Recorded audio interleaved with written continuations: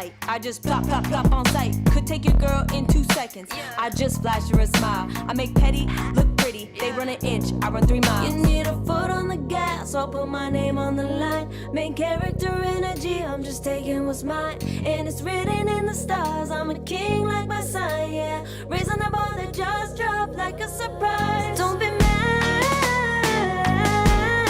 about it. Don't be mad about it. Don't be mad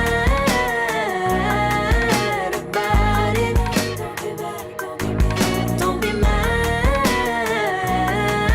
about it. I don't play the game, nah, I make the rules. Girls close to the chest and I don't play no fool. Don't be mad about it. Don't be mad. Don't be mad.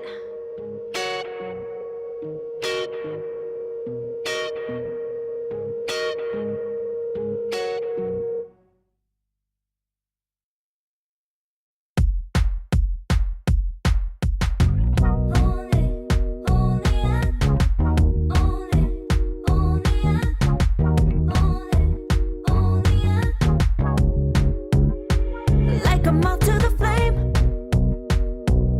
I'm attracted when the doubts start saying my name. I can go there easily, and it's hard to maintain, 'cause I know it's not the world I know, it's me. Believe in every little thing I hear, and no, I ain't no stranger to the fire, burning up all my desire to be great. It stays coming in waves, and no, I ain't no stranger to the fire, burning up all my desire to be great. I gotta just open the gate. All I need is saving from hitting the pavement, understanding when I'm impatient, that only I give to me. All I need is a little love in lonely places, the strength to stare fear in the face, that only I give to me.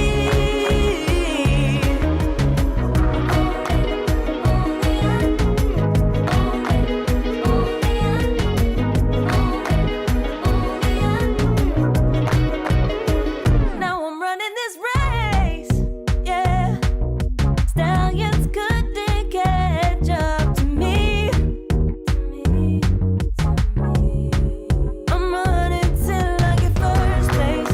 I'm running till I get everything, everything I ever wanted in my dream. No, I ain't no stranger to the fire, burning up all my desire to be greatest days coming in waves. And no, I ain't no stranger to the fire, burning up all my desire to be great. I gotta just open the gate. All I need is saving from hitting the pavement, understanding when I'm impatient, that only I give to me. All I need is a little love in lonely places, the strength to stand fear in the face, that only I give to me. All I need.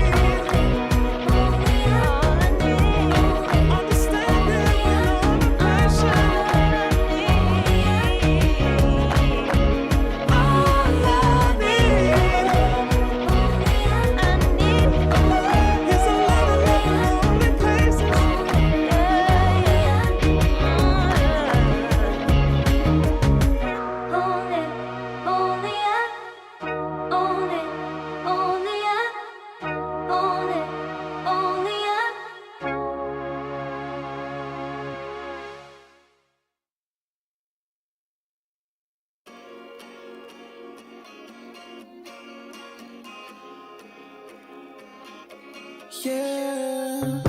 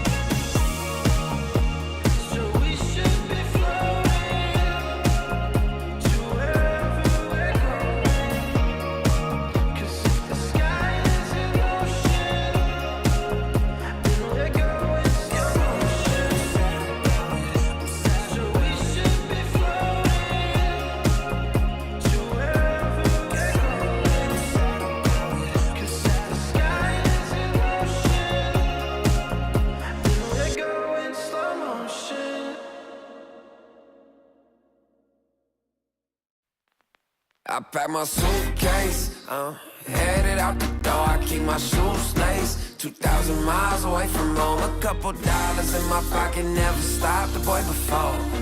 I load my bags and hit the road. Miles past, turning back, found my track, face the fact, she a cold one. Never gonna settle for none. Stay up every night till I won. Don't want a slow rise now. I'm confident opulence isn't a long ride out. When I look back now, I'm astounded. A quiet boy from old age, but always thought the world was a stage, yeah. I celebrate one last late night. My old life ain't staying. I pack my suitcase, headed out the door. I keep my shoes laced. 2,000 miles away from home. A couple dollars in my pocket, never stopped the boy before. I load my bags and hit the road. I'm headed to LA. I'm headed on my way. I'm headed on my way to LA.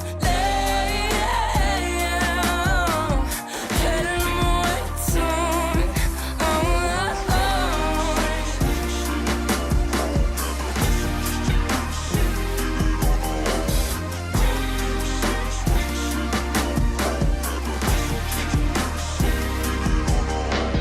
Couple thousand miles, throw it on the dash.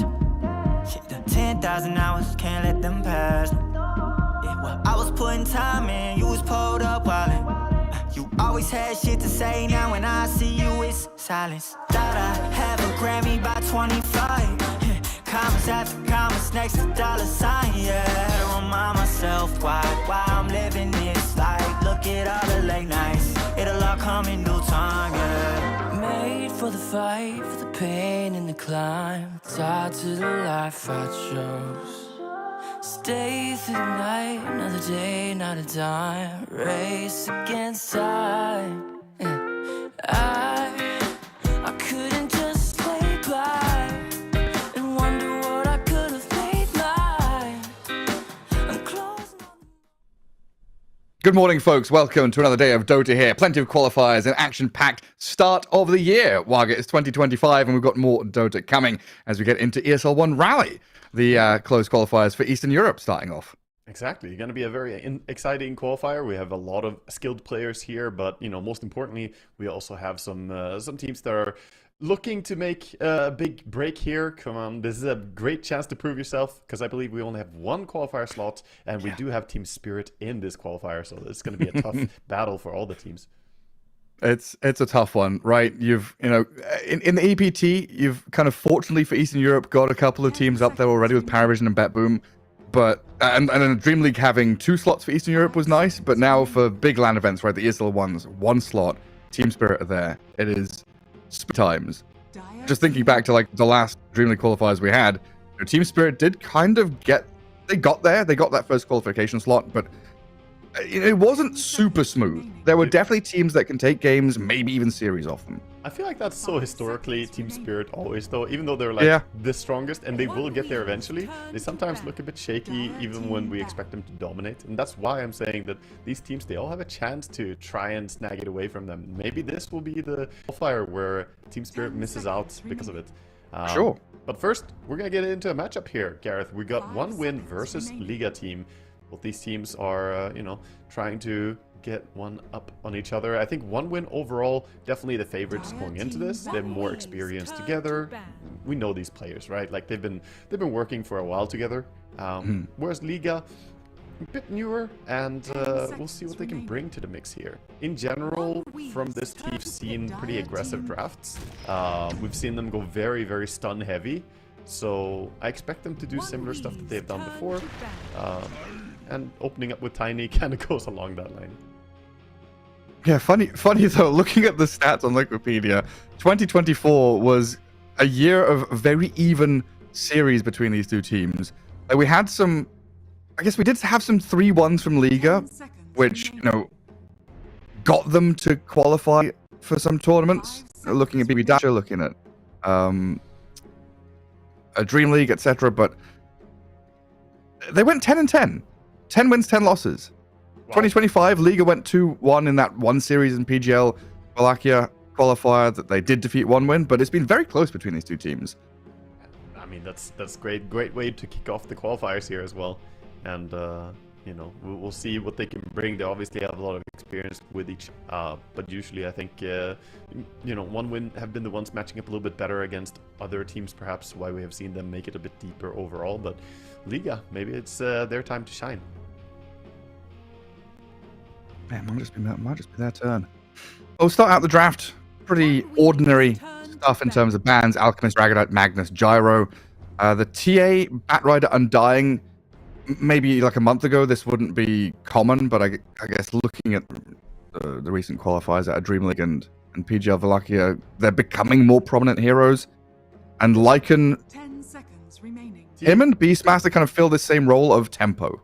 Yes, they're very similar in that regard. They're heroes that just run over. It's the typical zoo heroes, and they even ban out the Brute Mother, so going down to really try and slow down the game. I think a good reason they're banning the zoo heroes as well is when you play Doom, Doom does not deal with them very well. You might think, oh, you can eat one of the wolves, or you can eat the boar or whatever. Yeah, that doesn't really make up for the fact that if you Doom the main hero, all the summons are still gonna run at you and do a lot. So overall, Doom plays slow tempo, he has long cooldown on ulti, and doesn't really do well against the hyper tempo of summons. Usually summons heroes don't rely on long cooldowns, right? So you use Doom, and that's now a window for them to just run at towers more often than not. Yeah, One Win are a little bit worried about Liga trying to do something like that, but even the ban on the TA and Undying, those are becoming pretty common heroes to just bully some of the off lanes that we've seen. We've seen a lot of different, you know, Doom is very classic, but even seeing stuff like Timbersaw on the off lane, TA just kind of deals with it very well. So by shielding their Doom pick with the TA ban, they set up themselves for success. Yeah, even before broadcast. You know, I was talking about previous games in the Eastern European qualifier where we had a bristleback first pick, and it was met with a TA and Undying. Just the super hardcore lane counter to a lot of these tanky fellas. Yeah, we're going to see Nyx come in for Liga, which is a very telling pick. I think when you pick up Nyx, you already give a lot of information to your opponents about your lanes and how the game is going to play out. Obviously, you're going to look for pickoffs and vision with the Nyx. But also, he's a pretty weak laner. Nyx generally does not put a lot of pressure on the enemy safe lane. He is a pos 4 that wants to jungle a lot, get those mana burn or the mind flares off of the big creeps in the jungle, and get his level 6 as soon as possible. So because of this, One Win, you know, they can go for this Rasta pick that they go for, which normally isn't the strongest support if you want to have him on the safe lane perhaps, but against Nyx is pretty good. Yeah, instant lockdown with Hex means Carapace isn't that much of an issue for you. Yeah. Shadow Shaman's seen a lot of rise in pick priority recently. It's very strong laner, very good at trading with enemy position 4 or 5s, gives you tower push, feels kind of strong in that regard. You know, and like the friendly Hex here is that cool I've been too. spamming lately because Rasta, I'm thinking is a really strong pos 4, and I'm making a switch to play support in a tournament soon in the Swedish tournament. Oh, yeah? So you know, it's one of the heroes I've got my eye on. Nice. And then Rasta into Nyx, it may seem annoying. He's going to struggle a bit to get the long shackles off against Tiny having 2 cancels and now Nyx having 2 cancels, you could say. But in reality, Rasta isn't a good target for Nyx to go on because of that invulnerability popping. So if you try and burst Rasta, he might hex you and suddenly turn it around, and maybe you're in danger or you don't get the kill. So it can be very annoying for one-shot heroes like Nyx. Yeah, he's kind of like the old school, we pick Abaddon, Ogre, Enchantress, right? You go up high ground, you break vision, you say hello, you get jumped on or whatever, you turn it around. Yeah, kind of a hard hero to kill, even though he's slow and squishy. Exactly. But they pair it up with a Clockwork as well, so they get something more frontliney. It's quite possible as well that we see this Shadow Shaman now make his way down and lane together with a Doom. It's more common to see Rasta on the post 4 position, so perhaps Clockwork is going to be the post 5, we'll see. Either way, Clock does really well against Nyx in lane as well. Mana burn is great against him, from the cogs, of course. It sounds confusing to say the mana burn is good against him when you're talking about someone against Nyx.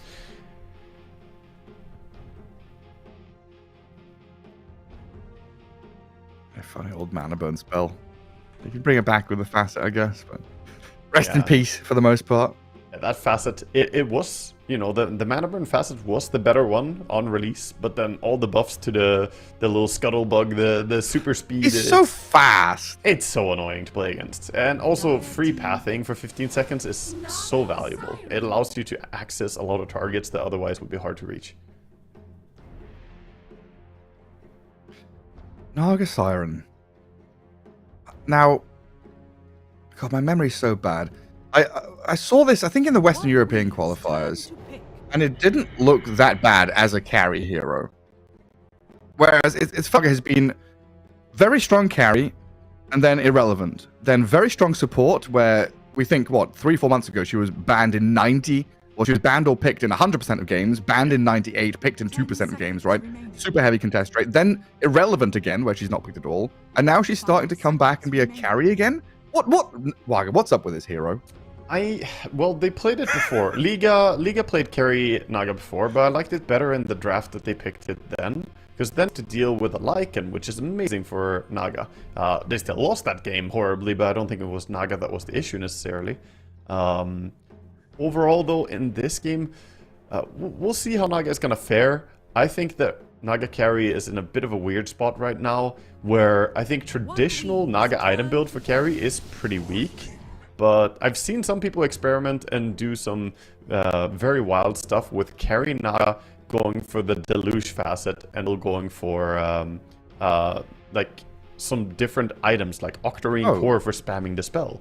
10 seconds But remaining. yeah, we'll see what he's gonna bring. Last time they played it, it was just a very standard carry Naga, which I think is pretty weak right now. Yeah, so I saw it from Watson. That's who it was. Gaming Gladiators against Navi Jr. Watson played the carry Naga Siren, and he went for Riptide. He went for kind of classic 10 Naga build, remaining.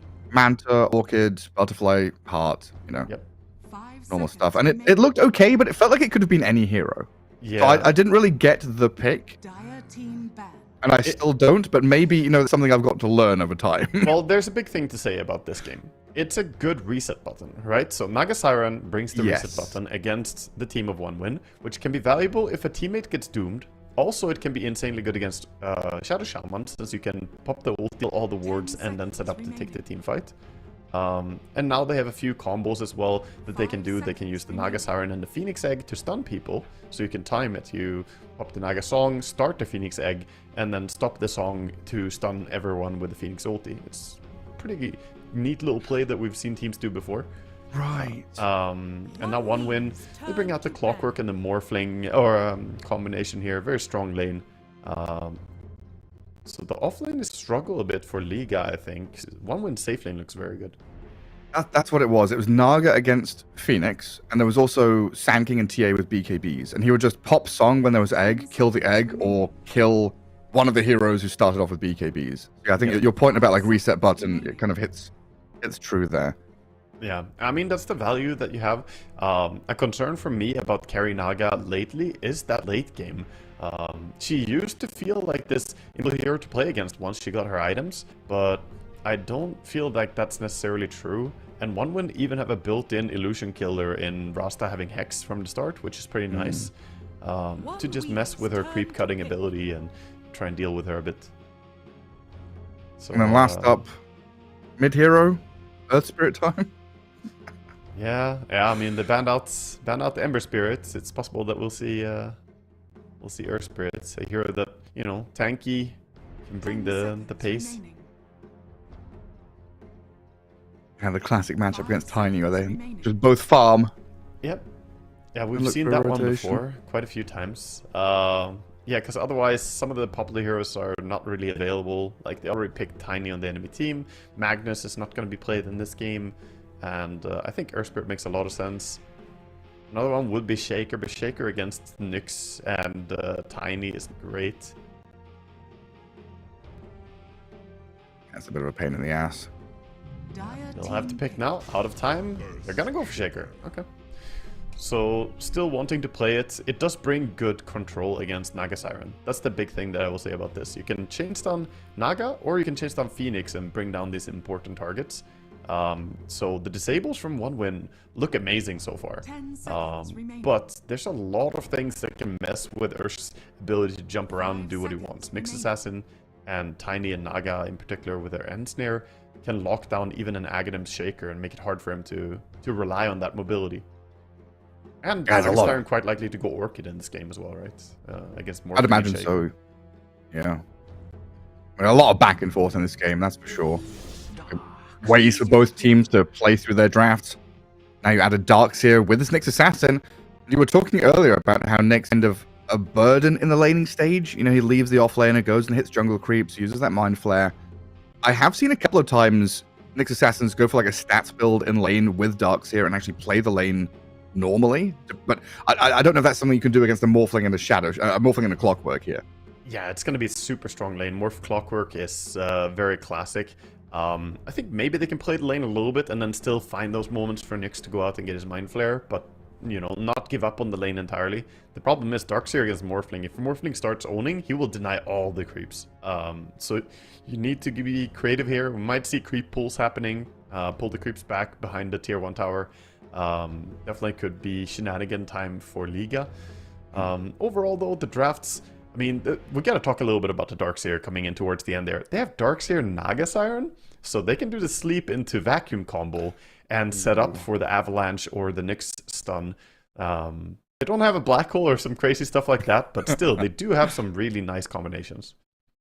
Yeah, it makes me kind of miss the old Helm of the Dominator days on Darkseer, right? Where you would vacuum Centaur Stomp and just do your own combo. Yeah. Here, I guess, if you vacuum into Nyx Stun or Tiny Combo or something like that, you can get away with it, but... There were a lot of these little neat tricks we used to have in Dota that just don't seem that efficient or, you know, interesting for pro players anymore. But and anyway, game one, are you leaning one way or the other here? You know, like overwhelming big AoE team fight from Liga, or this individual like single target pick off from One Win kind of disparate styles? I am gonna go with One Win on this one. I feel like, you know, they're, to me, the team that I have a little bit more faith in, and I think Morphling gives me more confidence as well than this Naga Siren, but we'll see. Maybe they can prove that Naga can work well in this current patch. I just have not seen this hero be that effective as a carry lately. Definitely stuff to learn for me watching this Naga Siren, that's for sure. And Respect, of course, getting the tips from One Win as he used to be their position 5 player, swapped over to Liga. Fishman took his role. Let's see what he's able to do against his old squad mates. Yeah, always fun when you have a player who gets to play against his former squad. It's like, I know where they go, I know their smokes, you know, you have a bit of a feeling of how they're going to play the game. And also, it's a big statement, you know, if you can win against the team that you left or that you got kicked from, it's always a good feeling. I mean, we had the same thing with Tundra against Gaming Gladiators, right? Duraccio 2-0'd his old teammates. That was a very fun series to watch. Just, I kind of felt himself reading the room. Add Sometimes that's it. You just get the soul read on the situation. One win. Smoke's going to break there on that top rune. I think they're going to get him. All 3 runes going the way of One Win. So confident moves here, especially Rasta going in alone on that bottom rune. He gets it. And are we cutting this wave? It looks like they were thinking about it. They wanted to, but I mean, you can't really kill the first creep wave. They were just trying to take the bottom bounty rune, and now they have the backup. First creep wave, gotta play it normal, but Nyx, I would be so surprised if he doesn't try and go cut the next one. Yeah. I mean, both these heroes pretty reliant on levels, right? Like, you want Darkseer to get to level 5 as fast as possible. They're doing a good job with the first creep wave, though. Insta-kill the creep with Nyx, and then quickly kill all the melee creeps. And this gives Nyx the window where he can now scurry away, go for that second creep pull. But Fishman on the case, he's going to be chasing him. That's his job this entire game, chase the Nyx Assassin around. Oh, they actually got their own creeps pulled around as well by the Clockwork there, so now they can't pull the creeps. It's a nice win for One Win. Darkseer's going to stick around and grab it, but then Fishman has the next wave. Yeah. And this always happens, right? We don't care about the other 2 lanes. It's a Nyx lane, so we have to watch it. It's the fun dance, you know, down here. But yeah, everything is a little bit messed up now for Liga. Since they missed the timing on the pulling back, the next creep waves are already coming, and you're a little bit out of position with Darkseer. You want to farm the next wave, and you're just being chased by this Clockwork. Actually, he's taking a lot of damage. Yeah, I mean, this Darkseer is kind of dying to battery assault. Nyx has to come in and help him. Fishman with a few more hits might still have this. Nah, the creeps there going to keep giving chase. Waveform. Said that's enough, but a waveform from the Morphling puts Alberca very low. This is what I expected on this lane. It's not easy to be Darkseer into Morphling, and when you have a Nyx as your partner, you know, he did what he could on the hero, but Nyx just does not deliver as much as Clockwork this early on.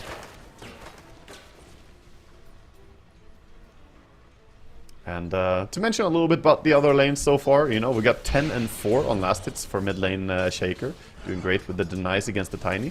The Tiny still keeping up in last hits. He's got 3 creeps to kill, so essentially even in the CS.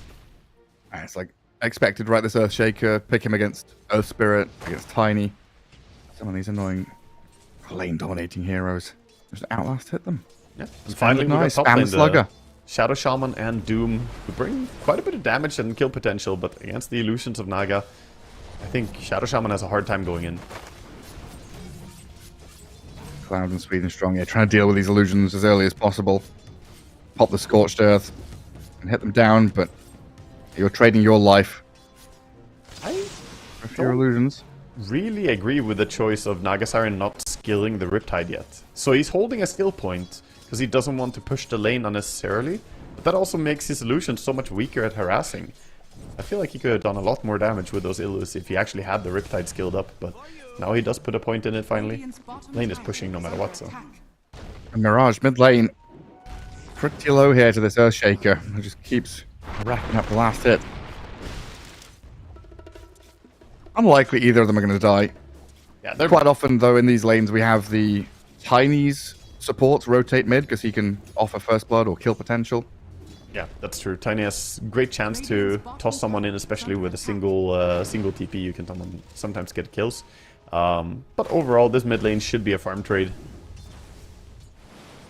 It was always what happened with Earth Spirit against Tiny lane. It was kind of even, and then Tiny has friends come and kill Earth Spirit. Then Earth Spirit dies, hits level 6, and roams to another lane and just starts rolling around.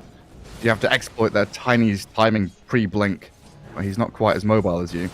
Earthshaker still suffers the same problem as Tiny, right? He's kind of waiting for Blink to come around before he feels like he can fully play his hero. He does, yeah. Tiny also hits a strong power spike around like level 5. You start very, very quickly clearing the creep waves. With a few levels in toss, you just spam the creep wave, so it doesn't really matter if someone tries to gank you mid. You kill the creeps before anything happens. We've got the self-hex to get away from the ensnare top. Really strong, already showing the save potential. Oh yeah, and there's always the exciting moment when Earthshaker goes to clear stacks. The Radiant Ancients and Large Camp probably going to be built up pretty big for the first Echo Slam. Yeah, definitely. We'll see how many stacks they can build in the jungle overall. Shaker can do it himself, but he would love to get some help from Sweden Strong on making that. He's not going to make any stacks on this minute, though. He's trying to play the lane with his Doom and trying to be competitive on this top lane. Yeah, and right now, not a massive difference between the Doom and the Darkseer in terms of last hits. The big difference comes from the difference between Morphling and Nagasiren, right? Where Morphling has a completely free lane. Yeah, and Munkushi is a very good Morphling player, so give him a good start like this, and he's going to make the most out of it. He's going for not Vladimir's first, he's going for Power Touch first, just to get to the attack speed, and he's going to farm up an absolute storm down here on bottom lane. And then, of course, the difference between the Darkseer and Doom net worth, you know, last hit value the same, net worth, what, like 400, 500 difference, is going to get in a bit of trouble top, though. Cloud, Naga, and Phoenix come in around behind him, get the kill on the Doom while Shadow Shaman was elsewhere. That's very nice, actually. Didn't expect him to find a kill on this lane, but that does go down. This gives Mary Rasta time to sneak over and try to control Rune at least.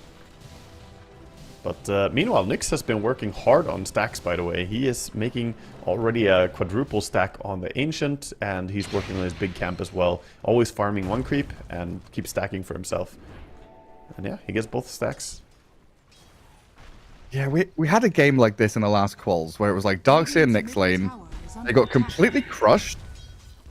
Like, enemy carry had like 3-4 kills on them, you know? Like, this was a 0-6 lane first 5 minutes kind of shit. And then they just put Nyx in the jungle with Iron Shell on him to the right-hand Ancients, and then Darkseer farmed the left-hand Ancients, and they suddenly were like outscaling their opponents just from farming stacks. one of the wildest comebacks I've ever seen. You can get a lot from clearing jungle. Those iron shells are good at killing the creeps. Oh, Fishman is slowly getting run down. Not much to do against the iron shells. Revenge time. Shira Jr.'s coming in, though. Level 6 Shaker doesn't want to spend his Echo Slam, so just a couple of enchant totems to kill the Darkseer off. Yeah, not even a Fisher needed, so very mana-efficient gank. He TP's top with ulti, though. Beautiful Naga catch. Siren. Yeah, goes in, gets the Naga there, immediately Echo Slamming. So that means he doesn't have Echo Slam to farm with for 2 minutes now, but that's good. They need time to build the stacks anyway on the Ancients. Is under attack.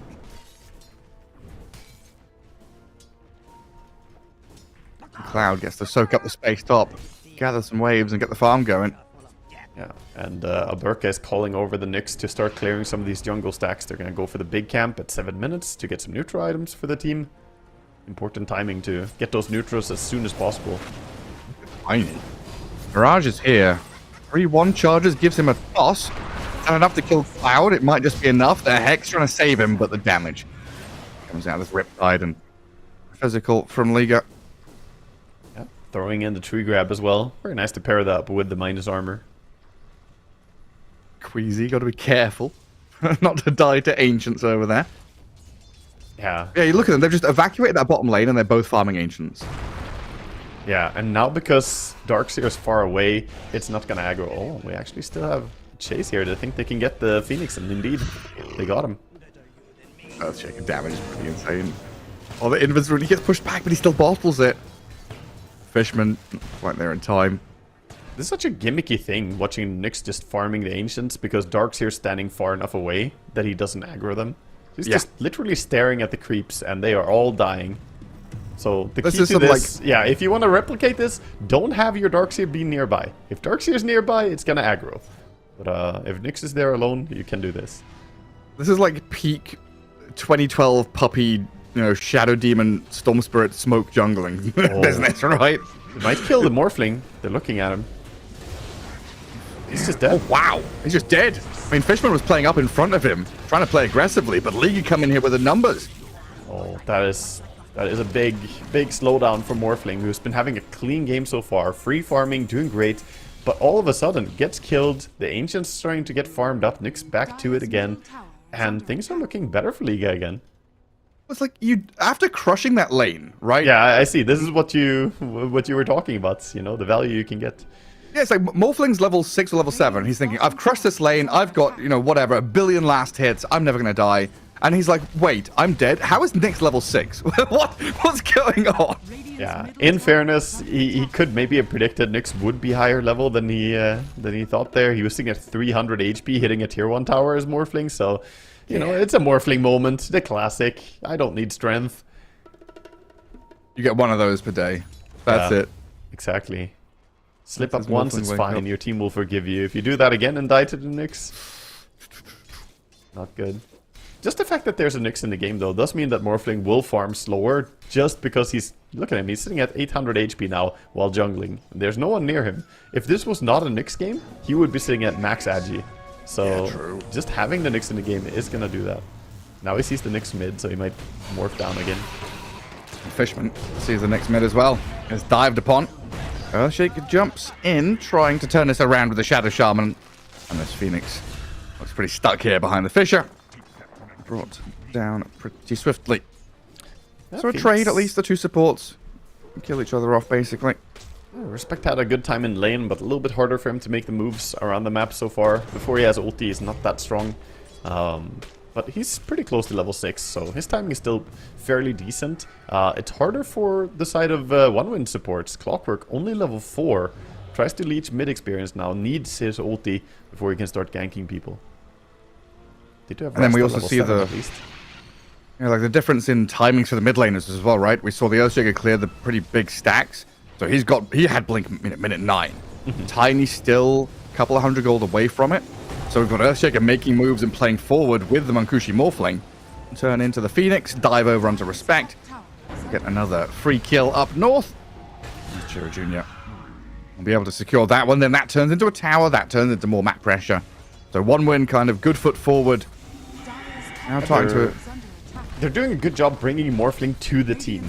right? Not having him be alone so that he will get picked off and die like he did before, but this time grouping up for this tier 1 tower, taking down a tower, and meanwhile, the bottom tower, it is going down, but maybe they could consider defending it. Radiant are They're scanning. Radiant structures are fortified. Push isn't the fastest, so Glyph and scan. Rasta considering going through the gate, but also wants to stick around the cloud and play around the Doom. He has his ulti. Queasy's coming. Yeah, Nyx is hunting. Well, there's nobody here. We'll see the Doom and the Shadow Shaman retreating. At least Nyx gives a bit of information to his team. With Tiny has Blink, he's nearby, he can go. Blink, the 2-man stun from Nyx. It's not just information, it's go. With a Supernova and Tiny's Blink reveal, they make the jump and find both the Doom and the Shadow Shaman. That's the strength of the Nyx really shown off there. Yep. He's a fantastic hero at setting up for your team's gankers. And bottom lane, Clockwork, using hook shots. Fuck a dark Gets the tower deny and then the kill for Chira Jr. That is perfect. At least they get something really nice there on bottom lane, because that gank bringing down the Doom and Rasta was pretty good for L1. L1. Calling him L1 sounds weird. Liga. L1, yeah. I feel like their name is so short, they don't need to have their tag just be L1. They could have the tag be the entire name. It's Liga, yeah. A bit of trading down bottom, Queasy for Fishman, as Mirage and Chira Jr. fight over the scraps. Killing supports in the bottom right corner. Phoenix also in this bottom jungle, getting some deep vision down as well. Naga Siren also, similar to Terrorblade in the fact that the whole mirroring and trading objectives, playing the map, gets a little bit awkward, right? Because she's always there with illusions cutting waves. They add an element of distraction to your game where you have to deal with those illusions. I think what you're getting at is that the illusion heroes are really good at keeping areas they otherwise would have to forfeit, right? So normally this top area without a tower would be dangerous area to farm for a carry. But Naga, with those illusions, she can really keep top lane pushed in, and that gives Liga more space to farm and gives them a little bit more resources on the map. I mean, they're playing 3 lanes right now. Naga plays top, Darkseer next for playing bottom. They will bring a couple of heroes mid. Naga Siren steps forward, opens things for Mirage. Next Assassin scouting around the back, but an Echo Slam onto this Phoenix. Blows up Respect, and the shackles into Doom turn on the Tiny now. Liga getting over eager there, sending their Naga Siren in first, with apparently no indication the Darkseer was ever going to join. Darkseer doesn't have TP yet. That was a miscommunication. They wanted to fight mid, they had strong timings, they had a pipe on Darkseer, but Darkseer had like 10-second cooldown on his TP when the fight initiated.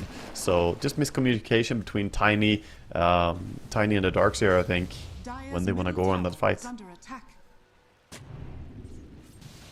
mean, unfortunate series of events for them there. At least, they didn't spend any big cooldowns.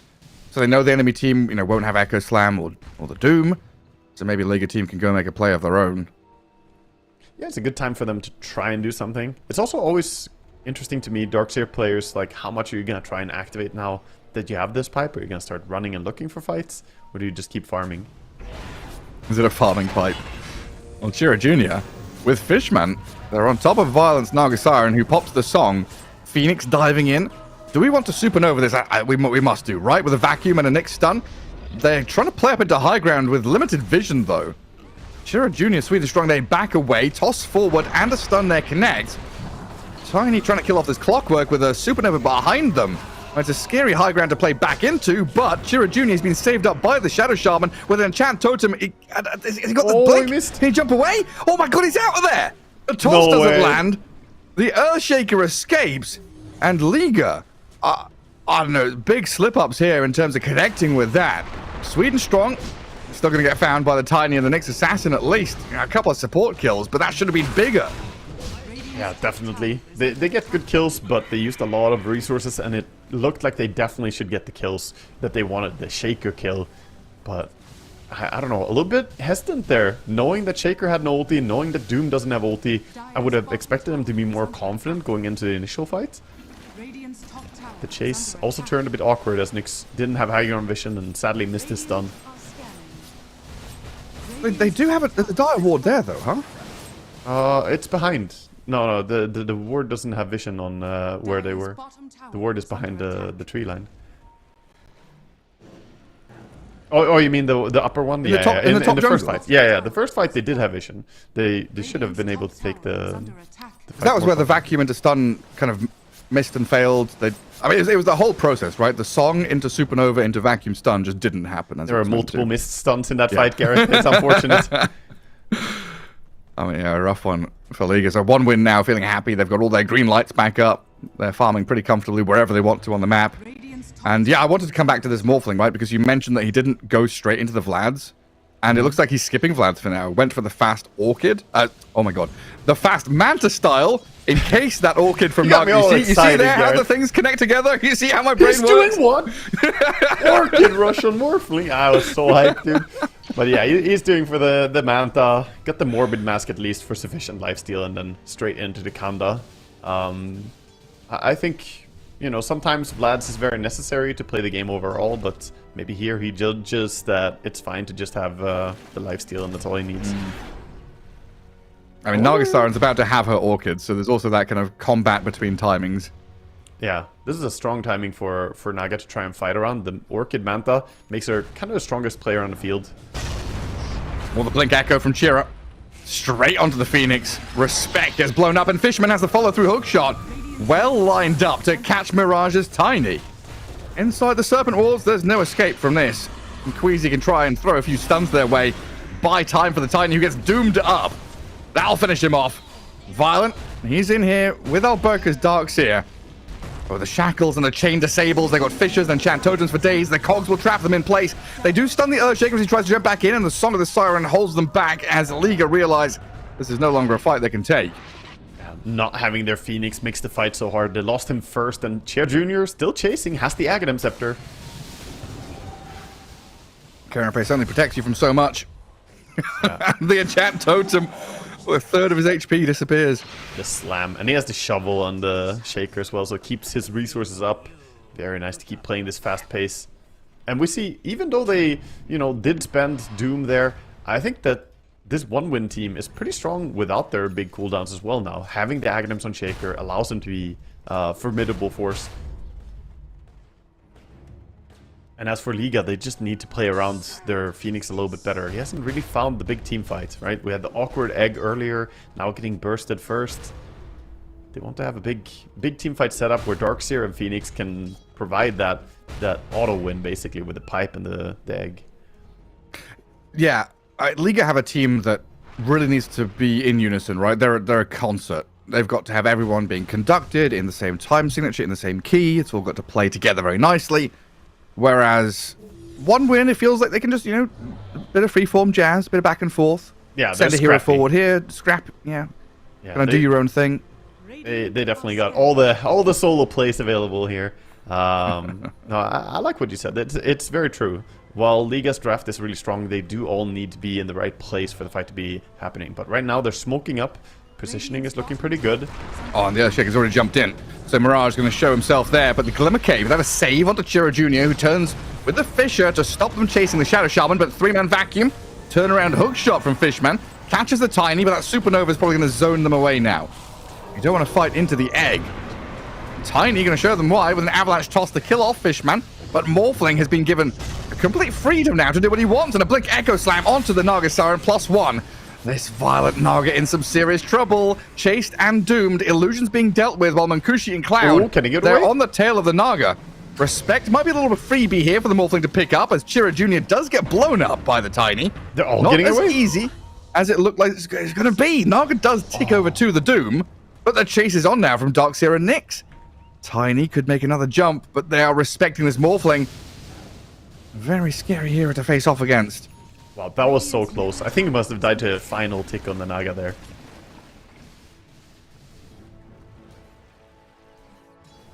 Died in the end, though.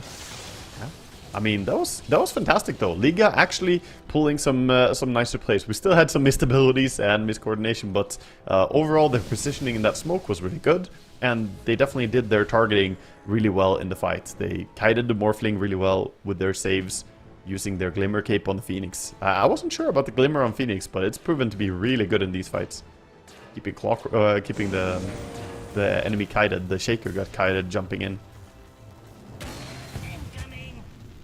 Now next assassin, yeah, on the run from this Clockwork, who plops down a sentry and tries the hook shot. Oh, they're looking at a kill instead. Another quick turnaround. Tiny comes in, says thank you very much. He gives it to Queasy. It's gonna be enough gold pretty much to get his Dagon, right? Yeah, I believe. Oh, he already had a Dagon recipe. He got almost a Dagon 2 now. Cool. Just didn't have it sent out yet. Also got the Whisper of Dread, the best tier 2 item for Onyx. Getting spell damage always feels nice.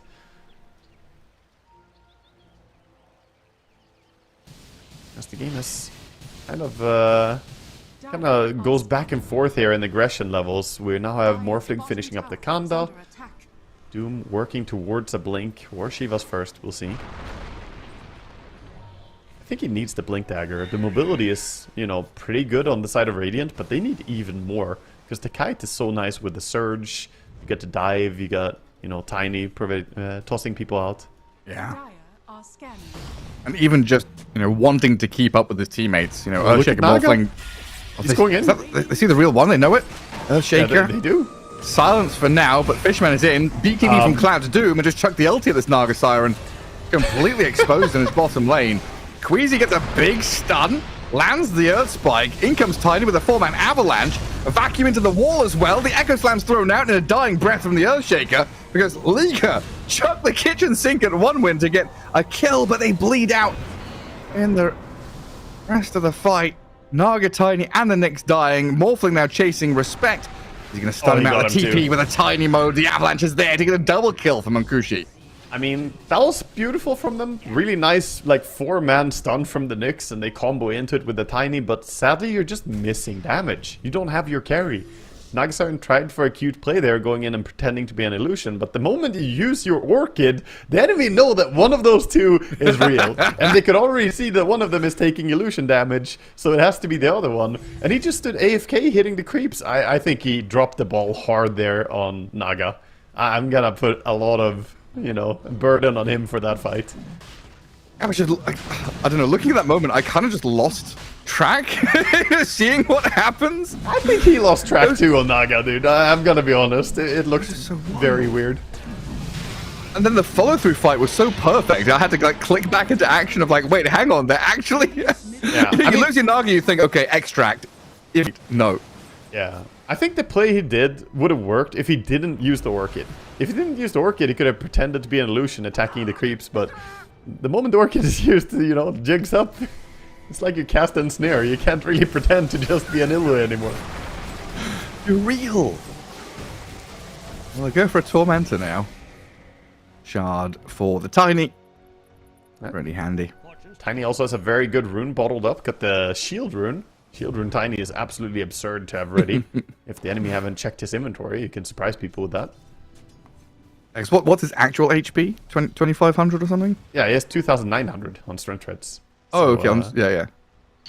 So with Shield Rune, effective HP is like 8,000 or something. It feels like it, yeah. EHP, if you take into account armor and stuff, you gotta do so much damage to kill this Tiny now. He also is very close to his Kanda. We already had the Morphling finish up his, but Tiny wants one as well, of course. Shard goes over to Rasta from the Tormentor being taken. That Shard got nerfed so hard, though. Yes, it does give you cast range on the Shackles, which is nice. 75 increase is not that much, but it's something. But the duration on the wards is 2.5 seconds after the Shackles end. So pathetic. Short. Yeah, I mean, it actually means as well, if you want to push creep waves with the Rasta, what you gotta do is shackle a creep and immediately tell the wards to hit some other creeps so that your shackle lasts longer so the wards don't die. But since the wards auto-target the guy you shackled, it's very awkward to push waves with. I never thought about that. Clever.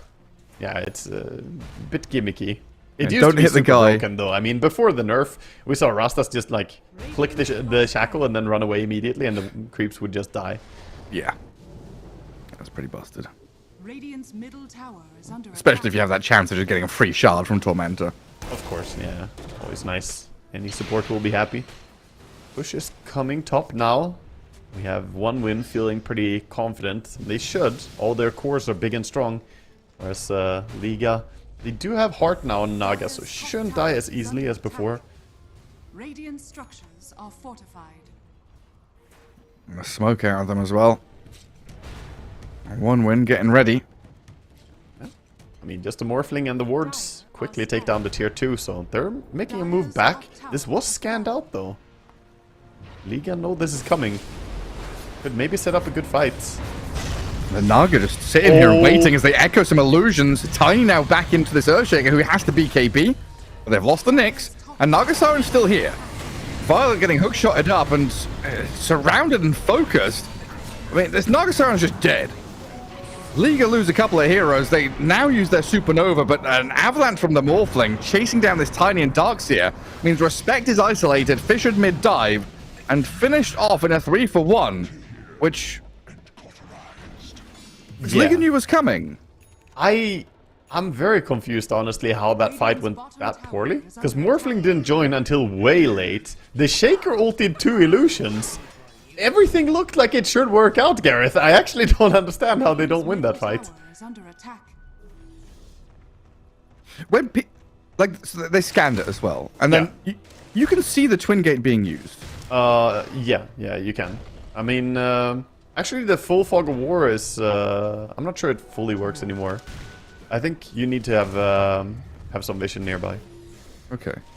But yeah, they did scan it. They knew the move was coming, and the Naga broke the smoke in a good way and didn't die. So like everything worked out beautifully to start out, but then they just didn't really have the damage on their team. I don't know. Nyx didn't really connect on the right target, I guess. Looked a bit weird. Now the Nyx Assassin trying to start off again.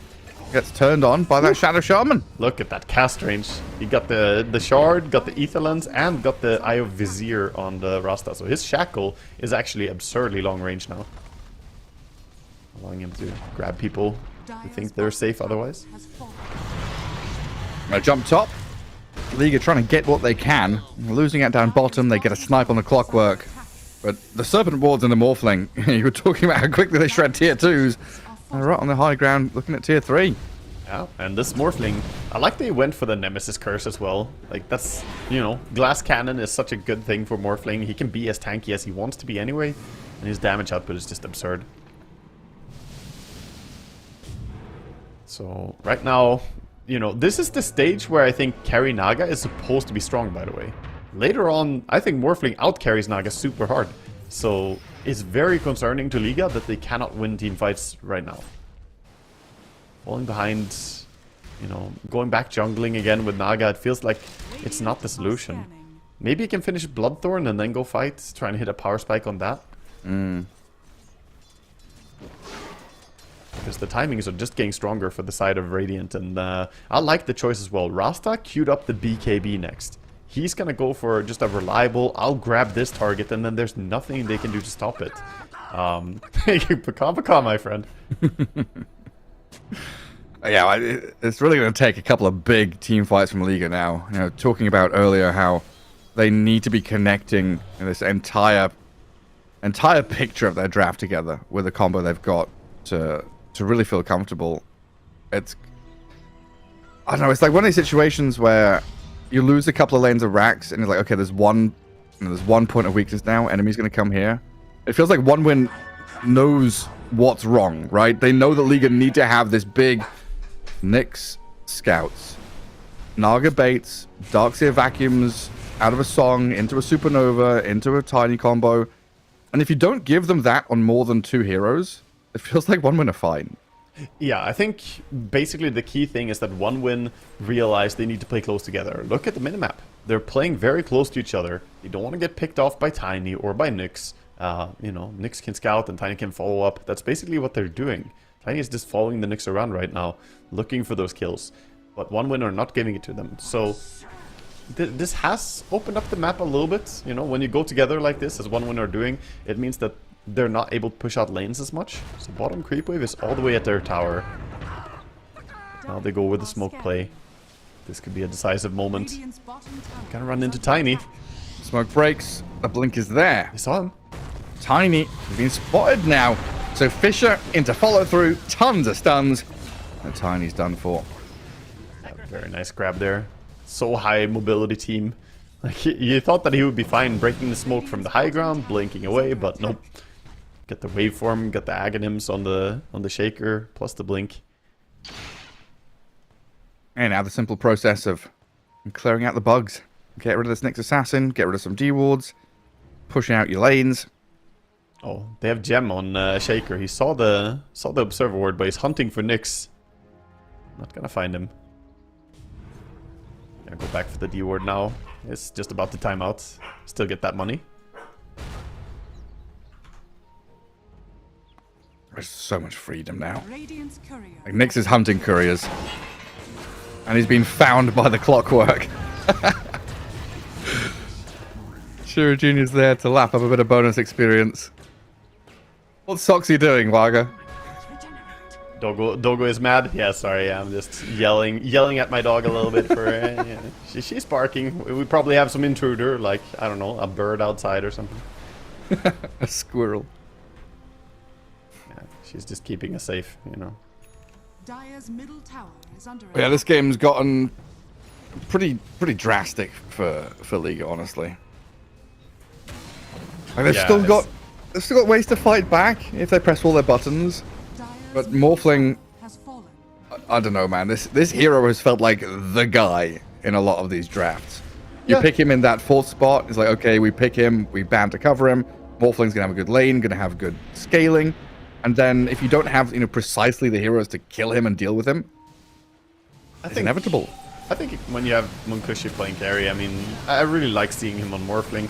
I think he plays really good on Monkey King as well and some other heroes, but Morphling just feels like the best hero in the game when you have a good start. Because late game, that hero is just absurd as well.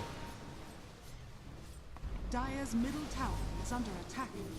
Well, the League are looking for one of these last efforts, which they can throw a tiny in towards one win. Earthshaker saved with their Hex, though. And Doom, BKB's up to chase the Naga. Manta gets away from the animation of the Doom, so not cast just yet. And the Song of the Siren here, over some BKB targets, gives them an opportunity. A couple of heroes in a row with a vacuum into the Sunray Supernova. They've landed their combo and they finally get the kills that they've been waiting for. But Munkushi is still here. BKB'd Morphling, standing tall, turns around and kills off a couple. Sweden Strong picks up the takedown on Tiny, while the rest of the Liga team, they're running for the hills. A doomed Naga surged up. Still being chased and hunted, though. Rocket Flare gives vision over the Darks here, where Sweden Strong and Munkushi can waveform over. The damage from this Morphling, substantial enough to bring the Darks here to his knees. And Liga, as good as you could hope for in terms of teamfight execution, that's what they've been striving for. From minute one of this game, basically. That's the ideal moment, and they still don't have enough. Yeah, they didn't get enough because Morphling was not in that combination. They couldn't chain stun and keep Morphling controlled. He was DPSing throughout it. So yeah, they got some good kills. Getting 2 cores, getting Shaker and Doom is amazing. The initial jump on Shaker there, it felt like it had to work. When they jumped to Shaker and he got saved by Rasta, it basically won the team fight for them. Now we're gonna get a pick off here on the Rasta. Then they poke the Morphling and run away. Yeah, Morphling, of course, having the Lincoln Sphere as well. Does not fear anything at this point. And like we said, he was allowed that one slip-up on Morphling, but he hasn't died a single time since. And he's delivering so much in these fights. Just confidently going in, auto-attacking away. Roche is up, and right now, one win not in position with the Shadow Shaman dead, so this could be a good advantage for them. They're gonna buy back the Shadow Shaman. Wow. They do not want to give away that Roche. But they scan now? Oh, he's thinking about it. The scan is green and Sweden Strong's like, guys, why did I do that? Nah, they're in position. They're ready and they know. So Naga just picked up a Lincoln Sphere. Bit of protection against all the single target nonsense, especially Doom, Hex. Tiny gets a bit of distance away from Cloud, who now jumps over with the Shiva's Guard. BKB Doom on the Tiny. He blocked it. Wait, you're right. He gave him Lincolns. Just gave him Lincolns, blocks the Doom, now the Song into Supernova. They've got another combo attempt here with a vacuum in. They've got the Doom and the Clockwork ripped to shreds. Morphling now being turned on while the Blink Echo, it kills the Phoenix, sure. But is that all you wanted from this fight? While the broken Morphling trying to shift into strength, turning and fighting. Life stealing up a fair amount, but the Naga Siren brings the damage now.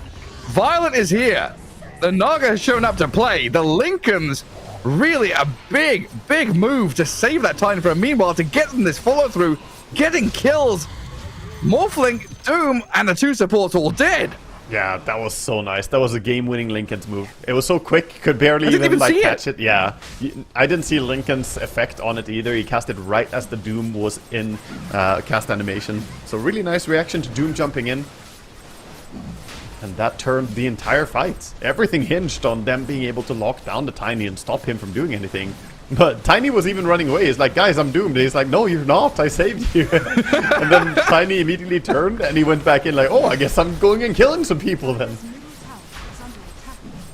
Doom even goes, you're doomed. Yeah, he said you're doomed. And, you know, he's like, okay, I'll run away then. Goodness gracious. I don't even think I heard it, you know? Yeah, no, it was there, but it's just so many things going on. Gotta pay more attention. It's the sound of the splish splash from the Naga in the fights as well.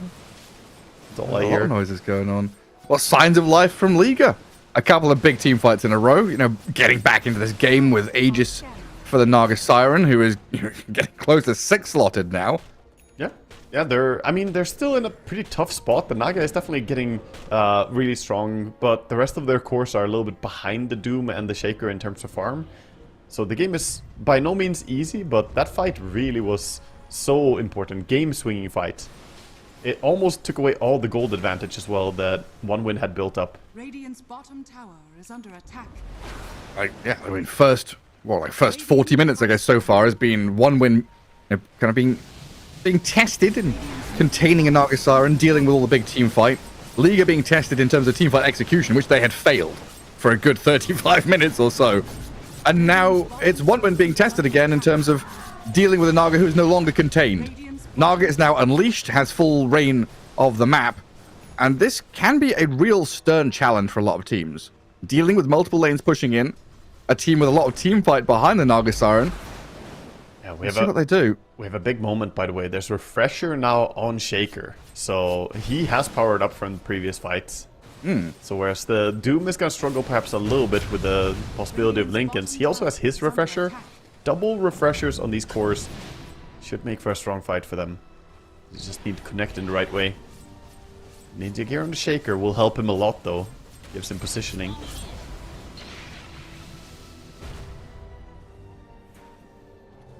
Oh, Clock is looking for Tiny.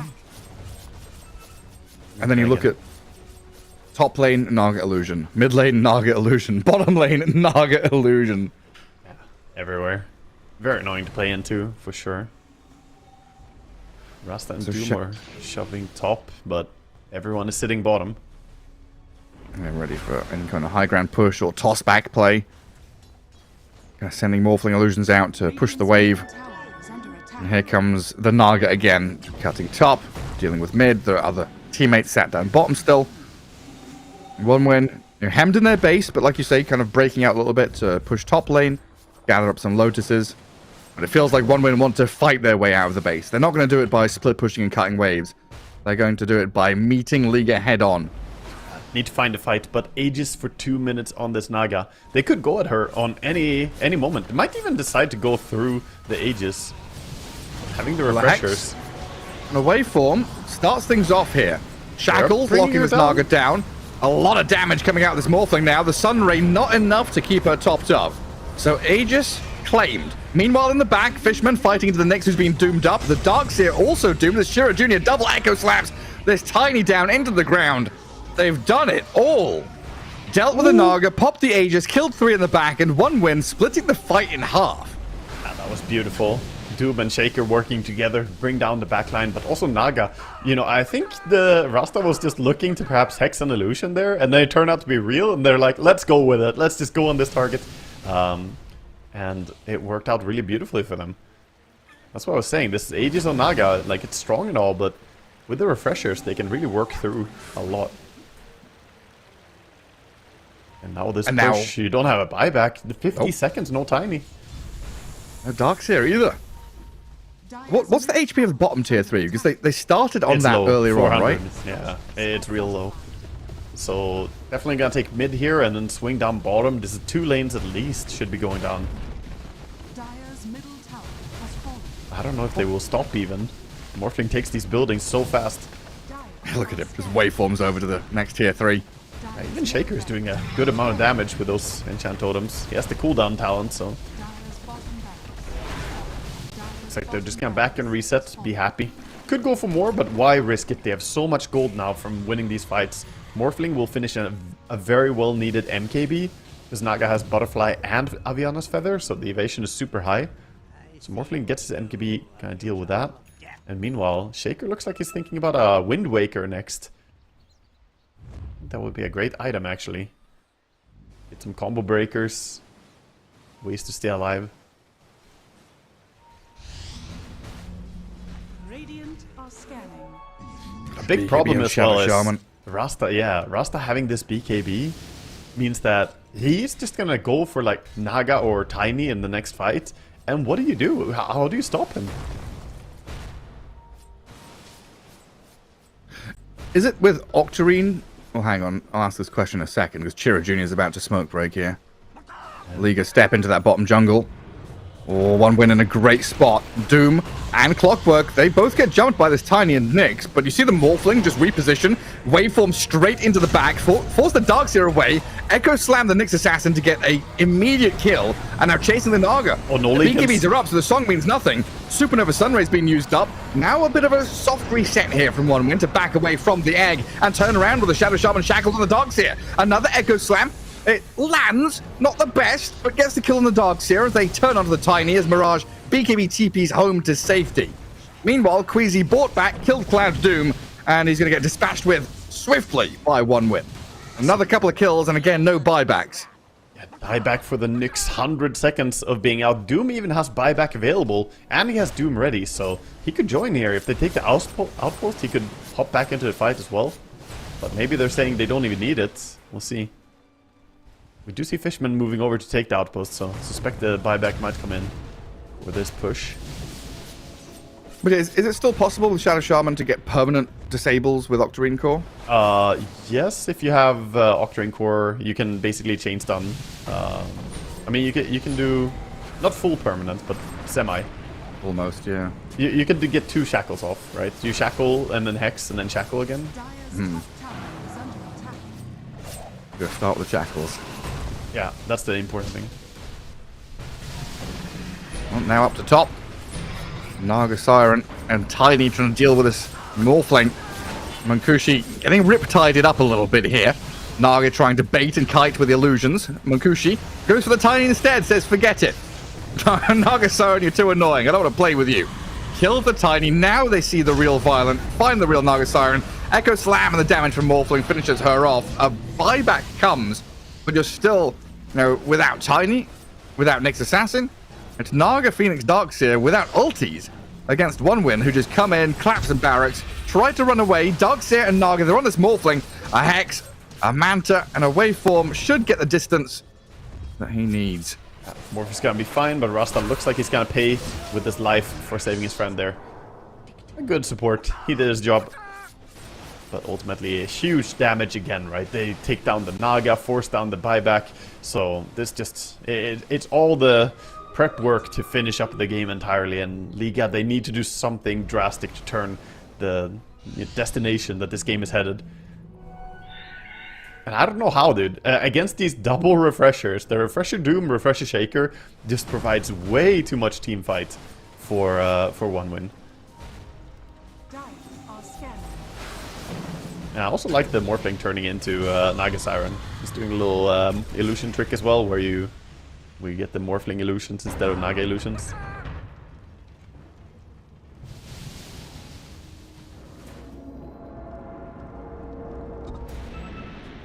Now a bit of calm until next Roshan. I never usually want to, counter team out when they've got heroes like Enigma, Darkseer Phoenix, Naga Siren. I just have such a difficult time reading this Naga's power spikes. She walked into this last fight, and I'm like, oh, it's a 3v5. There's no way they can do anything. If they're able to get onto the Morphling, with some stuns and Naga hitting, Morphling can die. He can. Yeah, the Bloodthorn does mean that Morphling can die extremely fast if you have the control. But the control advantage is just so heavy in the favor of One Win right now. They need to somehow stop either Doom or Shaker. You can't have both of them doing what they want in the fight. Nyx needs to find a good target.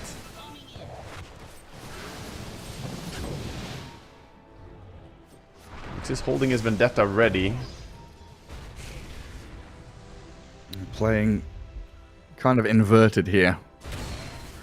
One Win clearing Dire waves, pushing closer to Dire base. Liga in the Roche pit. But a One Win going high ground. They've got a mid wave arriving. Yeah, they're looking for it. They're just going in. There is Glyph though. They can delay this. They're not doing it. Oh, Last second. that might be a bit too late. Still going to get this barracks.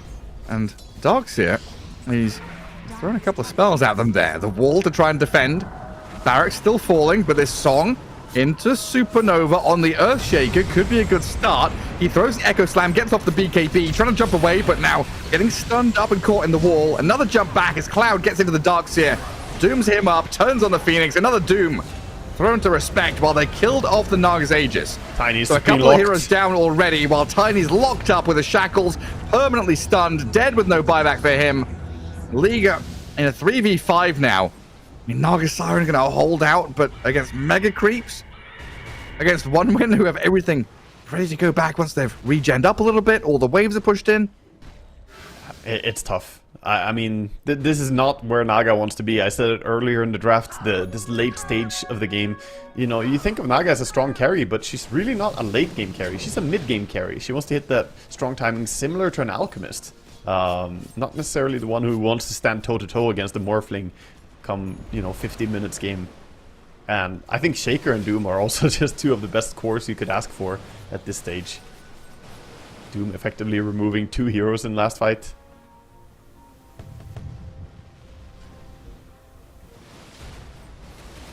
Just gotta hope.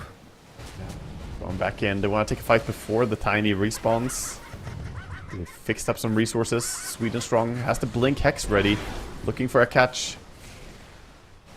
Alright, where's Nyx Assassin? Because he's got to do his best border collie impression.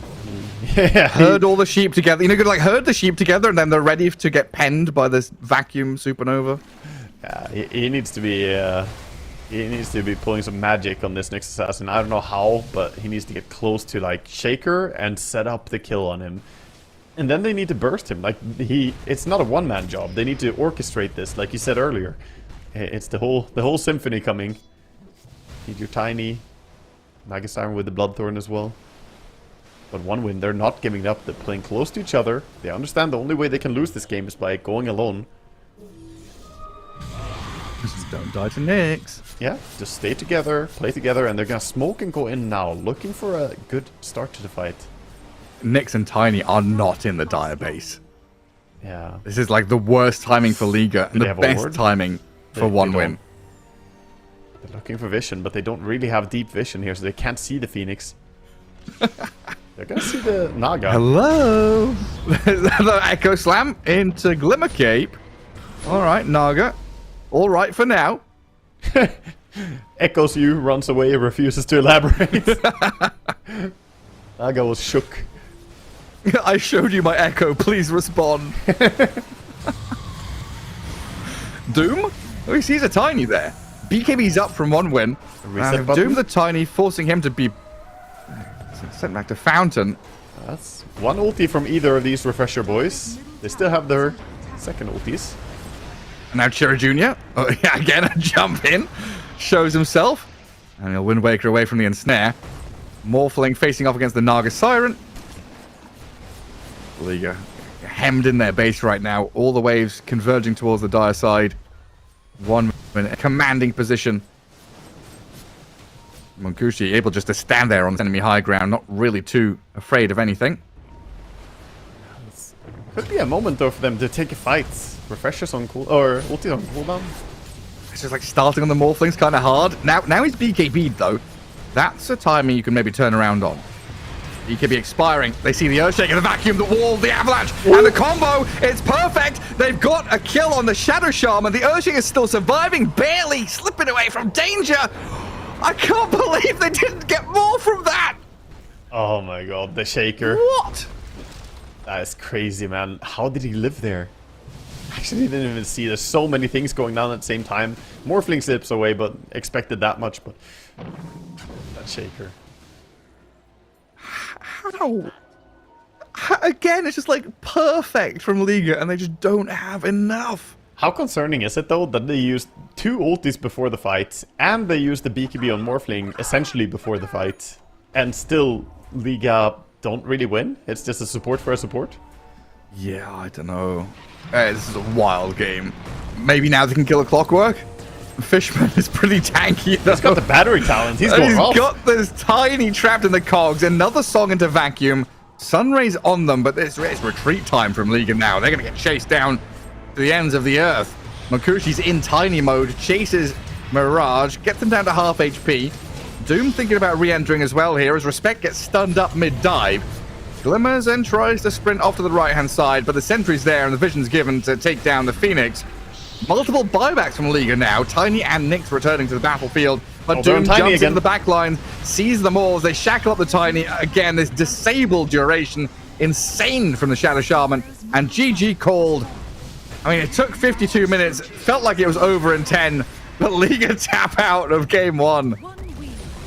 That was, I don't really want to say a dominant performance all the way, because Liga did have their moments, but it did feel like it was, you know, already foretold that they were going to win this game. The way the draft went, the way the super early game went, I would say that 1 win we're just expected to win once we see all their cores get this good of a start.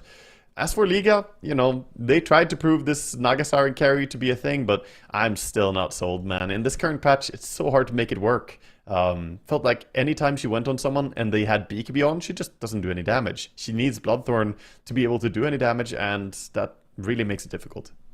Yeah, a difficult one for sure. I'm still not sold on Nagasari. We'll see if she, becomes more popular or whatever. I've been much happier with these, lifestealer picks out of Eastern Europe that we saw in the previous qualifiers, but maybe this Naga can come back with a different item build or something like that. Anyway, game 1 goes the way of 1 win in this best of 3, starting out with a bang in the closed qualifiers here for ESL One Raleigh. We'll take a quick break and come back with game number 2.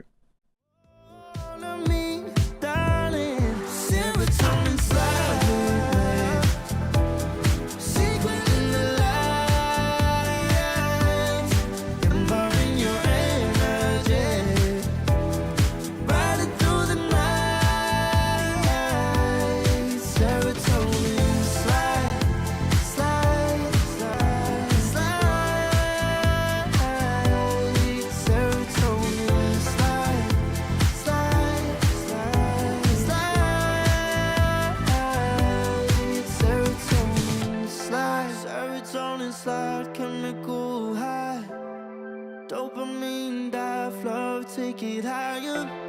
Serotonin slide, chemical high. Dopamine dive, love, take it higher. Serotonin slide, chemical high. Dopamine dive, love, take it higher. Serotonin slide, chemical high. Dopamine dive, love, take it higher.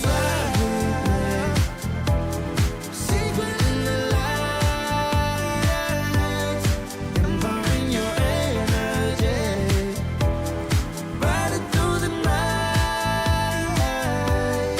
serotonin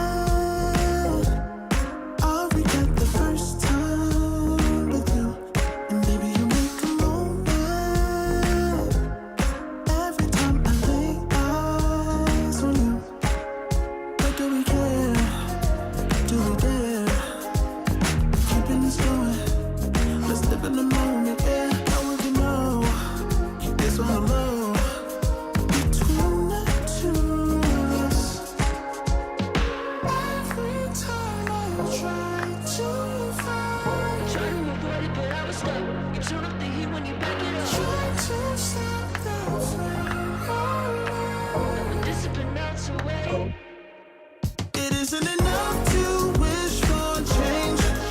You either give in or pull away.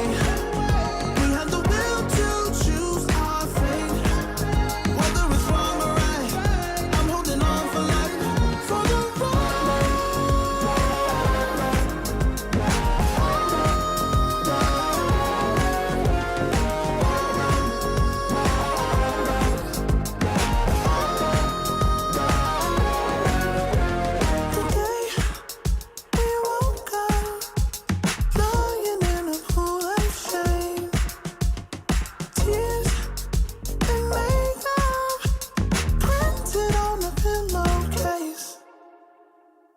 it's hard to apply restraint. I'm trying to stay away.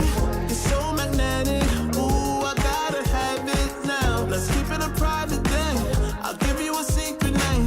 Let's build a life on a lie. Every time I try to find, Try to avoid it, but I was stuck. You turn up the heat when you back it up. try to stop the flame. Your Discipline melts away. It isn't enough to wish for change. You either give in or pull away. We have the will to choose our fate. Whether it's wrong or right, I'm holding on for life. For the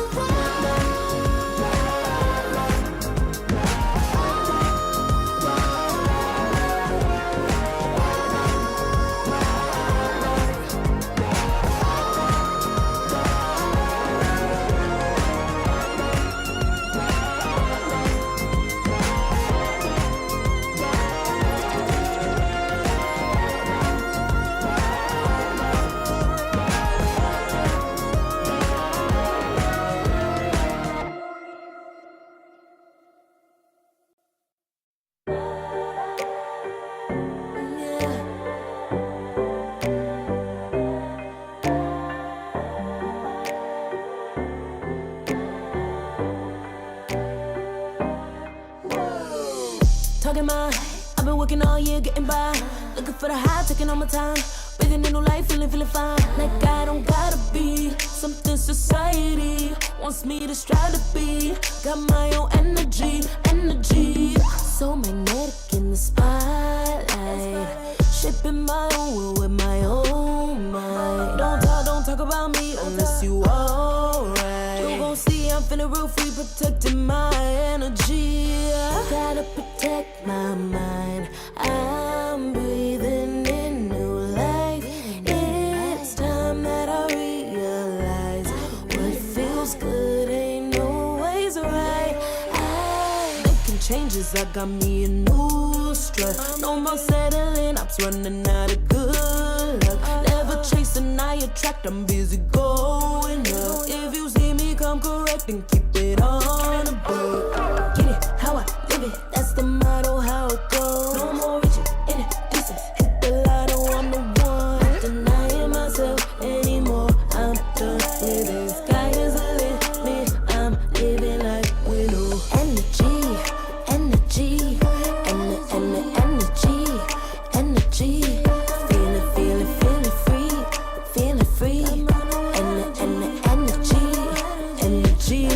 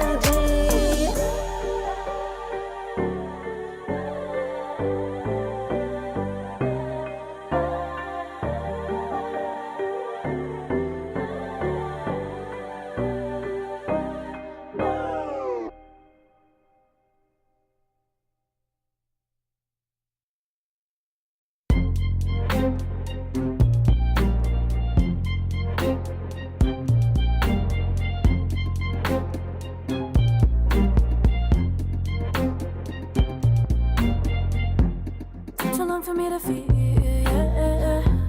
Tell me why you on your knees, yeah. Now I thought I had a dream, yeah. Kicking off the covers, I'm too hot for this bed. Give me space, I need to breathe, yeah. Give a face, giving it beautifully, yeah. Yeah, it's just me and my clique, yeah. We might be the hottest, but we let you in. Angel energy, let you sit with me. Angel energy, angel energy, angel energy. We got sympathy. Angel energy, angel energy.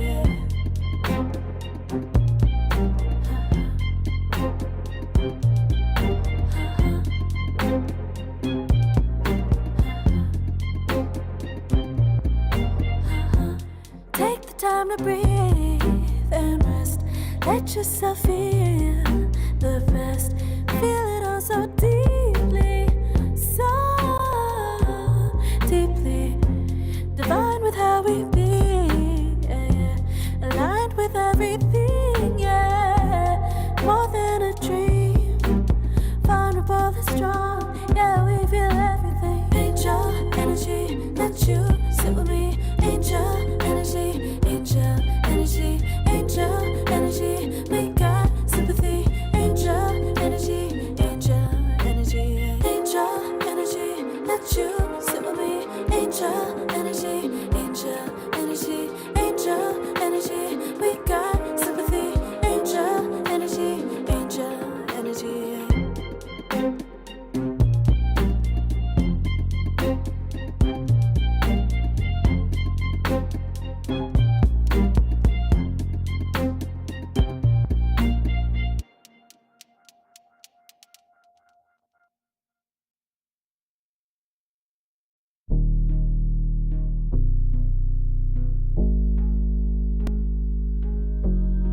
Never pressed, but I got the juice. Taking the lead, that's just what I do. I made mountains move with one hand tied, and still this world ain't satisfied. Everywhere I go, they stop and stare. I tell the truth, I take it there. Call me vicious, persistent, overzealous, that's fine. Welcome back, folks. We return with game 2 here between OneWin and Liga, as game 1 was 50 minutes long. Felt like it was over much sooner than that, but Liga put up a few good couple of mid to late game fights after being kind of domineered by OneWin, Waga. Yeah, definitely. Liga had their moments. They had some real wombo combo. We saw the 4-man vacuums, you know, the combination plays coming out, but it was just difficult for them to deal with the cores on the side of OneWin. They got real strong on all 3 of them. There wasn't just one big target you needed to kill. You needed to stop the Shaker, you need to bring down the Morphling, and somehow Doom needs to be stopped as well. And they just couldn't really control all these core heroes. And overall, I want to give big props as well to the Rasta in that game from OneWin. I think they had nice impacts with the saves coming out from the hexes. Hexing his allies was really useful.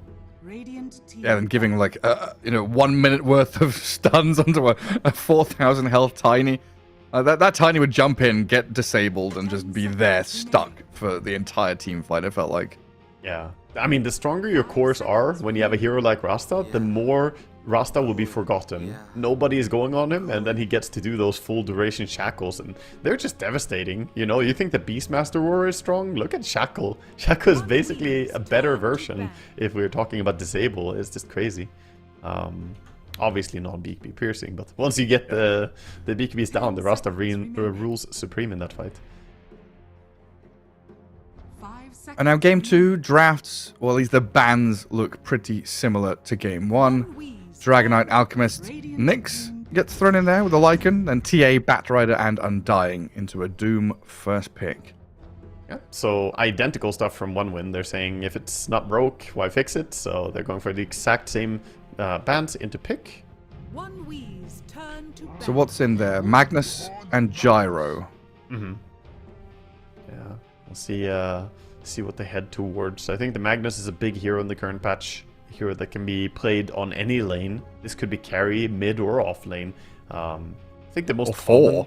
Yeah, true. Yeah, we've seen some pos for Magnus be successful. Even 5. Honestly, could be played anywhere.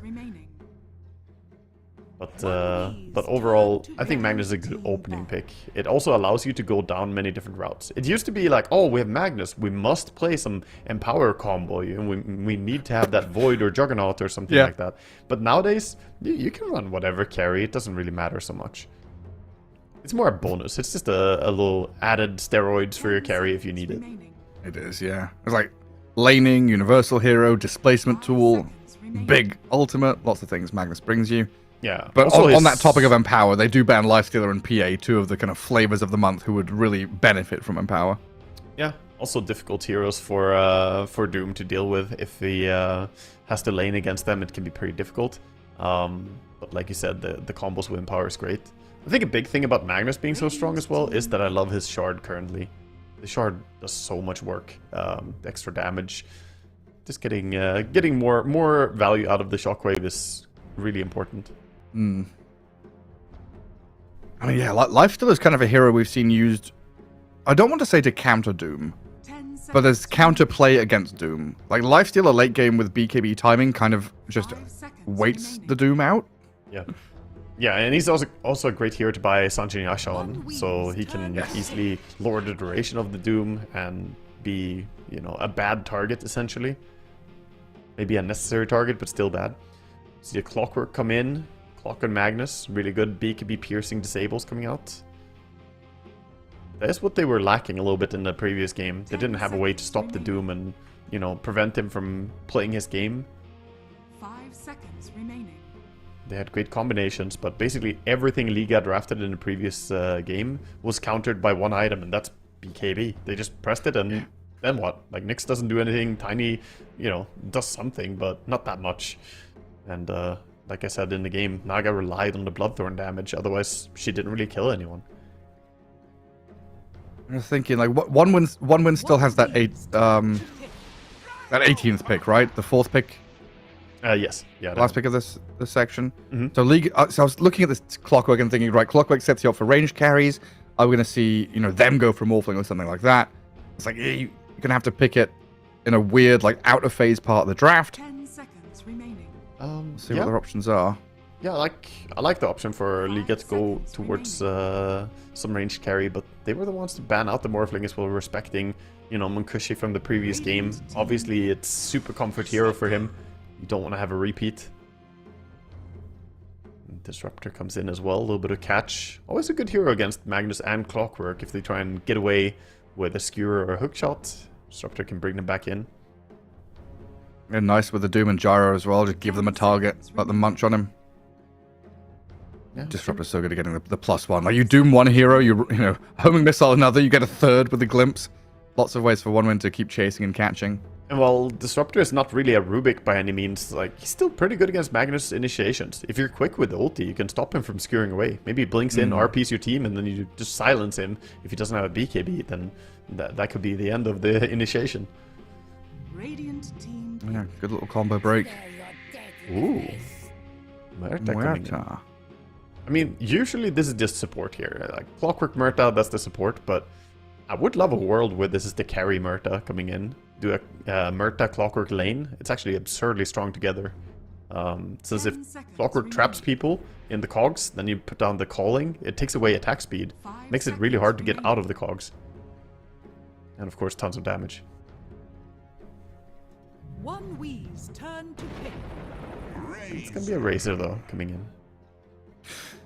Yeah, I'm just trying to think. Last time I saw Carry Muerta, I think it was Shiro in China playing it in the Dream League quals. We didn't really see it much out of Eastern Europe or Western Europe. It was always like shoved into POS 4. But it's always that topic of like, it can be a carry.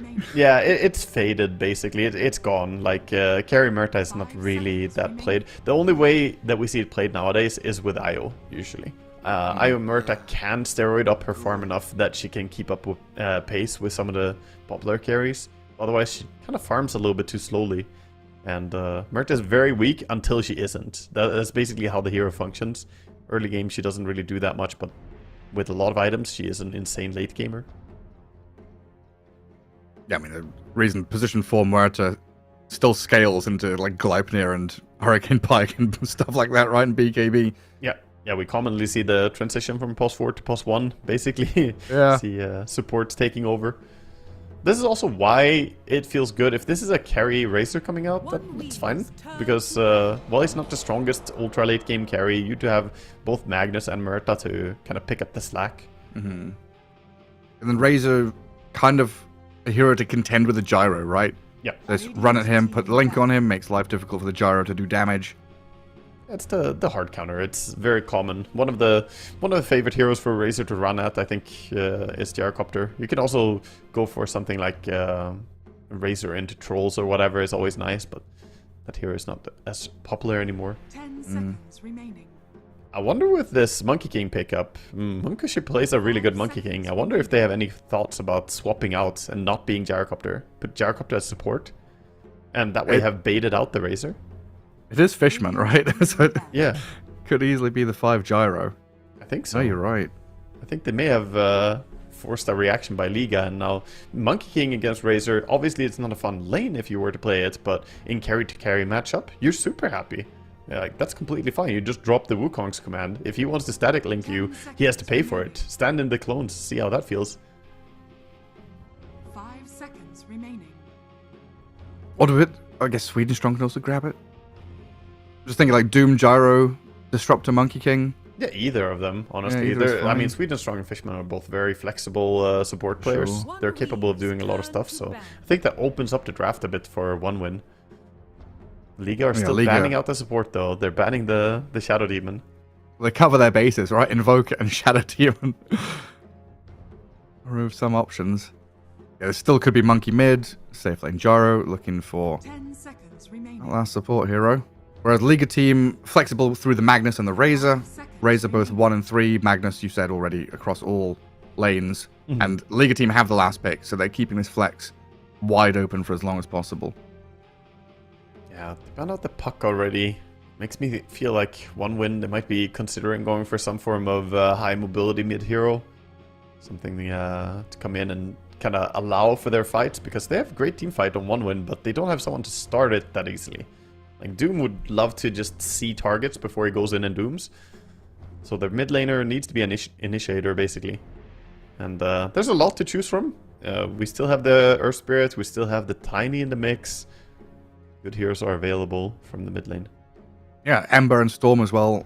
They're even like this Monkey King is kind of blocking those heroes in terms of lane. But looking at the game, right, there's Doom and Static Storm. Ultis are the main forms of lockdown here to deal with some of these slippery heroes. Yep. No real consistent stuns. Yeah, definitely. Yeah, I wonder what one would want to open or like pick into this mid, because like you said, there could be counter picks, Magnus being flexible. They ban out the Beastmaster, so expecting that they still need their offlaner. I completely agree. I do think this looks a lot like a mid Magnus and a carry Razor. 10 seconds remaining. And then Beast and Puck, good heroes against like Monkey King. 5 seconds remaining. Disruptor. Don't like getting run at or chopped down from trees. Could be that they want to pick something like Queen of Pain as well here. It's a hero that's possible to run against Murta, Razor, against Magnus. Yeah, they're just gonna go for Pango. A little bit more common. So what does this mean? Gyro is a 4 and Monkey's a 1?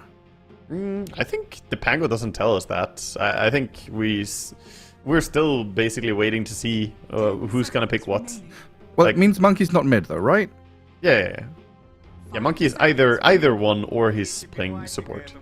Yeah. So it like removes one of the flexes, like one of the many flexes of this draft. Yeah, that's true.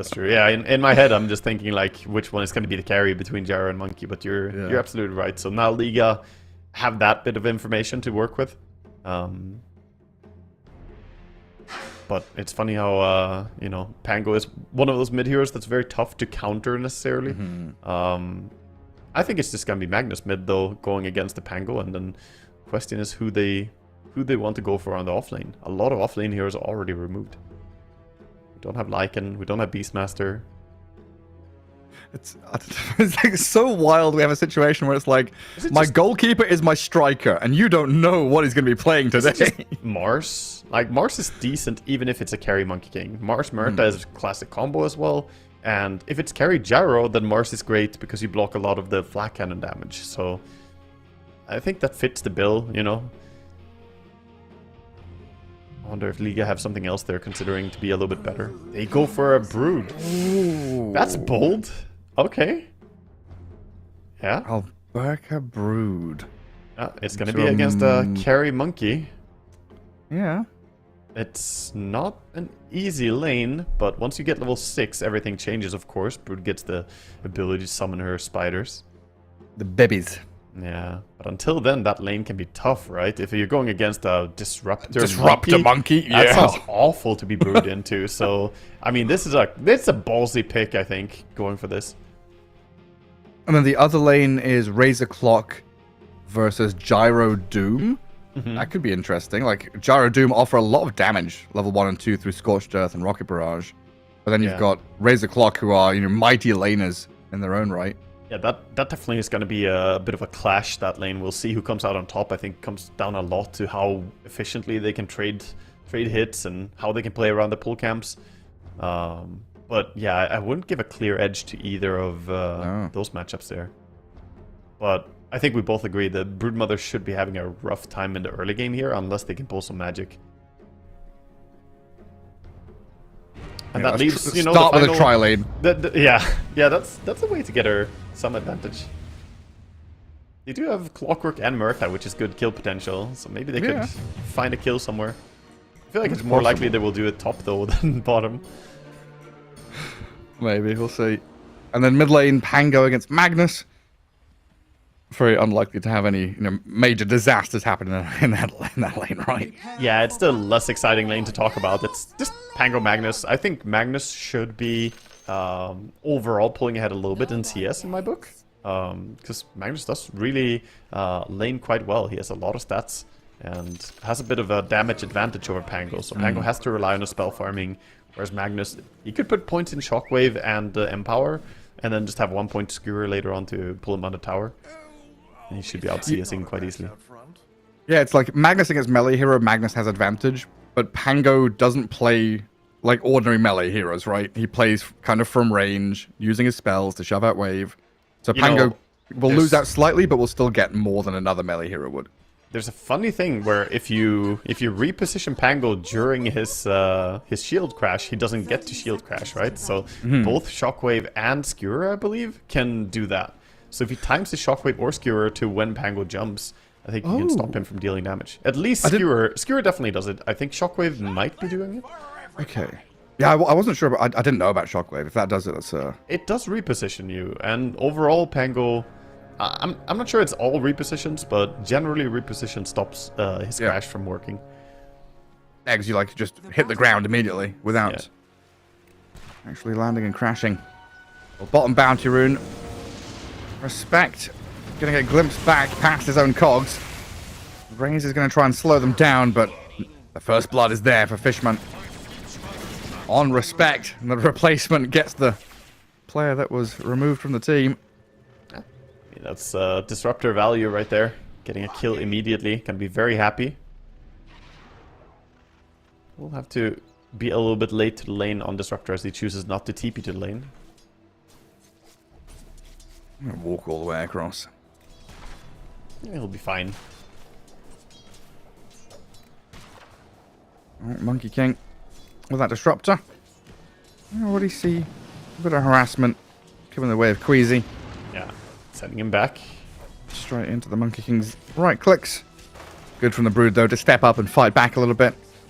You were saying that trading here vitally important, because when we get these heroes to kind of hit level 2, it's always been a big talking point out laning stage. You get your second spell. All of a sudden you do a lot more damage, or you've got control. That's where the big spike comes in. Yeah, definitely. Especially Monkey King. Once he gets the Jingu Mastery as well as his Banda Strike, it's so much harder. Bottom lane, we're seeing what we expected. Just both teams kind of battling out, trying to fight. Darkopter really needs his level 2 for Flak Cannon in this lane so he can start doing some AoE damage. And there's Queasy already dead. Glimpse. Got him again. A lot of that is because of the prep work. The first go they made on him, where they didn't kill him, but they did a lot of damage. Now they could bring him down the second time. And the Broodmother's kind of like... is getting destroyed right now. He's not having an easy time. Well, the Broodmother up top gets glimpsed back in. With the kinetic field down, they allow the Jingu to stack up. Deadshot fears the monkey for a second, but a few more touches. Not quite enough range to finish off the Brood, but now it's like unlaneable. It's getting tough. At least Murta is back with full HP, and Disruptor being quite low for a bit. He's gonna go and salve up. He'll be back soon. He uses that time to go and D-ward as well, while he has to hide due to salving anyway. So, very efficient use of his time on Fishman. And down the bottom lane, Doom, 10 last hits. Razor, 11 and 5. Looks like One Win still having a decent time here as they get a large camp pull into a single big Satyr. So Respect and Violent step up to contest. Sorry, I'm going to give a few punches back. The range creep, hero range creep, tanking the cog burn, so no mana burn coming out on the Doom. Either way, he has the mana aura, so he's going to be quite happy having arguably the best creep for Doom in laning stage. Getting the Satyr. Yeah, with the Gyro, who wants to spam his spells as well. Rocket Barrage and Flat Cannon ready for him. Double Lotuses? Yeah, they tried to stop the Lotus from being taken, but he wasn't in time. The glimpse was a little bit late, so Broodmother does get the healing Lotus. Yeah, you're right, Alberto's got it.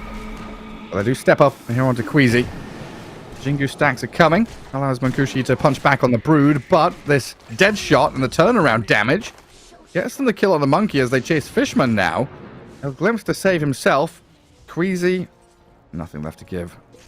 So big though, getting a kill on this lane is not easy, so they found a great moment. This can give a lot of experience to Broodmother as well. And they're even leaving her solo experience.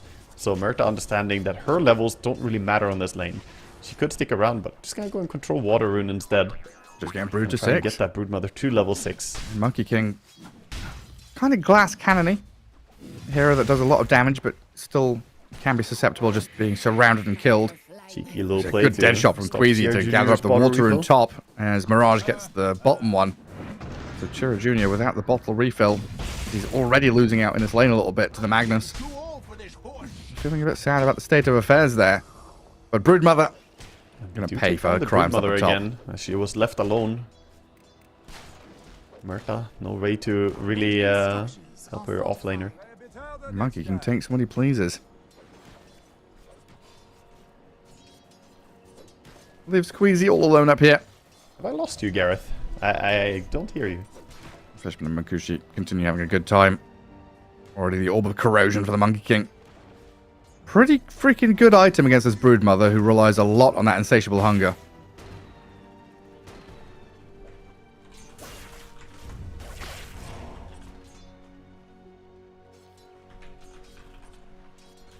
It looks like Discord has gone down. That's not a good sign, is it?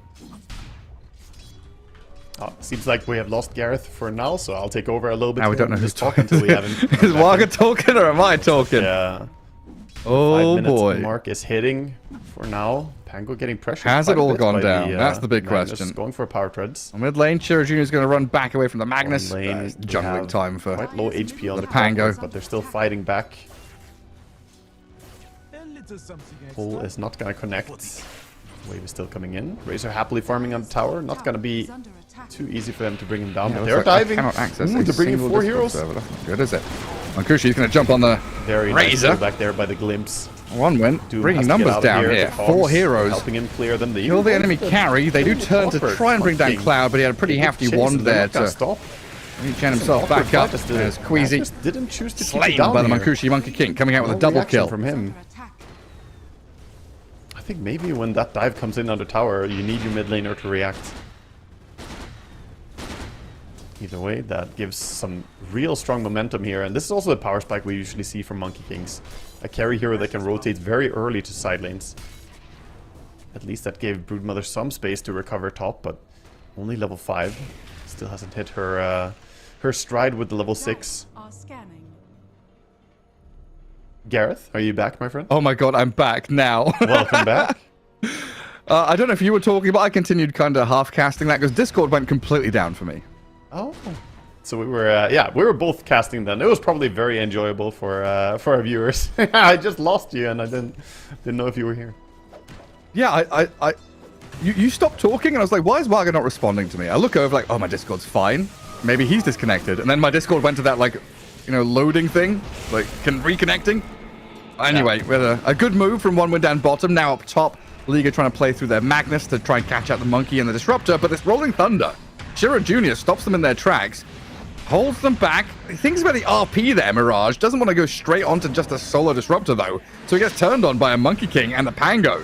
Sweden Strong also arriving as Clockwork wraps in from behind. There's the jump RP on the Gyrocopter, but not the best reinitiation as Mirage gets swung down by One Win. A little bit whiff on the Boundless Strike there, but can still chase. Has the Primal Spring. And Sweden Strong doing tons of that. Has Blood Grenade, but are they going to dive it? Thinking, oh, they got the glimpse. They kept the vision for the glimpse back into Munkushi. I mean, how value has this Disruptor been this game? 2, 0, and 6. Fishman just having a perfect game. 9-1. One Win with a 3k lead, minute 8. Already an incredible start for them. I mean, they picked strong laners, and they're playing them in a great way as well. Broodmother has finally hit that, the elusive level 6, but they're still chasing her. Glimpse? Oh no. Oh, it's hard for Alberca. Inside the kinetic field, tries to turn and fight. Yeah, looked good as he brought Sweden Strong low, but unable to finish the job. These supports are getting so much experience on the side of the One Win. They're both about to hit level 6 at minute 8. Bottom lane, they are chasing Doom. Yeah, static link into dead shot. Into kill. Ooh, there we go. That was just barely enough damage. Yeah, without the dead shot, I don't think they get the kill. Something going their way. Second kill of the game for Liga.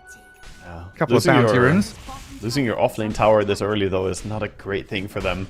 But they do need a good start on Razor and Magnus to make up for the fact that Broodmother is essentially out of the game right now.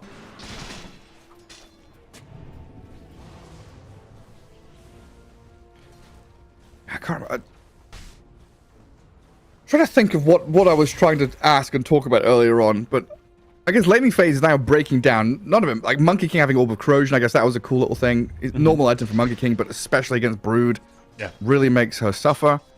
And now laning stage is broken down. Really a lot of space, like you say, for these level 6 supports on the Dire, but also Pango, Monkey, heroes that love roaming and rotating, using their ultis, off cooldown, gives them a good chance to play into this bottom lane now.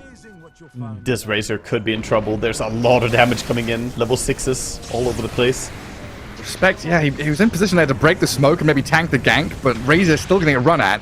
Static Storm on the Clockwork there as the Rolling Thunder's going to secure the kill, and the Razor in the back. Now we're 12-2 with Monkey King looking for a bonus kill. And he's going to leap into the creep wave here. Under the eyes of the Radiant, who did have a Magnus smoked up nearby.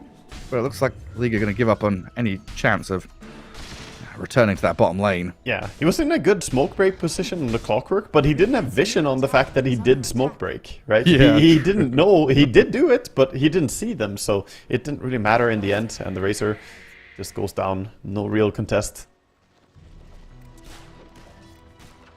A lot of room for the Broodmother, at least. Yeah, she's getting her space to come back into the game, but meanwhile this bottom tier 1 tower is being eyed up. It is full HP for now, but the Catapult and 3 heroes camping nearby. Even popping the drums to get some damage, but Murta pulling the creeps is really useful. Yeah, stops the push in its tracks. Right now for Liga, strongest hero on the map is still going to be this Magnus. I want to try and get as much use out of him as possible. 700 gold until the blink for Mirage. So right now you're farming mode. Yeah, I mean, he's maxing out the Empower, he's just hitting the jungle and getting towards that blink, as you were saying. Once he gets that, they can really combo out. They have some nice spells. If you RP into the Calling, into Clockwork, and of course Razor being there, you can do a lot of damage. But looking at One Win, they want Magnus right now. They're tagging him, you can't get away. Get over here. Wukong's Call Down and Rolling Thunder. Cogs there, he traps Fishman and Chira inside for a little bit as Respect gets the turn of focus onto him, while Fishman drops the Static Storm on the Muerta but dies the tower. Yeah, a lot of abilities used, and they don't manage to bring back the Magnus. The glimpse was there, but it didn't move the Magnus at all, as he was doing a good job just holding his ground. Nice bailout from Murta and Clockwork coming in and helping out. Yeah, gets Magnus to his blink now. So Mirage has got that blink RP in a matter of moments. And a double damage rune potentially going to get bottled up by him as well. And Gyrocopter didn't want to go and steal it. And Broodmother's going to get forced out of that top lane by the Monkey King. Yeah, he tried. He tried to do some damage to her, but now the abilities are on cooldown. She feels confident to stick around and keep farming. Disruptor is looking for her, though.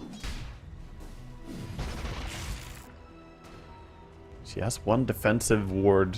See if Fishman can find it with his sentries. He has 2 more sentries. I'm not gonna try.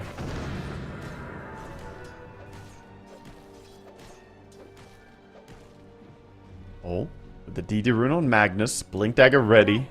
They're looking for a big pick off. They want Monkey and Pango. Those heroes are the best kills for them. They scan out the gate being used.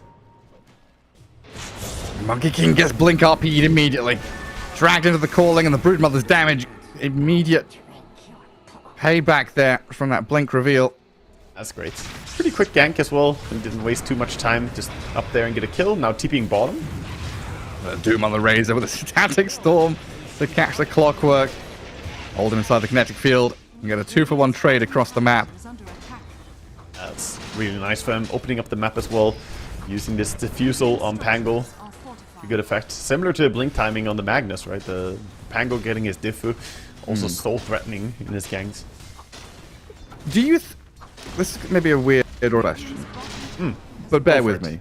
Yes. There might be logic underneath it, I'm not sure yet. Do you think Radiant losing their top tier 1 benefited them? I see what you're getting at, yeah. You're saying after a tier 1 tower is gone, less heroes play the area and Broodmother is allowed to farm and recover. Yeah. And then there's like space for Magnus to get Blink, smoke, gank up top. Yeah. I still think it's a net negative to lose your tower, but it does bring some positive side effects, right? There's always silver linings to stuff in Dota. And you're absolutely right. I mean, it is harder to keep attention on Brood up there, and it does make it, you know, more of a wasteland where Magnus can go in and score some kills together with the Brood. So at least there's something positive, but generally losing your offlane tower that early is really detrimental. Yeah, it's like the oh man, Murta. Is she gonna TP? No. Sure, Junior's got the roll. Cancel the TP. We'll die eventually. Oh, the Gyro brings the damage. These 2 get spent. The Murta ulti is insane against Pango, by the way, since every single ability that Pango does is physical damage. Murta ulti, turning you into a ghost, is extremely valuable, ever since they made it 8-second duration on level 1 as well. Pretty good. Oh, we have Skewer back on mid. You do. Gyro dragged into the cogs. Broodmother even making her way all the way down here as well. Good pick. Good couple of moves from Liga. Gonna go for the tower as well. With Empower on the Broodmother and all the babies. Takes down the tower super fast. Money lining the pockets of Liga team right now.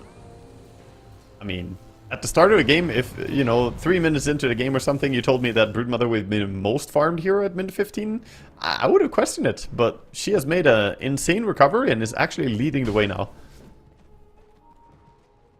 That's crazy, isn't it? I mean, you did say, you know, hit level 6 and the game turns on its head. It does, yeah. It does change a bit. I mean, she can farm absurdly fast if she's allowed to and gets left alone a bit. And I think OneWin did a good job with their rotations overall and the mobility they've been trying to play around. But they are falling behind a little bit on the Monkey King. You know, he could have had much more farm if he prioritized it. But we see him going for Gleipnir first item. He wants to play aggressive.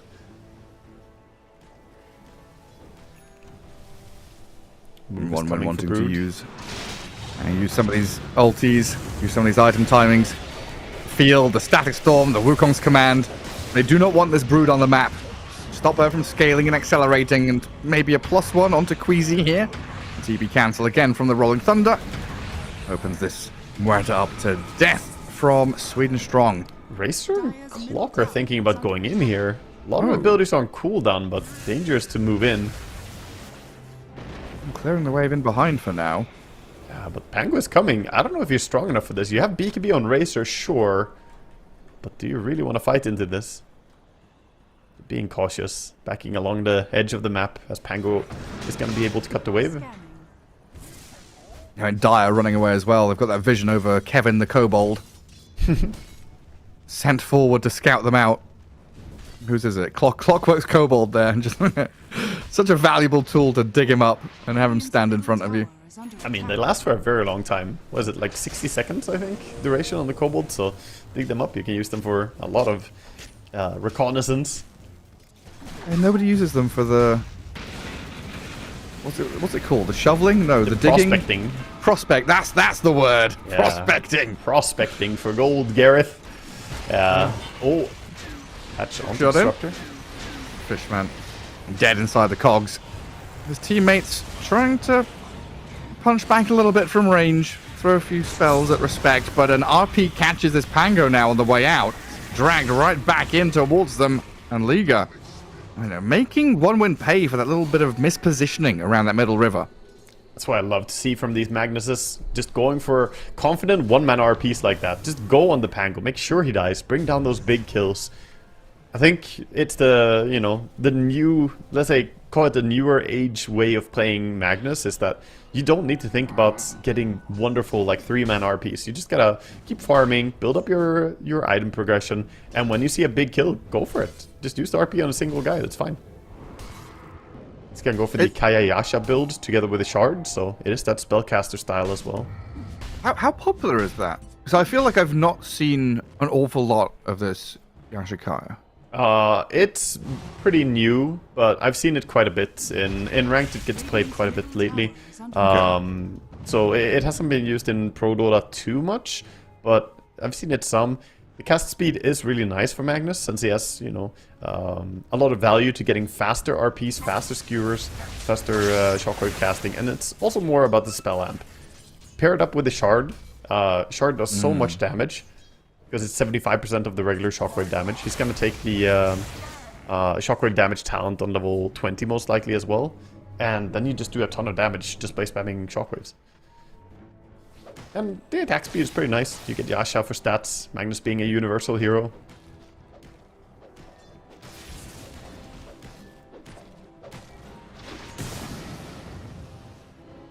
Now, Rotovate on Submerge as well, adding another layer of control. I guess this Pango and Monkey King, pretty nice. Yeah, definitely nice to have. And there's, of course, the Rotovatas on the other side as well, in the form of the Gleipnir and Monkey, so lockdown is always great for both these teams. Dire's bottom tower is under attack. We've seen a few games that you and I have cast where Racers surprise us with the impact they can have in the mid to late game, by the way, so we'll see how this Racer's gonna do. He start out safe with BKB and Yasha, but up to him to become a big threat later on as well. Bottom of the course right now in farm, but don't count him out. No, absolutely not. He's... Oh, hook shot in. BKB's up, Alberca steps up, and Fishman's dead. Static Storm was dropped, as was the Wukong to Sweden Strong Height in the Glimmer Cape and protect himself, while Chira Jr. silenced under the tier 1 tower, dead shotted back into the Brood, who picks up a double kill. Respect on the right, slain by the Monkey King. A 2 for 2 with a buyback from Disruptor. Fishman looking for a glimpse on the Broodmother, drags Alberca back into the Doom and the Monkey King. The damage, is it enough to kill her before she gets any victims? Sweden Strong barely survives, while Cloud and Makushi step up to Queasy. Doom pretty low though, so One Win, they'll respect this and retreat. The HP on these heroes dropping pretty damn low on Doom, and Jaro are gonna just walk back, lick their wounds a bit. Try and recover. That was a buyback used pretty early, but, Fishman saw a potential to get something, and indeed he did. Bringing back to Doom, a little bit of food in the form of a spider.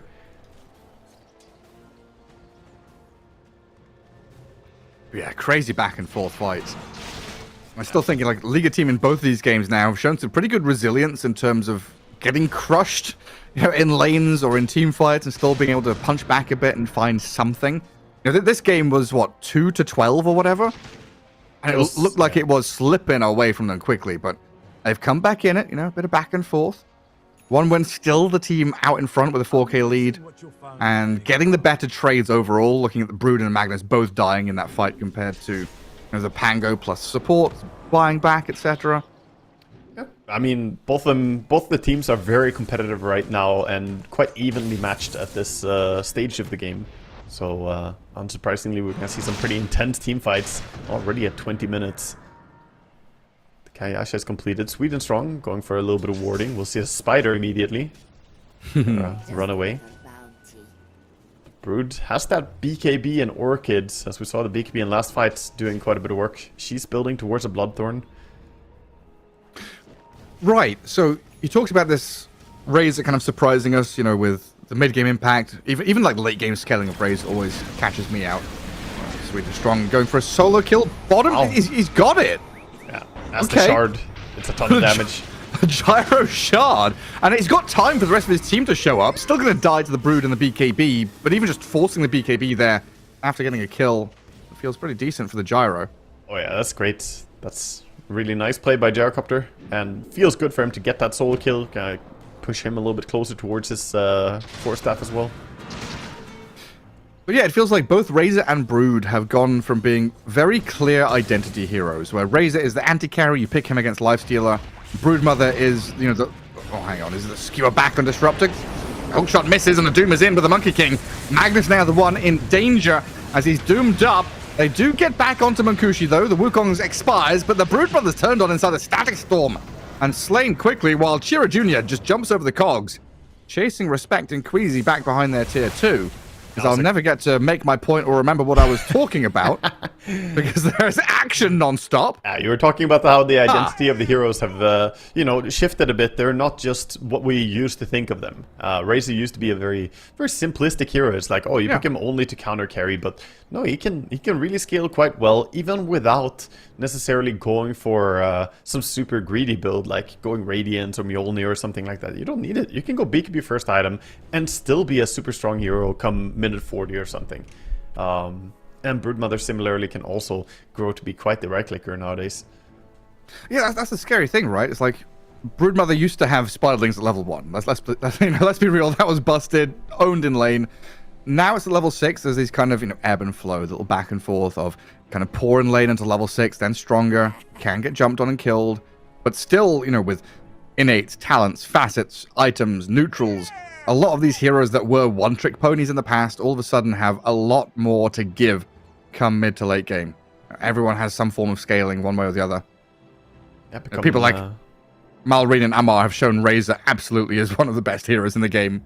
For sure. Yeah, Razor is one of those heroes that, as long as the player knows what they're doing, you know, like, it does take a bit of skill to pilot it correctly.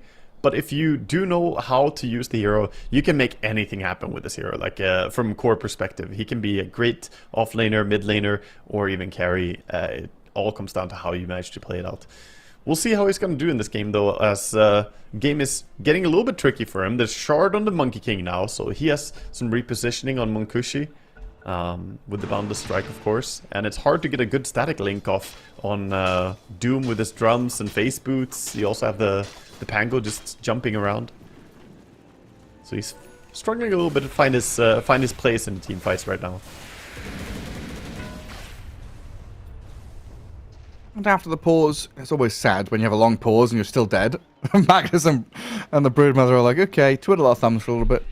Yeah. Wait to get on the map. It's always one of those things that trigger me when you see a game and someone disconnects and they don't have buyback and they're dead. And then people pause and it's like, wait for him. He's dead for 70 seconds. Just play out the game, you know? Don't sit around and waste your time. Yeah, it makes no difference. Yeah. I mean, Pro Dota is different, I guess, but at least... And pub, screw it. Spam F9. Yeah. This Doom is growing rapidly, man. Cloud with a good catch in the previous fight. You know, he stocked up his net worth quite a bit. Has the Devil's Bargain facet ready as well if he wants to re-itemize a bit when his drums runs out of charges. Getting close to the Shivas. Scary how we had a brief period of, you know, Broodmother at the top. This Magnus wasn't too far behind. Razor was lagging behind, sure. But now we've got kind of supremacy of the Dire heroes taking top couple of spots and clearing out these waves. Get themselves in this next round of items. It's largely coming back to the fact that they have so good pick-off on the side of one win. So it's dangerous for Liga to push out lanes too far. They know that the Doom can come in, the monkey rotations, the glimpse coming out. Dyer's bottom You have to be tower so wary about the ganks. Oh, drums and drums. Gyro and Muerta both get theirs at the same time. bottom tower Yeah. has fallen. The drums are always nice to have. Also, nice to see, you know, I'm a big believer in this. Even though you have drums on Doom already, going for drums on the gyrocopter as well. It's not bad to have more than one play with drums. Just, you know, you can cycle them quite easily. It's not like pipe where if you get affected by it, you can't have more pipes, you know, and stuff like that. Yeah. Dyer's bottom tower Wait for that cooldown period. Monkey BKB. Big pickup here for one win alongside the Aegis. He's Multiple lives on Monkey King. gonna be super confident now compared to previous fights. is under attack. I like that he went for the light collector on Monkey. I would be terrified to pick that just to misclick it when you're on a tree. You stun God, yourself. Oh yeah, you're right. It's pretty wild. It would be funny if you did. I'll keep an eye on you, Unkushi. See if you make a misplay. 5% move. Does that 5% movement speed affect the movement speed from him leaping across the trees? Nah, that's No? just how fast it is. Sad. It's just regen. He That would loves be to. funny though. Yeah. I mean, the mana regen from Light Collector is absurd. You get 6 mana regen during nighttime. That's just a crazy number. Yeah, if you could amplify the speed that you jump as Monkey King, then, you know, he would be a very interesting hero. Scanning. Yeah. Already. Unclickable. I mean, he's already flying around with the Simian stride. We have seen a popularity increase on the other facet, by the way. The Wukong's Faithful has grown in popularity and is a pretty strong talent to take, or facet to take. But the mobility is hard to pass up. Once you get used to jumping around like this, a monkey, I think you're addicted. Like, you can't stop. Yeah. But then you have a moment where you try the other one, and you're like, oh, I can step out a ring for a couple of seconds. I got skewered or swapped, oh, I can go back in it. Radiant's middle Yeah, tower but then you try and get across the map and it takes you 10 times as long as it normally does. So you're it's a like, bit I miss my speed. Like right now, he went from bottom tier 1 on his bottom lane to mid tier 1 and then bottom tier 2 to place an observer ward in like a minute. Yeah, and now after shoving bottom, he's hunting. He's looking for a kill top. Actually, he might shove the lane, going for that first, but he is jumping, looking for the Razor. Finds him. And the reward. Hello. Gleipnir's going to force the BKB TP. He's like, alright, you got me. But the rest of Liga, look at that. Stealing a Tormentor. It's a nice little play. Broodmother and Murta together. They've been hanging out in this area for a while now. Broodmother just cutting the creep wave, playing under her own ward. No move to try and dislodge this Broodmother. No. That allows her to farm for quite a while, and if she gets to a Lincoln Sphere, which is her next item queued up, then she'll be pretty hard to deal with. Harder to doom, also difficult to glimpse her. Oh, we already have Brood and Razor with Sanj and Yasha, so already difficult to doom and keep tabs on with the limited consistent disable that one win has. We talked about that. Static Storm, Doom, the big control factors here. Yeah, Magnus just had to be the edgy one, going for the Kaya Yasha instead. Didn't want to go S and Y like the rest. Of course, allows him to get that one shot on the creep waves, so he's defending mid lane. Oh, little glimpse play here onto the Clockwork. Not the biggest of kills, but it's a nice pick off. Dead is dead. The tier 2 though killed off through the protection by the Broodmother. Alberka being chased but not being found by Sweden Strong and Munkushi. There is a Doom thrown out. Doom was on to Murta, so gonna get that kill, but losing his own life for a support. Not a good trade for Cloud. And things are looking pretty good for Liga. They're holding on to the game in a very good way. Even though they look like they might fall behind, Brood is back on top again after being given a lot of space down here. Becoming very scary. Yeah, she's just been farming Ancients over Ancients over Ancients, and it gives you a lot more farm than the rest of the map. Now one winner starting to play into the Broodmother, but the Magnus is here as well. Liga going to be setting up around their high ground vision they have on this right-hand side, which has also enabled the Broodmother to sit here and play for a good 5-minute period. Yeah. We have Aegis on Monkey King, so he's trying to fix the bottom part of the map, but see if they go on him. With Aegis, could be a bad target, but... I'm going to skewer him, drag him away from the rest of his team and try and finish him off. So first life down. Now the question is what next? Because Clockwork is trapped. 3 in the cogs on the right-hand side. RP connects on 2. Pango and Monkey King both being stunned. They get the kill on the Pangolier while Fisherman's slain. Swedish Strong gone as well. And Liga's swinging hard here. Monkushi cannot fight back, even inside the Wukongs, against this onslaught of damage. Oh my god. That fight backfired so hard. It's just... Pango didn't get off his roll before he got brought down super low. He barely started the roll, and then he died immediately afterwards. Getting way too close there. He wanted to go and help his friend, but... Yeah, this was just all Magnus delivering in a beautiful way. And now Barracks. They go high ground. Tier 3 nearly dead, glyphed up for the meantime. I mean, they're dead for a very long time, so yeah, this is definitely going to be bottom lane of Barracks. They're looking at mid as well, cutting the creep wave, bringing their creeps in. And with abilities, I guess Doom is coming off cooldown.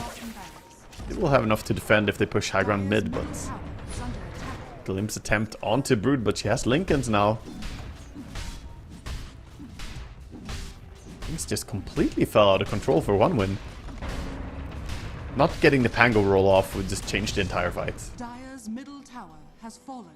Yeah, guys, like not booting that Broodmother out earlier as well. You know, playing into the Brood lane a little later. Yeah. Expecting this Aegis to maybe carry you through the initial start of the fight, but you're fighting against Magnus, who just skewers you. Under vision and away from your team. It's got to be said that Clockwork also, the 3-man hookshot into cogs, stopped any form of... I was going to get back to that as well right now. Like, respect. He earned some respect there. That was a beautiful setup. And, they understood the situation correctly. We're going on an Aegis hero, so we need to make sure that she doesn't get... Or that the reinforcement isn't there. Slow them down. I'm trying to remedy things now. 1 win, 6k down against Liga at this point, and smoking up to play aggressively. Yeah, they have to play aggressively because all their wards are aggressively placed. They had one on mid just before as well that timed out, and still have these wards close to a tier 2 towers. At the same time though, Broodmother just doing what she does, cutting bottom lane. They want this Brood so bad. Mokushi just jumping over the tree line, gets the Gleipnir and the Boundless Strike to kill off the Spiderlings.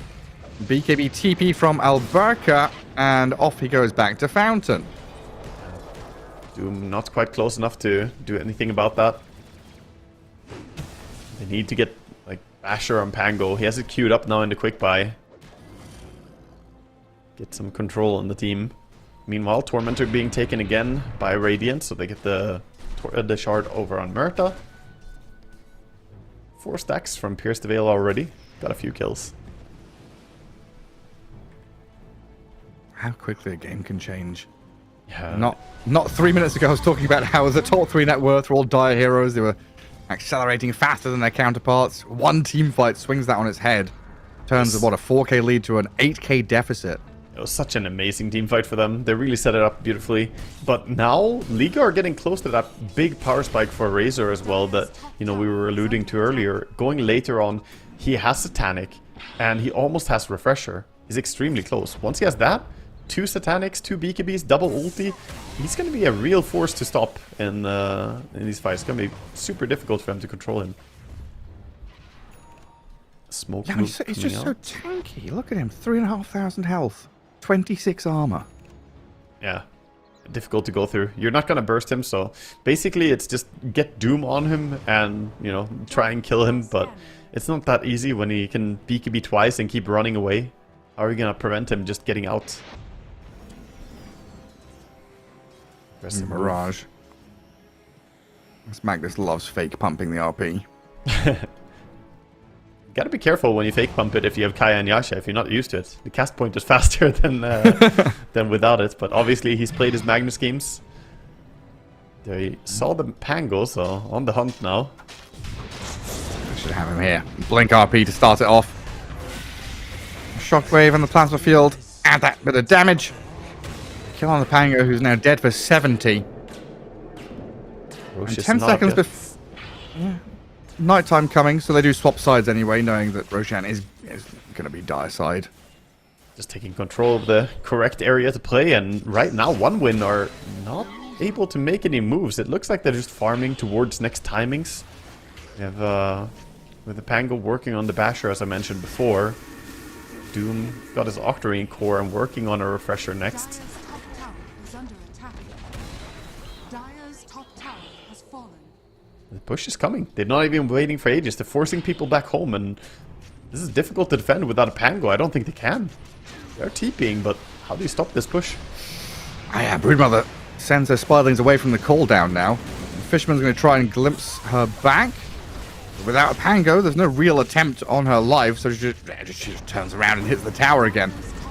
Spiderling's still alive. The barracks falls very quickly. Range disappears. The melee a bit tankier. So we'll be surviving for now. A very swift move into the base, get a barracks. Roshan's going to be alive shortly, so they can just fall back and take it. Exactly. Play the area. They soon have RP coming off cooldown again. Of course, they have the refresher if something happens, but ideally they don't want to have to use that early. And One Win, we just don't really see the moves from them. They've been sort of paralyzed ever since we saw that detrimental fight on bottom that lost them the bottom racks. Yeah, now it's like who goes in first? Who starts? Like Monkey King without Aegis doesn't want to be leading out, so it has to be the Pango who does it. Then you have to preemptively roll. You need to see the targets. So it comes down to vision from the supports, who are both kind of ranged supports playing from fog. And as soon as a gyro, steps up to D-ward, this is what happens. You get skewered back in, and your team is forced to fight around you now. BKB out of the Razor, doomed up, running at half HP, chased, but an RP there stops the Rolling Thunder in its tracks, and a refresher up from Mirage looking for the second jump. Respect being hunted, Doom and Pango, though, realizing it's not a fight they can battle into this Broodmother anymore. Cloud trapped in the cogs, finished off while Chira Jr. tries to break free, but pummeled down into the ground, and 3 dead with no buyback. Yeah, that was the problem that we talked about earlier. How are you going to stop the Razor from just running away when he gets doomed? And that's exactly what happened. He just left. We also saw a beautiful RP coming out there to stop some of the chase, preventing the Pango from locking on and trying to bring down the Razor. They did spend some resources. Refresher was put on cooldown, but I mean, with heroes dead, Broodmother is no reason to be scared.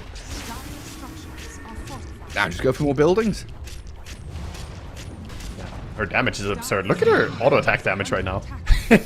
She scales up when the Insatiable Hunger reaches the end and she's empowered up. She has plus 500 damage. Pretty nuts. 800 damage a pop and has a Basher to boot, so standing next to her is not going to be possible. Like, we talk about Razor and how you're going to deal with him, but he's not even the main threat. I think Broodmother is the main threat. The real carry. That's why Dota is such a beautiful game, right? You look at the draft and you think, okay, Broodmother into a Monkey King. Lane's going to be hard. Maybe you can turn this around.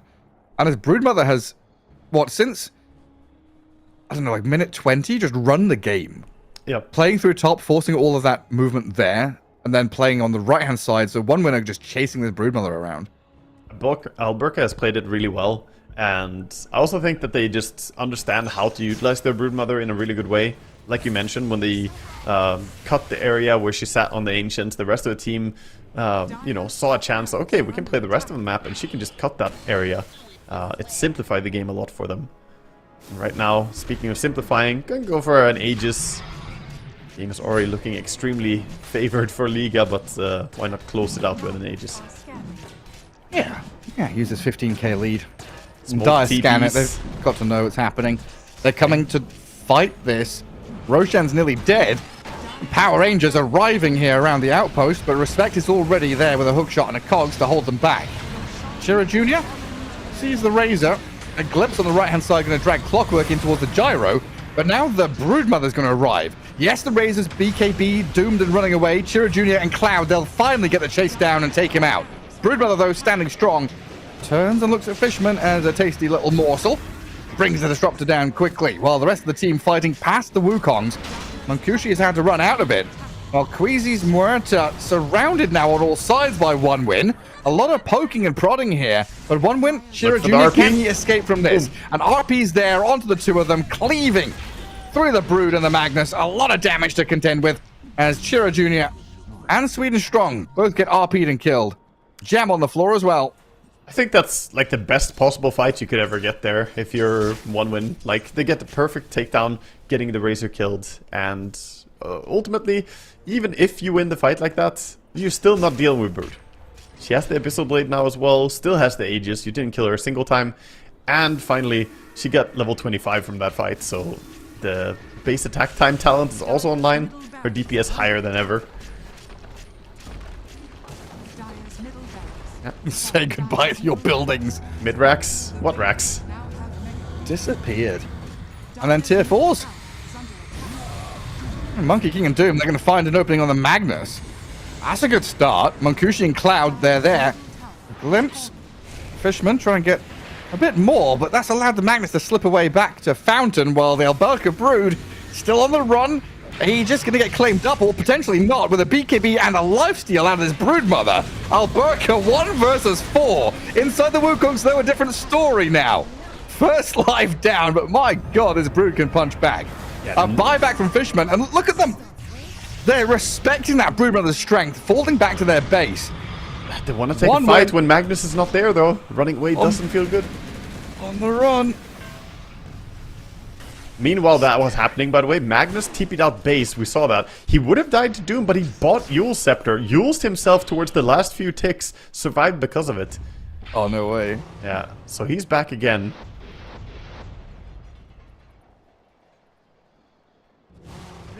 And he's ready with an RP. All 5 smoked. I mean, this is the killing blow. I don't need to RP the gyro. Skewer him back, try and elicit a reaction. Respect misses the hook shot as Razor BKB refreshes, runs towards Cloud, who TPs back to Fountain from his throne. Shiro Jr. rolling that way.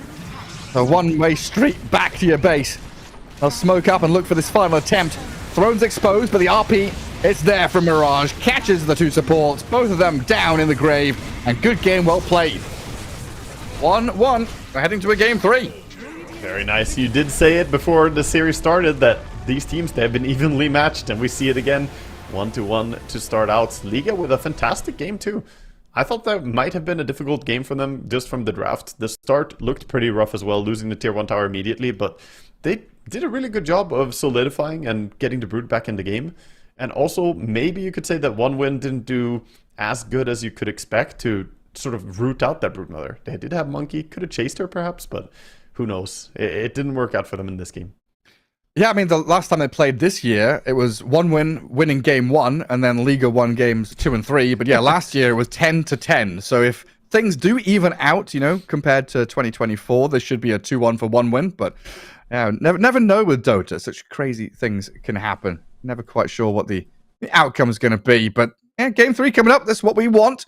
Western Europe went without a single game 3, by the way. I don't know if you caught that. Wow, really? Western Europe was all, yeah, in Dream League, qualifier? it was... The entire Western European qualifier was all 2-0s. Wow. I guess they wanted to have a fast day, you know. Production told them the script is in. Yeah. 2-0 only, boys. Fortunately, not getting that here for Eastern Europe. As Game 3 coming away, we'll take a quick break and come back with that. How to put it together.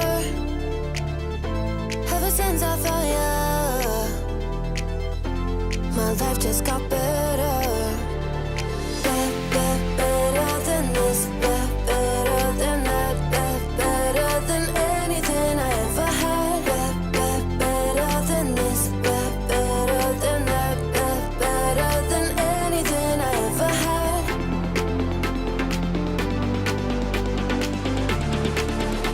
Than anything I ever had. Than anything I ever had.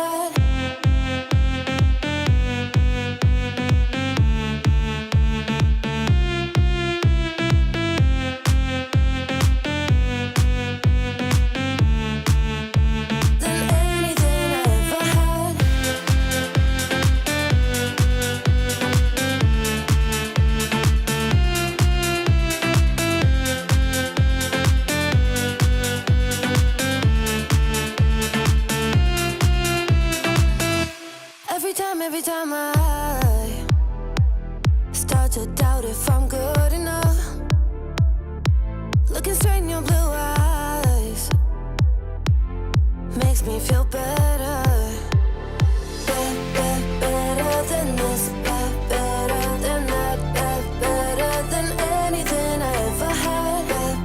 Better than this. Better than that.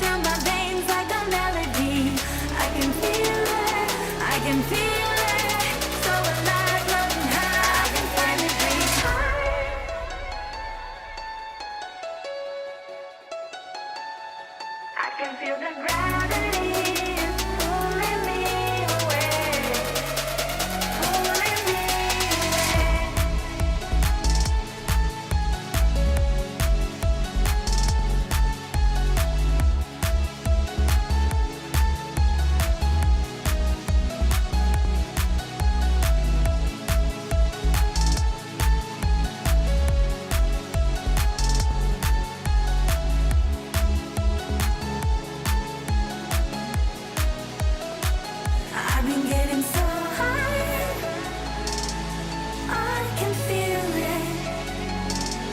I can feel the gravity is pulling me away, pulling me away.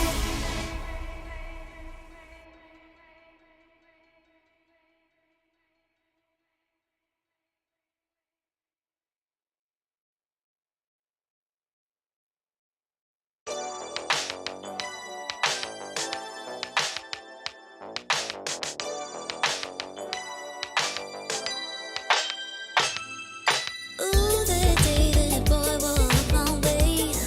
Don't forget his pretty face. It was like we both had something to say. Yeah, but as soon as I saw him, his fine ass was gone. Think I should have. Welcome back, everybody. Here, Game 3 on the horizon as Liga team take on one win for the ESL One Raleigh Eastern European Closed Qualifiers. And so far, Wag, we've had some kind of quirky back and forth drafts, games, lanes. This series already proving to be a bit of a weird one in terms of my understanding of the game and, you know, how things are meant to be played. Liga team with that Broodmother pick just absolutely shattered one win. Yeah, definitely. And one win looked like they almost wanted to be a bit too active and aggressive across the map in the first 15 minutes. They wanted to make a lot of moves, but Liga just stabilized the game in a really good way. And then we saw them deliver later on. When they get their items, they really were just untouchable. You had to offer so many spells just to be able to kill the Razor, and then there's nothing left in the tank to deal with the Broodmother. Yeah, the Broodmother, who was like the real carry, right? You know, like one of the big fights happening in the Roche pit. You're like, well, Razor, yeah, you've doomed him. He's BKB'd, he's run away. Now you've got to deal with him. Alberca Brood, it comes in behind you. Yeah, Definitely. They did have their multiple threats going on for sure in that game on Liga. And one win, well, they started out well. I think they just didn't really transition the game in the best way. I'm not sure if it was the calls going wrong, but we saw them kind of just become passive as well after the bottom team fight lost. It looked like they were just out of moves. They didn't feel like they could go for anything. I mean, I guess that can happen when your draft is relying on Pango roll as your like initiation tool. Kind of easy for Liga there to be like, okay, if Magnus sees something, we go blink RP, or if Clockwork sees something, he goes and hook shots. Whereas what we've got, you know, Glimpse, homing missile, cooldown, good for chasing or straight up team fighting, but getting that initial actual catch was kind of challenging for one win. Outside of like literally like the position one carry, Monkey King had to do it.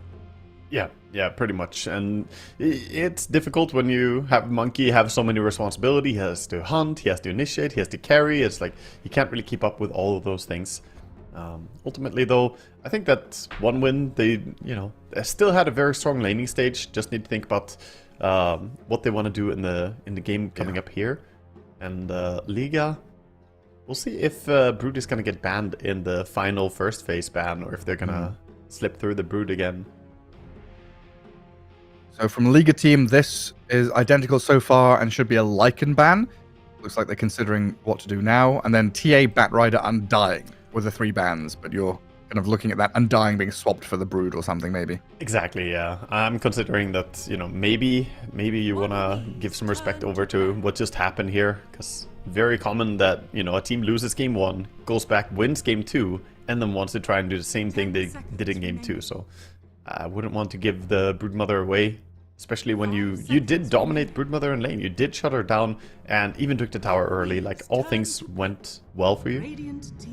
Or at least draft in a way that's more designed to deal with it. But one win, they're going to go with the same opener we saw in game 1, same opener we saw in game 2, and they're going to do the same thing in game 3. This is the script, Garrett. I was going to ask, who's the bigger problem, the Brood or the Magnus? And apparently it's just neither. Just let them have both. I mean, one win, they had Doom last game, right? Yeah. Yeah, they had Cloud Doom. Yeah, I mean, and that- Doom that's- was meant to be a Blink Doom Broodmother and put Broodmother out of the fight. Yeah, that's exactly the start. It's not just the ban that's the start. The TA, Batrider, Undying, and then picking Doom has been their starting approach every game here. But of course, they ban out the PA and the Lifestealer as well, the combos for the Magnus. Does mean that they don't have a ban left for that Brood hero if we see her again.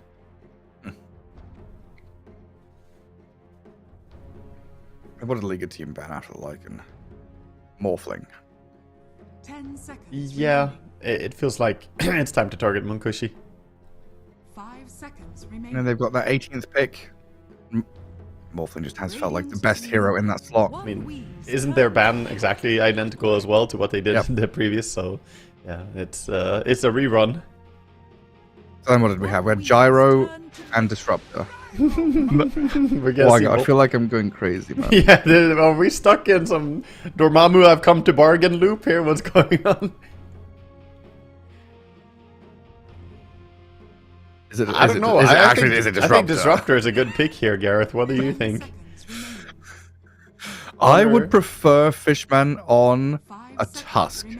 Oh, out. Yeah, I'd say that's so bold. Changing up the script, Gareth? Yeah, I've got Going it. off script? Off the rails? What was the hero earlier we were talking about? Enchantress, Abaddon, Shadow Shaman. Shadow Shaman's the hero that can like just go in and tank the gank, break vision for something. I want one of those heroes. I want Fishman to have a hero that just says hello, cast a few spells, and dies. Fishman Bane, the classic. Nope. Oh, Oh, we're still on track. no ad-libbing. The script is as written. We must have a rematch. Same heroes, fight me. The first team that doesn't pick the same heroes here, you know that you're officially the cowards. You gotta Playing go. chicken. Yeah, it's chicken race. So we want to see a Maretta now. That would be ideal. I want to stay on this script. Yeah, Muerta Razor, and then Monkey King again. Yeah. Honestly, we might see the same on all these first 8 heroes. It's quite possible still. Don't disappoint me, then, Liga. This is where Liga team if they want Brood, they've got to pick Brood in this phase, right? Yeah, because he's gonna get banned in the last phase. Yeah, There it is. Exactly. So a change, but not really a change. Yeah, it's just now you got to ban Razor instead. Are you gonna ban Razor though? Picking the same heroes just a little bit earlier.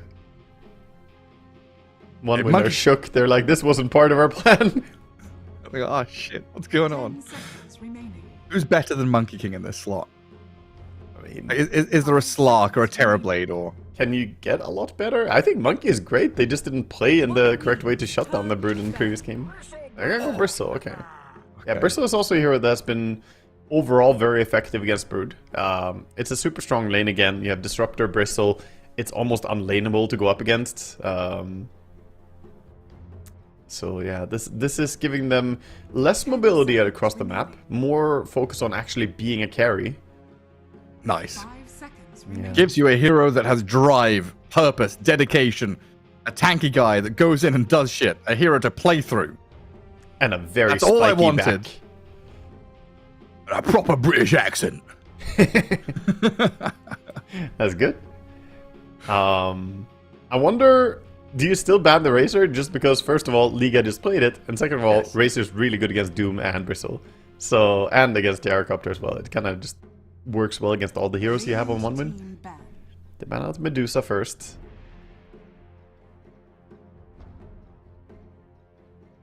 Interesting. I thought it kind of had to be one of these, like, semi-carry heroes. Because Magnus and For, Broodmother are taking for up so Liga? much space. Yeah, like, Medusa feels like it would be far too greedy. It would be very greedy, but I also think it could work. You know, like, at some point, one win would have to close out the game, and the high ground defense with a Magnus, get the Medusa for the late game, yeah. I could see it being annoying. And also, Medusa is one of the heroes that doesn't care about being doomed. She's literally the best carry in the game, in my opinion, against Doom, along with, like, Wraith King. Because what are you gonna do? Pop the Doom on her and, oh, maybe she doesn't ulti this fight, but she can still Manta style, she can still auto-attack. It doesn't change anything. Shaker banned out by Liga. Are they gonna leave the Pango in? Ignore him? 10 seconds remaining. Because One Win still needs, more than ever, they need a tempo hero from mid. Because previous game they had Monkey King to play high tempo, but now you slotted in the Bristleback instead of Monkey, so you need your mid hero to be someone who can initiate these fights. Open the eyes of Disruptor and get those glimpse backs. Could still totally see Earth Spirit working out here.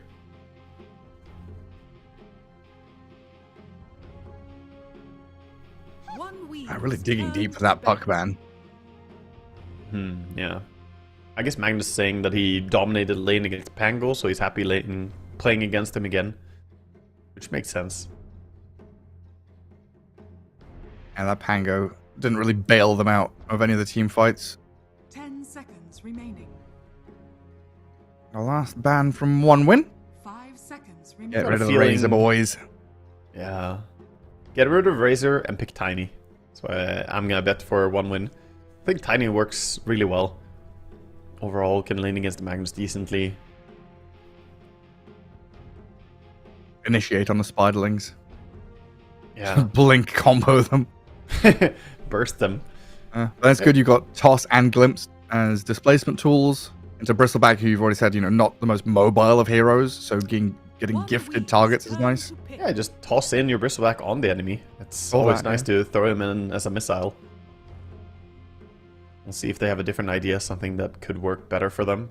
I mean, Tiny against Magnus, by the way, is not an easy matchup. Like, it's fine, but it's not super favored for Tiny, so it could be that they're thinking about some hero that can do better against Magnus in the lane.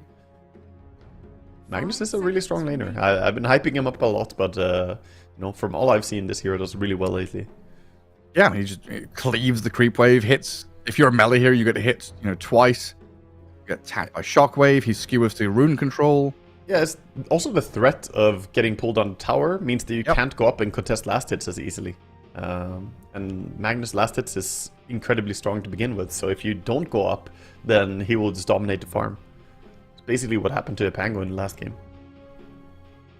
Really thinking about this. Okay, an alternative I could see is go Invoker. Is it not banned? Was it banned? Oh, it isn't. No. Wow, it's so often just banned that I ignore that hero. Yeah. Okay, they go for the first thing I said. It took 2 minutes just to do what we called, come on, ban Razor, pick Tiny. I mean, it probably was the same thing, right? It's like, we're picking Tiny, let's pick Tiny. It's like, what about Invoker? And then have a 2-minute conversation about that. Yeah, I mean, there was an avenue where you could go for something like Invoker. It would also work. Tempo hero to fight. Ooh, the SF comes out. Okay. Interesting. Interesting to see Shadow Fiend. Shadow Fiend. Carry Shadow Fiend against the Doom off lane. And SF Clockwork is, super strong lane. Very difficult to go into. We talk about how Broodmother has a tough lane, but same can be said for this Doom. Yeah, I mean, another hero for Violent that just presses BKB, right? Like, get to minute 20 with BKB. Shadow Fiend feels okay about that, heading into team fights. When you've already got this, Broodmother and Magnus showing they can pick up a lot of the slack in terms of right-click damage. There's a big mix of damage here as well, both physical and magical from Liga, that makes itemizing against them kind of hard. Yeah, they do have just overall damage output is great. So it's not so much about itemizing to block one of them. It's all about getting the first jump. Initiation is going to be everything. Vision and ward placement is going to be so important this game because Tiny jumps, Doom jumps, or Magnus jumps, all of these initiations are super important. We'll see how the SF will scale along with the Broodmother. We get ourselves into game 3. Upper bracket here. There's a bit of safety net for one of these teams, but it's absolutely a situation where you want to be staying in this upper bracket for as long as humanly possible. I just don't know how long that's going to be when your next opponent is likely to be Team Spirit in that. They're already there, actually. They've already got their 2-0 and found themselves in the upper bracket semi-finals. So yeah, the victor of this series has to face off against Spirit. Well, they need all the power they can get. Whichever team is gonna go up against them will have to go in with some strong momentum. So I'm rooting for a one-sided game here, just for the confidence for the future series. Yeah, that makes sense. Give us a closer one for later on. Yeah, I mean, both these teams have been very evenly matched. Yeah. Team Spirit has always been the team to beat, basically, if they show up in the Eastern qualifiers. They are really tough. Just such a seasoned team. It's kind of funny how it's always been like that as well, where Team Spirit 2 times TI winners, but they always find themselves in the EPT in qualifiers. Bet Boom or Paravision or whoever have kind of found ways to win quals, potentially beat Spirit, or there's been multiple spots to bypass Spirit. This time you have to contend with them. Yeah, indeed. You see late smokes coming out here from both teams, moving around. They saw the smoke break up top. Burst of access. They must be up here. We'll see them try and play for the other 3 runes on the side of One Win. The battle begins. Magnus steps up, shows himself with the Broodmother. Glimpse not going to help them. Alberca still gets the bounty rune and even runs towards Fishman now. Disruptor down in that river. That's potentially a go. Liga say no, just get to your lanes. You see a TP back to the lane because he realizes probably warded on the cliff and doesn't want to get gone on by 2 supports sitting there. So Mukushi just TPs the lane, get there safely. Meanwhile, Fishman's going to walk straight in between the 2 of them. Glimpses the clock, but he's already trapped in the cogs, so a dead shot. These cogs bouncing around. The pinball machine onto Fishman's going to get first blood here for Liga, and the Muerta will wait to take him down. That was a great start for them, and then TP back, of course, get to the lane with Clockwork. Meanwhile, SF has been fine. He has the races on first creep wave, so hard for him to contest him. Yeah, actually. Catching the Clockwork a bit, or the Jar a bit. Yeah, Clockwork SF, a tale as old as time, but only recently did we discover through scientific methods that cogs have no souls. Yeah, it's been updated, in fact, we've taken their souls away. It's unfortunate. Cogs are just the red-headed stepchildren of the Keen family. The sniper, the gyro, the Clockwork, whoever it might be, the cogs are meaningless machinery to them. Yeah, it used to be that SF would deny cogs and stack up a bunch of souls, get more damage. But now it's just primarily melee, hero, tanky. Cogs trap people, raises good damage. Yeah, it's very nice combination for all those reasons, even without the little gimmick. And we saw Murta TP back to base top. Scared to go down to the Disruptor chasing her. He's running towards the lane, bringing the Orb of Venom for the Broodmother as well. Respect. Blood Grenade and Rocket Barrage going on him. Cloud is level 2, trying to catch up to this Clockwork. Looks like they should be able to hit him a couple more times, but he's making them bloody work for it. Around the trees we go until he dies eventually to Sweden Strong. Tried his best to kite, but very difficult to run away from a Gyrocopter. He has 320 movement speed. One of the big things about support Gyrocopter is that he has that mobility very quick early on. I've just realized Sweden Strong. His name only has 1 G at the end, right? But he's got his Twitch name added to his in-game name, and his Twitch name has 2 Gs in it. Who stole Sweden Strong's Twitch username? Oh, I see. Up. What the hell? Who was it? Is it actually stolen? I'll have to go and check it out, or if he just linked it wrong. Yeah, what he did, he copy-pasted it and added a G to the end by accident. It happens. Sometimes you put it wrong, So the Sweden Strong without the extra G does have 16,000 followers. Let's see about Sweden Strong with the extra G. Does it exist? Did he just Maybe typo? It doesn't exist. He typoed his own Twitch. Typoed the extra G on the end. Oh no. Rookie mistake right there. I thought it was a situation where, people have like TV at the end of their name or something like that. That always gets me. Yeah. Or was taken is the classic. Your username, but then was taken at the end. So the other day I saw a Moonduck chatting in Twitch. I was like, is that real Moonduck? They come back? No, it's just someone else who has Moonduck, and then the Moonduck I know is Moonduck TV. And I was like, oh yeah. It's got a freaking TV at the end of it. Of course. Anyway, Dota's happening. Chiro Jr. is getting hammered by the Magnus mid lane. Whacked around. A couple of CS behind. But regen-wise, looking pretty sad. Yeah, he's taking a lot of damage. Every time he goes up, gets clicked quite a few times. Magnus has a lot of physical damage, so the zero armor of Tiny struggles a bit with the Empower, and all the damage coming out. And CS-wise, the Magnus is again doing fantastic, like we saw in the previous game. Liga using this hero to good potential. We're really relying on these water runes to keep himself in the lane. Even then, this long-range shockwave able to zap him. Bottom, we had a little bit of pull. Actually, top kill potential. They're trying to go, but it's a way to go to bring him down. So close. I was very close, but it looks like Fishman's going to find Queasy. Maybe not. Pops some healing there and backs up away from the Disruptor through the Thunderstrike and survives. They give Tangles over to Bristleback, but they don't have salves, so it's hard for him to step up now. Even though he's here, he has to be wary about Broodmother, who's full HP and controlling the lane.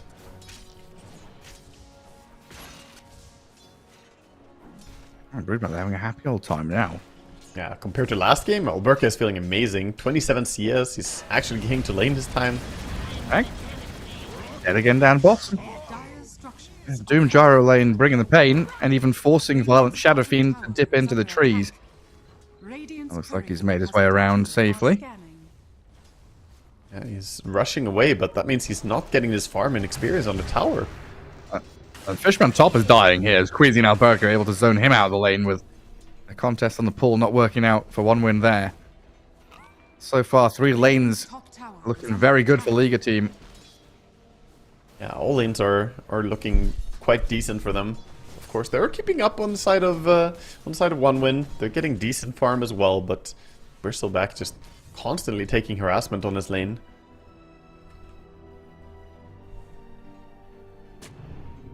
Moves coming out, 6 minutes. All the supports are making their moves other than Disruptor, who's going for a pull instead. So that means that Liga are controlling the runes a little bit more. Where's it going to be? Who gets the 50-50? It's Sarah a Jr., haste for Tiny. the better mid player. It all comes down if you're good at 50-50. That's preparation, opportunity. All setting out for a bit of luck. Disruptor repeatedly pulling up top, trying to get the lane back so that Bristol can actually find farm.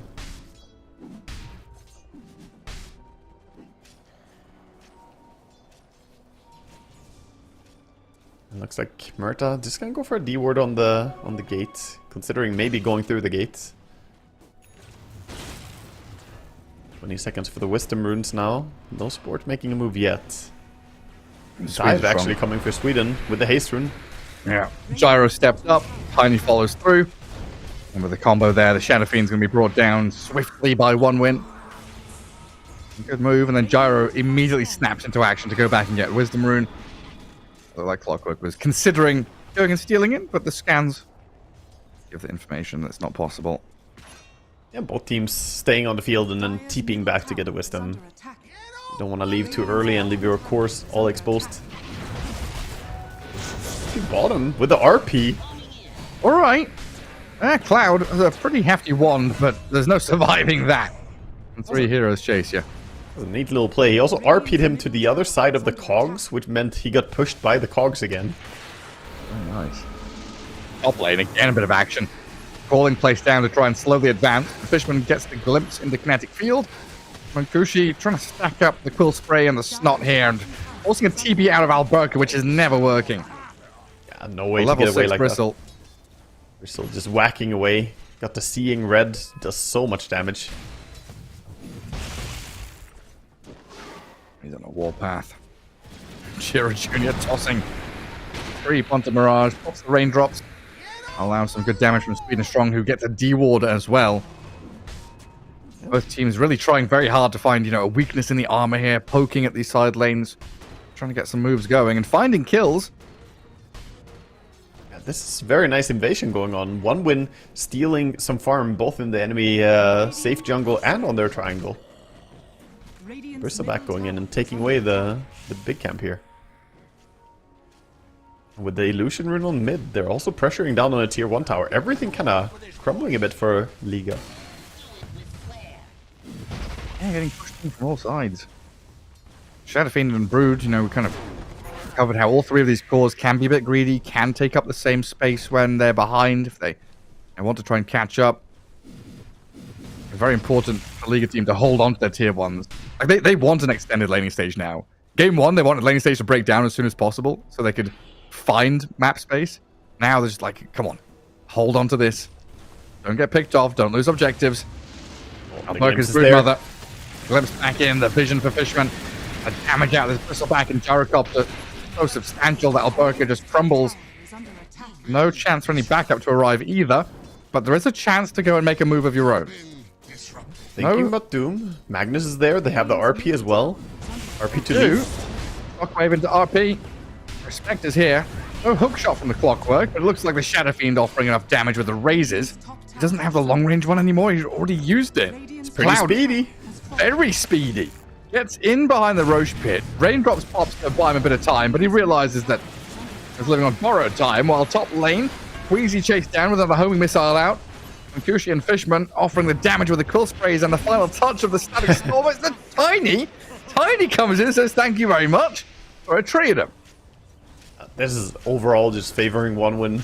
Just very happy with this. Yeah, you lose your Doom, but overall, no pressure is being put to your towers, and the top tier 1 tower is again falling. Mid tier 1 already removed.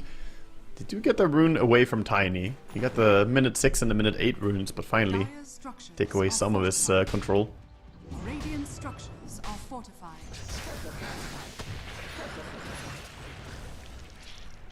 That blink on Tiny. That's some good timing. Yeah, definitely. 10 minutes is fantastic. Really nice and early. Meanwhile, Magnus needs to farm for 1,000 more gold. Of course, he did go for Power Treads upgrade, so it's not necessarily a farm difference, it's just timing difference. Radiant's top tower is under attack. Radiant's top tower has fallen. And with that tier 1 tower removed, we'll probably see one win. Keep looking for moves with their supports. Kind of group up together with Tiny now. Smoke him and bring him in.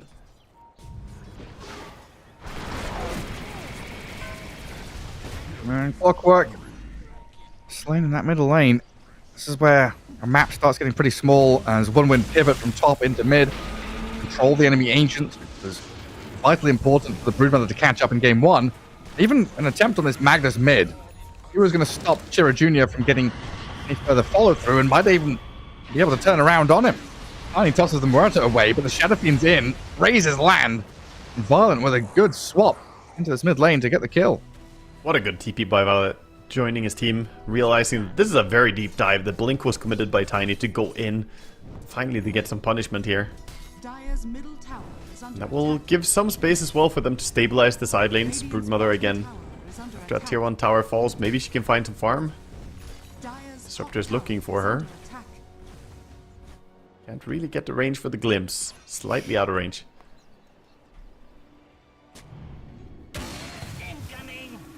And a bit of a switch up from this Brood as well. Orb of Corrosion into the Echo Saber. Kind of going tanky, more right-clicky build. Yeah, it seems pretty nice. I don't think Orchid is essential against the heroes you're playing against in this game. And like you said, just be tanky and right-click hard is never a bad thing for Broodmother. And Harpoon is a great item. Later on, having Harpoon on Brood means you can just pull some of the supports out of position or even catch up to people. One win invading the Ancients again, but they've already been cleared. I'm trying to keep tabs on the Broodmother, right? They witnessed what happens when the Broodmother's kind of set free in game 1. This time around, putting her on a leash a bit.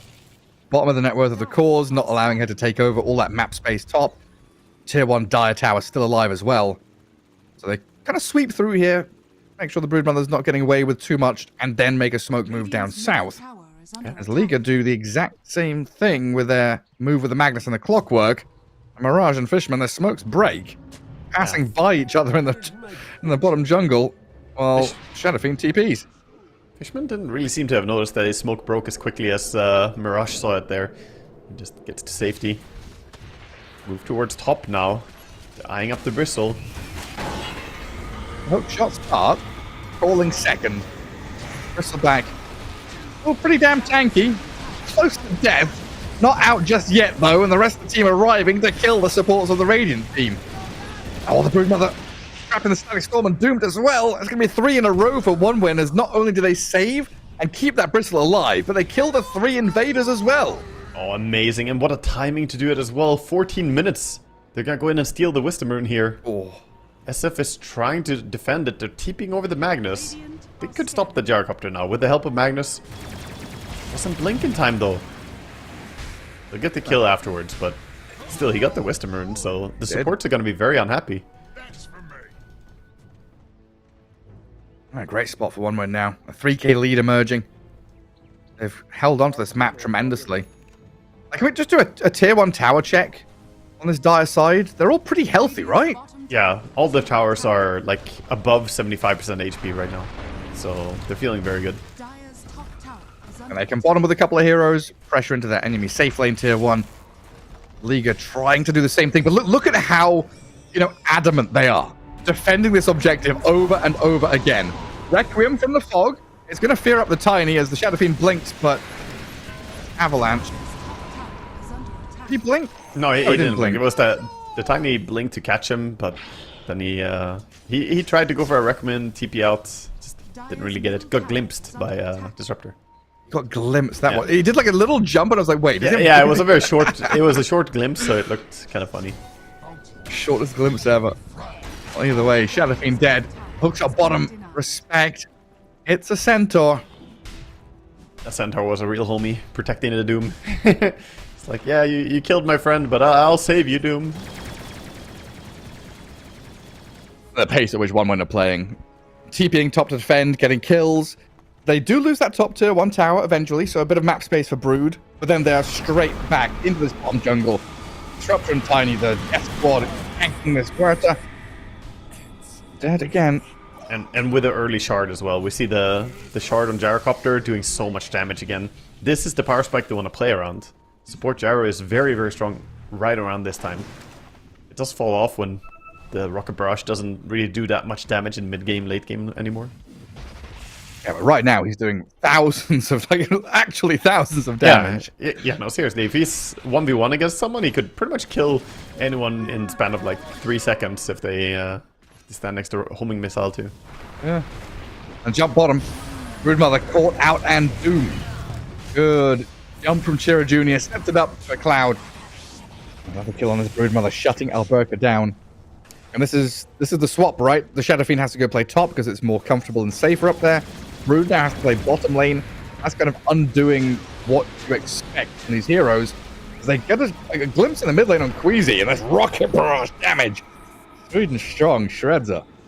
Man, the Magnus just always a little bit in the wrong spot or has cooldown on Blink. He couldn't really punish there because he blinked away from Disruptor immediately. And then he doesn't have a reaction since Blink is on cooldown. He also couldn't help the Broodmother down bottom. Feels like he's always one step behind the move of 1-win at this point. Yeah, just behind the curve. And Doom's going to get himself out of bottom now as well, as it looked like Liga was starting to bring heroes to contend with him. It looks like it's going to be Broodmother's job to soak up that bottom lane. I think the question is, what does the move Liga make? Is it just blink RP from Magnus? Yeah, you have to play around the Magnus. You might want to pair it up together with SF. Right now, SF is in the smoke. You also want him to keep farming, though. They're going to go towards bottom. SF shoved out mid. This is good vision area for Dire, though. 1-win have a great ward. Dire's middle tower. Everywhere is so Oh my dangerous. God. And Chira, he's the one to jump on the Brood. 2-man avalanche toss. A Mirage Magnus glimpse back as he RPs the Doom. Requiem is there. Ice Storm dropped on their heads, though. Inside the connected field is 3 trapped inside. I just need follow through from 1-win. So far, decent from Liga. A 1-for-1 trade out. Clockwork's still going to cog up this Gyro, but look who's arriving. Bristleback wasn't here this entire time. Now it's a real 5v5, and Mankushi with Chira Jr. going to get a massive follow through, killing off another 3 heroes while Alberga's Broodmother gonna kill Fishman. Come here, little Disruptor. Come back to Mama. Broodmother getting avalanche tossed into oblivion, and a 5-man wipe, an ultra kill for Tiny. 10k lead for 1-win. Great spot to be in. They have such absurd damage on their team. Like, they lost Doom pretty early there, but it doesn't even matter. He didn't use Doom as well. He didn't have it. But the damage coming out from the Tiny and the Gyrocopter. Gyro Shard is doing so much in this fight, but Tiny Toss also is absolutely busted damage in the early game. And then you have, of course, the Aghanim Scepter on the Bristleback. They just can't stand against it. It was also close to going even worse. That Static Storm nearly cancelled the SF ulti and protected the Doom. If you cancelled the SF ulti, then that would have been a clean wipe. And this is kind of what I was trying to ask with my question about who, like, what's the move they make, right? Where do they go? Where's they play? Where's the map space that Broodmother's made for you? Like, doesn't exist, does it? No.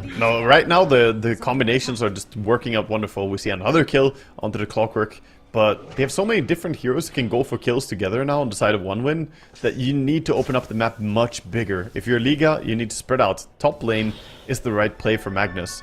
Start shoving people to the other side of the map so that you don't just die on your doorstep over and over. At least this way there will be some time invested in making a rotation. And a homing missile chasing the Magnus. Yeah, hide behind the tree. Don't get hit by the rocket. They're gonna keep chasing him though. Is Fishman gonna get vision for a glimpse of this mag, or is he gonna look at this more as easy pickings? At the latter's case here is Queasy. Gonna sit in the calling with Pierced Veil, get a bit of damage back, but you're dead. No matter what happens. Just non-stop bleeding kills. And right now they're waiting for timings. SF needs BKB if they're gonna take a fight, and he's far away from it. Trying to fight bottom. Broodmother's doomed though. She's just gonna die to a Doom. Does have enough HP, so should be fine if no one else connects on her. Gyrocopter's nearby. Team? Pyro? He just missed her! Oh my god. Oh, he got the rocket missile's on her. coming. Can he TP? Not right now. No, not anymore. I think he had to have TP'd earlier there before the rocket picks up speed. Now he's just dead. Bonk! Yeah, another one. And another one's coming. Oh man. Toss forward. Oh, Chiraduna, you ruined it. Yeah. We wanted to watch the Broodmother get chased by a missile. I mean, you can't get away. This Gyro Rocket Man, he even has Force Staff now, so he can Force Staff his homing missile if he wants to. Yeah. And push it forward. Or push himself forward, whichever makes sense. This game is rapidly falling out of control. At least it gave time for SF to farm a little bit. Like I said, he was very far away from his BKB. What's the recipe? I mean, that's got to BKB on both of your big cores. I mean, even Magnus might think, hey, I need a BKB in this kind of game as well. Yeah. So many forms of like displacement and control, a little bit of spill damage here and there. It's just also the Static Storm and the Doom. Like, how are you going to be able to use your combos as a melee hero? It's so difficult. Well, you know what I've just realized? We had that whole conversation about Sweden Strong's Twitch stream. That's his Telegram he has linked, not his Twitch. Oh, I'm dumb. Is that it? I'll have to go hunting on his Telegram now to see if there's... So someone stole it on Telegram? Yeah, I guess so. I mean, yeah, it says TG instead of TV. It's easy to miss that. It's early morning. It's 2 p.m. My gamer eyes haven't woken up yet. Crack of dawn. Crack of dawn for a true gamer, indeed. At 2 p.m. It's not even breakfast time yet. No. It is breakfast time for a Bristleback, though. He's eyeing up a Tormentor. Looks juicy with a shard. And? Have you ever looked at a nice, smooth, shiny crystal, a sapphire or an emerald, and gone, that looks tasty? I mean, I'm not quite that rich, so I haven't. I can't afford to look at crystals, but Oh? Poor Broodmother gonna get tossed and glimpsed back. Respect. That's through the twin gate because he's gonna get chased down. Oh, Clockwork hiding behind the tree. Gonna be fine. And then Roshan gets pinged. Like, come back, Cloud. Don't chase a Clockwork. We've got a Roche to kill. I can have a crystal NFT, some token, a picture of a crystal. I can have that. Great. I own this. You just walk past, Tiffany's or something. One of those funny shops in the airport. You know how airports always have the wildest shit to sell? Like a $10,000 bottle of whiskey or some, diamond. Oh yeah. Like if you travel through Schiphol or something. Amsterdam. Yeah. Yeah, I like going into those. Amsterdam has some crazy liquor store. The 10,000 is not even the expensive ones, I think, there. You got some absolutely Wild numbers. I got like grand, you know, blended whiskey. What is it? The impulse purchase, you know, while you're traveling. I feel like the target audience is definitely not you and me for that one. No, in two ways. Usually for us, we don't have like those massive, you know, taxes and tariffs on alcohol and cigarettes and stuff. It's mainly for like, you know, businessmen traveling from like East Asia or Central Asia or something, or, you know, India or whatever, where alcohol is like not as freely available or is way more expensive. I feel like buying it in an airport is actually like a big deal for them. I feel like it's a celebration purchase after you went and acquired a different company or something. Or a different country. Damn. A 50k bottle of whiskey. Yeah, I bought an island. Magnus. He's sitting here thinking about pulling someone under tower, but even under tower, do you really want to fight the Bristleback with Aegis? I doubt it, so thinks better of it. Gonna leave. And right now it's just one win absolutely running the show. We go on tangents here a little bit, but that's because right now Liga just want to drag out the game, get some timings for themselves. They did disassemble the Echo Saber and get BKB on Brood. Nice. She's gonna go onto this gyrocopter. And the Spiderlings, oh, they get cleared out before they can kill him. It looked like it was nearly enough. Now it's Broodmother getting avalanche, glimpsed. Toss on the creep into BKB TP. Alberca makes his way back to Fountain. A lot of space created by the Brood. A lot of TPs down there, a lot of effort. They're not gonna go look for a fight, it seems. Everybody is gathered up here on one win. SF? Buddy? Facing off against this Bristleback. I'm trying to bait for an RP, maybe? Hookshot misses, and now Violent Shadow Fiend used BKB. There's an RP on the Doom. Cloud quite aggressive with his movement. I'm not dead yet, but the tower and that little bit of stuck by the cliff from the dead shot makes life hard for him, while the Requiem is wound up, thrown towards Monkushi. The glimpse is there on the Magnus, though, to take out Mirage. On this high ground, one win still reigning supreme.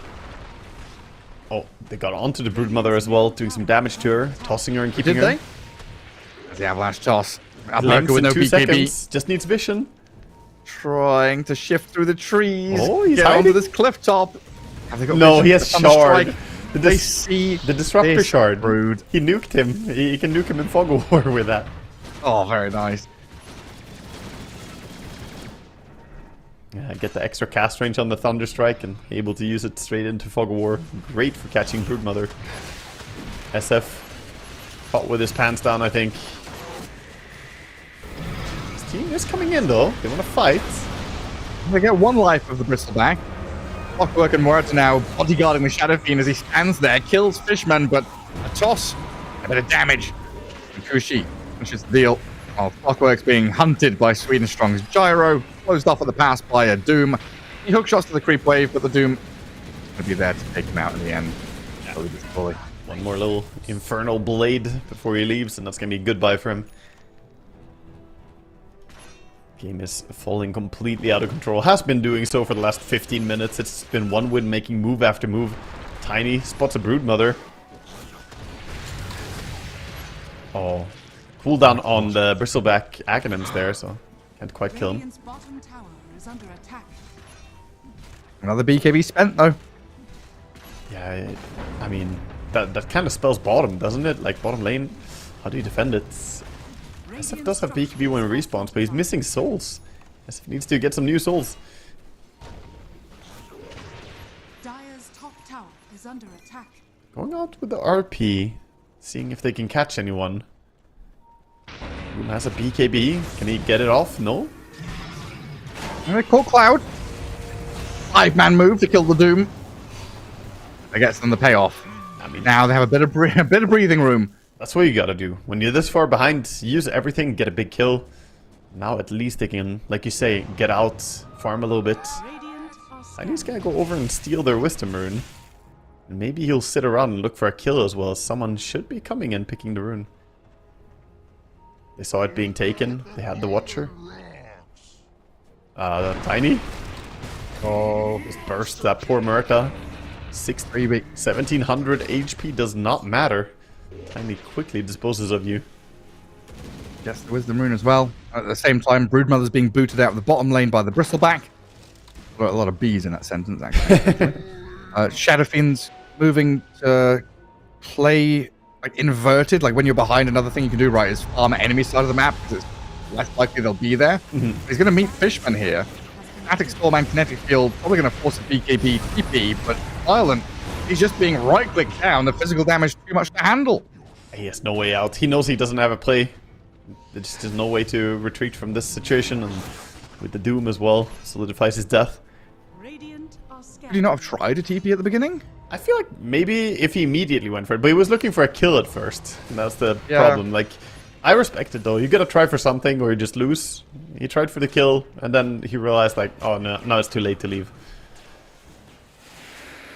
But they need to stop the bad cycle of just dying over and over. The only one they've been able to make plays around is the RP from Magnus.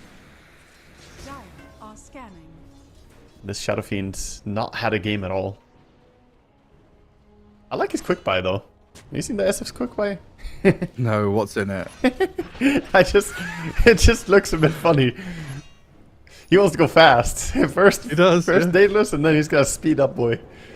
Well, his shoelaces have been untied all game. He's been tripping over them non-stop, Yes. so he needs to get some... Ah yeah. Get the fancy new Nike windlace. Yeah. Did you ever do that as a kid? Change out the laces of your shoes? I never did, no. Okay. I had those There's shoelaces that, you know, you could barely tie because they all fall apart. And it's like, the shoe is fine, but the Oh. shoelace is dead. I guess it was a big thing in my friends group.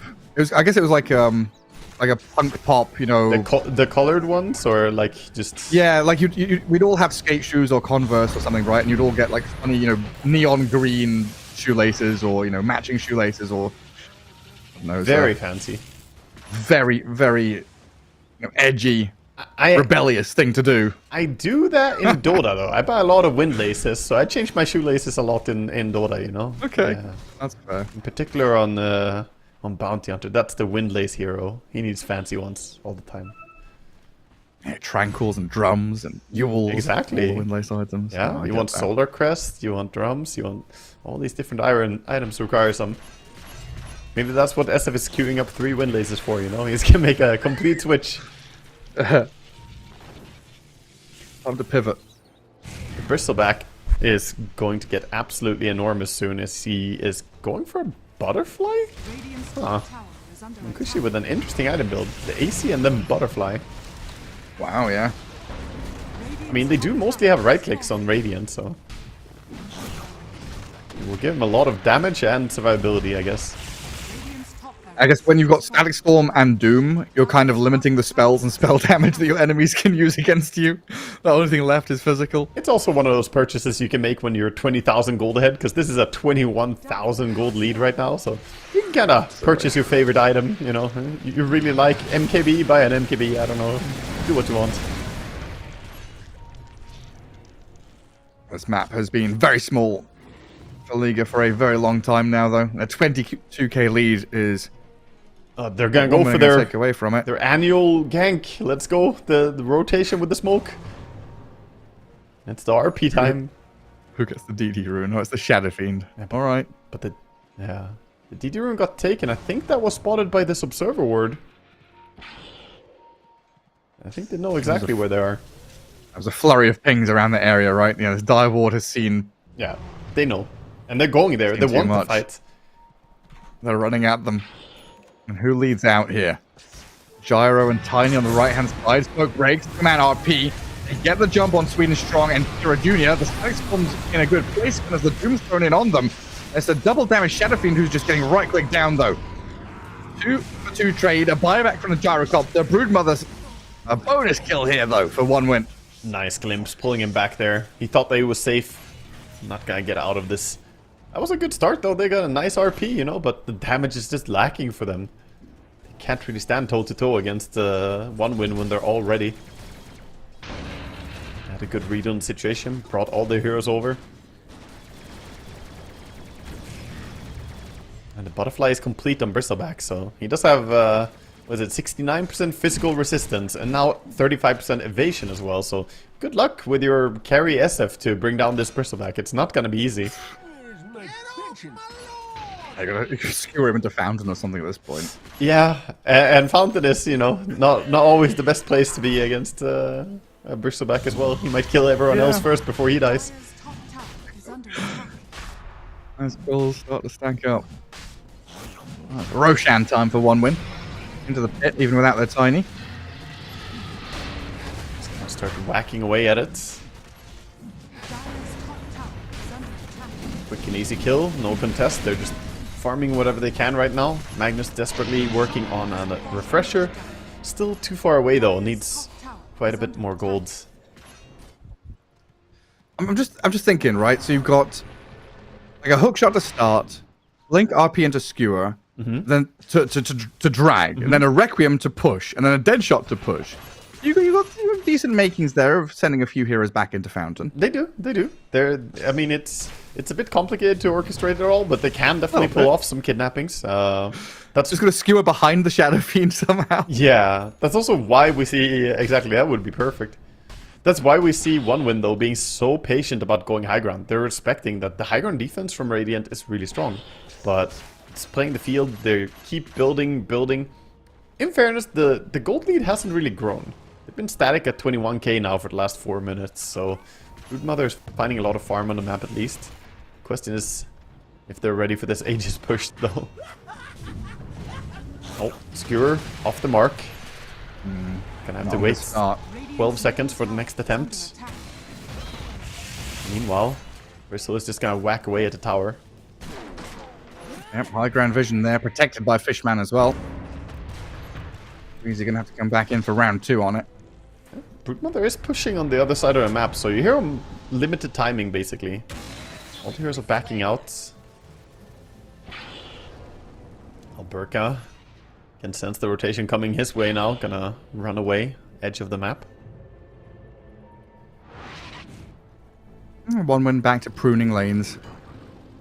Oh look, Sweden strong. There's a goodie in the Roche pit. Oh, was there? A little banner? A little banner, yeah. People never pick up those banners. He swaps it for his wand and then he's like, nah. My wand's more important. He probably realized it when they were pushing high ground, like, shouldn't we have a banner? And then their creep wave just gets killed. Would have been nice to have there on the mid push, but that doesn't matter. Back to bottom they go. Another tower that's pretty low HP. They already did push bottom quite a bit. Trying desperately to finish. Though. Yeah. Murta is queuing up the Midas. Yes. Good luck with that one. Yeah, the Midas will win this game. Knocking on your door. Bristleback's here to collect some taxes. Trade your income tax. There you go. Magnus has refresher, so they can they can bring them all the way to Fountain now. Just be careful with his mana pool. Go in, Treads. Start on the Bristleback. Gucci turns his back and gets some cool sprays out. He is being right-clicked. Oh dear God. Butterfly Assault Cuirass makes him invulnerable to the right-click damage though. Yeah, SF was not doing that much damage to him. An RP, now we go in. The BKB, got a Requiem, pushing him around. First kill, second kill, they're down. He messed up the RP. He's gonna come back alive. He threw the second RP on the ground. Already? Yeah, he didn't hit anyone. What? Bridwell's going to try and do something here with RP or not. SF still doomed up on the left-hand side while Makushi BKBs and runs away. In One Win, losing the Tiny that early is kind of disastrous for them as Liga come out of their base, chasing down Cloud, Shockwave, maybe a Skewer, but the Bristleback's going to hold the line, get in between them all now. Liga sent packing back to their base. They've got no cooldowns left to play with. Bristleback doesn't care about cooldowns. Non-stop ready to fight. Gives the damage to the Clockwork. Down he goes, and the Broodmother might be following shortly after as well. Jumped upon by Cloud. Bristleback with a gyro around the Brood and kill her off. Oh man, that was so painful to watch. He refreshed, and I think he must have gotten hit by some random quill or something. He wanted to blink an RP to bring probably the rest, the backline in, but he just RP'd the ground where he was standing. Didn't even hit a single hero. Otherwise, that fight could have been better. And now Bristle, gonna push high ground, knows that there's no threat to his life anymore. Now a buyback from Clock. Where'd that hookshot go? It got blocked by Magnus. And then the BKB blocks the Skewer. Big butt Magnus gets in the way of the hookshot. We've got a tragedy of missed kills here from Liga. The Bristleback comes in for another attempt at Elena Barracks. His team smoked in behind him now as well. No brood for 20 seconds. The bot lane's also being pushed in at the same time. Oh my goodness, Tiny. Just jumps to Shadow Fiend, drops into half HP. Marlon's going to try and turn onto the Doom with a skewer back, but the Static Storm zones them away. Oh, the Sentry Ward. The Cloud Doom does die thanks to the Sentry Ward there, you're right. Wow. Keeps the vision over him. Yeah, Trickster Cloak doesn't get him away. MVP supports, making sure to have the detection down, but they did lose Mega Creeps now. In fairness, they do have a lot of right-click heroes. They have Empower as well, so they have the Cleave. No reason to give up yet for Liga. They're in a horrible spot to be sure, but the base defense is still very strong for them. And it's only easier to bring people into Fountain when they have to come to your throne first. You gotta stay positive in these situations, Gareth. They can still win this. They've got a chance. Yeah, I mean, when you've got heroes like Magnus or Enigma, whatever, these big teamfight ultis, never count them out. There's always a way. Yeah, Always honestly, will win. They're not too bothered by the Mega Creeps. Like, all their cores kill the Mega Creeps quite easily at this point. The SF has tons of damage. The Magnus can kill them. Broodmother does it. Sorry, go on. What have you seen? So, look at Broodmother right now, right? The hero portrait. Very, very zoomed in. But the Shadow Fiend one, for some reason, is very zoomed out. So I was looking at Shadow Fiend and like, oh, he's leaning back, super relaxed on his chair. And then it flicked to the Broodmother portrait and oh god, we've just missed Mirage dying. I'm so sorry. That's my bad. Are you baiting our poor observer man? Yeah. So how did Magnus die? Well, he just got jumped by a Tiny. They're going to smoke up, play around his high ground, but the vision is there. The Static Storm with the Tiny combo dropped on their heads. The SF and the Broodmother disappear. Yeah, they could not BKB. The Aghanim Scepter on the Disruptor catches them. Beautiful ulti. And they're just dead with no buyback on both of them. Oh, that's game over. One win. Going to march on forward in this upper bracket to face against Team Spirit.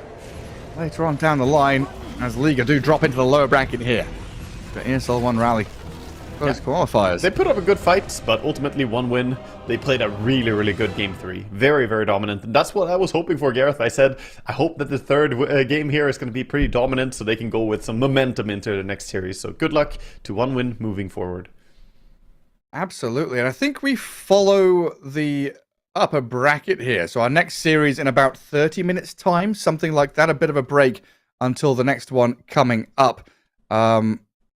No, we go to the next round of upper bracket, right? So we got Na'Vi against VP. Yeah, we have Na'Vi VP schedule, and then we're gonna have the winner versus winner upper bracket match later. That's the third series of the day. You're getting ahead. I got ahead of myself. Yeah, I got ahead of myself. So excited for more Dota. I'm like, what's the next game? The next game. Look at game 3 instead of game 2. So yeah, Na'Vi against Virtus Pro. Then there's 9 Pandas against One Move on the other stream. As of course we have already had Liga team against One Win here, and Team Spirit up in that upper bracket semi-final already, securing one of their spots later on down the line. So a break, about 30 minutes or so. Come back for Na'Vi against VP. Wyatt and I will see you in a little bit.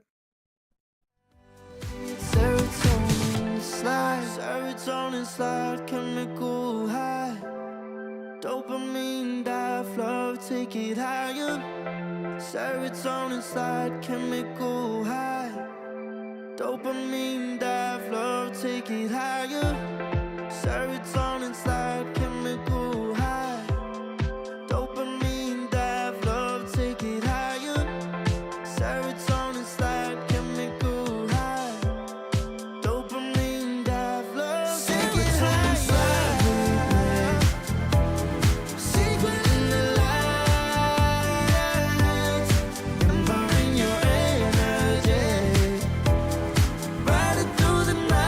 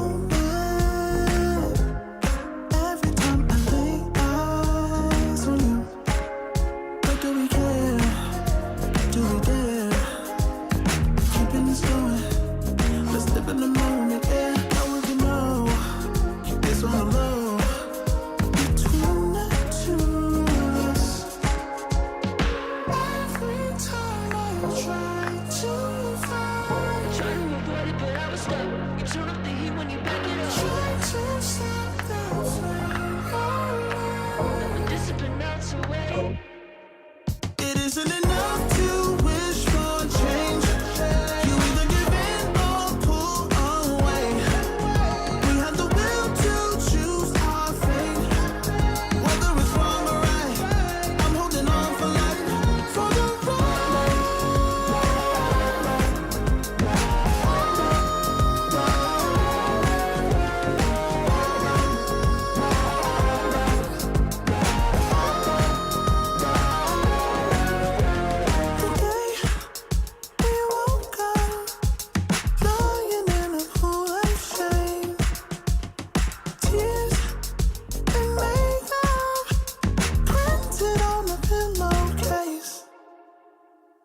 It's hard to apply restraint. I'm trying to stay away. It's so magnetic. Ooh, I gotta have it now. Let's keep it a private thing. I'll give you a secret name. Let's build a life on a lie.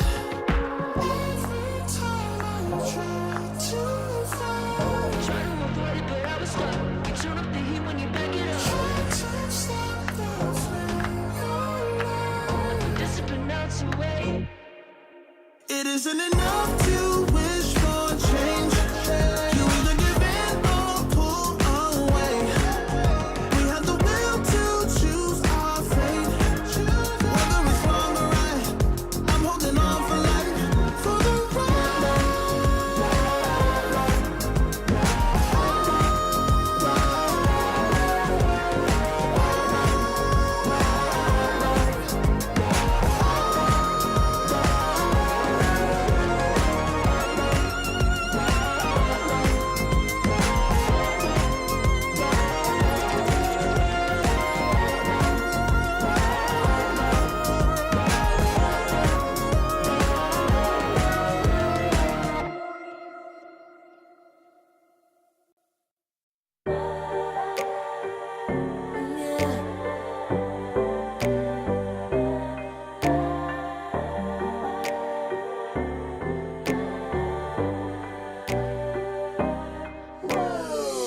Talking my, I've been working all year getting by. Looking for the high, taking all my time.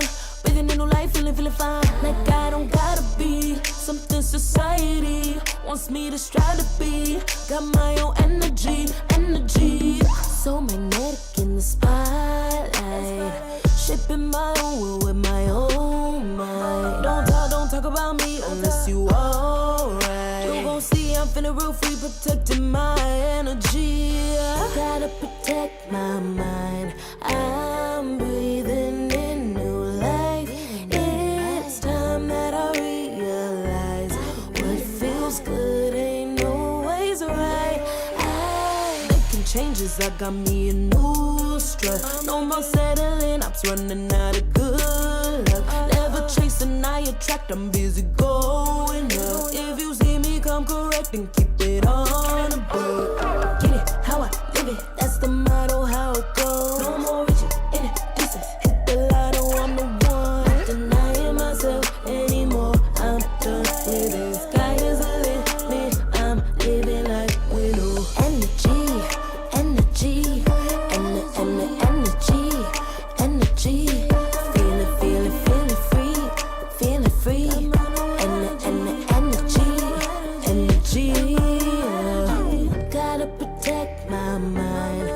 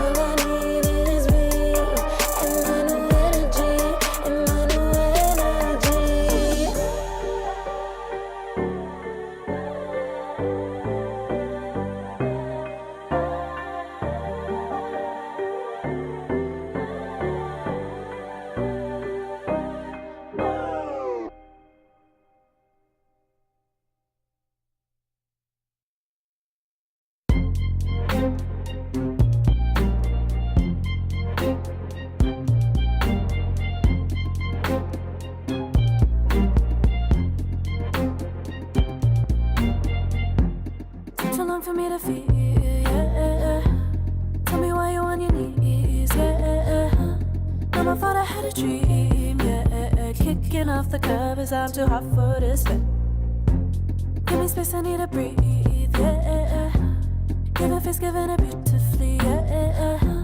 Yeah, it's just me and my clique, yeah. We might be the hottest, but we let you in.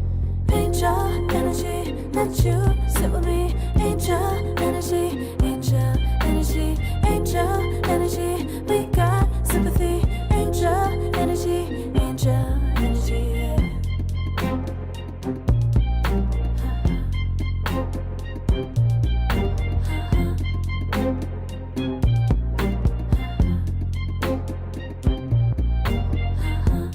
Take the time to breathe and rest. Let yourself feel the best. Feel it all so deeply, so deeply. Divine with how we be, yeah. Aligned with everything, yeah. More than a dream, vulnerable and strong, yeah. We feel everything. Angel energy, let you sit with me. Angel energy, angel energy, angel energy. We got sympathy. Angel energy, angel energy, angel energy. Let you sit with me. Angel energy, angel energy, angel energy. We got sympathy. Angel energy, angel energy.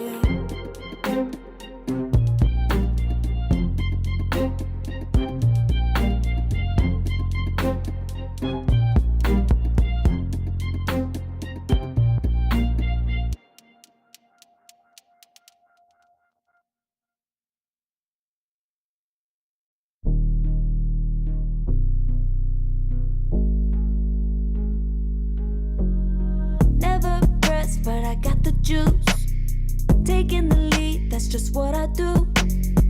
I make mountains move with one hand tied, and still this world ain't satisfied. Everywhere I go, they stop and stare.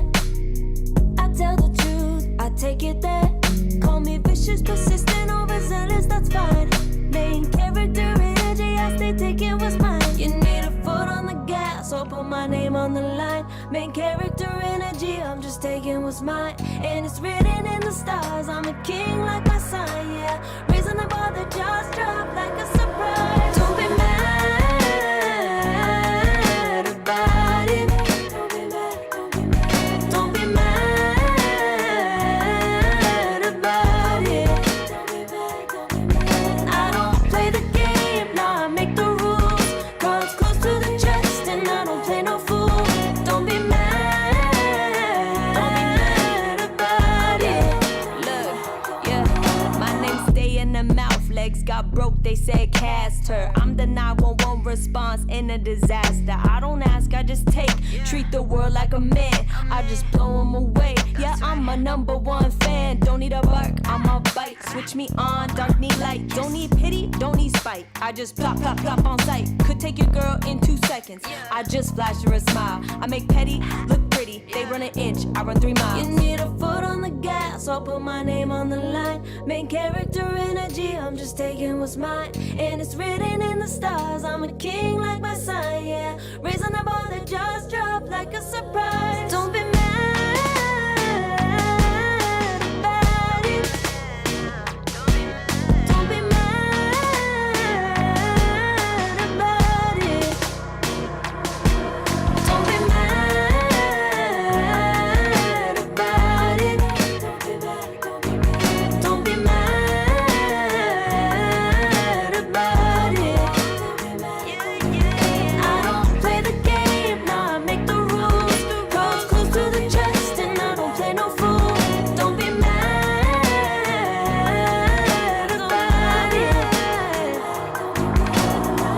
Don't be mad. Don't be mad.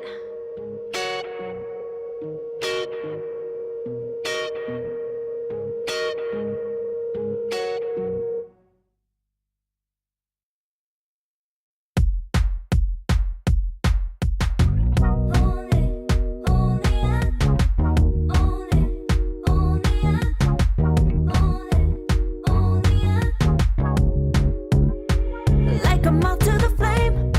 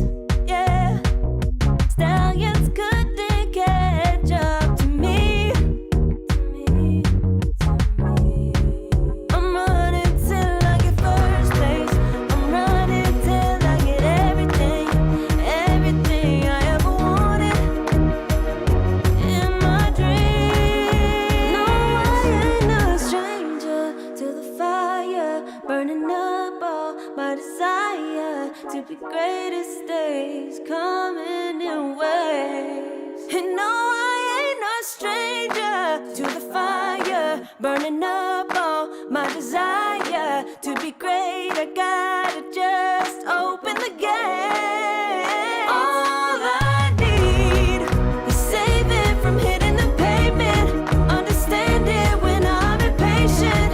That only I give to me. All I need is a little love in lonely places. The strength to stand fear in the face. That only I give to me. All I need, understand it when I'm impatient. All I need, is a little love in lonely places.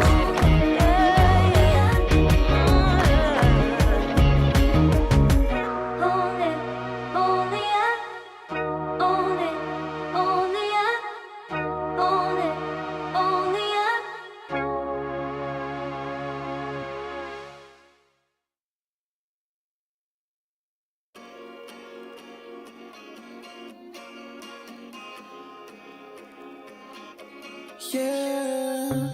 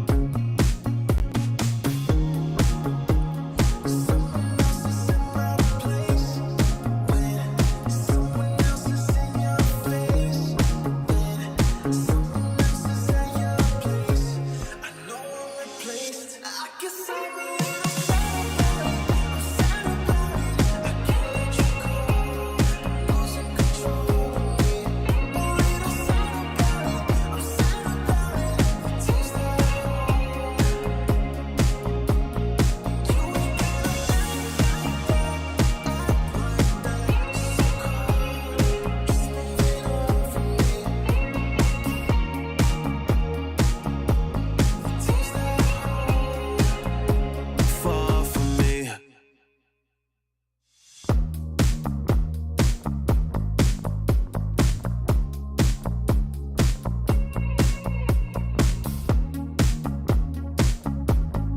Girl, what's this shit about?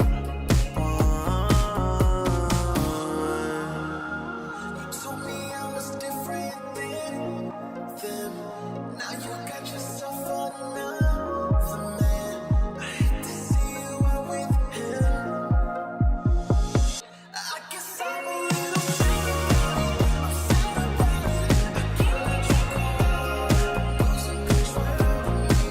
A little sad about it. I'm sad about it. Tears that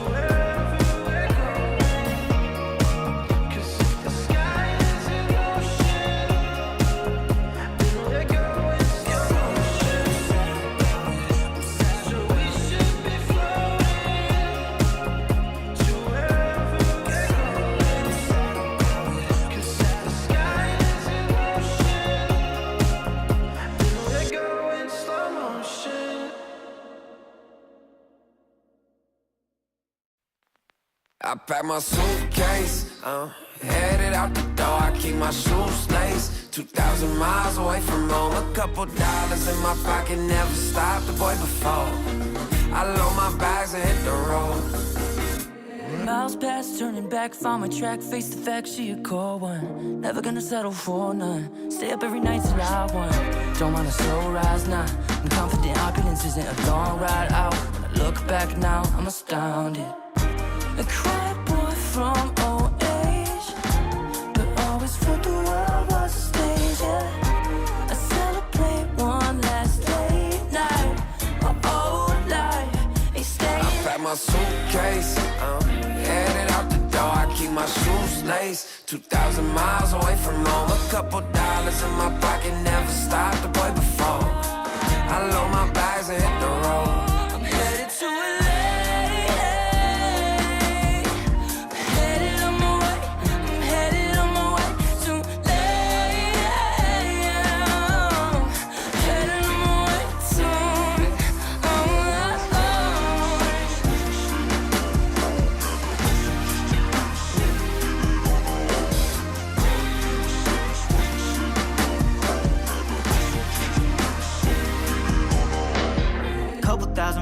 throw it on the dash. Shit, the 10,000 hours, can't let them pass. Yeah, well, I was putting time in, you was pulled up wildin'. You always had shit to say, now when I see you, it's silence. Thought I have a Grammy by 25. Commas after commas next to dollar sign, yeah. Had to remind myself why I'm living this life. Look at all the late nights, it'll all come in due time, yeah. Made for the fight, for the pain and the climb. Tied to the life I chose. Stay through the night, another day, not a dime. Race against time. I couldn't just lay by and wonder what I could have made mine. I'm closing on the moment, no one's gonna hold me down. I pack my suitcase, headed out the door. I keep my shoes laced, 2,000 miles away from home. A couple dollars in my pocket, never stopped the boy before. I load my bags and hit the road.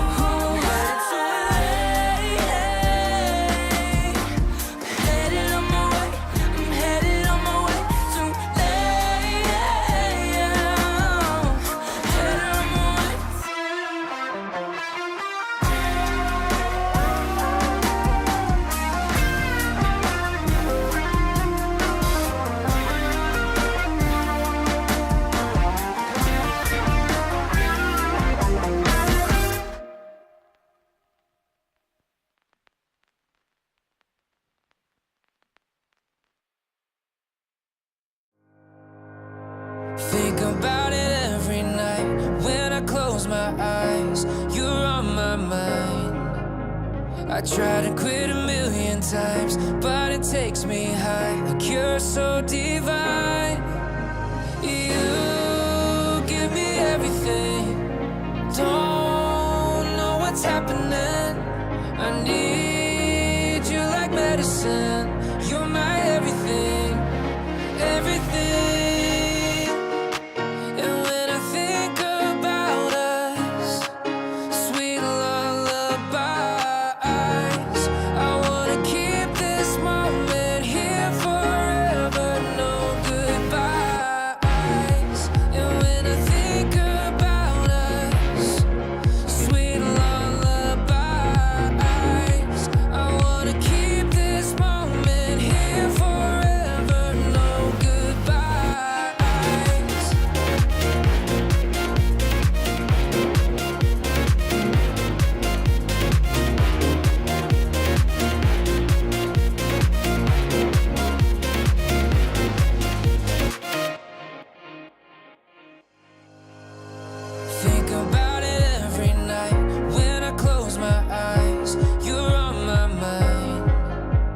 I try to quit a million times, but it takes me high. Like you're so divine.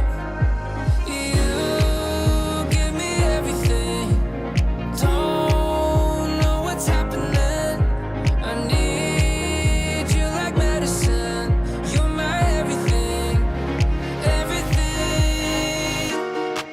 And when I think about us, sweet lullaby.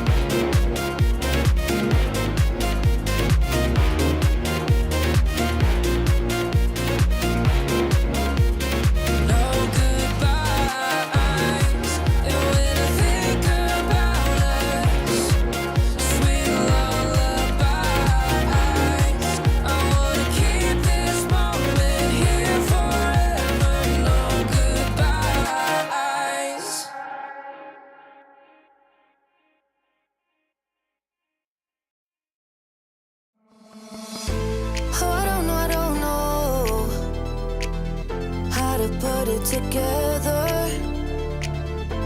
Ever since I found you, my life just got better. Better than this.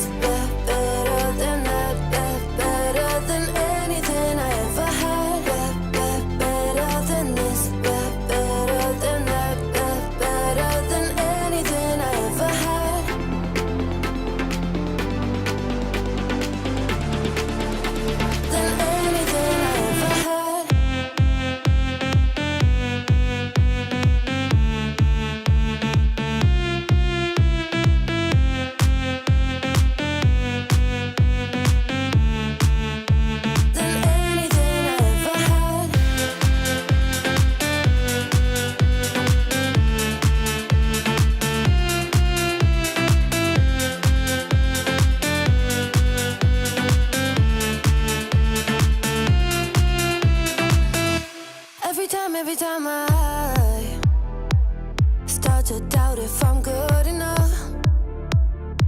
Looking straight in your blue eyes makes me feel better. Better than this, better than that, better than anything I ever had. Better than this, better than that, better than anything I ever had.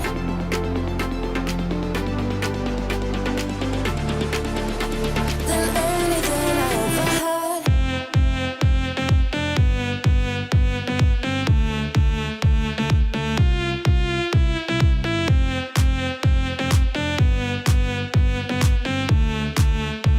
Than anything I ever had.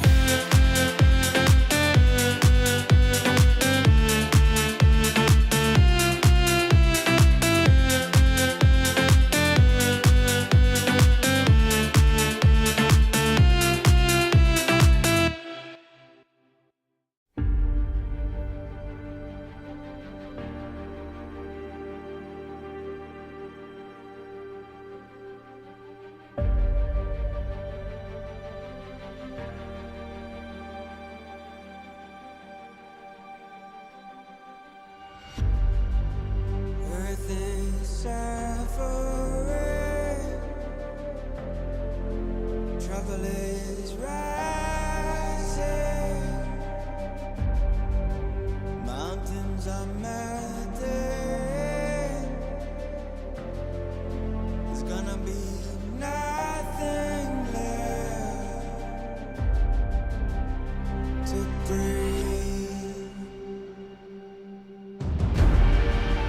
Raise the sirens now.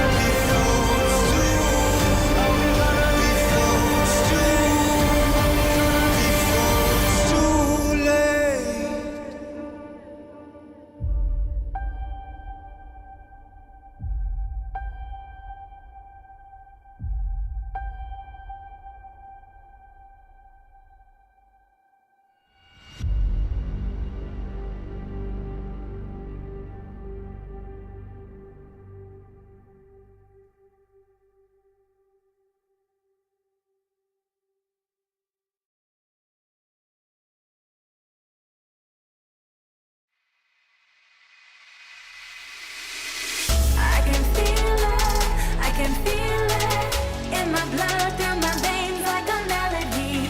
I can feel it, I can feel it. So alive, floating high, I can finally breathe.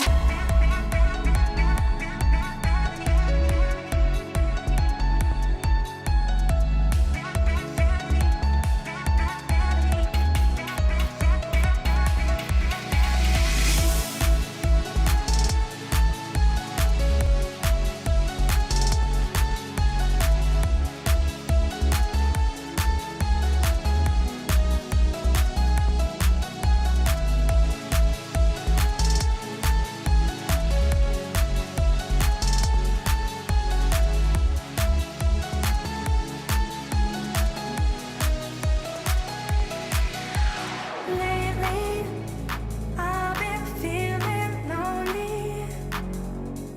Want you to call me, promise me you'll always be there. I've been getting so high, I can feel it. I can feel the gravity pulling me away, pulling me away.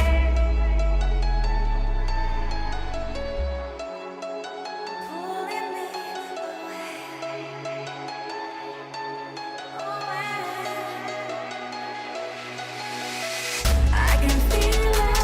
I can feel it in my blood, through my veins like a melody. I can feel it, I can feel it. So alive, floating high, I can finally breathe.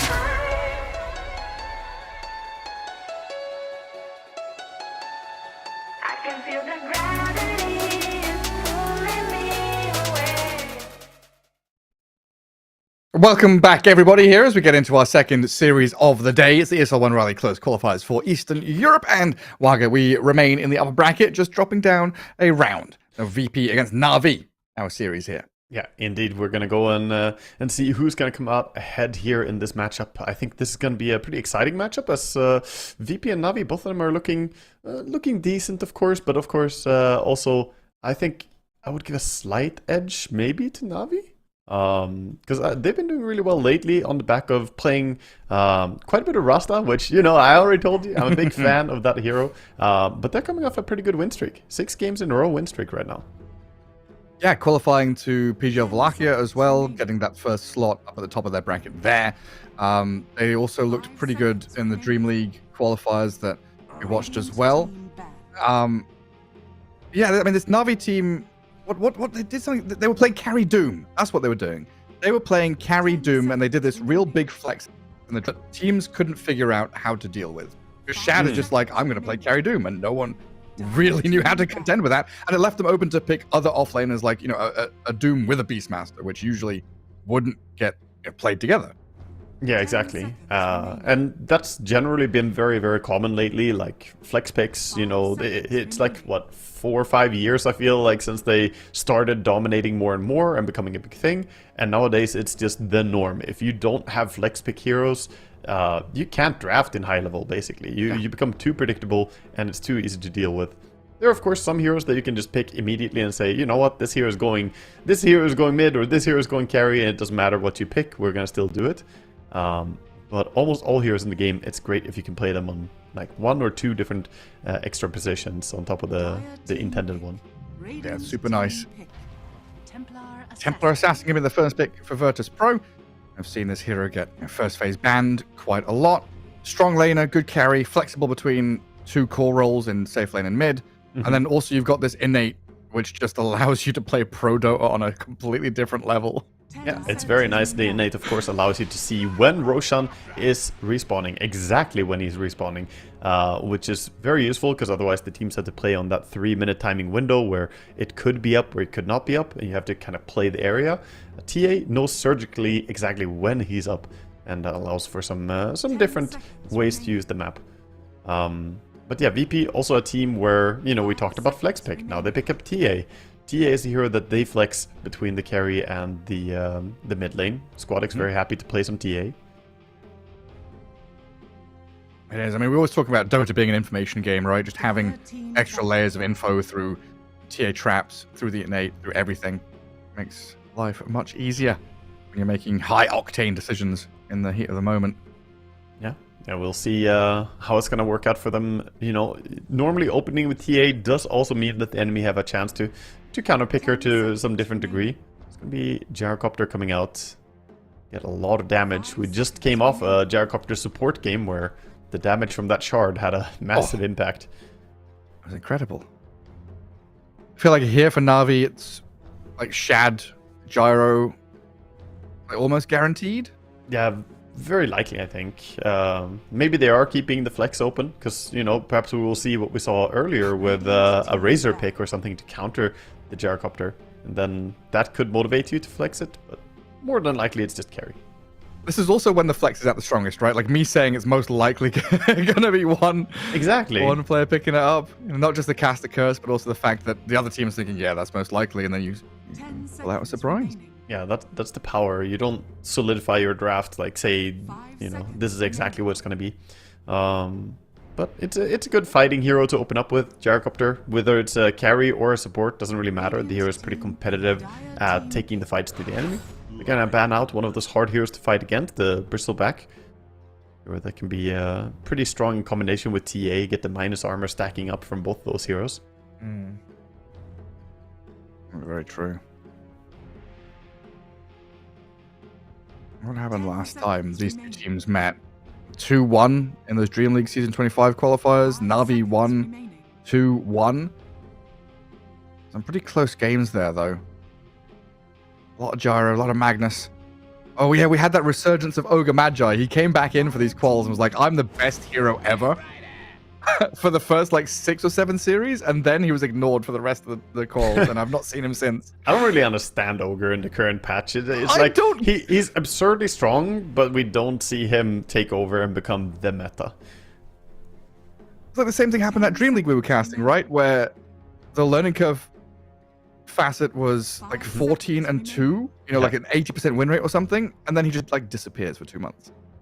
Yeah, it's bizarre. Looking at Ogre and his stats in recent performances, especially end of 2024, it doesn't really make sense how he didn't take off more. But of course, still limited sample size. You know, there's more to it than just that. But overall, Hero has been looking amazing. We might see him this game still. I'm holding out hope. Bat Rider and Lion, 2 strong position 4s. Good catch all the way through the game with Hex and Lasso. Now an Enchantress for Virtus Pro, so a bit of lane secure and tower push. And the ability to play off of these traps as well.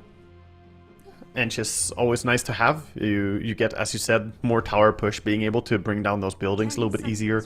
It's always nice, and Ench is a super strong laner. They do have good magic damage on the side of Na'Vi, though, to bring her down. Gyrocopter and Lion have tons.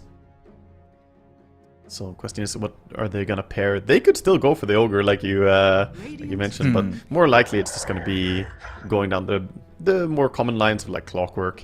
Clock Gyro, very common combo. Or Tusk, for that matter. Good heroes to kind of trap the TA. You want something that can go on top of the TA, and that's where Ogre would be a little bit worse than the alternatives, I think. Well, a Primal Beast. Very good hero against this Enchantress in, excuse me, in lane. Just trample over her, bypass the creep.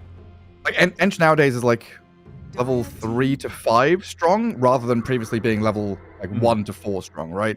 Yeah. So she's got a bit of a ramp-up period where Primal Beast exploits that perfectly. And we don't see an Ogre, we see an Io. Yeah, Io comes out, the Gyrocopter Io. Tail as old as time. It's a very common combination that fights really well. 10 seconds Yeah. remaining. That's super nice to play globally as well. You know, we've seen this resurgence of Spectre as a hero come back in and look strong. Dawnbreaker, a very solid offlaner that has that global potential to play through other heroes, like Primal Beast, speaking about how he's going to have, like, you know, a decent lane potentially against his Enchantress, should have a good time. Then you can relocate into his initiation, his Blink Pulverize, whatever it might be.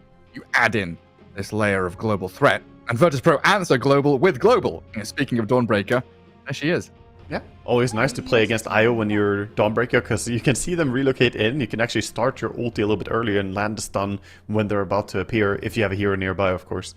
I think it fits the build pretty well for their draft so far. You get even more healing as well, so you have Enchantress and Dawn, plenty of sustainability. And they needed something that can go on to the IO a little bit easier. And Dawn can chase after her. 5 seconds remaining. Also good gank potential now with the Batrider ultiing someone, pulling them towards TA, and then Dawn ultis in. Dire I like team Navi's back. lineup a little bit more though. I think their draft looks really, really good for all stages of the game. Like, it doesn't have a glaring weakness. Their laning stage is strong, and Gyrocopter is going to scale really well with an IO buffing him up. Yeah. They're just kind of missing that, you know, playmaker out of mid, which we often see to tie things all together. And VP maybe a more difficult time in bringing these, you know, disparate elements Team pick. into one place. Radiant team pick. Arc and the Storm gone, and the Earth Spirit is going to be the guy to play around. A good guy to Solar Guardian on, good guy to start fights and give you some, you know, team fight and disables. Because currently, you know, or previously they were looking at Lasso and Solar Guardian as their two stuns, basically. It also makes a lot of sense to add Earth Spirit because he goes Blade Mail. That's the standard itemization of the hero. Right. And against Gyrocopter, Lion, Primal Beast, Blade Mail looks hella good here. Like, you can't control your Blade Mail or control your damage output when you have Flak Cannon and Rocket Barrage, Trample. These abilities can backfire on you pretty easily. Yeah, good point. Just turn the damage around on them. Pretty signature heroes here for Na'Vi. Shad, Gyro, Boom on the Primal Beast. Now, what is the Sanctity hero for middle? He's previously had some pretty good showings on Magnus, which is still in the pool. Correct me if I'm wrong. Yeah, Magnus is in. I think Mag is, I mean, super good. I've been always just looking towards it in a lot of games that I've been analyzing lately, and I think Magnus' impact overall is fantastic lately, and it does kind of work well into their draft. Also a hero that if you get kicked on the tower by Earth Spirit, you can skewer out immediately, and similarly, you skewer the Earth Spirit in, you know, he could do the same play against you, so it's kind of a draw. Choose You your can go Pango instead. When in doubt, go Pango. I mean, that is a hero that Sanctity has some experience on, right? If I'm not mistaken. I was thinking, why Pang instead of Magnus currently? 'Cause they both offer you some team fight. It feels like Magnus offers you better catch. It's, in my opinion, faster, right? Pango comes in with faster timings. You don't rely on farming up the blink. You don't need to farm a bunch of items. You just run at people. Even if you don't have Diffu yet on Pango, you can just roll up and go. So maybe it allows them to take over the game faster, which can be important against TA. TA is a tempo-based carry, so she wants to have a good start. And if the mid laner can have a say about that, that's great for Na'Vi. I guess similar story to what we were talking about earlier with the Tiny Earth Spirit matchup, where Tiny's relying on the blink, you've got Earth Spirit to roll around and TP rotate, so Pango can now react to Earth Spirit rather than just be sat in lane waiting for an item. Yeah, exactly. And overall, I think Pango fits pretty well here. The mana burn of his Diffu can be quite annoying for a few of the heroes. In particular, TA can become very weak if she runs out of mana in a fight, and her mana pool is already usually quite stretched. And we'll see how it plays out. Virtus Pro. Off we go against Na'Vi, one of the old classics, right? VP, Na'Vi, Eastern European qualifiers. Yeah, these are the two of the teams that have always been synonymous with Dota, right? Na'Vi and VP, they've just always been in the scene, always relevant teams as well. Or, you know, always a big name at least. I guess Na'Vi had a fall after a certain period of dominating. Yeah, I mean, they still got the fans though. You know, I remember one of my first LAN events was a Dota pit. And Na'Vi had been knocked out in, like, you know, early parts of the playoffs or something like that. How many Na'Vi shirts did you see? How many Na'Vi sweaters were at the It wasn't LAN? just that. I can't remember what the matchup was, but it was like Team Secret versus, you know, Liquid or MVP Phoenix or something like that, right? And the crowd was chanting Na'Vi, Na'Vi, Na'Vi. Yep. They're not in the tournament anymore. You know, they're not here. They're not playing. They're not on stage. And you got fans chanting and shouting their name. You know, that's how deep it goes. I mean, they were the first big team in Dota 2. Got some cred from that still. Now you've got Alliance Nande playing for Virtus Pro. Still got the Alliance tag. But yeah, this fella's come a long way. Shining star and popped into this VP team. It looks, he could be They're making for one of the best carries. The battle begins. Yeah, we'll see the bounty runes here. 2 for 2. Fair and even trade. Dawnbreaker does get some vision with her innate. Not too useful this time, but see you in 10 minutes. Impact from the innate.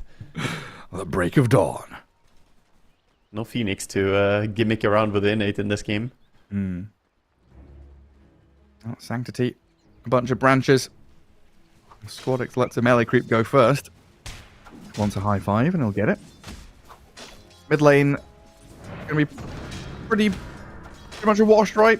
Just hit creeps until you're level 6 and then go do stuff. Yeah, I mean, both these heroes are pretty good spell farmers, so it's very difficult to prevent any of them from getting the CS that they want. So they should hit their timings really well, is what I expect.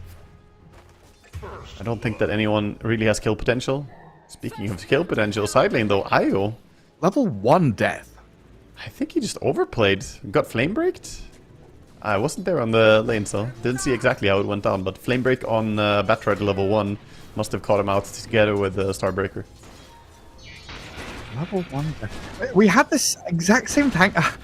Like, Fishman played Io, I'm pretty sure, in the calls for Dream League. He also had a level 1 death as Io, just stepping forward, not respecting that Io is a squishy little piece of crap that doesn't do anything at level 1. Yeah. Yeah, I've tethered up my guy, and then what? Yeah, you rely a lot on your positioning as Io. You just auto attack and that's it, right? So if you can break that positioning with some mobility spells, it's really useful. Either way, good start for VP, getting that early first blood. And they need it in this lane. And Shad and Kaori can shove the wave, get their level 2, and they're pressuring past the tower to keep this Dawnbreaker and Bat at bay. Kaori also has access to his small camp to pull. Oh, the large camp is currently being blocked by the Batrider himself. Doesn't want the large camp being dragged across. Yeah, it's fine for them if the lane just plays out without pulls, then that's going to favor the Dawnbreaker and Batrider. If there are pulls happening, Io generally will be pulling ahead with that. Has more mobility, but he has the small camp, so probably going to go and do a little bit of a semi-pull on this creep wave. See if Kaori can get a split pull. And Dawn and Bat would love to get these long chases down a long lane if the pulls happen. Yeah. Currently, Dawnbreaker sat in front of a tower farming safely, while Batrider contests the small camp. He goes over and kind of gets him to the farm at least, as the Io pulled the lane back. We haven't talked about top lane, but top lane, we got the TA going up against Boom's Primal Beast. This lane so far? I mean, it's a tough lane for a Primal Beast against 2 range heroes who can bully him, but so far, QBFY has done a good job. It's like a tough lane for Ench against Lion Primal if she gets too far forward, and then tough for Primal Beast if he gets 2v1 by the Ench TA. It's like dragging the wave away from the TA, but also not giving up the Enchantress feels good, and now Nande steps out of that whole situation and just gets trampled down with a good stun from Lion and a few more hits. That Lotus, is that enough to get him to tower? It looks like it, even turning around to get damage back onto Boom.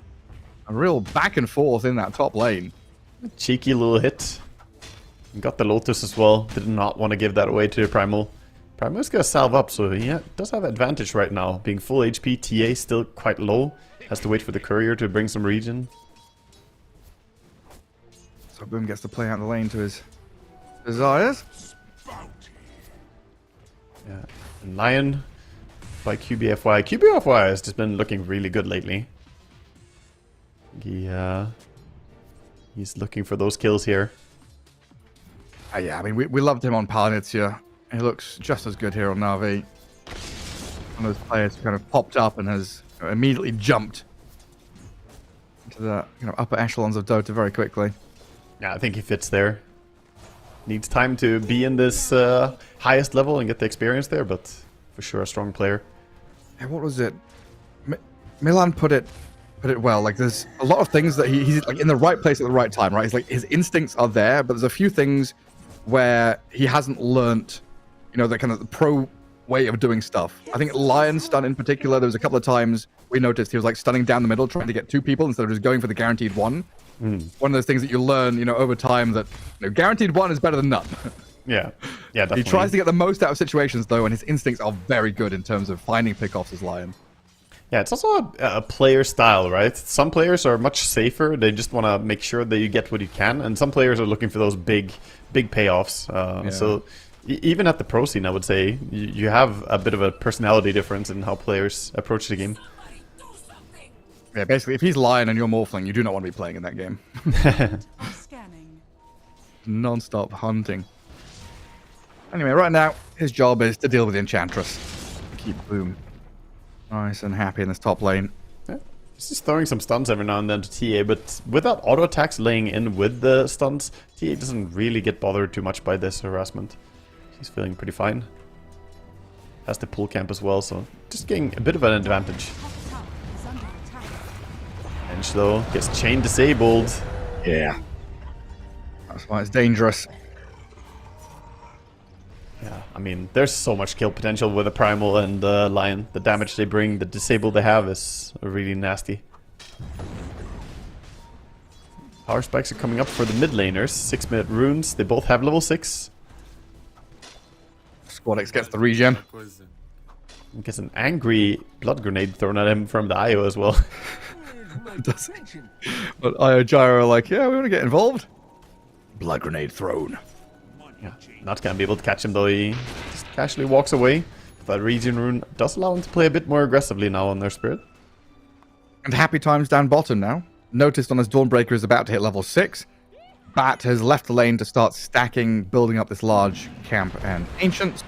Notice is going to clear out at least the... Well, the large camp wasn't stacked. I didn't stack yet, but he was in position to do so. You're right, it was his idea, but Dawnbreaker switches over here, and Batrider will go and take the Wisdom. Just swapping locations. Yeah, we'll get level 6 on Dawn eventually. Dire are scanning. Off the back of it.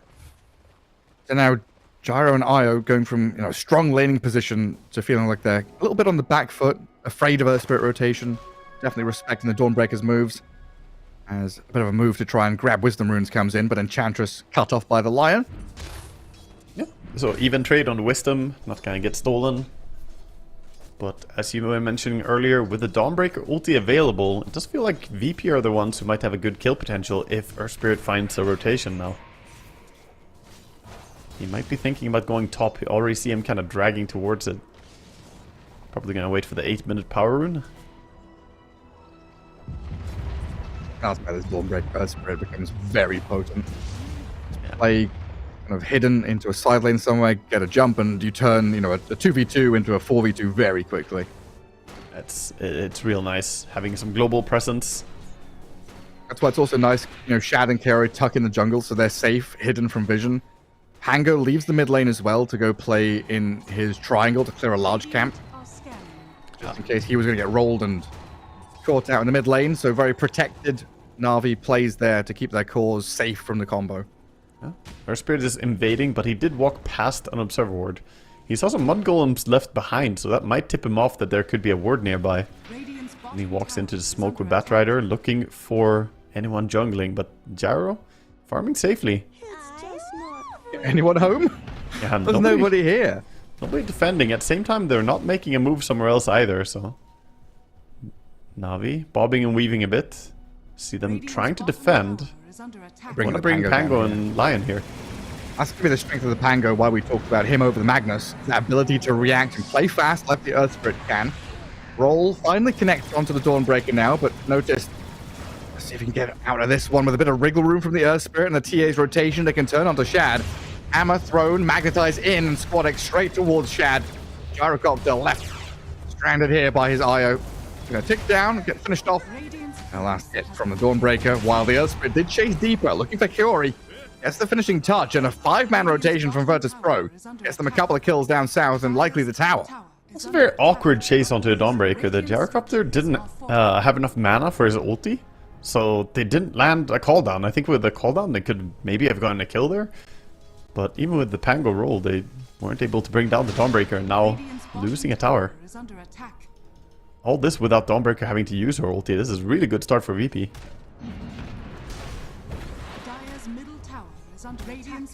Dawn being targeted now. We see the IO and Gyrocopter diving in together with the Primal.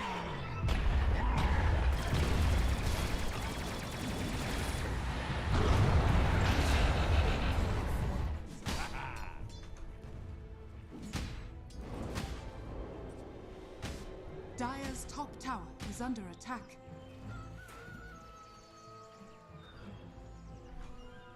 Radiant's middle tower is under attack. Dire's top tower is under attack.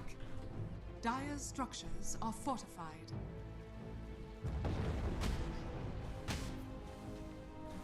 Radiant's middle Alright, so looks like right now we have a bit of an issue with Gareth connection, but we see a move coming out from VP moving towards bottom, taking over that area as the top tower does fall.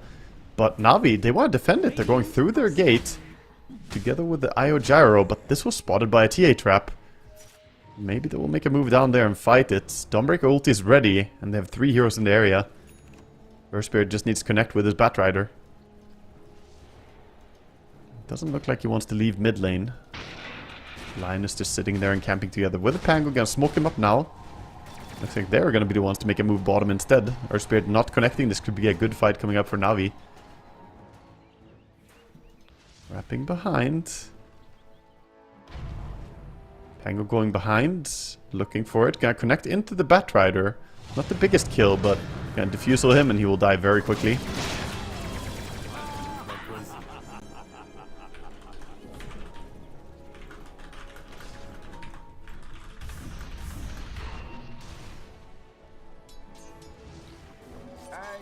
Meanwhile, Primal is just building his farm up top.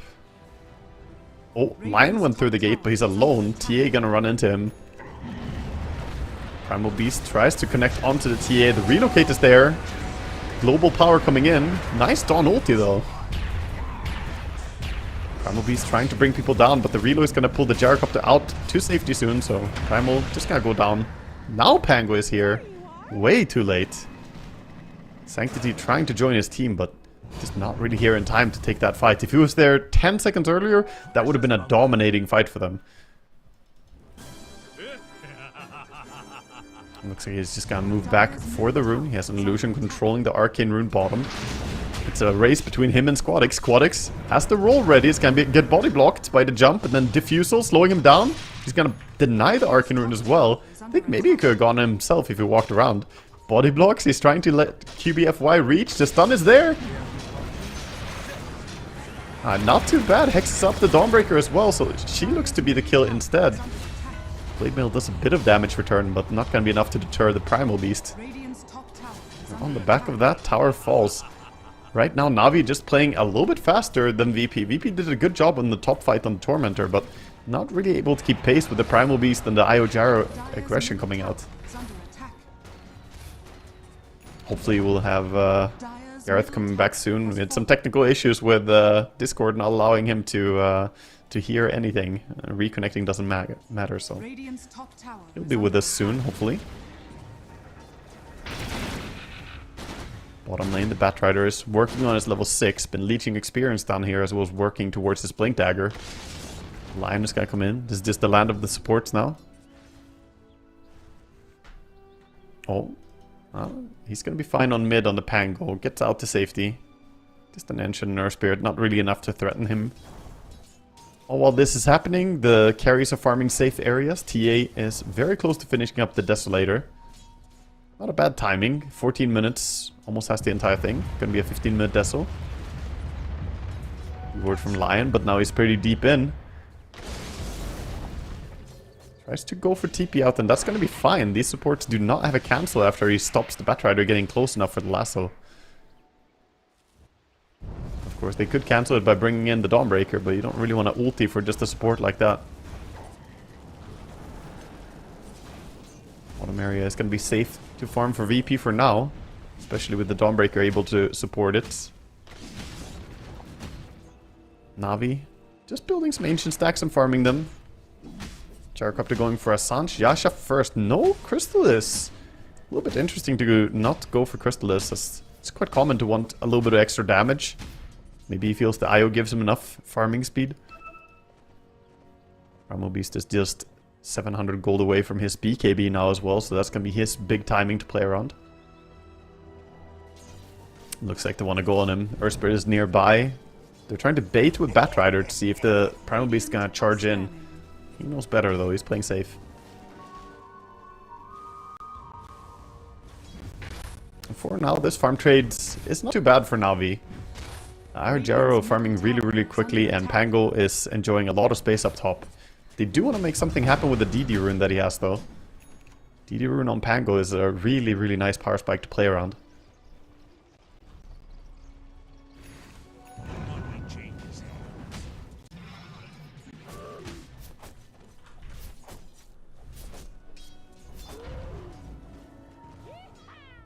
All of Virtus Pro just grouping towards mid, looking for a tower with the Dragonlance time or Deso timing on TA. Top, this Observer Ward has spotted, noticed. He goes up even a little bit here. He would die very quickly to two of them. Lion and Pango do have the damage, especially with the DD rune. Mid tower goes down though, no contest, so PP get a small advantage. Here, Primal Beast charging away. They could get on him, it would be nice, but he dodges the traps. Gonna stay safe.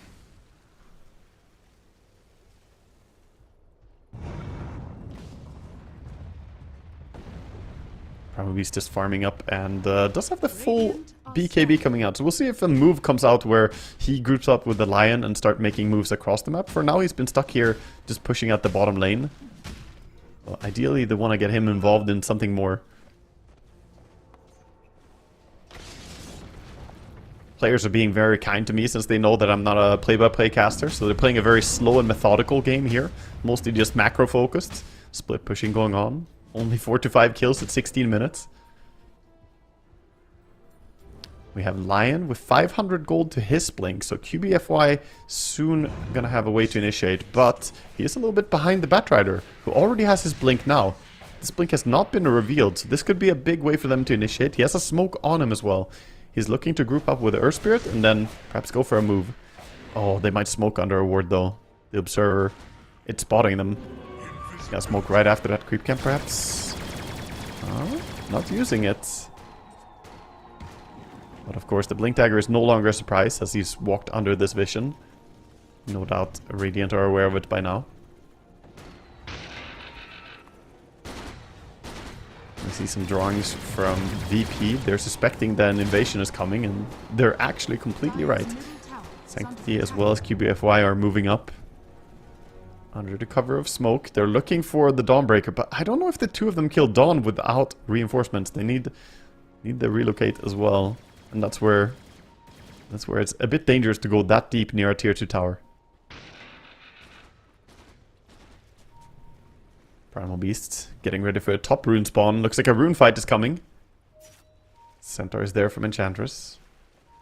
Oh, just gonna be a denied shield rune. Damn. None of the players want to go for that.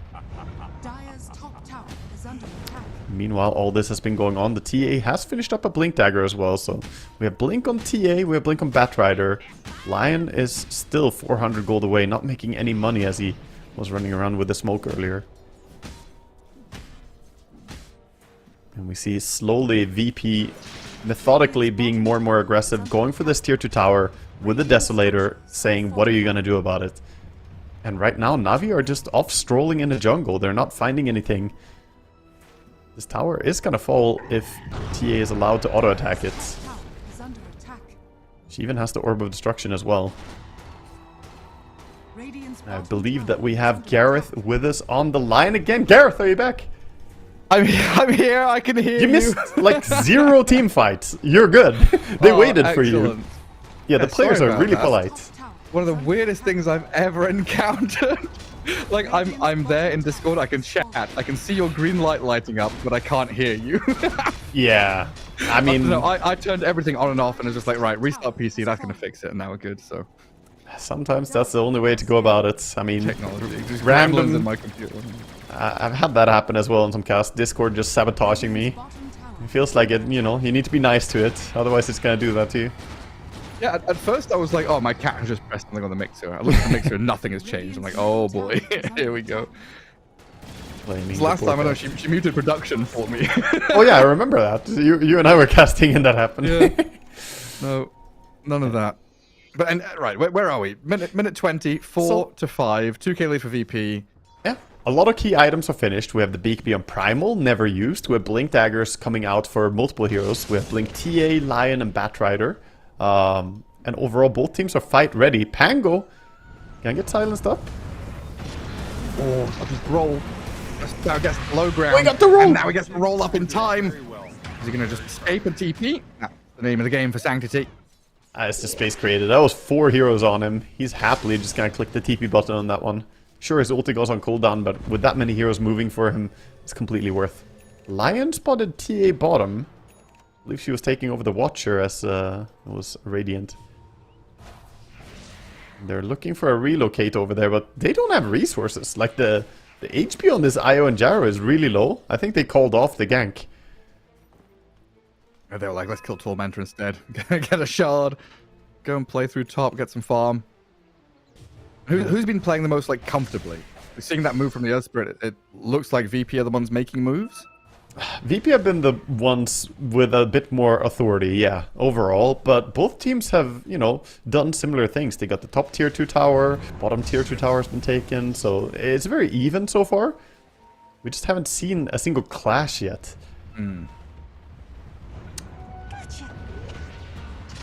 It's very tentative. It feels like this is one of those games where the first team fight can dictate so much. It's going to give away Roche. It's going to, you know, tell who's going to be ahead for the mid game. So both teams are very cautious about how they enter the first fight. Speaking of Roche, I think they're going to go for it right now. VP in a good position for it. And Radiant side. Dire's middle tower I mean, is under attack. Navi are right behind them though. They're coming for it. They're smoked up towards the pit. Roshan just begun by VP. Oh, Primal's Blink too. He can get in there. Coming down here with Boom. Charging in with the Onslaught and the Trample. Enchantress in trouble, but the Solar Guardian heal is there, keeping Ench alive. And Bat Rider, he's being found by Shad. Helicopter shreds him while the Rolling Thunder crashes in towards the Roche pit. Sanctity swings in. Enchantress slain and Nande in trouble. Zoned out from the rest of the team. This Templar Assassin has been isolated and surrounded. Target acquisition from Na'Vi spot on here as they just keep coming in for more. Notice turning, killing off Boom. The Gyro dropping low as well. A turnaround though with his Bat Rider buyback gives Notice the triple kill. It felt like it was all over. Yeah, it looked so good for Navi there, but in the end they just ran out of gas and we saw the HP, the sustainability on these heroes. The Earth Spirit is really, really tanky, and the double Blade Mill is doing work. We have Blade Mill not only on the Earth Spirit, like I was talking about earlier, but also on the Dawnbreaker. And that makes it hard for stuff like Gyrocopter to keep fighting. It just didn't have the resources to keep taking the engagement. Yeah, you brought down the Bat Rider early on, and you forced the buyback, but can't really stand their ground against the Dawn and the Earth Spirit.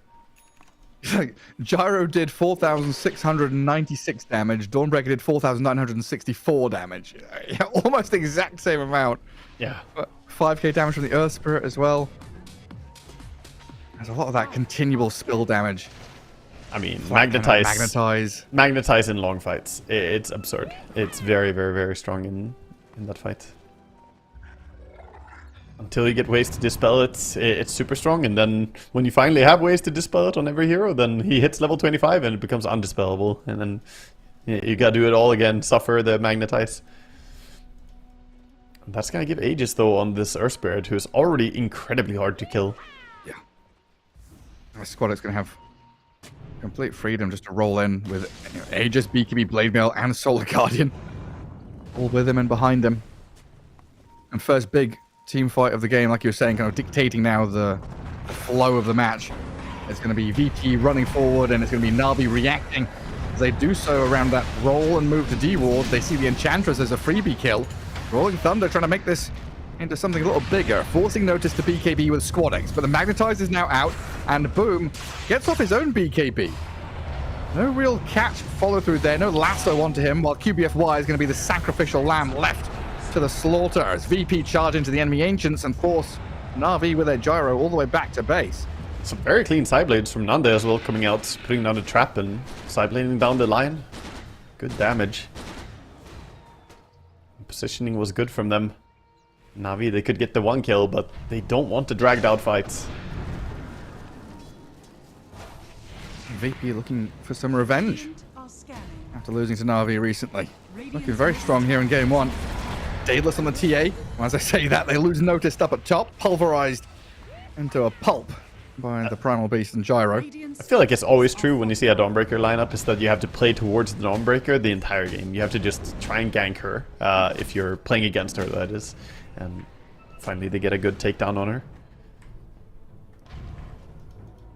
So that means VP are gonna bail out of the area, don't really want to sit here. Yeah, go play as 4 somewhere else. This is also going to be a game where I think early gem is going to be super important. Playing against TA, this vision is so important to get rid of. TA died like, before Relocate really even got there. Yeah, Lion plus Pango is a ton of damage, especially with Lion ulti. Dire's bottom tower has fallen. Quick takedown, and they're playing the map really well. Killed the top Dawnbreaker, now going down, killing the TA carry, slowing down the progression of the cores. And late game, if this game does scale like into minute 50 or whatever, then I heavily favor Navi. They already have Butterfly now on the Gyrocopter, and once he gets all those items, the Butterfly, Satanic, you know, Daedalus Rapier, that type of stuff, he becomes very hard to deal with. Yeah, he becomes like unkillable in this kind of game with an IO behind him. Yeah, we got a It'll little... take a lot of work to, you know, lasso and kick and meld strike. All of this stuff has to land perfectly in unison. Got a little sample there of the damage output that he has, and then clearing the Ancients really quickly. Yeah. And then Mech Solar Crest IO already there. Kaori, some big items for this little bubble of light. Yeah, at the same time, we have similar stuff on the enemy team as well. The Enchantress has the Solar Crest and the drums. Even going for a Eternal Shroud, it seems. Has a cloak and the Eternal Shroud queued up. That item still exists? Yeah, I haven't seen many people go for it. Like, surely Pipe is better, right? Would you really go Shroud on Ench in this game if you can go Pipe? I don't know, what does Shroud give you again? Oh, hang on, we'll come back to this conversation in a second. QBFY's found a moment here to jump on the Dawnbreaker. Forced out a BKB. Notice charges straight past the front lines of Na'Vi. Tries to backstab them from the front and then realizes that's not a fight anymore. I do have a lasso here on the IO. Kaori healing himself up with the Solar Guardian landing from the Dawnbreaker. Takes the IO out of the equation, and Sanctity is finished off and found by Squadix and Nande. Oh, you gotta find his favorite spot to TP right now. Let's see. Where do we go, Shad? Looking to get out. He's actually looking to steal the enemy Wisdom Rune. He has an Observer Ward, so feels confident enough. No, okay. He leaves. Yeah, not worth it. I don't want to risk it. There's too big of a chance that you just get a run into Earth Spirit and just die. So yeah, Eternal Shroud, the stacks of endurance, right? Every Yeah, 300 spell damage, you get another stack, which makes you more resistant to magic.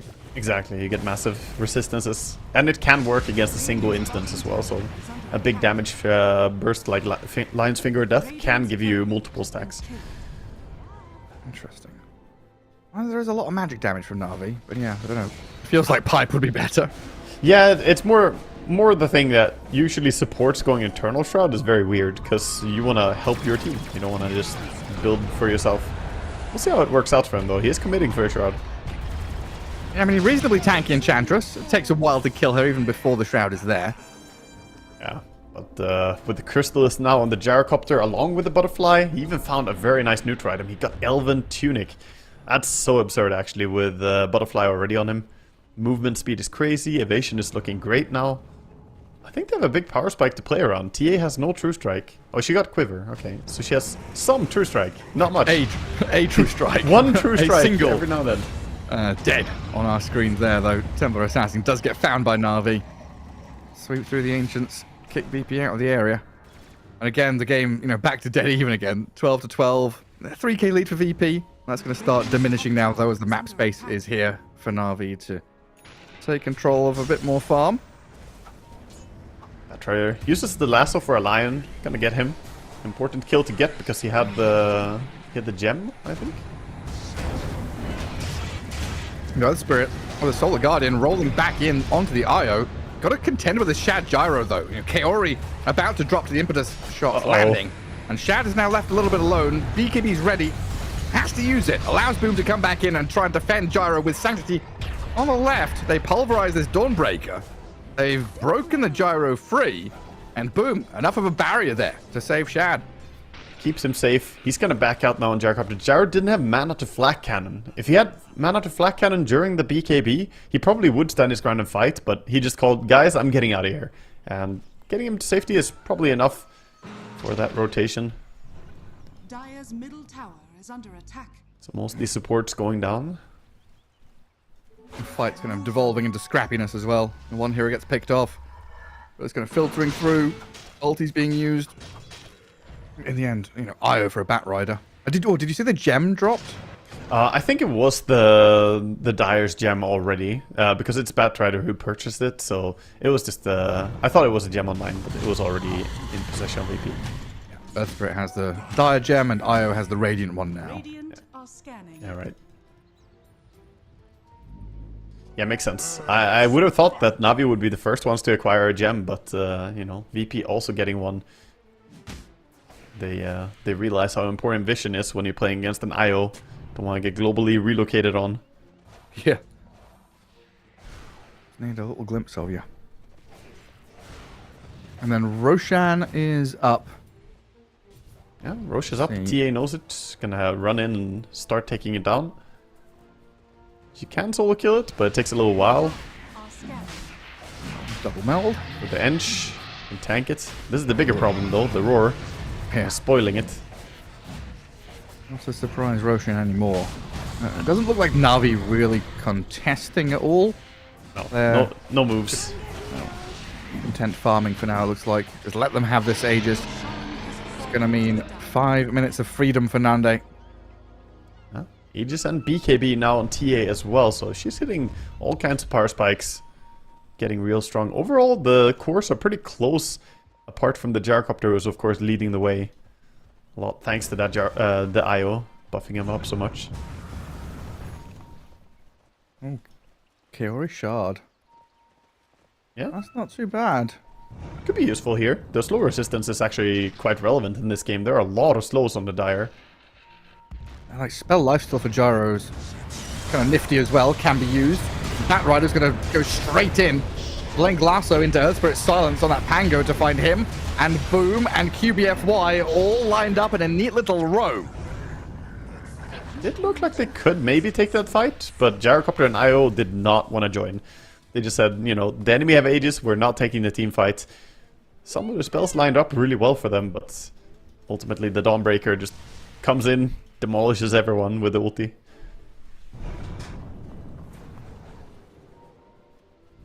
Gonna go on Dawn. Obviously, she can just TP. I think she's completely fine. Yep. Gotta buy that Basher on your Gyrocopter. Go for some unorthodox build. Let's go. VP knocking on the doors. Shad gonna come and kill the banner. Yeah, it does take it down, but a lot of damage comes his way. This impetus raining some serious DPS on the Gyro's head.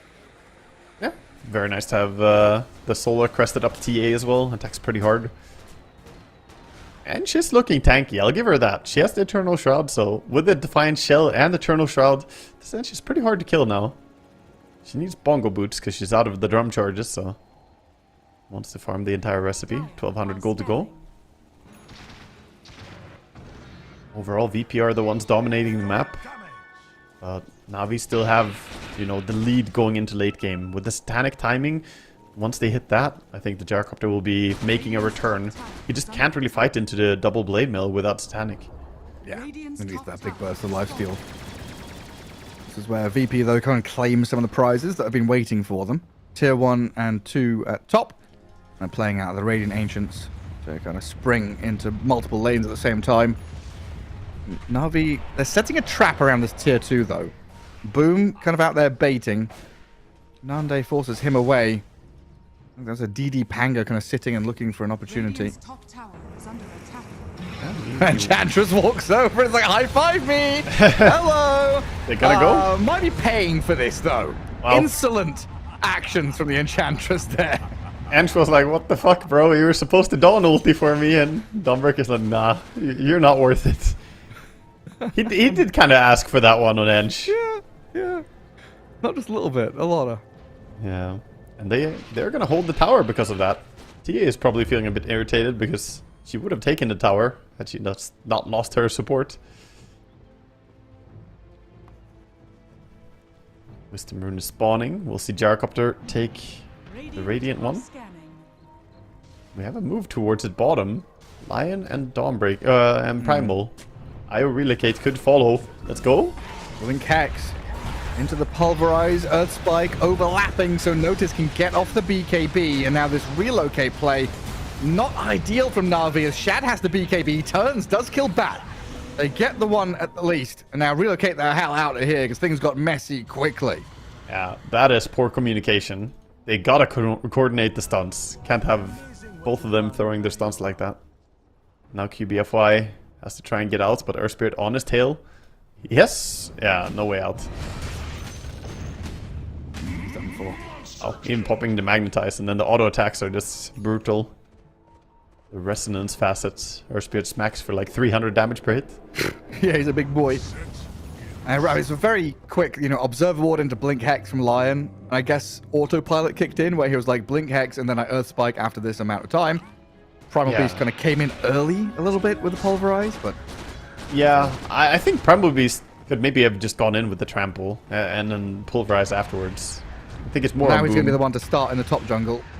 Goes in and gets a Pulverize, but now the Enchantress does have backup. So this Pulverize Rolling Thunder brought the Ench to like half HP. Now she's back to full, and Squadix, he scouted this Primal Beast.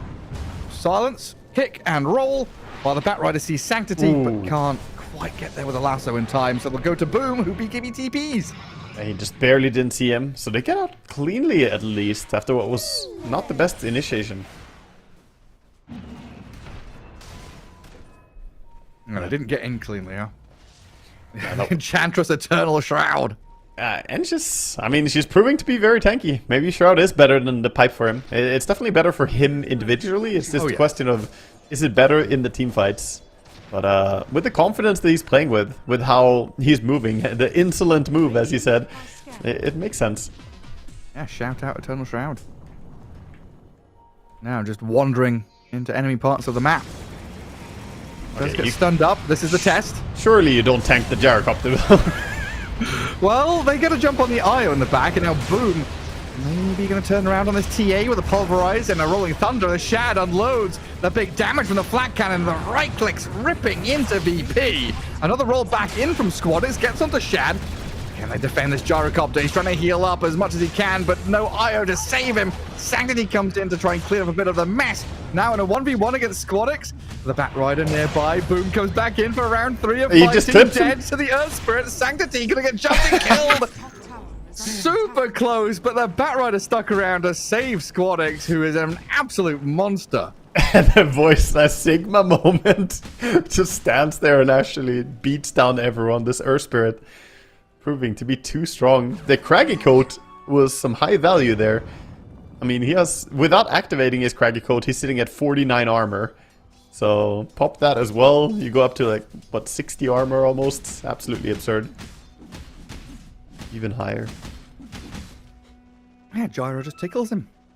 Yeah, and Gyrocopter doesn't lifesteal that much because of the insane armor. That's an interesting detail to talk about, which is a little bit weird in Dota, but you lifesteal only for the damage you deal. So if there's Assault Cuirass on the Dawnbreaker and Earthspirit has a billion armor as well, it's hard for a Gyrocopter to get enough HP back. Even with Satanic there, he was just going down. Just an absolute crazy fight in general. You know, how many? Like 9 heroes died? Absolutely crazy. Yeah, And everyone gonna go back and regen up, reset, think about how they want to approach the next team fight. Squadix is probably the only one who feels happy with that, that performance. Like, yes, I came out victorious, everyone else died. But he feels real happy about it. He's almost level 25 now, so he is flying ahead. Actually, Dawnbreaker is also about to break level 25, so Noda's been doing a really good job farming up experience. He's gonna hit it first, I think. Next creep camp, he got it. This is why I love this Dawnbreaker hero. Like, every draft, I'm just calling for early Dawnbreaker picks. Because it gives you this identity, this momentum. You're able to make plays no matter what happens. And then she plays like a farming hero and an initiation hero at the same time. Yeah. As long as you enable her with some Earth Spirit, Tiny, Nyx Assassin, whatever, she is a Tide Hunter, right? She can be, yeah. She really can be. Especially ever since they made it BKB piercing, her Solar Guardian. The fact that it stuns you even if you pop BKB is really scary. Like, you can't stand and fight under it. And she even found a Trickster Cloak for herself, so gonna add up even more survivability. Nullifier complete on her as well. Yeah, then that's, you know, before you even start thinking about scaling right clicks. And the physical damage dealer she brings. I actually think that Navi just can't fight VP right now. They're gonna try bottom, but the item timings that VP just hit are absolutely absurd. I think the only way Navi fight is if they insta-burst the TA and then don't lose heroes immediately. It's gonna be a tall order. Yeah, a lot to ask for. And the Ench, she's taking that focus. She's being the one breaking the initiation. Going in first, saying, go on me, try. The fight is never gonna work out in a good way if you all in the Enchantress first. Hello? You don't want to initiate on that, do you? Navi trying to wriggle themselves a little closer to the pit, see what's going on over there. Then you've got Batrider and Earth Spirit on this Twin Gate high ground looking for their jump. This Ench. She's like, come on, come on. The best play would be if she was completely alone and they're just smoking all the way around. They're gonna go for a smoke now. If she had been playing like this without anyone nearby, that would have been a real Chad moment. Well, Roshan just dies, you know. Boom. Smoke break. Blink Shivers. Pulverize. Catches Earth Spirit.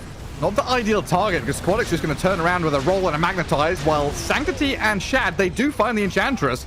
They take down the tanky Ench. QBFY inside the Ghost Scepter, hiding from the physical damage unnoticed, who gets turned on now with Na'Vi, bringing the Gyro into the fray on the front lines. This Thornbreak is low, but Gyro's out of mana. Doesn't have anything left, and with the IO dead, doesn't have that sustain and heal either.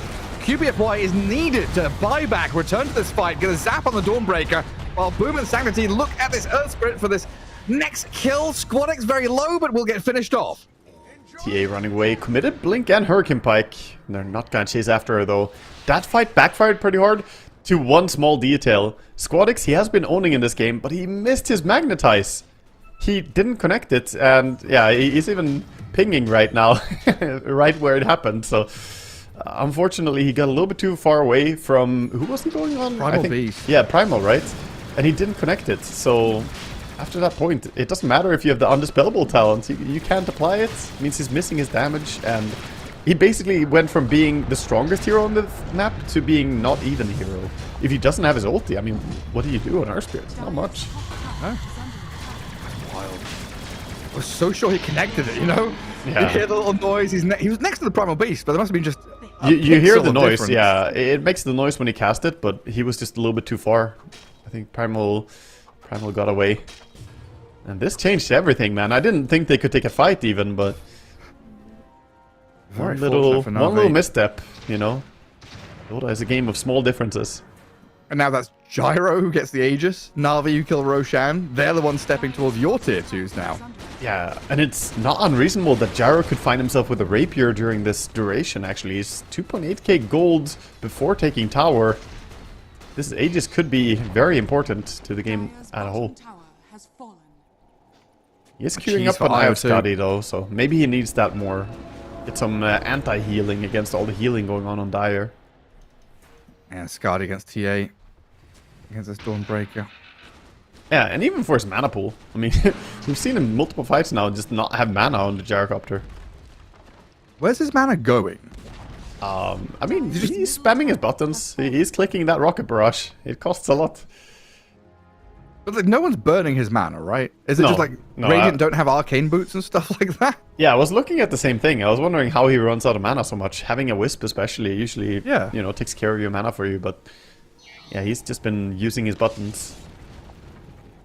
He's got a bottle now. Yeah, that's mana. Very fearsome rune within the bottle. He's going Mage Slayer. This is big brain time. On the Gyrocopter. He's going final item Mage Slayer. No, he's not. Either it's 5-head or it's 3-head. I'm not sure, but he has a Mage Slayer, Gareth. Like, it's coming on the courier now. It's on the courier. I'm telling you, it's there. I don't believe you. I have not seen a 6th item Mage Slayer on the Gyrocopter before, but he's saying that, you know what, the Earth Spirit damage, I want to lower it. Other than that, I mean, it's not that good against the Dawnbreaker and TA, so it's really just the Earth Spirit that he wants to counter. So he pops DD here and he puts Mage Slayer in? I mean, yeah, I guess. It's an interesting... Maybe it's for the mana regen, Gareth. The 2 mana regen. We said he's been out of mana. Now he has an item that gives mana regen. This must be it, Gareth. How much is Mage Slayer? It's like 2,400 or something? So it's not... 800? Yeah. So it's like, what, a 1.5k gold investment? Yeah. Yeah, you can sell it and get that money back, exactly. So it's a 1.4 investment, yeah. I mean, that's pretty cool. I mean, if it works for a single fight, then it's worth it, right? Yeah, if you win one fight that you wouldn't have because of it, then the question is, was it the choice? He could have gone for a Rapier with the Aegis. He could have gone for Eye of Skadi that he had queued up. Definitely a critical moment to analyze for the players later, but we'll see what's... It was probably happens. like a confluence of all the things, right? Like him, because he bought the Mage Slayer after he got the DD, or after they saw the DD and was okay, we have DD for this fight, and then I buy a Mage Slayer. He now got rid of his butterfly. Oh, really? Yes, he disassembled the butterfly to make Swift Blink instead out of it. Cool. He's really getting crafty here. The Gyrocopter being able to disassemble things. The Gyro Chop. Sata is still there. He still has his Satanic, so... He already had the Claymore... No, he had it already. Oh, he already had... Okay. Yeah. I think I thought I was on like next level disassembling into Satanic. I mean, it's already pretty next level. This man is crafting here. The Chop Shop has never been used so much. That's wild. Yeah. Normally Butterfly, not an item you can disassemble like that, so... There's a Gyro special.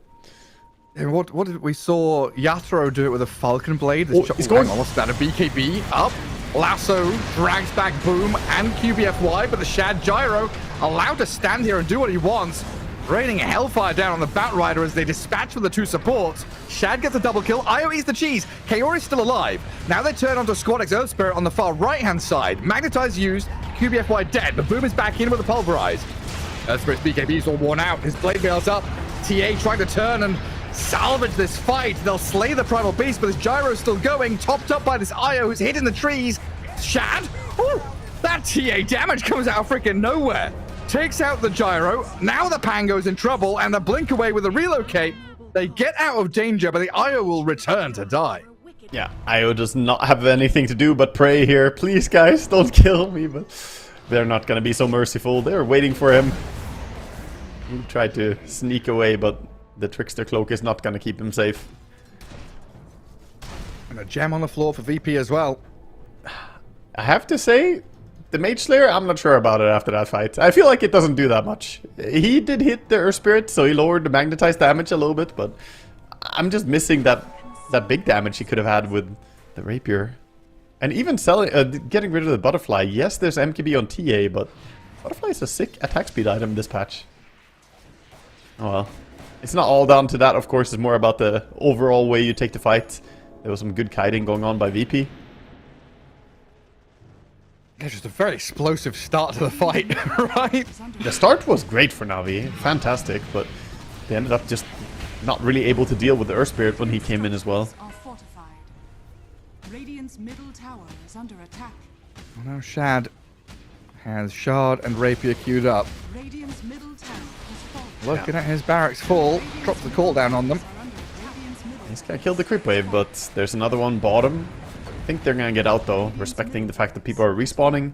They also know that Roshan is gonna spawn in a bit. We have 1 minute and 45 until he could spawn.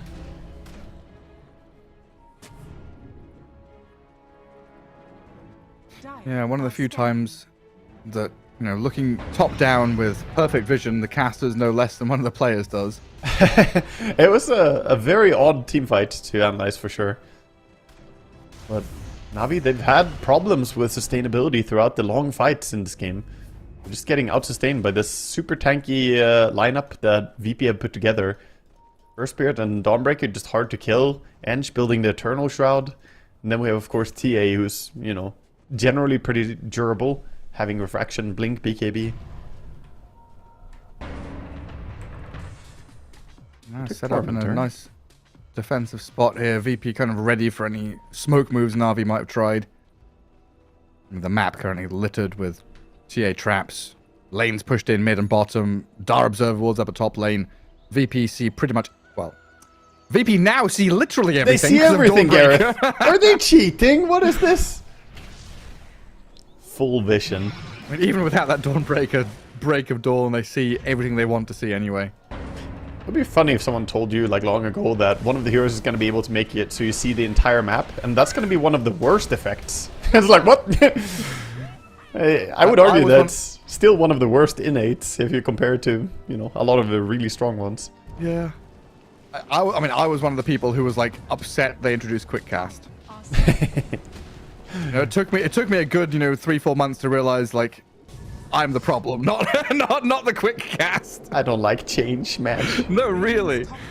Yeah, I would have been real pissed if you told me Dawnbreaker reveals the whole map. You know, I was brought up in the days when Fog of War still existed. Like, Nature's Prophet wasn't allowed to TP into certain areas of the map until you scouted them first. Yeah, that's true. The good old fog, the hard Fog of War. Yeah, the unscouted, unexplored areas. Yeah. So they know it's gonna be down bottom. Roche will be up in 40 seconds. Now we don't know how soon it's gonna be up, but they're trying to get over there. They're smoking up and trying to move, but they're not quite in time. Well, it might actually be in time. If they push the midway, they'll be in time to get over there and fight for Roche. They're running as fast as they possibly can. They're little leggies. Yeah. TA also has a rapier queued up in the quick buy. Doesn't have it yet. 6k gold. He could buy one. Gyrocopter has 6k gold and also has the quick buy rapier. Come on, guys. Do it. Buy it. Pull the trigger. And buy the big item. Get rid of that Mage Slayer. No, Roshan hasn't roared or died yet. Yeah. He is gonna get mad very soon, though. He gets killed off very quickly. It was actually Radiant who killed it last, so no roar this time. Oh yeah, you're right. It was the Gyrocopters. I forgot. Yeah, cyclical. It's always weird when someone takes 52-minute Roche and it doesn't roar. You feel like it's always the same team taking it over and over. Yeah, usually is, especially a TA team, you know? Yeah. This time was back and forth. Radiant scanning to see a VP stuck around. So refresh a shard on the Earth Spirit. Can swap that for his power treads in the next fight. 2 BKBs, definitely useful for him. Na'Vi's still waiting in the wings here, looking to make a move. If someone shows on this creep wave that's not an Enchantress, they want to go. They're going on the Ench. They're taking the bait. They're taking the bait on this Ench. In comes the Solar Guardian, but they've actually got the damage out of Na'Vi to kill her off, while Barrow Blinks doesn't lasso. They've maneuvered themselves into position here, but look at the focus on Shad. They'll try and catch the Gyro out, the Magnetize and everything thrown towards him, but the IO tethered up keeps the Shad Gyro in play. TA now loses her first life as Earth Spirit rolls away, and notice Dawnbreaker on the side. The help from the roll in, the heal's not enough. Kaori cannot keep Shad alive, so Gyro dead, while VP clean up the rest of Na'Vi. A Templar Assassin comes back out, a few swipes of the side blades, and that's it. And that is the most savage way. Oh, GPFY gets a quick kill, tries to leave. And then.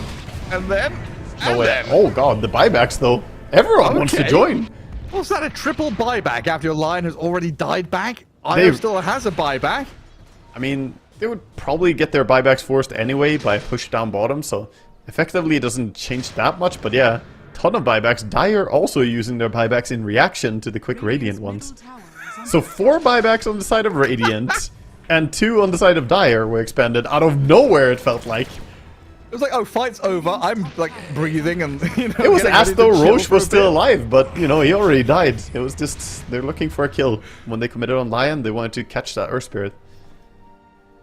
But TPing on Outpost is not very quick, so hard to catch him. Ooh, double damage. What an awkward situation now. All of a sudden we find ourselves with Wisp being the only one who has buyback on Radiant. The little Io. That is not a good spot for them to be in. Gyrocopter now.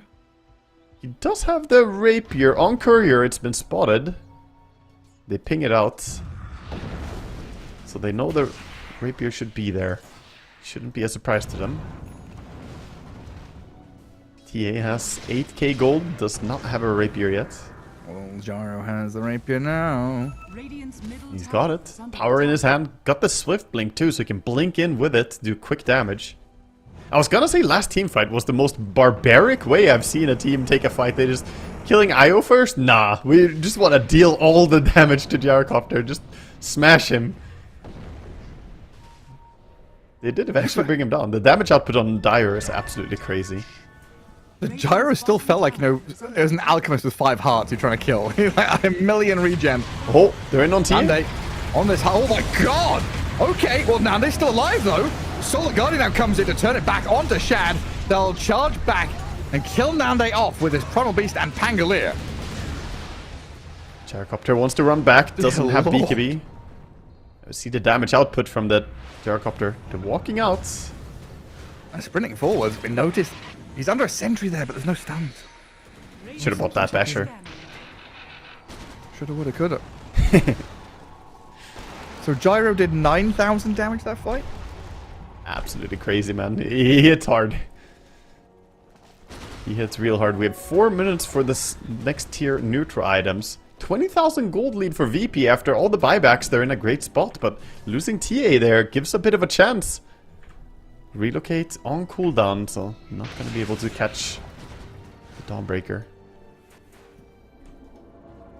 Yeah, back to 50-50. Thanks.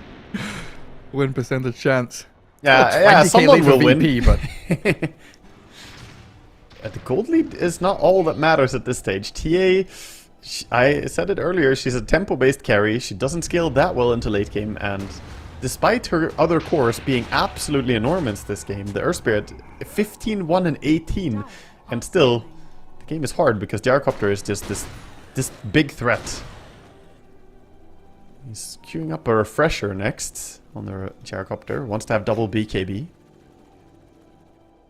And Lotus Orb is being purchased on Io. yeah. Stack up all the auras and buffs you can on this Gyro, huh? Yeah, I think you need to protect him from a lasso. You can't have him get lassoed without the lasso at least being recast the other direction. Yeah. And since he has Aghanims on Gyrocopter, if he was to recast it, he would grab 2 heroes. Could be good. This is totally gonna happen in the next team fight, Gareth. Now you've said it, you're manifesting, man. Put it out into Universe. Universal's going to give it back to you. I'm channeling it. Actually, it's not going to happen now in this game. In your next pub when you play, you're going to be enemy Gyro Io. It's going to lasso you. Oh god. Oh, look at this move with the smoke. They Do we saw see? the Pango for just a little bit. But they also saw the Pango ward saw- being dropped. And the vision get placed. Yeah, Pango reacted to those wards. Oh, Tense VP still- moment for Radiant in particular, having no buybacks. Not a single one. And this is where Dawnbreaker feels maybe not her strongest, but is a strong aspect of her, right? Yeah. You're ahead, you're pressing forwards, and you're just gathering up farm on the map, which ordinarily you wouldn't get as an offlaner. Exactly. Everyone else is hugging together, trying to stay safe. Meanwhile, it's work as usual for Dawnbreaker. Another day at the factory, just hitting creeps. And she's getting close to that level 20 talent. It's a pretty good one, I would say, in this game. 150 more Guardian radius. Yeah. Not bad, because the Solar Guardian has been pretty important this game. BKB piercing stuns can never be underestimated. Radiant's bottom tower is under attack. Radiant's bottom tower. TA going round 2 on that tier 3 tower does kill it off. Solar Guardian, Rolling Thunder, and Boom's Initiation all getting in there, but the 2-man lasso gets Lion and Io. Problem, Gyro? drags the 2 supports out, no buybacks on them, and Gyro is left wide open now. They'll charge straight towards Shad, bring it to his knees, dead for 2 minutes, and boom, what are you going to do? Get back in the fountain and hide? VP have the numbers, they've got the firepower. 4 members of Na'Vi dead, and GG called. Man, what a strange game that was. It feels like so much turned on the quadruple buyback for the bottom Lion getting picked off at the gate play. Apparently, Wagga, today I am just suddenly confused. Yeah, I honestly feel pretty flabbergasted by the game as well, but we do end up with VP clutching it out, 41,000 gold lead towards the very end there. They made a lot of nice plays, and big MVP, I would say, is Squadix on that Earth Spirit. He played an insane game. 15-1 and 23 was his score, and I have to look up the damage, man. I want to see the total damage dealt. The damage dealt 74,000 from the Earth Spirit, almost as much as Gyro at 86. That was a Gyro with a rapier, right? 15, 5, 11 Gyro. Your mid-Earth Spirit's right up there. Incredible stuff. Man. These games, though, you feel like you got a read of the room, the rhythm, momentum, stuff like that, and then all of a sudden, it's just like these moments, right? Dota has become such a, not just momentum-based game, but a moment game, where you see an opportunity, you get a big kill, and that can literally, invert the map, where now you're the ones in the driving seat. You're the ones taking the bus down the motorway, and the kids in the back screaming, wondering, hang on, we were winning our lanes, I'm an IO Gyro, what's going on here? You're absolutely right. It can turn in a moment, and we'll see if they can turn the series as well, because, that's a good start for VP, but we'll see if Navi can bite back as well, as we'll be back in a bit with game number 2.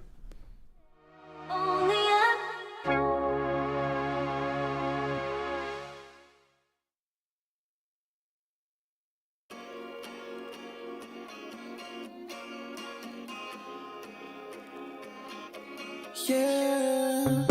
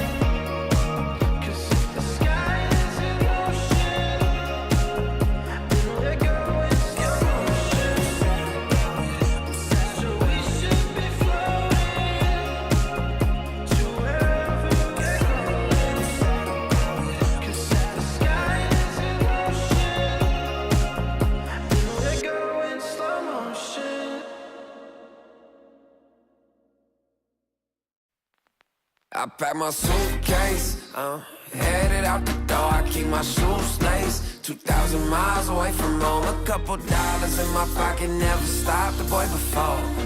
I load my bags and hit the road. Miles past, turning back, found my track, face the fact she a cold one. Never gonna settle for none. Stay up every night till I won. Don't want a slow rise now. I'm confident opulence isn't a long ride out. When I look back now, I'm astounded. A quiet boy from old age, but always felt the world was a stage, yeah. I celebrate one last late night. My old life ain't staying. I pack my suitcase, headed out the door. I keep my shoes laced. 2,000 miles away from home. A couple dollars in my pocket, never stopped the boy before. I load my bags and hit the road. I'm headed to LA. Headed on my way. I'm headed on my way to LA. Headed on my way soon.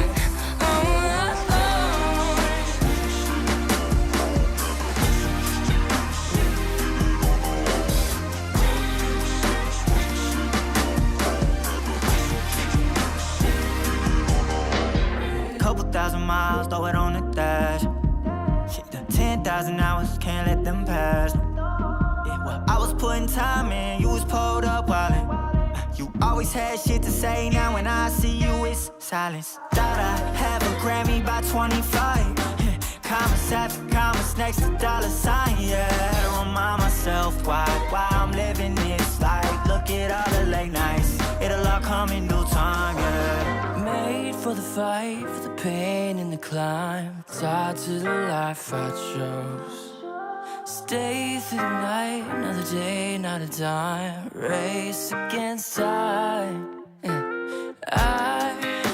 I couldn't just lay by and wonder what I could have made mine. I'm closing on the moment, no one's gonna hold me down. I pack my suitcase, headed out the door. I keep my shoes laced. 2,000 miles away from home. A couple dollars in my pocket, never stopped the boy before. I load my bags and hit the road.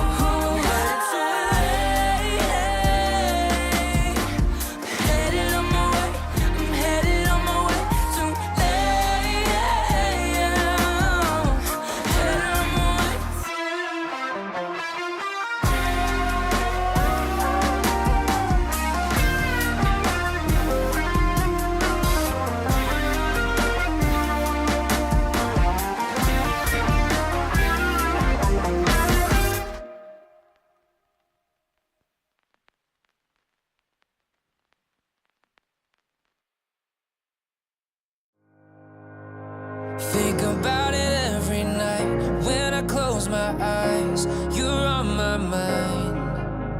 I try to quit a million times, but it takes me high. Like you're so divine. You give me everything. Don't know what's happening. I need you like medicine. You're my everything, everything.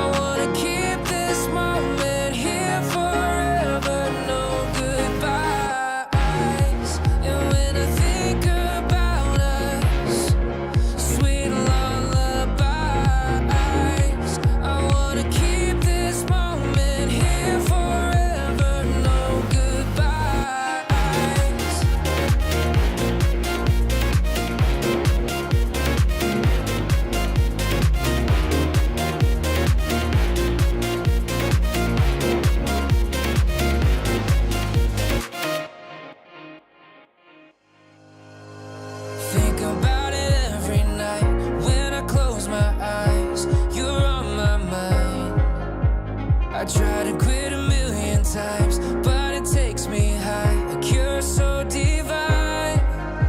You give me everything. Don't know what's happening. I need you like medicine. You're my everything, everything. And when I think about us, sweet lullabies, I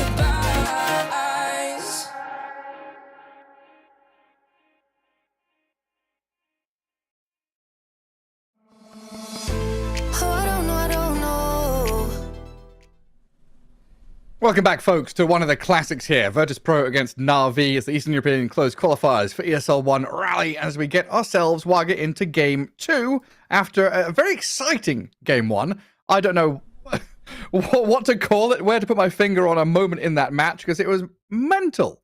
Yeah, it was a crazy game. I don't know. I think the big moment, the strangest moment that will stick with me is the point where they all bought back for the gate play there.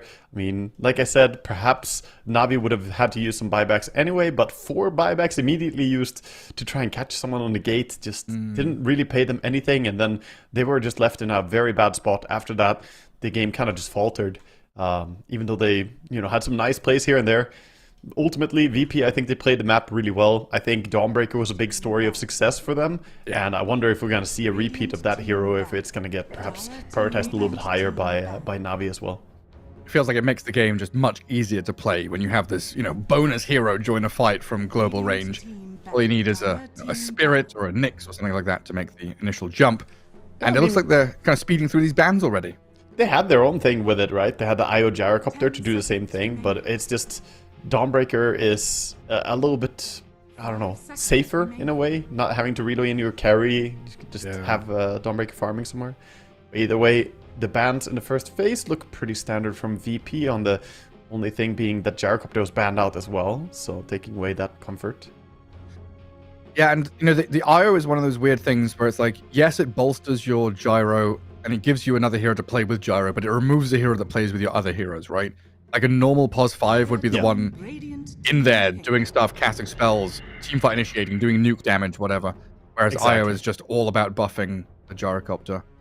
Yeah, exactly. And there are a lot of carry players who don't really like that part as well, in random games, if you just have some IO following you, because you only have 3 heroes on the map moving around, and there are 5 enemies out there, and then there's you and your partner, your IO Gyro duo. Leeching my experience. Exactly, man. Why are you following me? But what are you doing? They did have some good moments in that game. It was just down to the crazy details, really. I mean, we saw one detail team fight where the Earth Spirit missed Magnetize, and that made all the difference. We lost the fight because of it. These small things can really decide stuff. A lot of little details. And draft, of course, one of the big details to start things off here. Already with a Phoenix first pick for Na'Vi. The Gyro banned out by Virtus Pro. Along with, Alchemist, Dragonite, Monk King, Morphling, Chen, and Bristleback. Then the bans on the other side. We've left in heroes, like the TA again. Beastmaster's out there. First picking TA, even when you see Phoenix as the only hero, is definitely saying that they really want to play TA. Because Phoenix is not the most fun hero to play TA against. The attack speed slow can be extremely good. And yes, Phoenix is a hero that minus armor can be nice against. You can do a lot of damage as a TA. And you could even argue that the Shard is good against Phoenix. But it's still not a great matchup. The lane can be dangerous. 5 seconds remaining. Do you see Dawnbreaker getting banned out? So Na'Vi, they agree with the assessment from previous game that she had a pretty huge impact. We've even seen Phoenix mid against TA, Phoenix position 3 against TA. Just put this guy in the lane against her. Yeah, Phoenix is one of those weird heroes who has flex between core and support roles, right? There's not as many heroes who flex that. Usually it's like, it can be either 4 or 5, or it can be either off lane or carry or whatever. But flexing between, being mid or being POS 5 or being POS 4, Phoenix can be off lane. The only thing you don't see at Phoenix is carry, and we might see that too someday. We did once. Who played Phoenix carry? So, maybe I'm misremembering. There was the time in Dota where you could swap heroes after picking in game, and then they turned that off. And there was an you mean game Fly and Arteezy picked. I'm pretty sure he was Phoenix, 90%. Yes, Arteezy did play Phoenix. That's true. I can't remember if he played it as a carry or they just swapped roles or what they did. He supported that game, if I recall correctly. I think he did support. Damn, I almost had you. But I mean, having Arteezy on it. I mean, I could be wrong. Someone can fact check me on that old game. That's a long time ago. I've got one of those memories. I can't remember what happened to me 3 minutes ago, but 10 years ago, I can remember this shit. Yes, you were also gifted with a very strong but useless memory. Absolutely. I'm the same. Phoenix, Lion, Magnus coming out from Na'Vi, so a lot of emphasis on team fights. They do love having some Lion. Basically, if you look at Navi's recent games, it's almost Lion or Rasta guaranteed in all their drafts. Like, if you look at their last 10 drafts, I think 8 out of 10 are going to have Lion or Rasta. It's just, they love having a hexing hero for this clear initiation. And I can understand it. It does simplify your gameplay. Yeah. It's like initiation, but it's also the response, right? We've seen this hex as a good response to heroes like, Magnus or Enigma. They jump in and try and ulti, just like, nah, instant's done. Yeah, that's true. 5 seconds Meanwhile, on the side of VP, going for the TA Clockwork safe lane by the looks of it, and Tiny Mid, and then Murta being picked up as the 4. So still just missing their off laner. We'll see what that's going to be. This does look a lot like it's going to be Magnus versus Tiny on mid lane. They could play it on Boom, though. Or, is it? Yeah, it's Boom. Could give him the Magnus as well. Could do, yeah. Yeah, Boom, one of those people who is in his own guild called Boom. So even though his name is Exactly. you know it's him.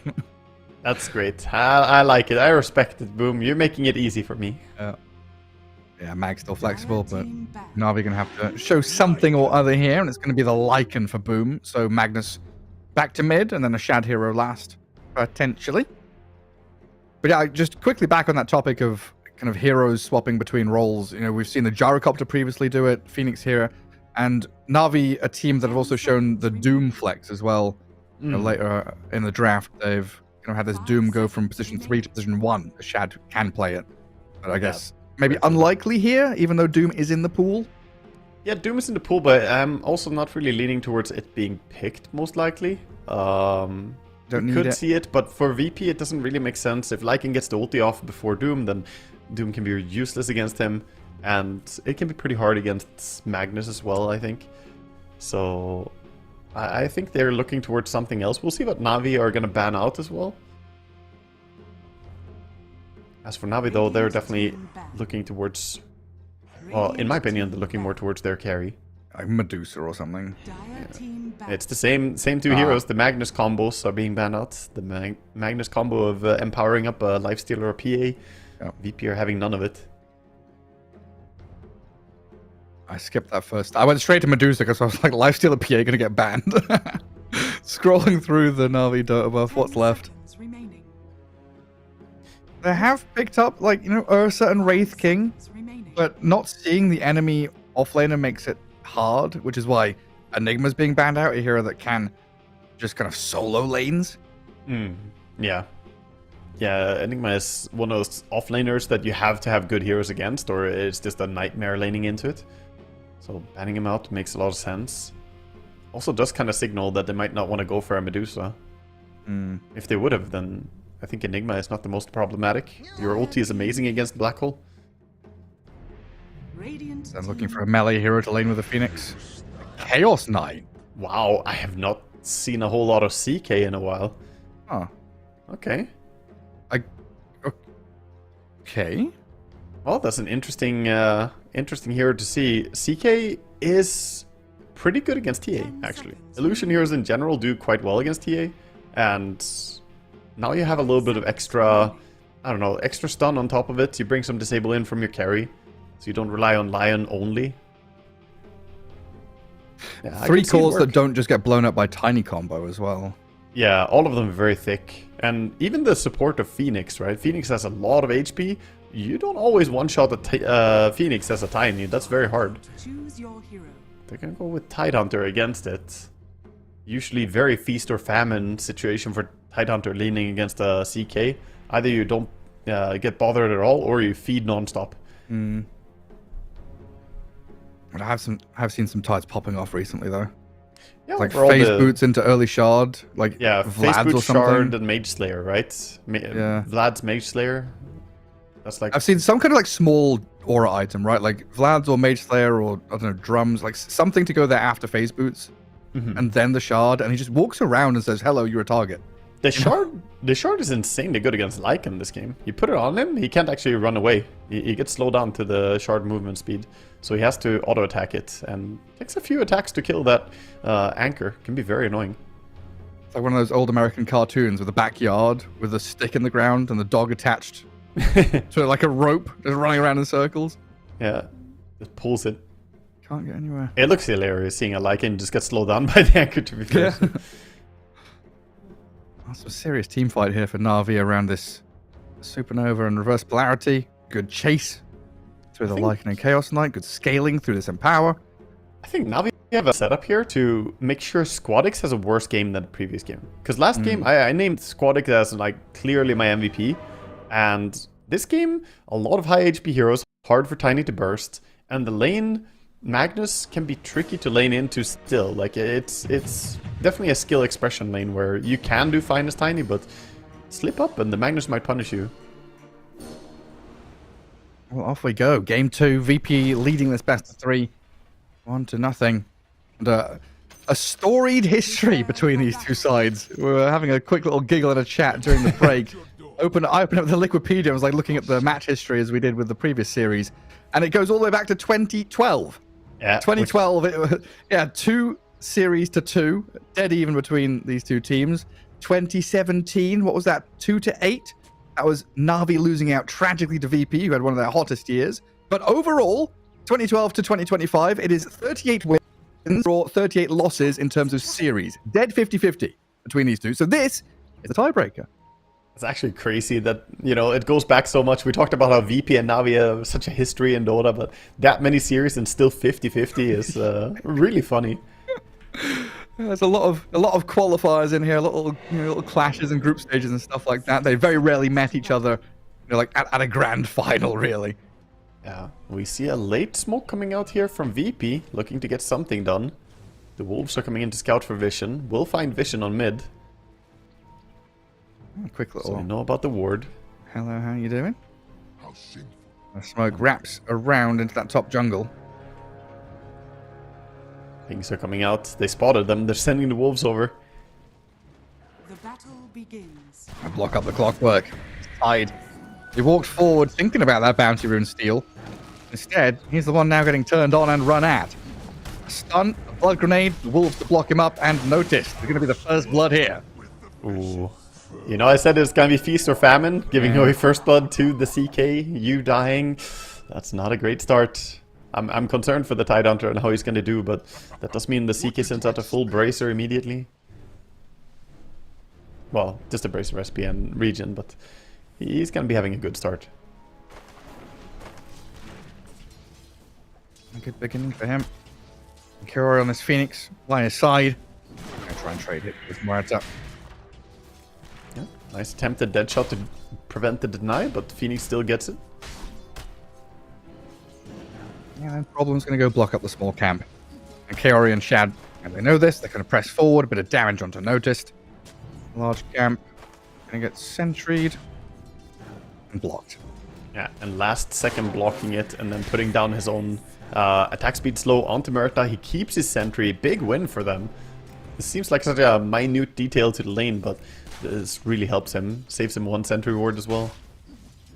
Now there's no real way to drag this wave back to the Tide and sit in front of the tower anymore. Yeah, no, Murta's not going to go and do drag that. next wave, right? She's not a Nyx. No. It's way harder to do with a slow hero, ranged hero like that. Even tanking the creeps is difficult because you take more damage than a melee hero would. So it's going to be static laning here, but overall that's going to favor the CK. You can have a little bit of a look at the other lane so far. 10 and 2 on Tiny on mid. The Magnus not far behind, has a few creeps to kill still. And bottom lane, the TA 9 and 2 finding good farm. Yeah, having a great time, protected by the clockwork. We can't Wild expect to think this though. It's a strong lane. Yeah, absolutely is. I don't know. I'm going on a trip down memory lane somehow this fine Thursday afternoon. You've reminded me saying that, you know, the tankier is a melee hero. Oh yeah, stout shields used to exist. Melee heroes just have it innately built into them now, basically, right? Exactly. Blocking creep damage, doing more damage to couriers. Yeah. Yeah, the courier thing is annoying. Range heroes can't kill them. It's like, I'm an SF, I hit hard. No, you don't. Like cats have 9 lives, couriers have got a couple. It's true. Dedicated hits to kill them. Next patch, 9 hits to kill a courier. Yeah. Depending on what skin you've got. If you've got a cat cosmetic, it's nice. You got If you have white. Trapped in the cogs. The creep wave coming to tank up the battery assault. High blades were landing though, as Nande now gets turned on by the Lycan a little bit. Doing as good as they take. Some good damage return, but the Lotus is going to go the way of Clockwork. Meanwhile, top lane, it was Dire to control the Lotus. Phoenix has it.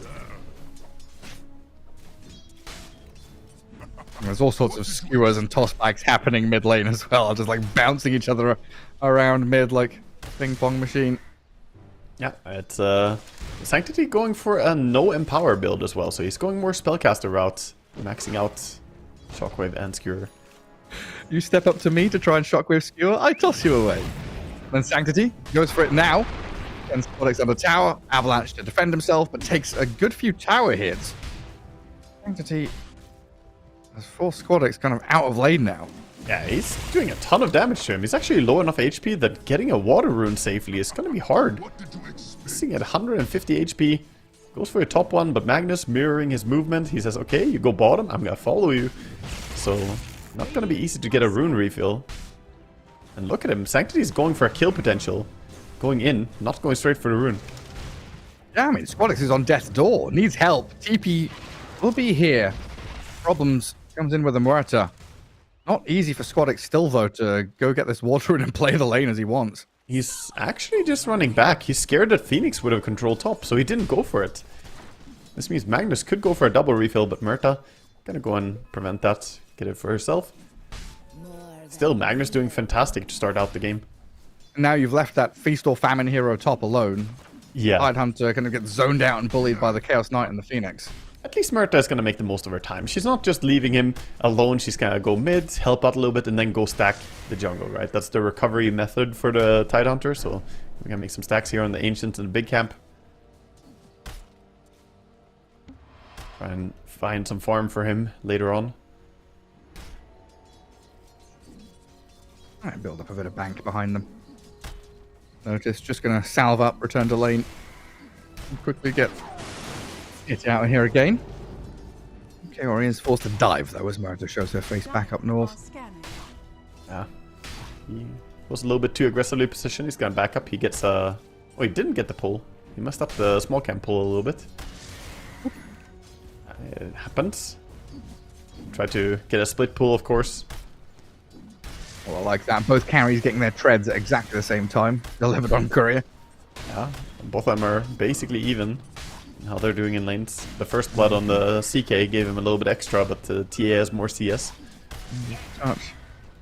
And then Lycan has been left alone bottom while Lion stacks and starts to think about moving mid. And it 6 is coming. So Boom just trying to get what he can down here against the TA. It's not going to be easy. They need to send heroes to go and gather up and protect the active rune, which Sanctity is going to get. Clockwork scouted as he went into this enemy Ancients area, sees the large camp, immediately turned on, though, by the Magnus and the Lion, even sending wolves across the map to come and help out.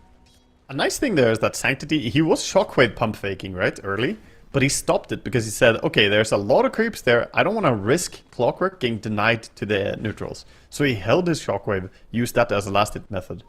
And it's such a small little thing, but, you know, a lot of times random supports die to neutrals like that if you don't think about it. Yeah.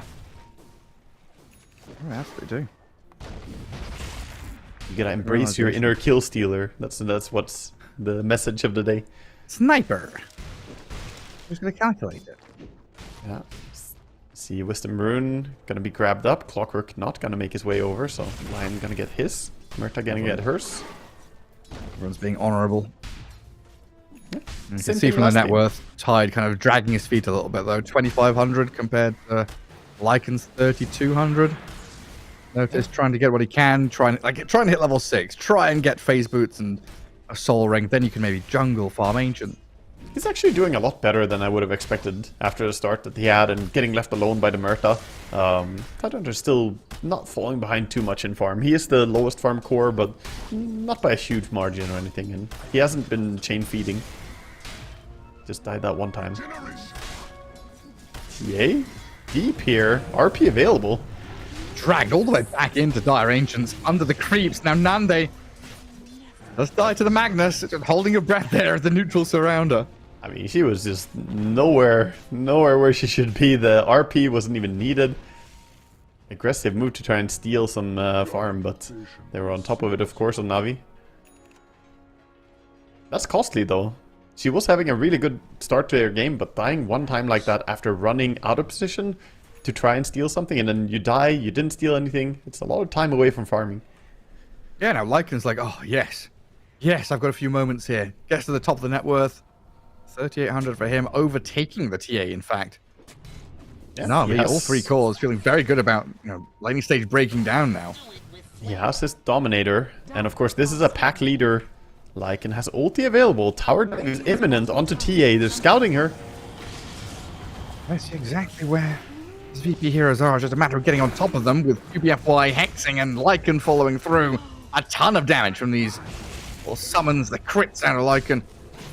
Takes out Nande twice in quick succession. So he's gonna have to walk of shame on TA because she died over trying to steal stuff. So this bottom tower is 100% falling. No way to defend it. And TA just absolutely shambling now. She's in such a rough spot. Bring a bit of movement top. Tiny wants to get involved. Squadex here with Tidehunter having Ravage. He doesn't have it yet. He's level 6, but he didn't skill it. He needs to kill a creep first. Oh. Yeah, he put 2 points in Kraken Shell, but he'll probably skill it now. He could skill Anchor Smash again, though, so who knows. Well, with Tidehunter having Ravage... They're pretending to have Ravage. That's the important, it's the threat of the black hole. Oh, not this again. Not this nonsense. No skilling it. Skill Anchor Smash, do it. Is he actually not going to skill? Noticed, it would be so cool if you won a game without skilling Ravage. That would be so cool. Yeah, like the coolest. The sickest dude? Coolest guy? Yeah. Just keep skilling Anchor Smash. Better yet, put a point in stats right now. Really shut us up. Hanging out with all the hottest sea creatures? It's Tidehunter. Well, they still get the tower. No need for Ravage. Just bring numbers up there. Pressure the building, kill it off. Bit of space to play into. Yeah. And, Or importantly, he's gonna go to his triangle, so there we go. Level 7, no Ravage, because he's just farming anyway. Okay. This man does not want to fight. No Ravage. He needs to recover after the lane, to be honest. He had a tough lane. Let him farm. Finally can go fight. He almost has halfway of his Blink Dagger. Yeah, a little bit behind. Finish off the treads. We've seen this like a deviation again. Tiny builds are always changing. Whether it's the brown boots naked blink rush, or the phase boots into wand into blink, or the tread soul ring blink.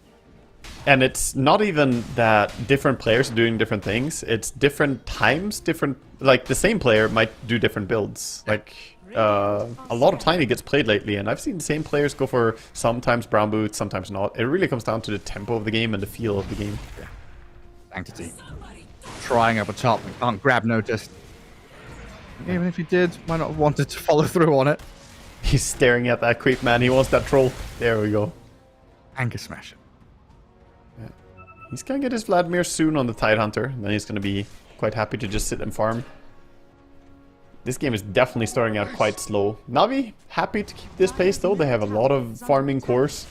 And once the Overlord comes in, that's when Lycan is gonna think about activating.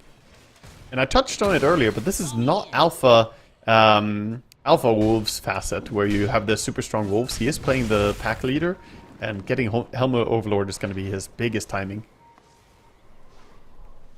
And already with a couple of K lead, 4-0 to the good. Navi have a bit of vision down bottom. That's going to see the clockwork in a second. Already moving down there with pretty much everyone bar the Chaos Knight. See clockwork shot.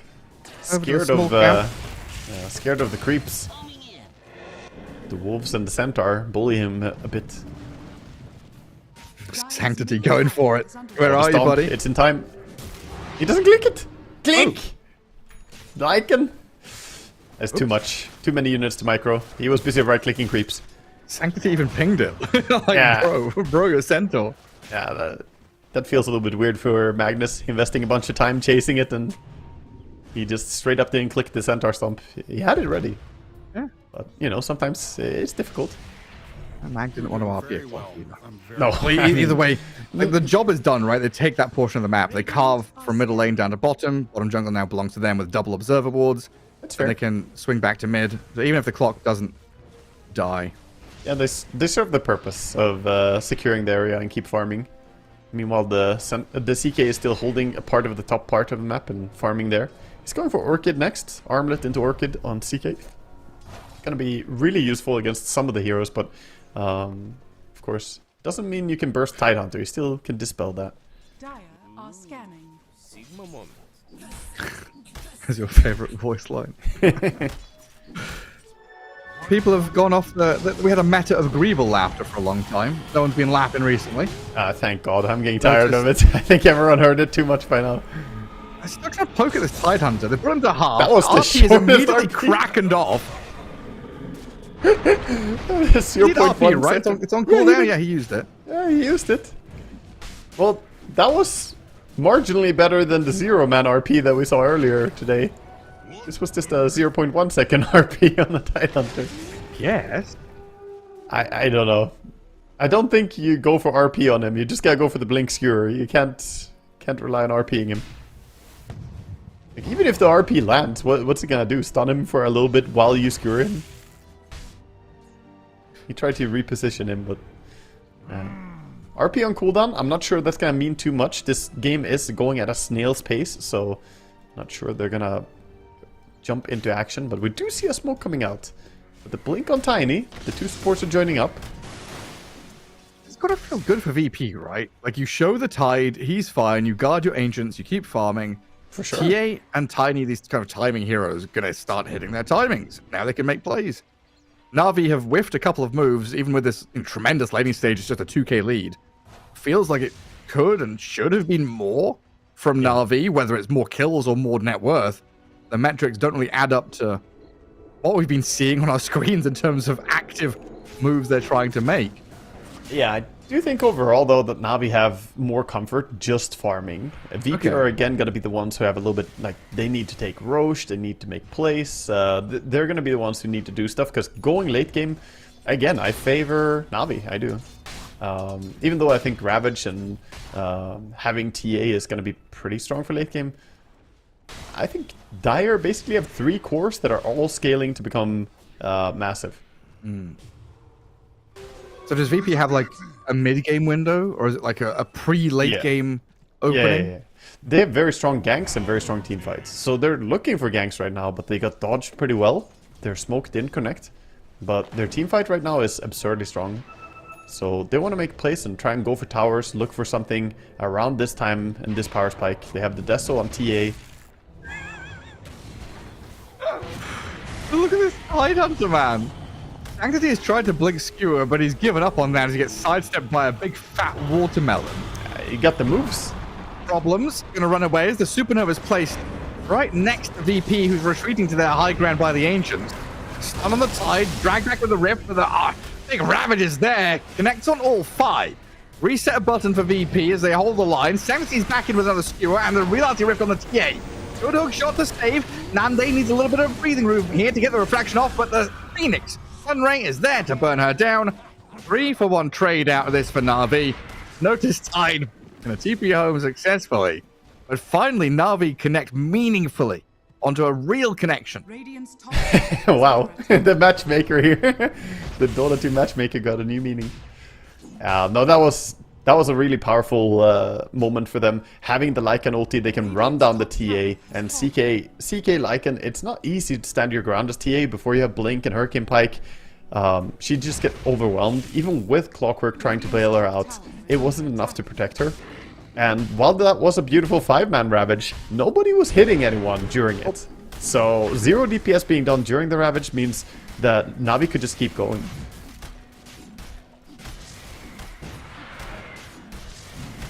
And then into Roche. Dire's middle tower is under attack. Nothing to stop them here. Radiant Taking Roche with 4 minute 20 against the TA side. That's going to feel incredible for Na'Vi. Definitely, this is a great start for them, and getting Aegis on CK is going to be a great feeling, because he's a very aggressive type carry who pulls himself into the fray, and thus he kind of needs some safety to be able to make those moves. They do see everyone going bottom using the TA trap on the gate. Early gem is going to be important for either team here, to spot the wolves or spot the TA traps. QBFY. Dire's middle tower is under attack. Just gonna step forward. A little bit spooky going out there. It's going to be getting up to mid lane, looking for a fight.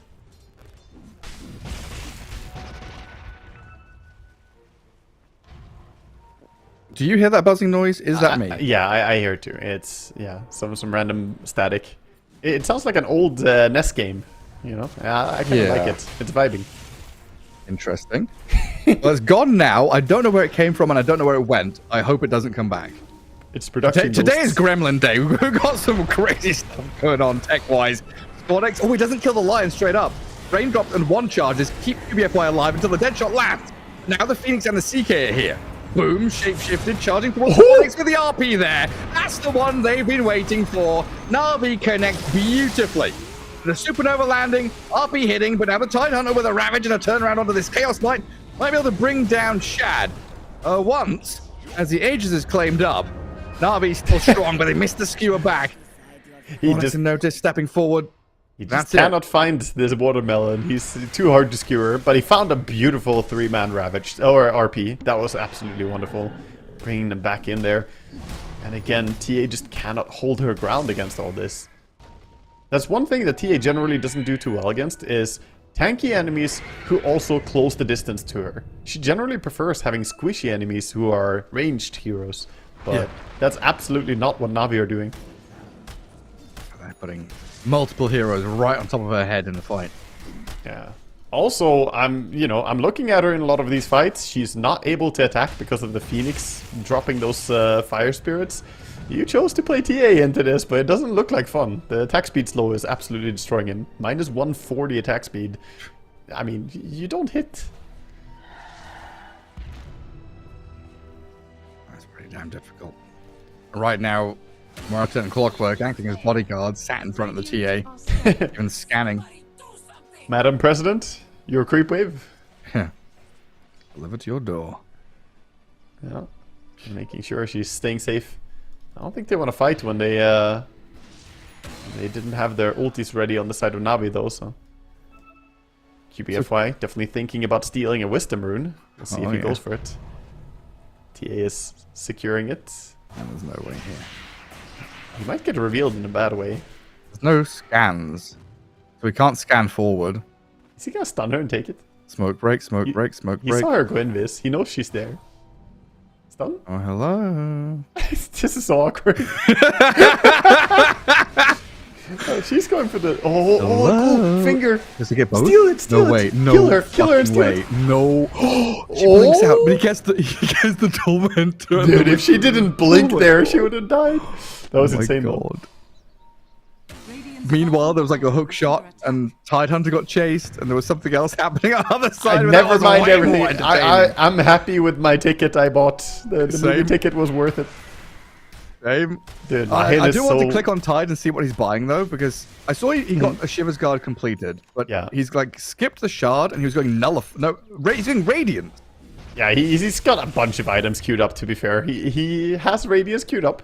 So Shiva's Radiance is his ambition. I can see it being good here. There's a lot of auto attack focus on Na'Vi. And the evasion and the mischance is going to be really good against Lycan, CK, even Magnus, to be honest. But yeah, going back for Shard now I think is important. He needs Shard, and he honestly needs Blink Dagger too.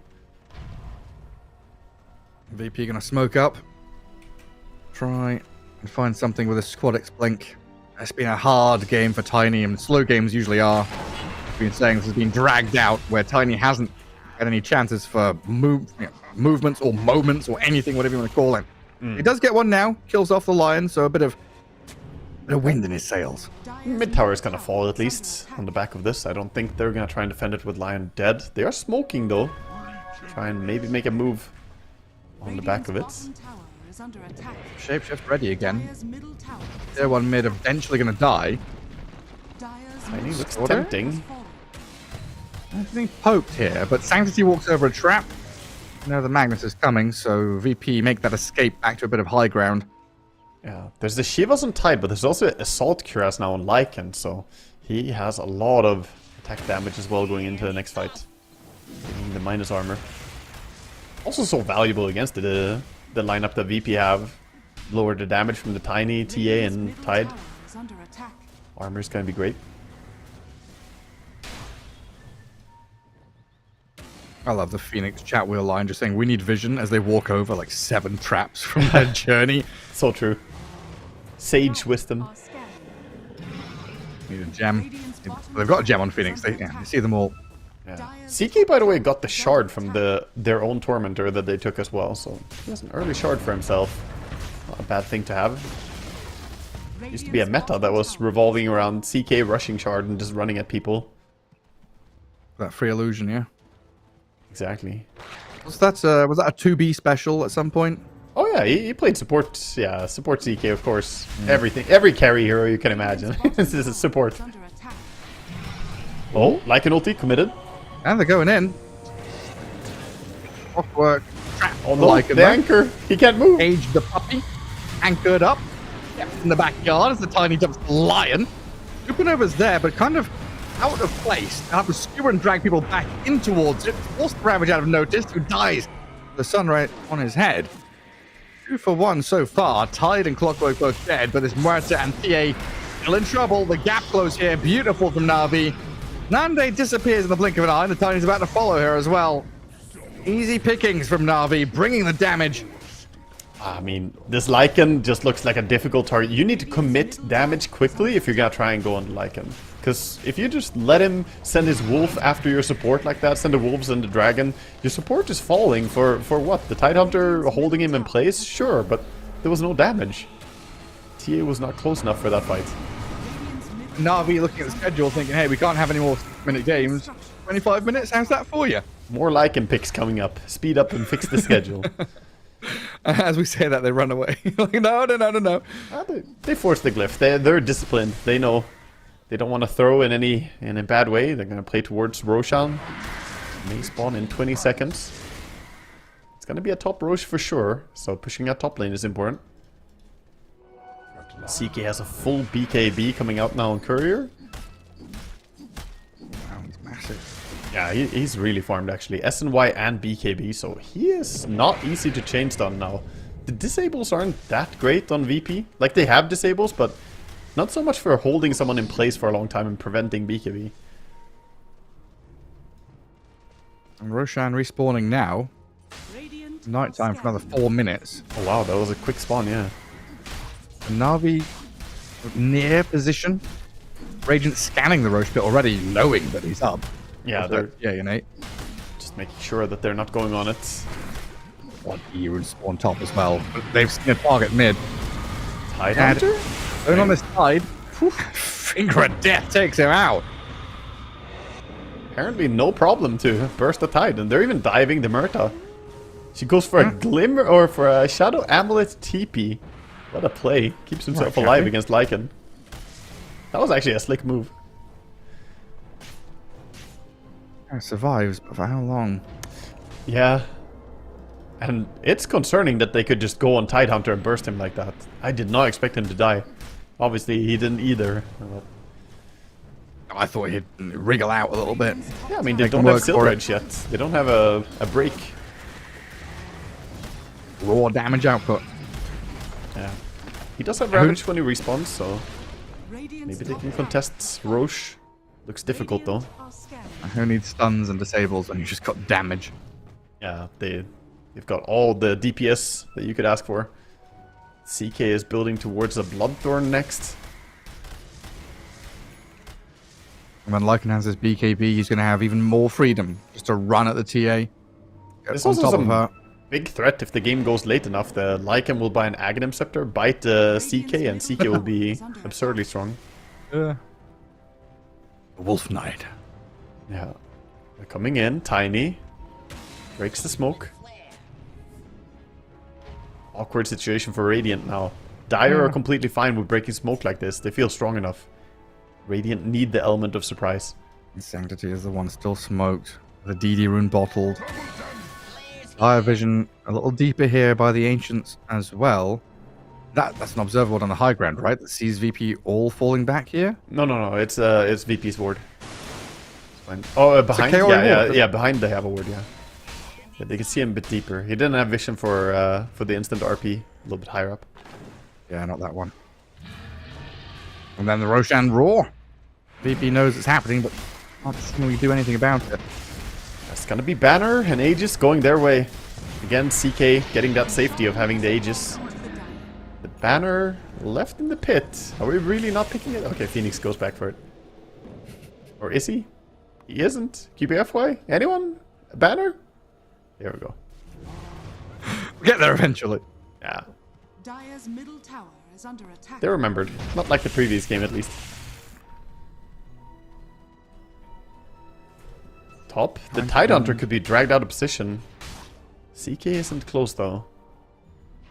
I think they need CK, the biggest damage dealer.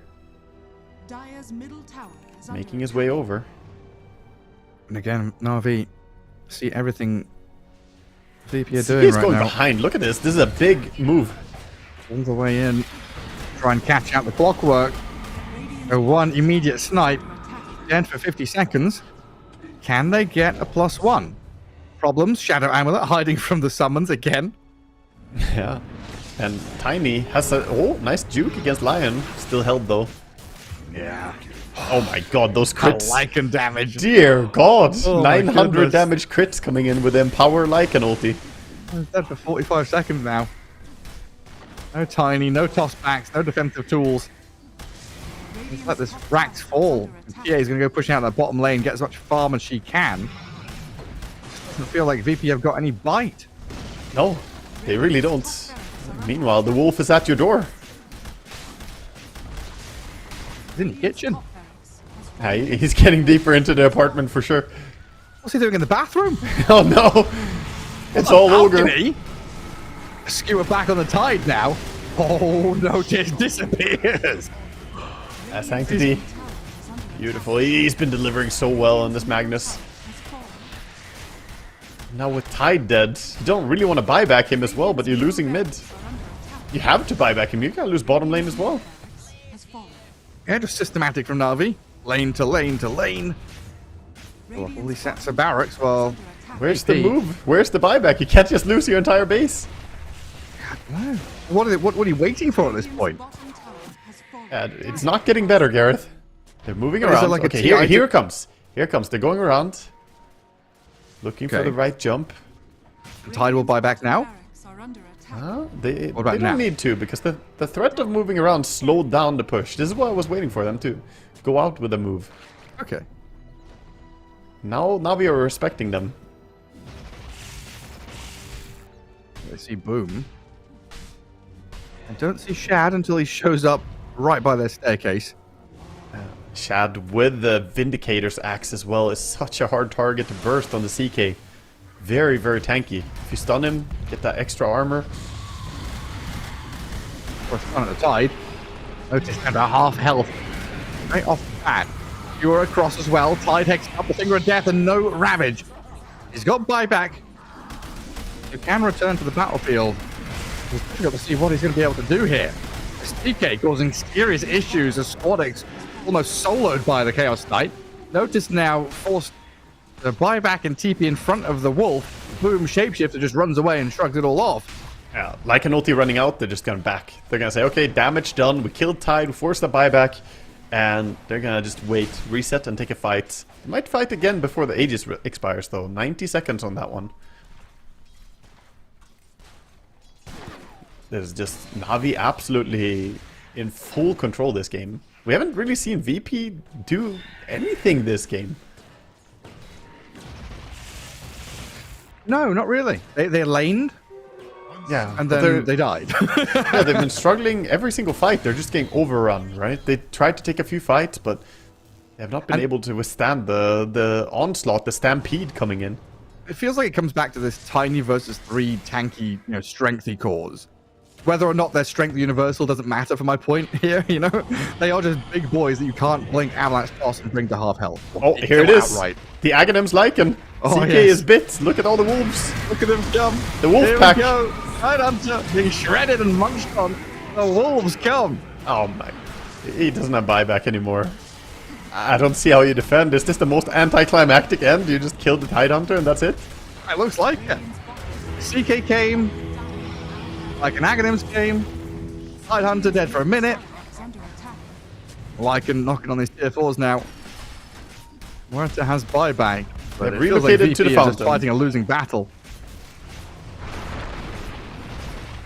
TA trying to get cute with some Psyblades, but I don't think... You're gonna need a lot of Psyblades to change this.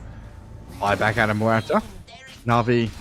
A moment of like, wait, do we run? And then they immediately turn back around like, what are we scared of? Yeah, no Get back tides. in here. No problem. Kill the clockwork, bit of stun and finger action onto the tiny with an RP supernova. GG is called. Na'Vi secure this game 2 victory. I don't know how to put it. Wago, VP didn't go to this game, really? They didn't have a chance. They were just very effectively countered. I think Na'Vi drafted really well, but they also understood the draft really well. They played towards it. They had the right heroes to just run at the type of course that VP have. They had enough HP on everyone to not get bursted by Tiny, and TA doesn't deal with all these melee cores running at you. So overall, I think the draft played a huge part, but Na'Vi also just didn't have a plan B in their draft. Yeah, absolutely wild. This Lycan just ran them over. I'm glad we got to see the Aghanims in the end, like you were calling for. The Aghanim CK, just the very last moment. And gets a few big crits in there as well. But yeah, Na'Vi strong stomping a VP in game 2, kind of turning this series on its head and heading to a game 3 again. So we'll have a quick break and come back with that final game of the series. Better than this, better than that, better than anything I ever had.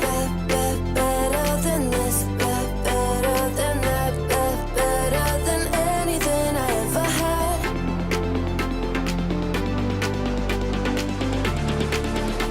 Than anything I ever had.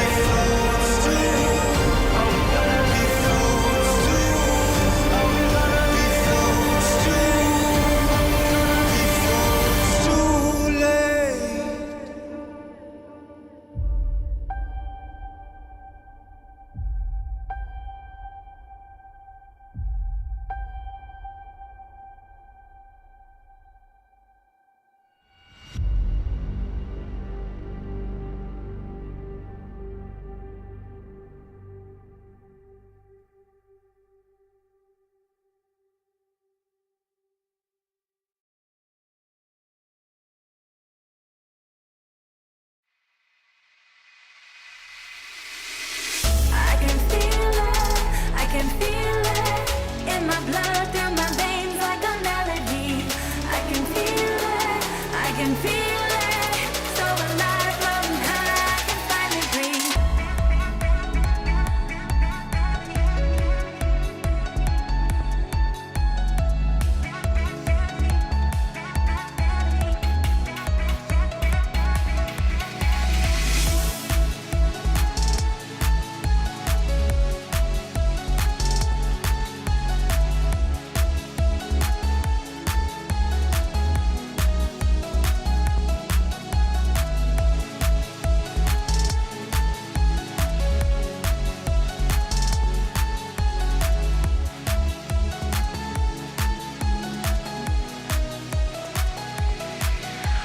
Lately, I've been feeling lonely.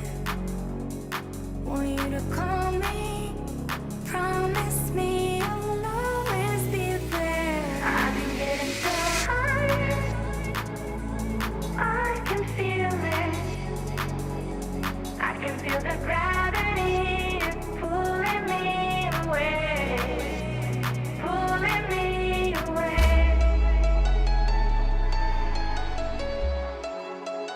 Pulling me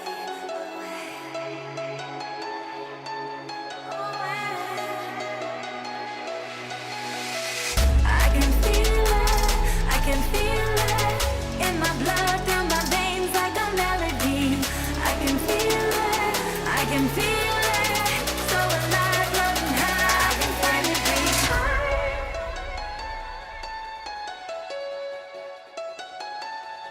I can feel the gravity pulling me away, pulling me away.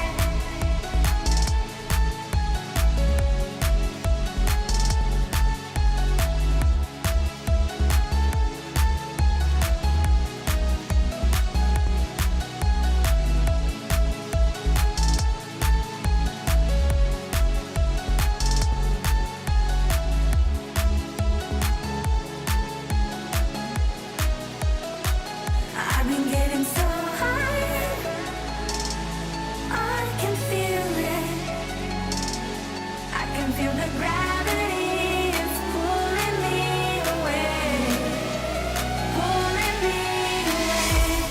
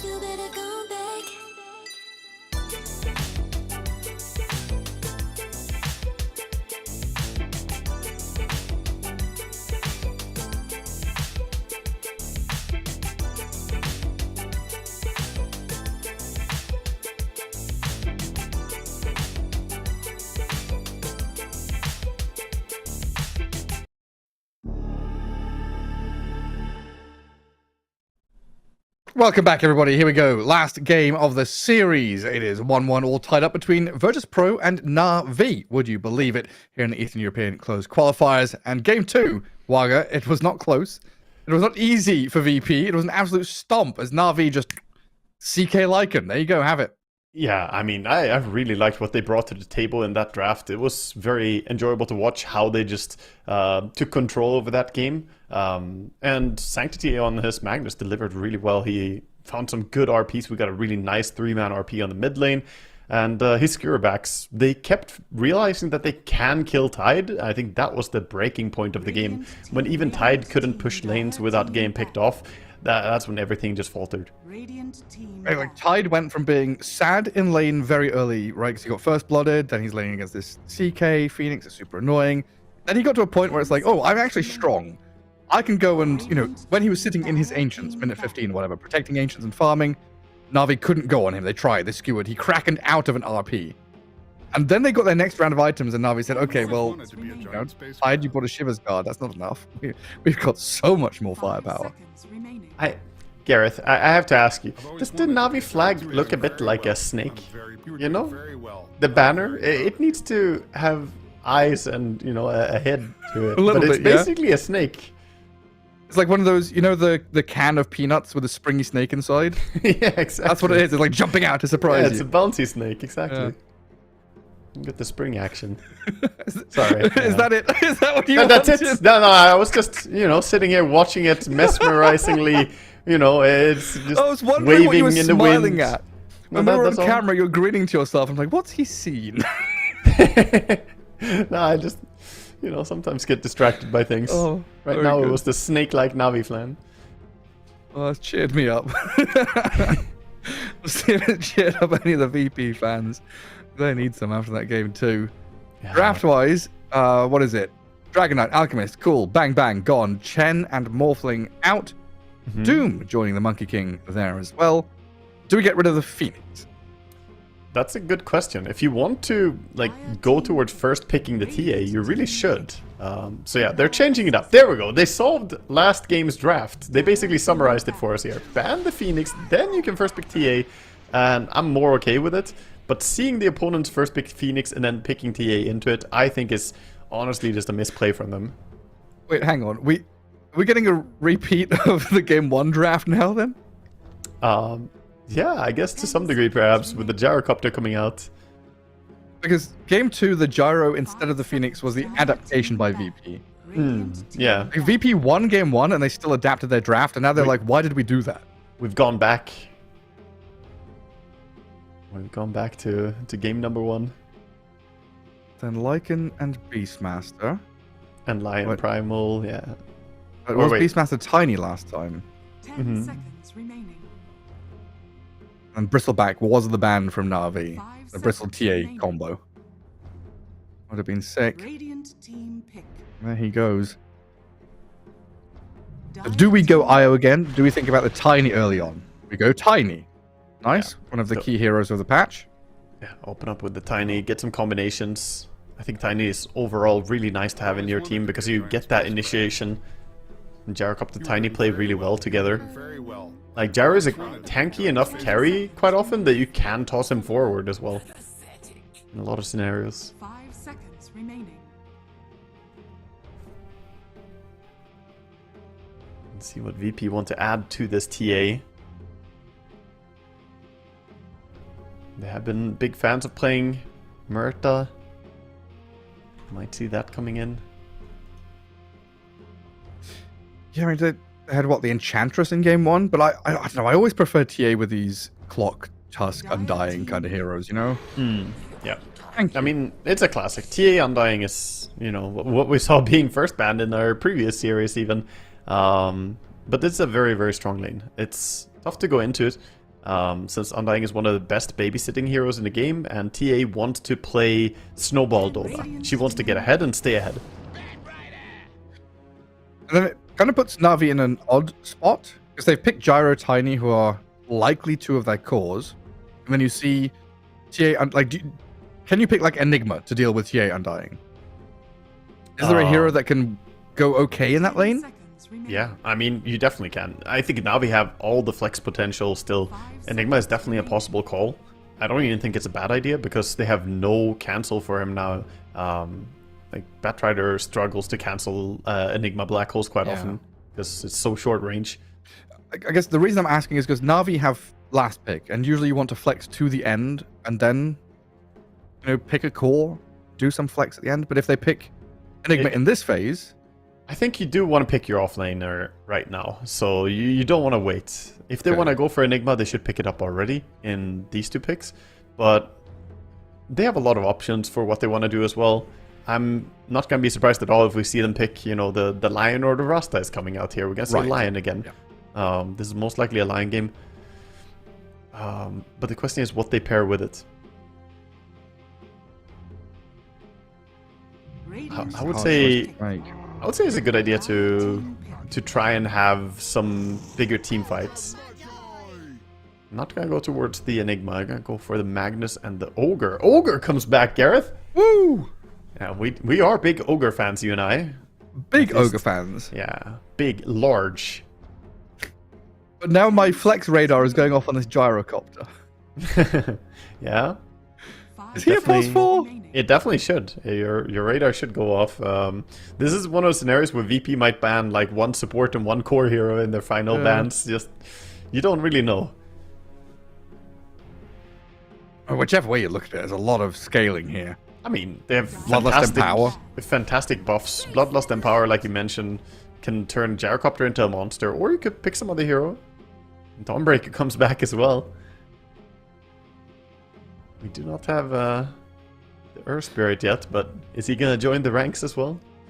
Could be. Yeah, not a great Solar Guardian activator until Bat gets Blink, but yeah, with a pick to go, we're looking at one of those spirits. I mean, Puck, Storm, Earth. Yeah, a lot of the abilities are pretty slow, and VP really like playing Storm, so this could be a game for Storm, but it's a little bit rough. You can easily, like, Ogre is not a problem. His stun is basically useless against the Storm. You can just zip over him over and over. His cast animation is way too slow. But once the Magnus's Blink Kayayasha, the chain stun can come in, man. Like, you get caught by 1 stun, all of them connect, so it can be dangerous to play Storm. Well, the Nyx is one of the bans from VP. 10 seconds remaining. Yeah. So what are they looking at? So if they ban Nyx, I think like one of the configurations is Ogre Gyro, Tiny Mid, Magnus offlane with a pos 4. Yeah. Exactly. They're suspecting that it's the pos 4 missing still, which could very well be true. It's hard to know for sure though. So the question is, do they ban 1 more support hero, or do they respect the potential that this Gyro is flexible? 10 seconds remaining. Well, I guess if it is going to be QBFY's hero next, it doesn't make sense to ban Lion or Shadow Shaman, right? So you leave... Oh, I think it would be scary if you go up against Lifestealer here. Right? They didn't ban the Lifestealer PA. We've been seeing the Lifestealer PA bans the moment we see Magnus. You're right. And in this game, they didn't ban any of those. And we're asking if Gyro could be flexed. He definitely could. Go Gyro support. And then you could Magnus towards the off lane, Tiny Mid. Tiny 4. I mean, yeah, you have multiple ways you can roll it, so...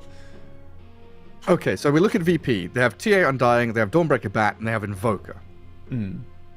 Yeah, decent grab. They have some nice team fight around the Tombstone and the Solar Guardian, and Invoker is a high-pace hero who can join and do a lot of stuff. I think Mana Burn looks great against Magnus and Tiny as well. Overall, not the scariest looking lineup, I would say. Okay, it's gonna be Willow. And our excitement disappears as it's not going to be a flex Gyro, but I think QBFY Willow, you know, I've been hyping it up. I think he's actually one of the best Willows I've ever seen. He's absolutely crazy on it. He does have the Space Willow set as well. Adorable little butterfly wings. Yeah. Thinking back to that Nyx ban, I like it more and more. You know, thinking about Undying TA dominating the lane, and then Nyx just makes you not play the lane. Would have been a real cool pick. You know, drag waves and not give VP the lane that they wanted. Dark Willow, though, is going to be a more forceful, straight-on approach. I think I like this approach a bit more. And Willow is pretty good against some of the heroes in VP. Like, you throw down the Bramble Maze when Dawnbreaker ultis in, and she's gonna land into, you know, a root and then get ultied by Willow. It can quickly disjoint some of the initiations. And it also sets up even more combo. They have so many big spells that are nasty on the side of Navi. If you land RP, then Terrorize can follow up, or Call Down. Tiny combo. There's a lot of threats. Whereas VP, they need to win lane hard. TA needs to get ahead this game. Because again, it's a game where if you go late game, it's not going to play out in a good way for you. You're going to fall behind. There's like no way you keep up with Empower Bloodlust. No. No, he's age-old classic, right? Empower Bloodlust Juggernaut was one of the best heroes in Dota for a long time.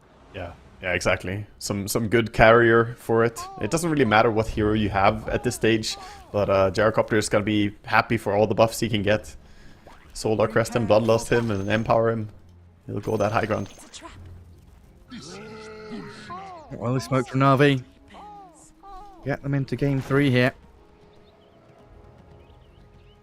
Nande on TA 3 games in a row. Would you want to be playing TA in this one? No, but you know, that's what happens when you first face TA. You should have games where it doesn't look like you want to play it. I mean, I would do it because I'm playing TA in anything, you know. I kind of, if there are counters or not, doesn't matter. After a few thousand games, you just You're play gonna it. complain about it. Yeah, I would definitely not be happy about it though. That's looks at camera, complains to stream chat. yeah, gotta cry into the void a little bit, you know. This is what he has to do on Nande in this game. If he has a bad game, just mute Discord and just cry a bit. You know? Yeah. And at this moment, he knew he fucked up. Well, we'll see how it goes. I mean, the lane is super strong still, so if he gets off to a good start, he can have a fantastic game. It's just a problem of he doesn't automatically win this game if he doesn't get ahead. Right. Nande trying to meld and hide by the bounty rune. Boom, not falling for any tricks. Squadix gonna get 1. 3 go the way of VP. So VP coming out a little bit ahead, getting extra golden laning. At least they got PBFY. one rune. Brown Boots, Blood Grenade, Sentry Ward. That's the inventory of a POS 4. Actually, this is very smart. The boots against Undying is probably the best purchase. Normally, this is not what he would buy on Dark Willow, but you just don't want to get attacked by Undying. And if you don't have boots, you have to constantly run away from him. Now you can kite him quite easily, and that allows you to do more auto attacks. So he understands how the matchup is going to play. And then much easier to block and deal with camps, even drag waves if you really want to. Lots of ways to just not play the lane honorably, which is what the Undying and the TA want. You know, they want a head-on 2v2. Yeah, he's going to pull the creeps away, and Undying is pulling the creeps too, but Willow is going away from it. So we see them both taking off to the jungle with some creeps. Now, Undying lost his range creeps, or range creep to a big camp, which isn't horrible, but that means that he can't kill the creep wave here, even if it does connect. Where are we going? We're just on a journey, Gareth. To the mid lane. Steal the mid creep wave. Yeah, your mid laner will love that. Wait. Does Undying grief mid lane if... Oh, they didn't connect. Oh my god. Wait, he wants to connect He it? is. Okay, there we go. He's griefing the mid laner. Make sure that the Okay. Tiny doesn't get his next creep wave. That's so toxic, man. Tiny is like, what the hell? How did I get screwed over by this? There are 4 lanes now. Yeah. And meanwhile, Willow is taking the creeps back. They have been on quite... I've never seen creeps live this long in the early game. They are staying alive, Gareth. He's taking them reminds me... He gave them to Tiny. He just gives them to... Oh, you got them... Yeah, stolen, denied mid. Don't worry, I've got a little package here for you. Magnus is like, what the heck, man? Where did my wave go? Man. This reminds me of Dota 1 Observer Wards and Sentry Wards blocking waves those days. When you could legit build like a 500 unit army of creep waves in your base, you know? Yeah. There are a lot of different ways. Witnessing? There's some shenanigans, top tier shenanigans going on in this game. Excellent. We have not even addressed that there is a bottom lane. There's a lane bottom. Gyro has 11 last hits. You know, he's doing fine. Dawnbreaker doing slightly less fine. There we go. Now we can focus on top again. What do you mean there's another lane? I've seen all 3 lanes. Yeah, the creep saw all 3 lanes, Gareth, and they ran. There's mid, top, and second mid. Let's go have a look inside, you know, Pop Dog and Banana. Here's some Counter-Strike call-outs for areas of the map. Yeah. Goodness. Well, Magnus forced back a bit here. Pull into the large camp by VP with the Radiant creep wave pushed into it. Not comfortable for the Magnus at all. 9 last hits, no denies. Yeah, Dawnbreaker, like you're saying, doing a little bit better than him in the opposing off lane. Tiny and Invoker. After all this business, and going even, I guess. Yeah, pretty even. Not much to be said about mid lane. Squadlex doing a good job harassing the Tiny as much as he can, bringing down his mana pool as well with the MP a few times. This lane should become harder and harder for Tiny. Is this a win for Na'Vi, though? Like, you said that VP have got to win their lanes. They've got to come out strong from laning stage. If there are no lanes and the laning stage is fucked up... I mean, it's a win, I think. TA is still, you know, clearly winning top lane. She is getting farmed. She is pulling the big camp and accelerating a farm with it. So, yeah, this is definitely what I was looking for her. Bigger question is, how much can they start doing around the 6-minute rotations? Actually, we already have all supports for the 4-minute runes, too. Is that what I mean? Highly mobile game. There's no laning stage anymore. Laning stage broke down, what, 1.5 minutes into this one? Yeah. I got roaming mids. Get those bottles refilled. Get some tangos handed over. God, as much as you can. This does leave Gyro alone down bottom. There's also Magnus being chased out top by a TA with meld strikes. And Dying just charging forward, but they're dragged away behind their tower. But there's safety there for them. While Shad sits around half health. Getting Also a decent amount of farm. Having a look at the enemy ancients, confirming that there are no stacks made yet. Just invasive maneuvers coming in. Structures are fortified. Oh yeah, Undying, the recon. Watch the Dark Willow do her dirty business. Yeah, she still got the ancient stack, so trying to stack both. She got one of them. And now the roaming Magnus moves into mid to kill off the ganking Tombstone. Yeah, it's a little bit random that he's here, but that does mean that Tiny is going to be completely safe. We do not have level 6 on Dawn yet. All these actions have meaning, and therefore all the reactions have purpose, right? It's just funny watching them happen when it's so out of whack with the normal, you know, flowchart algorithm of Dota that we see. Yeah, we're going to see both teams emphasize stacking a lot, because when a game gets scrappy like this and you can't really find kills, you're going to see the supports trying to accelerate a bit more. So we see Batrider stacking up the Ancients over on the VP side, and at the same time, the Willow is stacking Ancients and Big Camp over on the Radiant side. So both of them just generating some nice stuff to fall back on for their cores. And then Ogre grabs the Arcane Rune, so Bat doesn't get it. Tiny was walking back to base, so there's no chance to refill. Yeah, I'm curious, are we going to see like 3v3s at the Wisdom Runes, or like, what's going to go on in 40 seconds time? Yeah, wouldn't surprise me, honestly. A bit of aggressive stuff. I mean, Dawnbreaker has level 6 in time for it. She just needs one more creep to die. So she could ulti over to the Radiant Wisdom. Boom. Magnus, already low HP. Mal strike on the QBFY. There we go. First blood, 6.5 minutes into it. A dive on that top tier 1, and I'm dying, kind of thinking, hey, Wisdom Rune, but not enough resources to go charging forward for that. It looks like it should be 1 for 1. Yeah, Unless... for now it seems like it. Kaori definitely not going to be able to invade here. So yeah, 1 for 1. Stacks being made on the Ancients as well. And back to calm. Radiant's top tower is under Back to normality. So now Dawnbreaker does have ulti.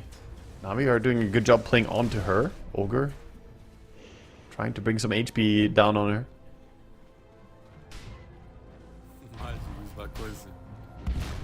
Some confident moves here from Squadix as well. Undying and TA lead. The Boom Magnus going to make his swift escape, but that damage onto QBFY makes short work of the Willow. Yeah. Nanda having a fantastic, very dominant start now. Top lane, he's already at 60 CS, no one else has broken 40. He is really pushing ahead. This is what he needed. Yeah, I mean, what the 1,500 net worth lead right now is a 50% increase on the Gyro's net worth, right? Yeah, I mean, it's crazy. It's really significant. So bottom lane has been, you know, okay for Gyrocopter, but not amazing. And the TA has Dragonlance already, so she's thinking about going through the gate, it looks like. Not gonna go for it. She's gonna go and push out lane first. Oh, toss on the Batrider out the bottom rune spot. Invis was denied as Squadix and Rain both coming in to deal with Sanctity. Under the tombstone with Blood Grenade on him, but Tiny very tanky. Yeah, he realizes he can just click TP. Cold Snap already on cooldown. Boom does die solo to Nande up top though. Yeah, that's a good kill. Really nice. Now he can push in. This creep wave is going to be missed, and that means tower is even potentially falling. As QBFY does get run down. Yep, that's his product to that cold snap. Everything going VP's way. Complete reversal from game 2, but this is what you said they needed to do, right? This is them playing through their draft, piloting it as expected, coming out of the lane stage with a decent lead. Yeah. A decent kill score, but Boom up top, he's going to turn it back onto this Undying. Yeah, we are expecting them to pull ahead with the lane matchups that we saw, but they're also doing perhaps even better than I expected, so off to a really good start on BP. I guess QBFY, also... Yeah, dead again, isn't he? just dead immediately upon respawning. Boom might be in trouble still yet. Skewer's under his tier 2, but look at Nande. Okay, trap. I'm going to give him the reach. I guess even more so, we expect them to do it, but it would be a bad sign for VP if they weren't in this position also. Oh yeah, for sure. But the one thing to say is that, you know, as the game progresses, it will get harder for them. Gyrocopter getting farm and whatnot, but opening up the top tower already, this allows them for maybe a move down to shut down Gyrocopter's free farm. Like, Gyro is the big hope for Navi. He needs to get farmed. Yeah, also controlling enemy ancients, Tormentor, super handy for the TA. If she finds a way to stay up top and keep playing that, would be nice. Tiny does get his hands on the double damage rune. Battery tried to deny it, not in time though. Tiny's kind of far from Blink. Is that also an indication here Navi are looking for later timing, since Tiny's going for more little stopgap items? Yeah, I mean, slightly later. But I think they're just struggling a bit, and getting the power treads allows them to at least farm. The game didn't look like he's gonna be able to get too many kills if he goes Blink immediately. He still doesn't kill TA with the jump. And they're gonna hit, you know, probably similar timings. The Magnus is going for his Blink as well, needs 1,000 gold for it.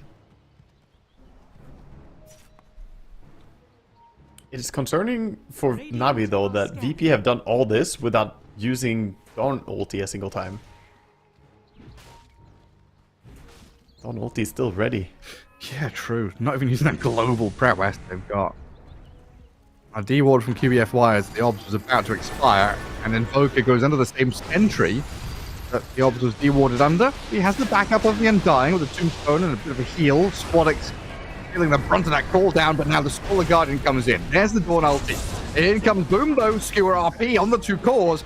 They've put themselves in a position here on a silver platter for Navi to turn on them and get 2 massive kills. Yeah, that was optimistic to keep the Invoker alive. Everyone else already kind of dipped out. Means they're going to be able to punish both of them. So 2 core kills. Absolutely huge for Navi, who have been struggling to get a foothold this game. Yeah, right next to their Ancients, right? They guard their Ancients, get some kills. Gyro can now farm through it. Yeah, they share the farm. All the cores get a little piece of the cake. And both these Blink buyers getting closer and closer to that initiation tool. Yeah, he got the kill on the Invoker on Tiny, so he only needs 400 more gold. Radiant's middle tower is under attack. Bottom tower being eyed up by VP, moving in for it. They have the tombstone soon. Radiant's bottom tower is under attack. Batrider. Demolished. Across It's the so river much there by damage. Shad. You get a toss on you and you just can't move. 2.5 seconds of slow from Tiny Toss. It's so The nasty. A10 Radiant's bottom A10 tower is Warthog under comes attack. along with that big minigun of his. Yeah. Structures are fortified. That too. Radiant's bottom tower TA has a Blink Dagger in this game. Not going for the Death Soul second item. is under attack. Trying to activate earlier on TA, moving towards mid. Thanks to that little pocket of space they got by killing that top tier one. I'm just still thinking back to that play, right? Like VP invading enemy ancients. They're trying to contest, trying to set up a bit of a base camp there. And it's a nice idea, and it's enabled by the tier 1 dying early on. But it's also just natural for Na'Vi to defend it. Scanning. Yeah. You're playing aggressively into like a cool, nifty move, but if the enemy bring the numbers like Na'Vi did, there's no real purpose being there. I mean, Navi were very happy to bring everyone because it was close and easy to their base, and they also, you know, are behind. When you're behind, you want to play together with your teammates. You don't really want to split up.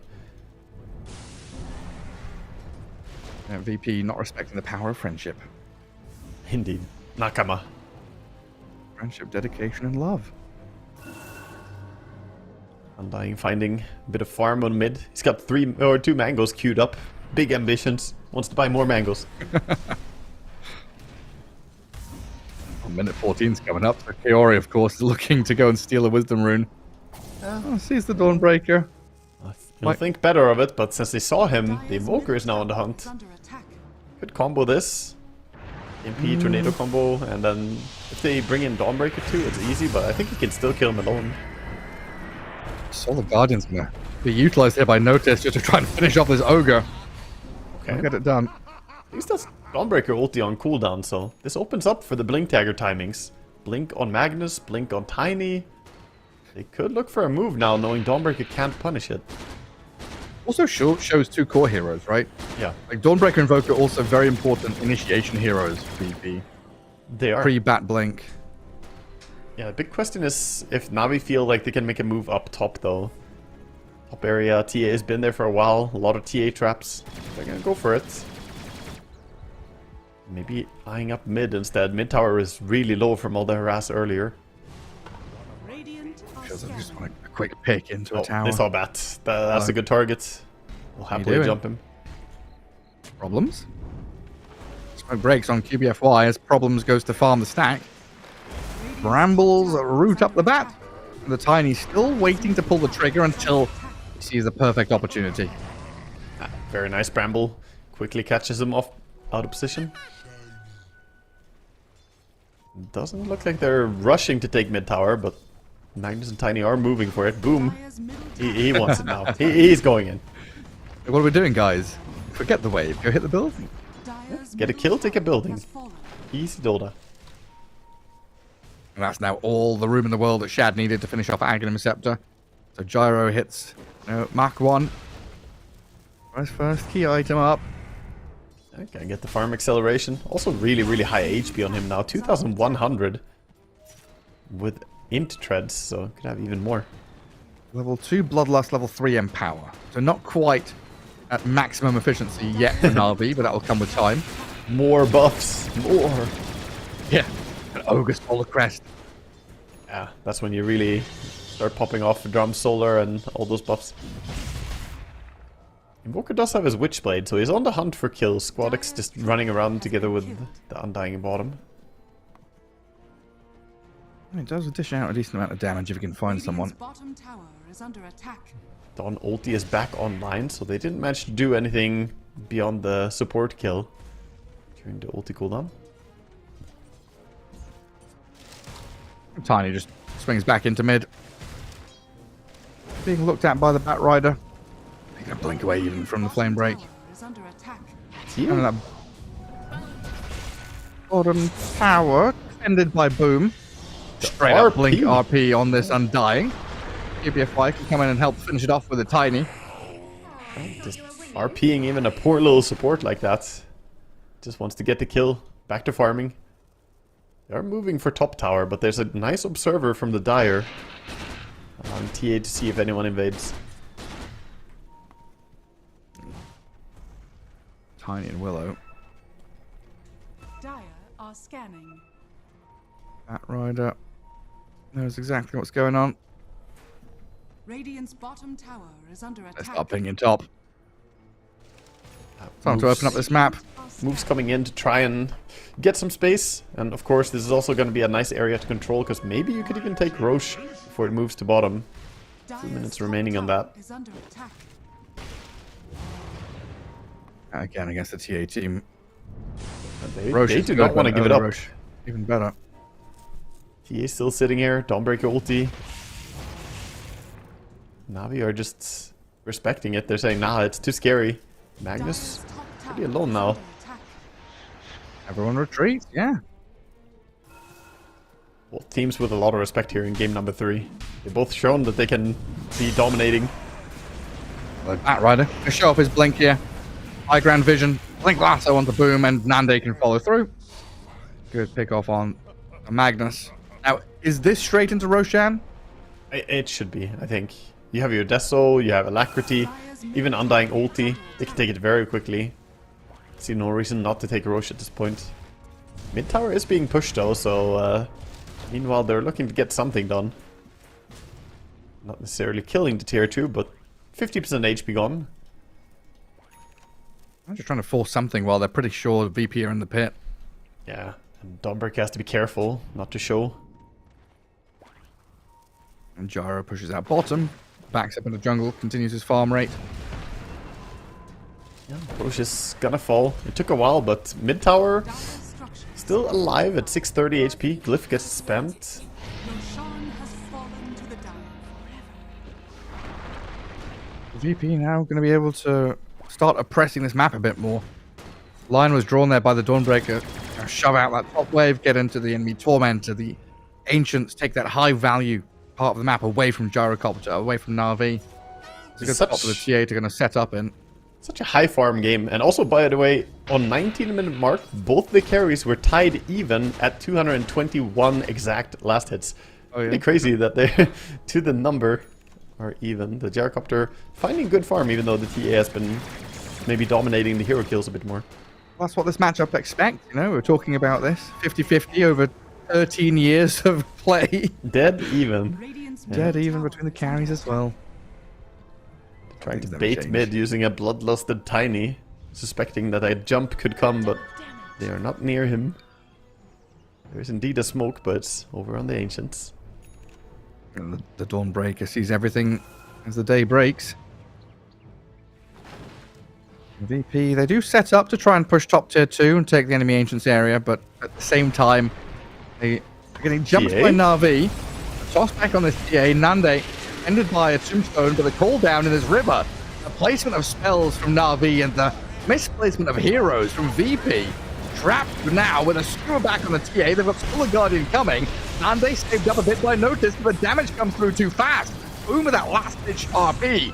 And next on the Dawnbreaker, now the Invoker is the last one kind of left in this fight. Running back away from Gyro and Ogre. Sanctity going to slow him down, helped out by Kaori. This Ice Wall delays their approach, slowing them down to slugs, but they've got so much damage spewed out from this Gyro that Na'Vi dominate the first real big fight we've seen. That's what we expect from Navi's draft. The 5-man fight is so absurd. Their spells are crazy, but the jump was also really clean. They got onto TA, repositioned her. She wasted her Hurricane Pike, well, wasted, but had to use it to just reposition once. But then they bring her back again, killing her first as well there with the call down. That's just really nice combination from Na'Vi. And boom. Boom on the Magnus, showing that he can also do what we saw Sanctity do in the previous game. They drag back some of these key targets. That's kind of spelling a bit of despair for VP. I don't want to say doom. I don't want to say, you know, all is lost. Radiant are But coming out that laning stage, being ahead, feeling, you know, warm and fuzzy inside, getting an early Roshan, I'm a TA lineup, then immediately losing it. Now Na'Vi are ahead in net worth.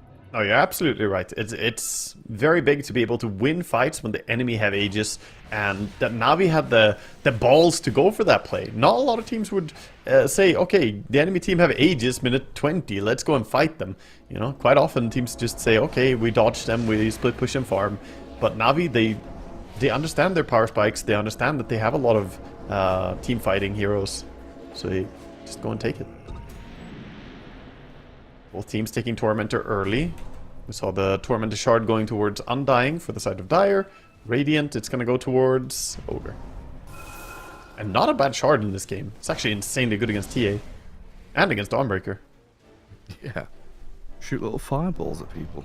Yeah, I mean, it's the fireballs, but more so the damage block. 85% damage resistance from 3 attacks is really good. That could mitigate all of TA's burst. Starbreaker attacks?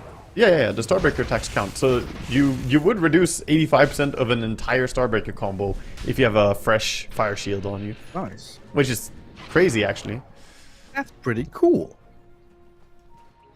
I wonder if that... Yeah, I guess that also means you probably lower the healing that Dawnbreaker gets, since it reduces the damage of it. Hmm. Yeah, just neat overall. I think very good shard to get, whereas the Undying shard, not bad as well. He can now save people. He can maybe break the combinations. If they go on TA, he can slap down the fat bunker of the big tombstone. The grab ally. Smoker to smoke, though. Hello, Bat. Oh, goodbye, Bat. Blinks away, but now Boom is going to jump in and chase. Lasso with the TA over the top on the Solar Guardian. Boom has to try and square away, but he's dead. Damage on the Bat looks good, but the heals there on notice charges right in on top of their heads. This Dawnbreaker slaps Kaori, but he's got to face up against the Gyro now. This BKB Chad proves too difficult to break through, while the TA does jump in. Hurricane looks like it's going to get dodged out. There's some illusions out of the Manta style from Shad. Yeah, interesting he went for the Manta style. Not a super common item on the Gyrocopter, but I do like it here. Can dispel the Cold Snap, dispel the Witchblade, and also just disjointing those auto attacks from ranged cores. You're playing against the TA and Invoker, so it can be quite valuable. There's like lots of little stuff, right? Like TA traps, sticky napalm, yeah, a bunch of things. Even like Batrider Blink Lasso, right? You can. It's not like a Manta dodge the lasso, but if you see Bat jump in, you can Manta to kind of dodge the animation. Yeah, for sure. I think it's good. People sometimes just, you know, autopilot go Sanji Asha when they play Gyro, but Manta is a good option sometimes. Yeah. That looks pretty good here. Can you dispel off the Flesh Golem damage amp? Yes. Yeah. He has to hit you again. Or actually, yeah, it says it cannot be dispelled, but that's just the Flesh Golem itself cannot be dispelled. That's like the Winter Wyvern Arctic Burn, undispellable. yeah, it's like, yeah, you're still flying, but you can dispel it, so... Yeah.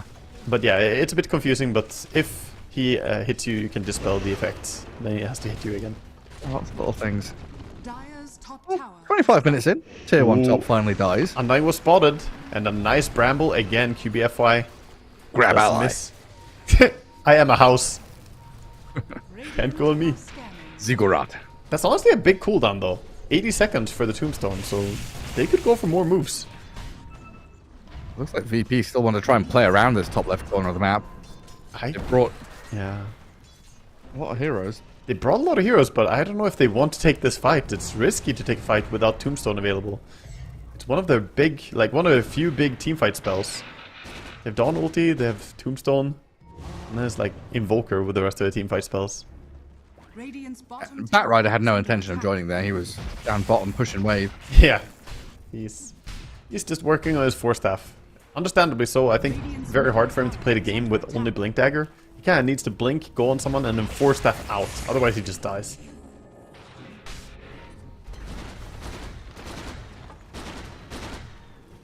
Gyro just keeps amassing this incredible amount of wealth.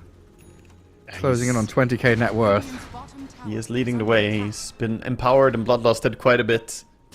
Ogre is nearby with the Solar Crest as well. He's running to his 2 buffers. He's like, please, channel your power onto me. He doesn't get a bloodlust. Kaori's like, no. Come on. Give him the spells. Is it smoke time? Can I shove mid-wave? I've got a big wave bottom to deal with as well. The Roshan fast spawn is 10 seconds away. Yeah, we'll see how fast it's gonna be. The invasion coming here, the movement speed from smoke and bloodlust, you can go quite deep with the gank. Be hard to react to for VP. 2-minute Rosh spawn. Dire scan over near the pit. Not going to connect on anyone right now. Na'Vi is still hunting in the shadows. Nothing comes of it. Good read by VP. They understood the gank, and they just sat back, played very safe, and meanwhile Squadix also didn't completely abandon bottom. He kept pushing in bottom lane, tornadoing, and pushing with Meteor and Forge Spirits, so he's getting good farm on Invoker. Working towards a BKB, already has the Hurricane Pike as well, so I think doing a good job trying to stay decently farmed. This game is largely becoming all about Gyrocopter though, and can you deal with him? Dire's top tower is under attack. The butterfly timing will be quite enormous. Middle tower is under attack. Brilliant. Yeah, you gotta commit this Daedalus route as well. Yeah, and didn't get Quiver this game. She got a good one in Nemesis Curse. Definitely a great item. Invoker got the Quiver, but you know, it's probably gonna overlap with his Witchblade True Strike anyway a lot of the time. Yeah. Bottom tower has fallen. Dire's top tower Right now, is under attack. we're avoiding Navi. Dire's top tower Playing keep away, shoving out multiple lanes. Mid and bot. He's Navi, still in the... middle tower is When you're under playing attack. two lanes in Dota, you know, you feel like you're in a good spot. You've got the pressure. look at this move from VP though. Going Where they go? down below, up towards Roche. They understand Roche spawn timer because of TA. So they know it's top Roche, they have to make a move for it, and they made that move early. The Invoker does not have travels. Oh, gem down. Radiant's bottom Ooh, tower is under that is a big freebie. Radiant's middle tower is under attack. Unlucky. Yeah, Dire's steal your turret gem. has been killed. And now you're a little bit afraid to go and commit to Roche. Yeah, They're just holding this FYI, area. in a split position. Just on the TA, Nande blinks away. Gyro's going to deal with a tombstone as the Undying plants himself inside of it, but loses his life. Yeah, that's... Awkward situation. So in the end, not going to be able to stop the Roche from being taken. 30 seconds until it moves bottom, but I think they can easily kill it in time. So they're just going to settle for going mid, pushing a tower. They're going to go for a tier 2. Is under attack. Lift protects it for now. Radiant structures are fortified. Yeah, find what you can while your opponents take that. I mean, Roche they found a down. free gem. That's a good one. That gem was supposed to be countering the TA, but instead, now that's a free gem on Batrider. Super nice. Corey has to feel bad buying this and not getting to hold it for even a second.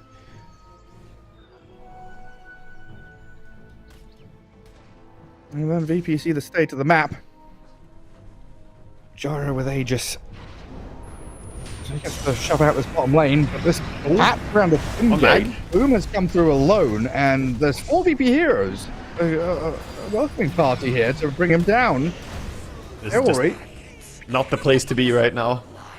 QBFY cancelled his gate channel. He was going through the gate, but yeah, you don't want a 1-by-1 feat like that. There's nope out of there quick. That's the thing. Even if you have BKB on Magnus, you're not that safe. The lasso is a great tool for bringing you down easily.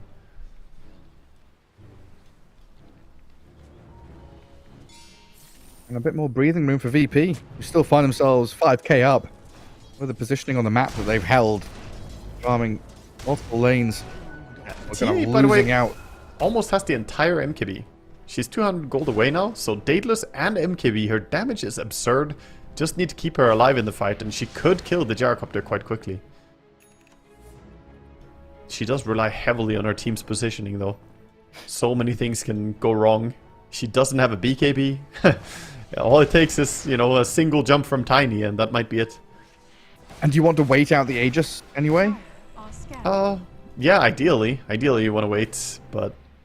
I mean, TA looks so fragile right now.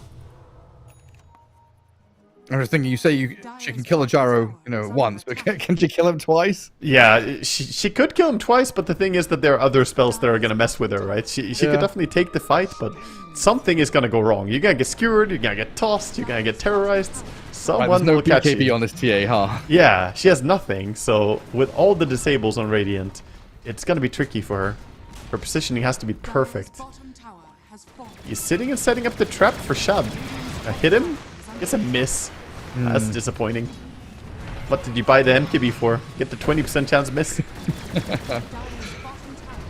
And Shad just on his high ground, killing tier 3.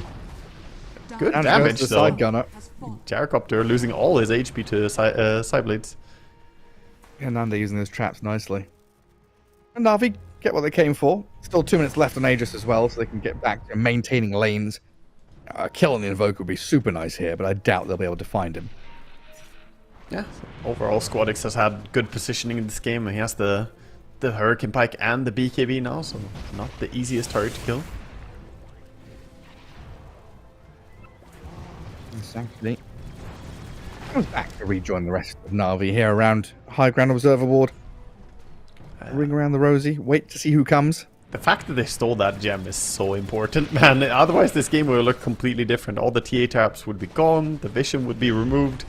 But because of the gem steal, they're actually able to play the map still on VP.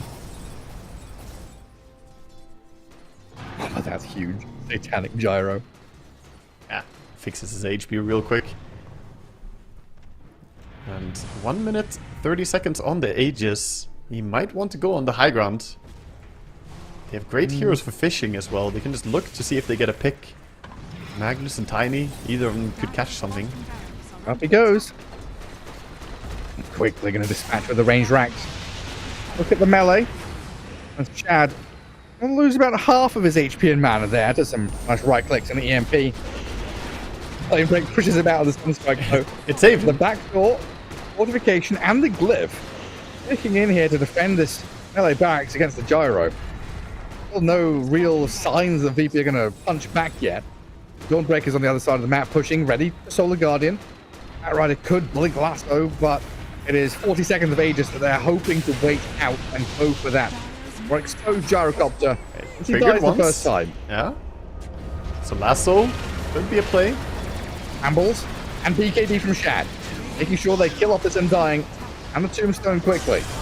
And now a 5v4, and they're still going to lasso jump this gyro. He needs help quick. He's being dragged in toward VP. He's got a ton of heals. The backup is coming, but it's not fast enough. The damage out of this TA, out of VP, destroys the gyro and the Magnus. Too deep to take the fight, and beautiful execution there by VP. They slowly bait out the Aegis, triggering it down with damage from afar. And then they have enough tools to reposition this gyrocopter. And I don't know what happened to both the Tiny and the Magnus. I thought someone would be able to jump in there and try and rescue him, but they didn't really have anything to stop the TA dealing damage. Yeah, I mean, I thought there would be a tossback or a blink RP or something. There's Undying. I think the Tombstone may have cancelled the blink daggers. That's the thing, right? Undying just like walks into the middle of 5, dies, but puts his Tombstone down. That's not for a good fight. While losing his life. Steal on the Tormentor too. Get shard on Batrider. Every little bit helps. 13k lead right now. All heroes getting pretty farmed as the Dawnbreaker, similar to what we saw in previous game in series. Dawnbreaker is getting big. Do you still think the kind of outline is there from what we talked about post-draft? That late game Na'Vi are going to feel decent heading into 50 plus minutes, I think you said, and then VP a smaller window now? I mean, I generally think that late game is Radiant favored based on the heroes, but look at Magnus farm. He's falling off really hard. He's not had the best game. He walked into a lot of heroes down at the gate earlier. Boom is just not really progressing in items. So that is worrisome. Whereas the Dawnbreaker, there's a 6,000 gold difference between the offlaners. Yeah, that's big. So now I think VP are happier to go into late game. It's all about what shape you go into late game. If you're getting there in a good way. I was like very delicate with how I worded it, right? The outline of what is, nothing is set in stone, right? There's no 10 commandments or whatever of Dota. No, it's all about, how you get there basically a lot of the time. And right now VP 16k gold ahead. They can definitely keep building and play for level 25 timings. They're not necessarily stressed. TA does have full Swift Blink. Looking really strong right now. Tiny. Still have to show up in that mid lane. That Rider, though, blinks past him to get Boom's Magnus. The bigger target in reality.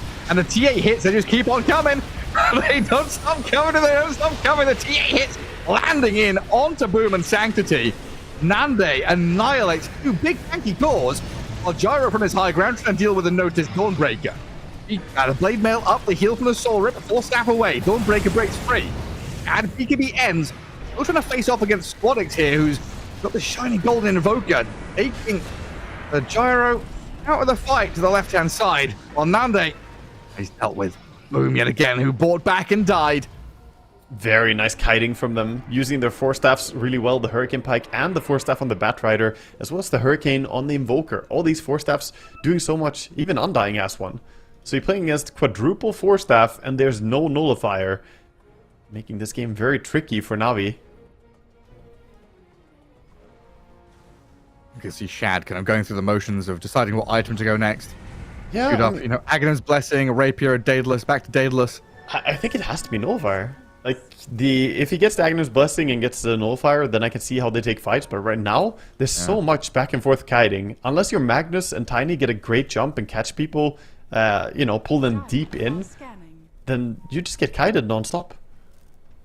I guess that is the big issue, and probably what he's looking at here, is that the last 3 engagements, Sanctity and Boom haven't been able to initiate at all, right? It's not just a bad initiation, they've not been able to jump and catch, or... Yeah, we haven't really seen Magnus Tiny connecting the way they need to. I mean, so I'd say Sanctity is playing poorly. He only died once, but he's not finding the jumps on the TA, which is the priority target. I guess him, if he goes, you know, Daedalus or Rapier or whatever, is him trusting his team the next fight to land their spells. Yep, he definitely is. A lot of And trust. he also kind of needs it. He needs some damage output. I do believe, in my eyes, that Nullifier would be better because it gives you damage and armor. And armor isn't the worst thing here against the Dawnbreaker, who's starting to hit hard, has the Assault Cuirass, and even the TA, of course.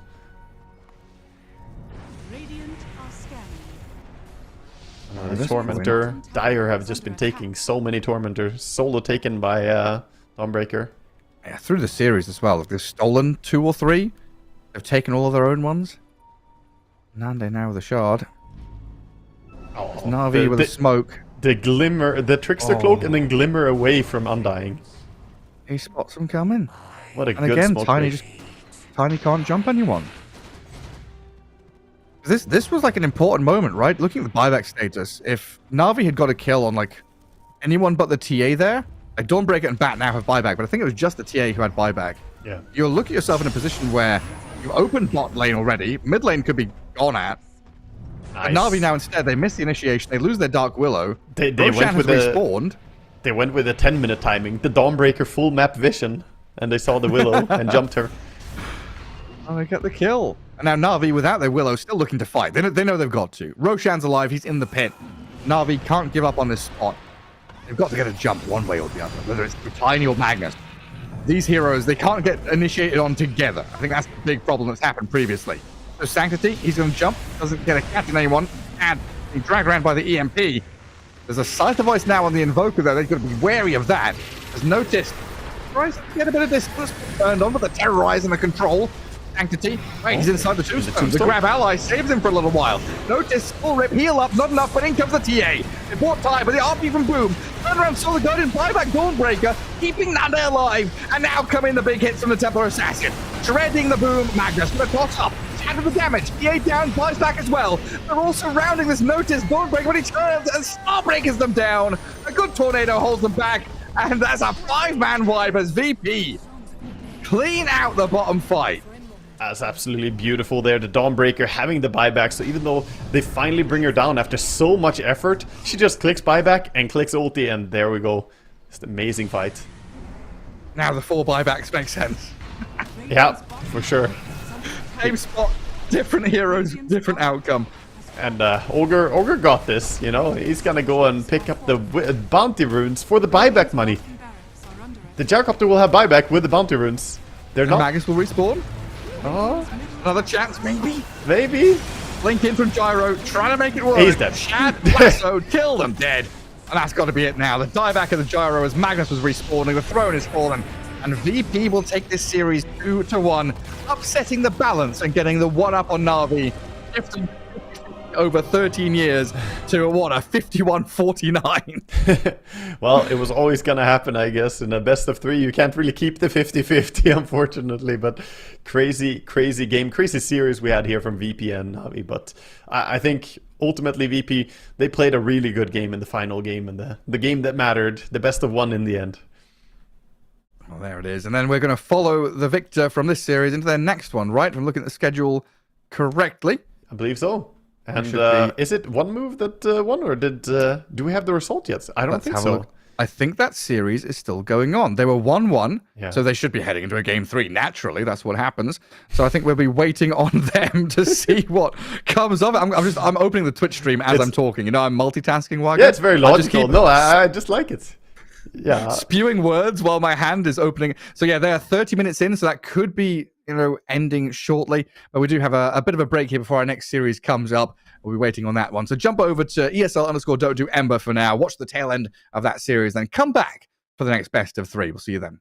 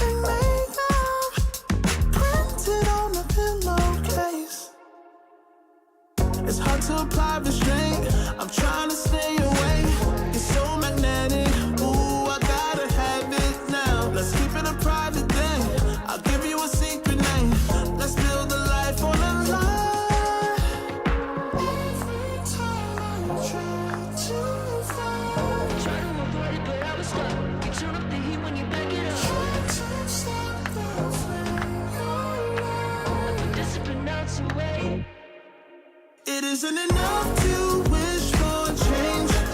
You either give in or pull away. We have the will to choose our fate. Whether it's wrong or right, I'm holding on for life, for the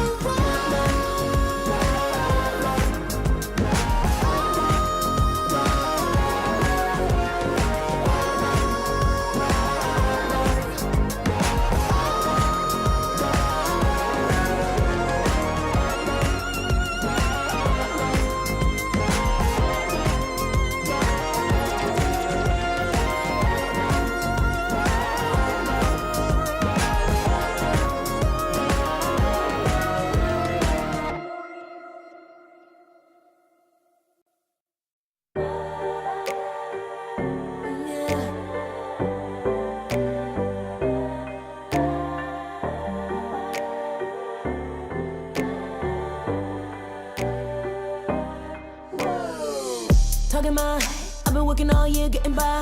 Looking for the high, taking all my time. Breathing in new life, feeling fine. Like I don't gotta be something society wants me to strive to be. Got my own energy. so magnetic in the spotlight. Shaping my own will with my own mind. Don't talk about me unless you alright. You gon' see I'm finna real free, protecting my energy. I gotta protect my mind. I'm breathing in new life. It's time that I realize what feels good ain't always right. Making changes, I got me a new strut. No more settling, I'm running out of good luck. Never chasing, I attract, I'm busy going up. If you see me come correct, then keep it on the book. Get it, how I live it, that's the motto, how it goes. No more reaching, introducing, hit the lotto, I'm the one. Not denying myself anymore, I'm done with it. Sky is the limit, I'm living life with no energy, energy, energy. Feeling free, feeling free. Energy. Gotta protect my mind. I'm breathing in new life. It's time that I realize what feels good ain't always right. I'm feeling good, feeling free. Feeling good, feeling free. All I need is me and my new energy, and my new energy. Feeling good, feeling free. Feeling good, feeling free. All I need is me and my new energy, and my new energy. Feeling good, feeling free. Feeling good, feeling free. All I need is me and my new energy, and my new energy.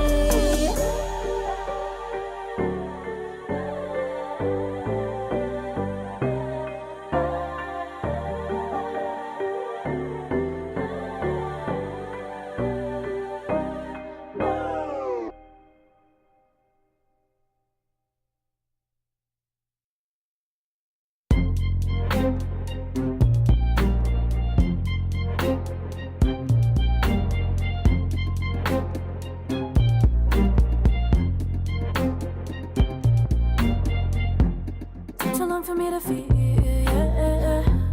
Tell me why you on your knees, yeah. Not my fault I had a dream, yeah. Kicking off the covers, I'm too hot for this bed.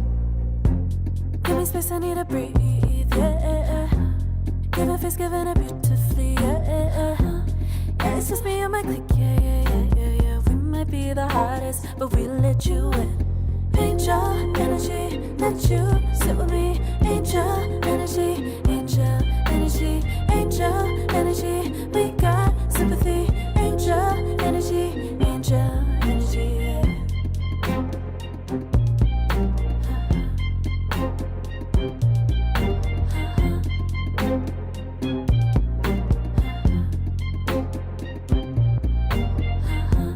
Take the time to breathe and rest. Let yourself feel the best. Feel it all so deeply, so deeply. Divine with how we be, yeah. Aligned with everything, yeah. More than a dream, vulnerable and strong, yeah. We feel everything. Angel energy, let you sit with me. Angel energy, angel energy, angel energy. We got sympathy. Angel energy, angel energy, angel energy. Let you sit with me. Angel energy, angel energy, angel energy. We got sympathy. Angel energy, angel energy.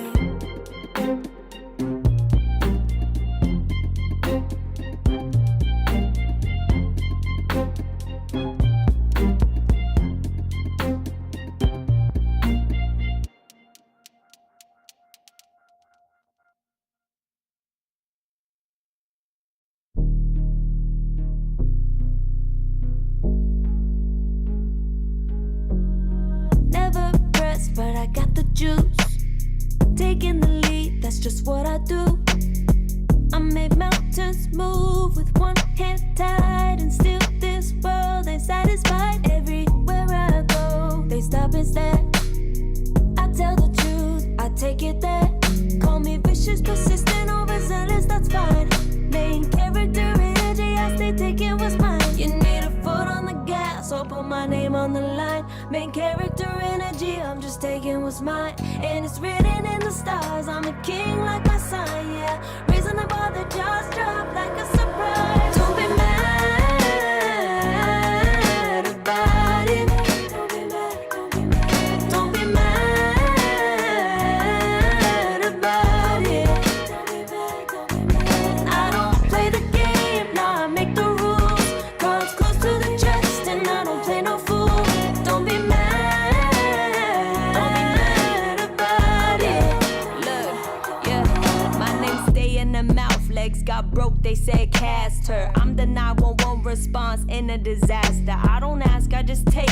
Treat the world like a man, I just blow them away. Yeah, I'm a #1 fan. Don't need a bark, I'm a bite. Switch me on, dark need light. Don't need pity, don't need spite. I just plop, plop, plop on sight. Could take your girl in 2 seconds. I just flash her a smile. I make petty look pretty. They run an inch, I run 3 miles. You need a foot on the gas, I'll put my name on the line. Main character energy, I'm just taking what's mine. And it's written in the stars, I'm a king like my sign, yeah. Raising the bar, the jaws drop like a surprise. Don't be mad about it. Don't be mad about it. Don't be mad about it. Don't be mad about it. I don't play the game, nah, I make the rules. Cards close to the chest, and I don't play no fool. Don't be mad about it. Don't be mad. Don't be mad.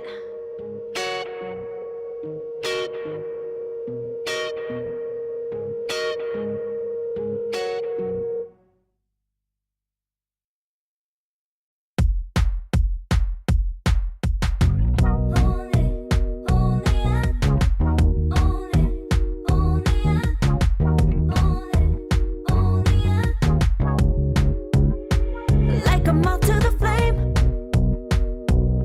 I'm attracted when the doubts start saying my name. I can go there easily, and it's hard to maintain, 'cause I know it's not the world I know, it's me.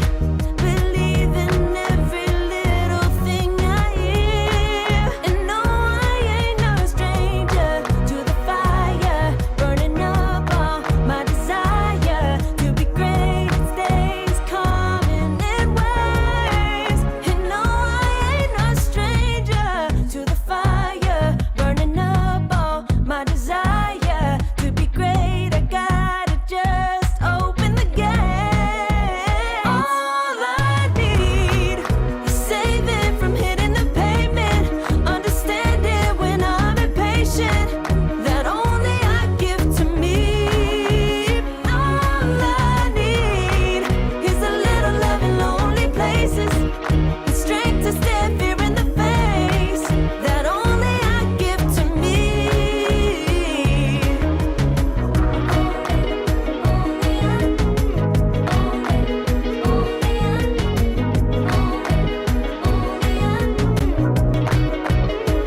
Now I'm running this race, yeah.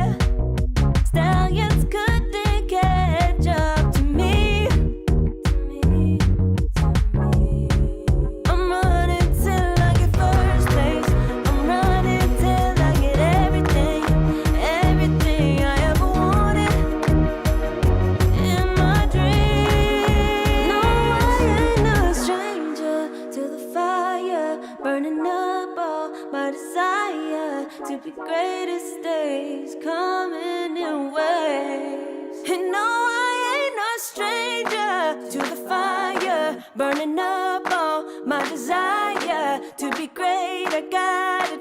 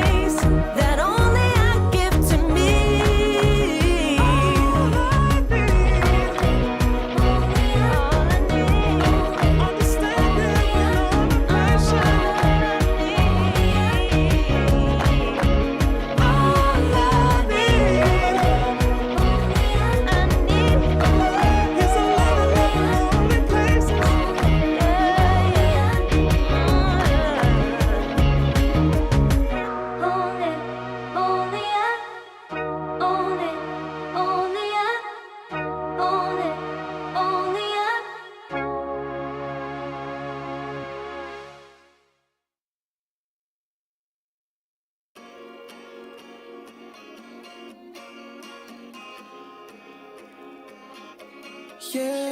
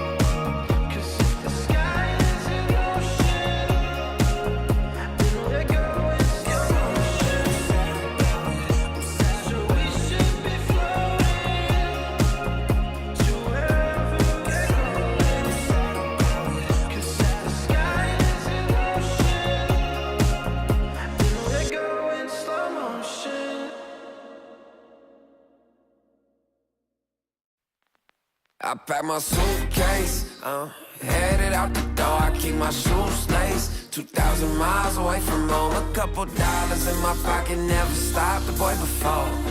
I load my bags and hit the road. Miles past, turning back, found my track, face the fact, she a cold one. Never gonna settle for none. Stay up every night till I won. Don't want a slow rise now. I'm confident opulence isn't a long ride out. When I look back now, I'm astounded. A quiet boy from old age, but always felt the world was a stage, yeah. I celebrate one last late night. My old life ain't staying. I pack my suitcase, headed out the door. I keep my shoes laced. 2,000 miles away from home. A couple dollars in my pocket, never stopped the boy before. I load my bags and hit the road. I'm headed to LA.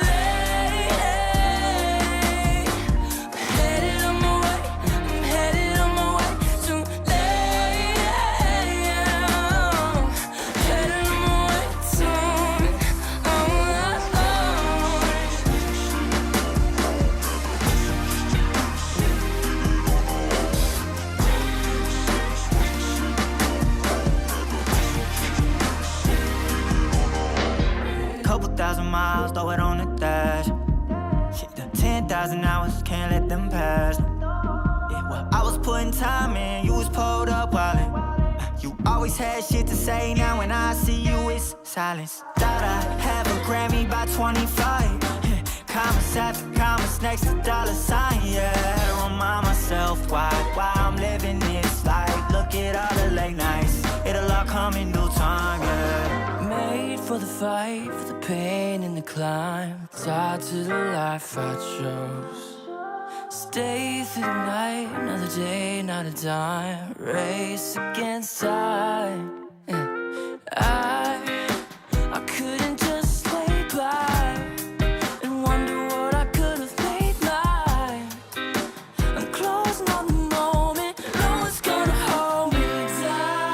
I pack my suitcase, headed out the door. I keep my shoes laced. 2,000 miles away from home. A couple dollars in my pocket, never stopped the boy before.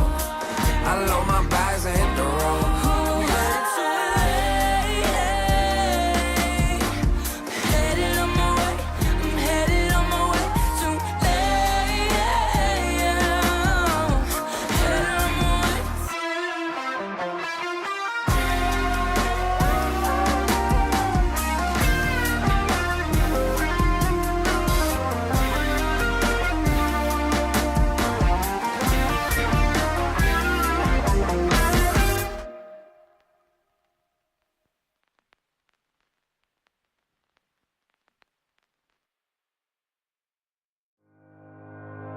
Think about it every night when I close my eyes. You're on my mind.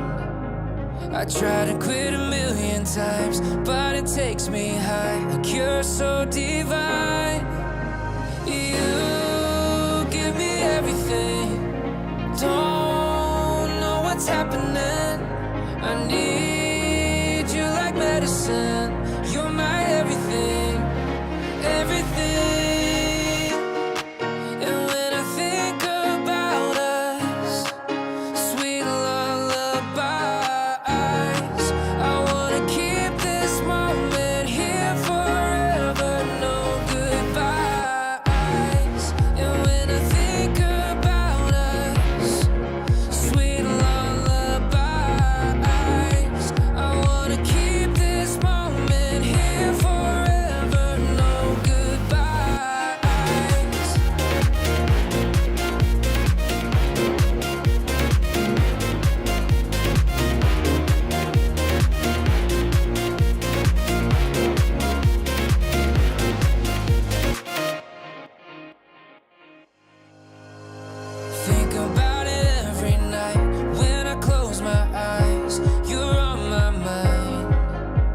I try to quit a million times, but it takes me high. Like you're so divine. You give me everything. Don't know what's happening. I need you like medicine. You're my everything, everything. And when I think about us, sweet lullaby, I wanna keep this moment here forever, no goodbyes. And when I think about us, sweet lullabies, I wanna keep this moment here forever, no goodbyes.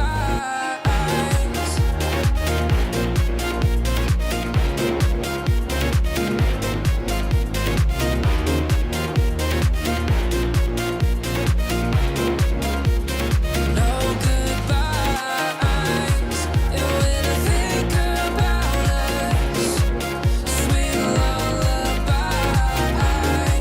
I wanna keep this moment here forever. No goodbyes.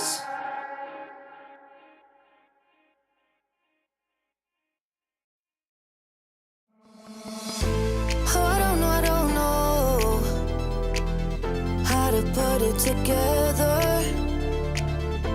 Ever since I found you, my life just got better. Better than this, better than that, better than anything I ever had. Better than this, better than that, better than anything I ever had.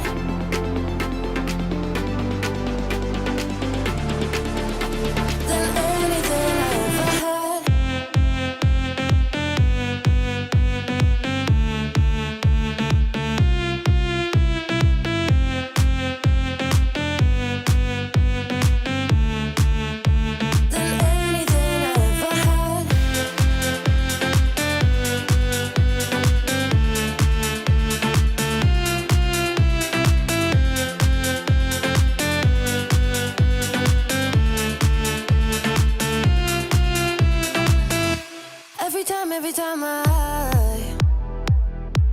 to doubt if I'm good enough.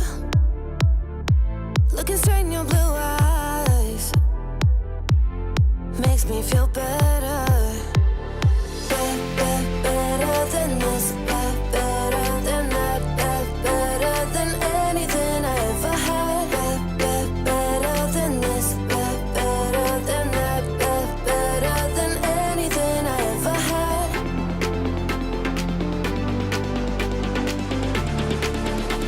Than anything I ever had.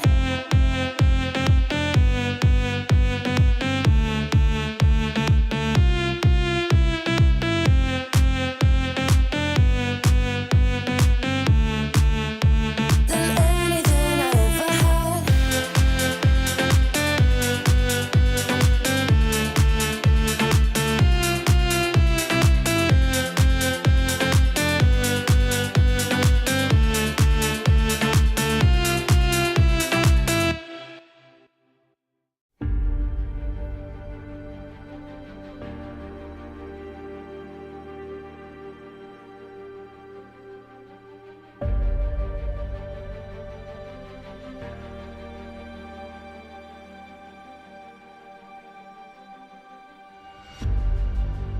Earth is suffering, trouble is rising, mountains are melting, there's gonna be nothing left to breathe. Raise the sirens now.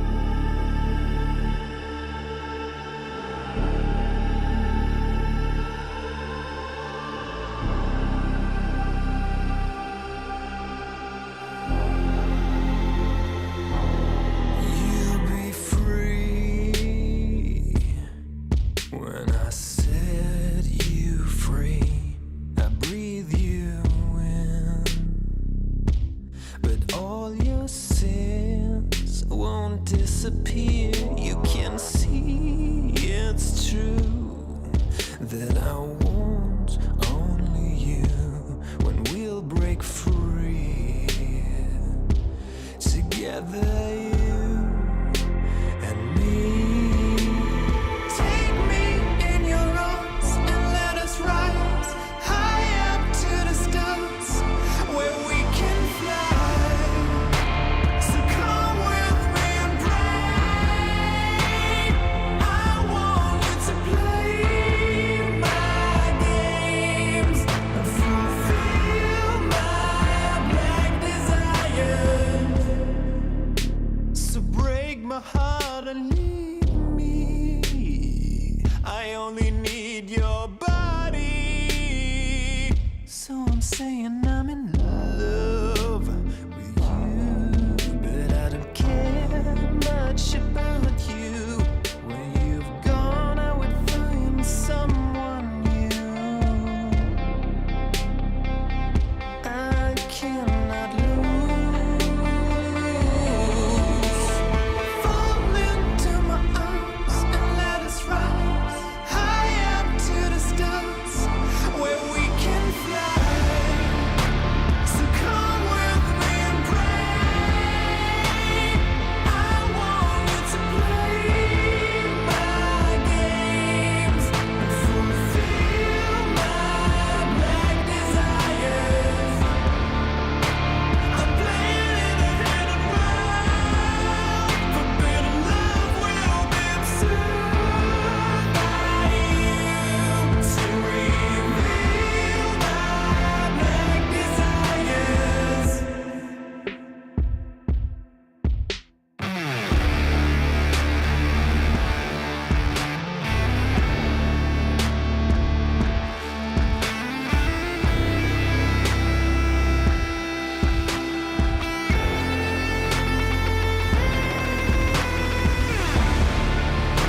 So come with me and pray. I want you to play my games and fulfill my black desires. I'm playing in a hidden world. Forbidden love will be observed by you to reveal my black desires.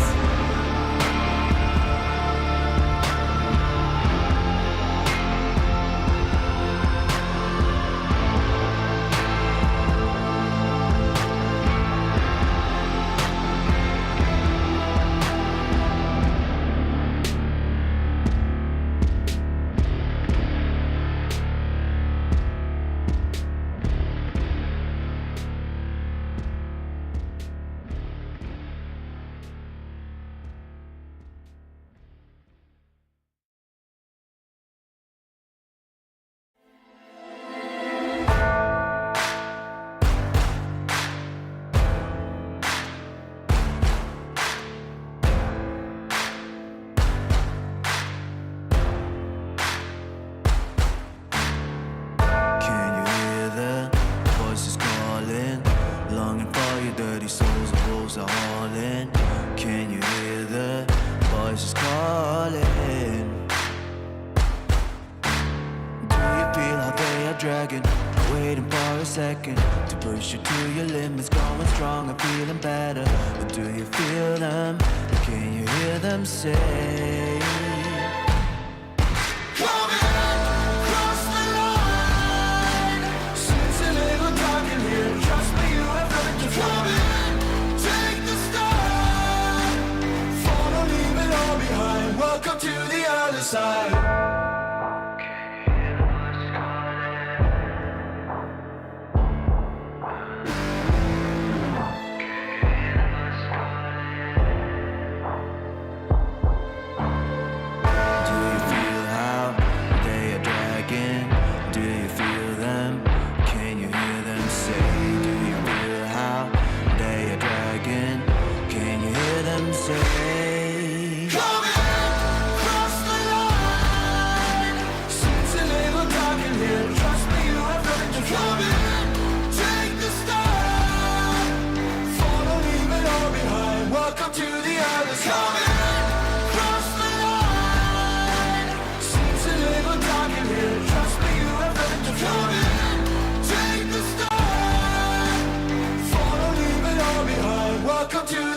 side.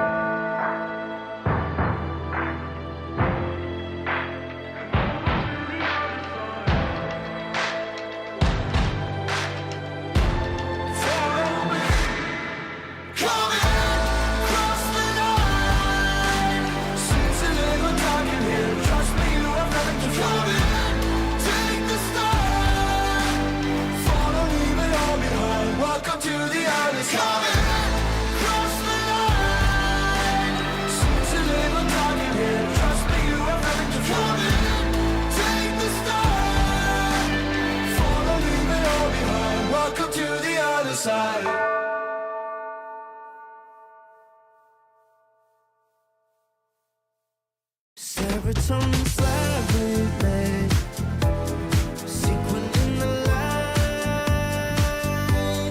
involving your energy, riding through the night.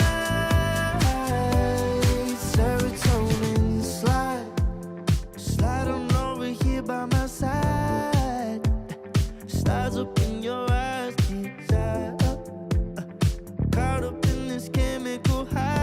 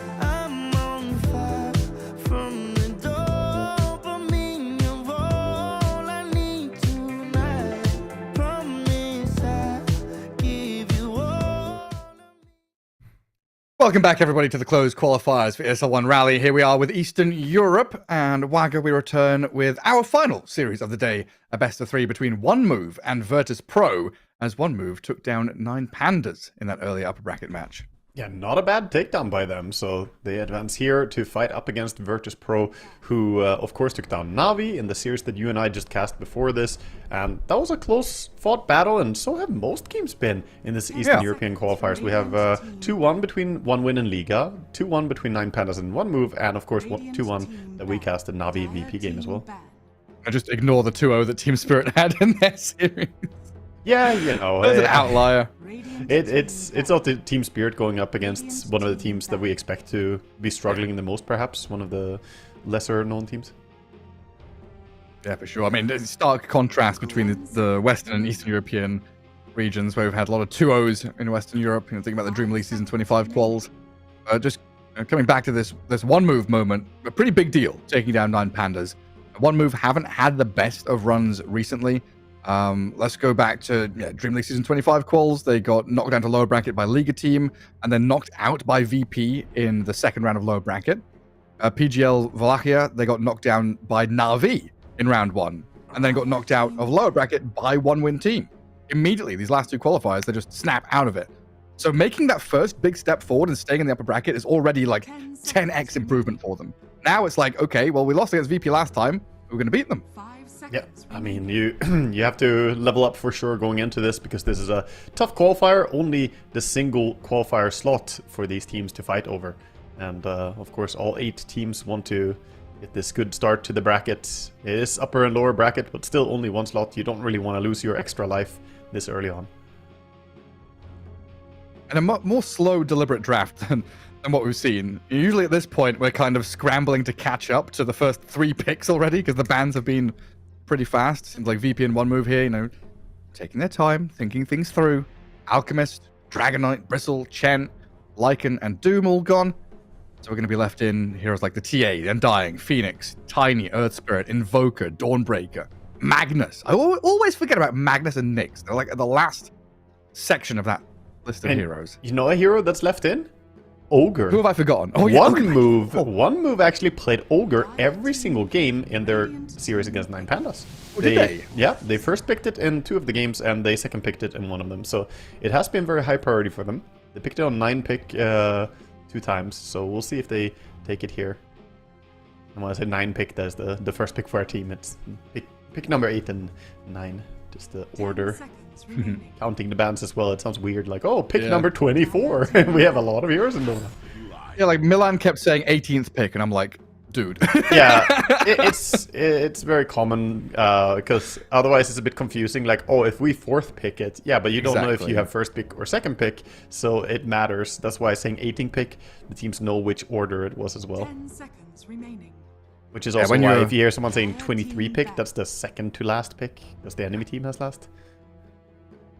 It's a much more detailed, you know, granular way of looking at it, right?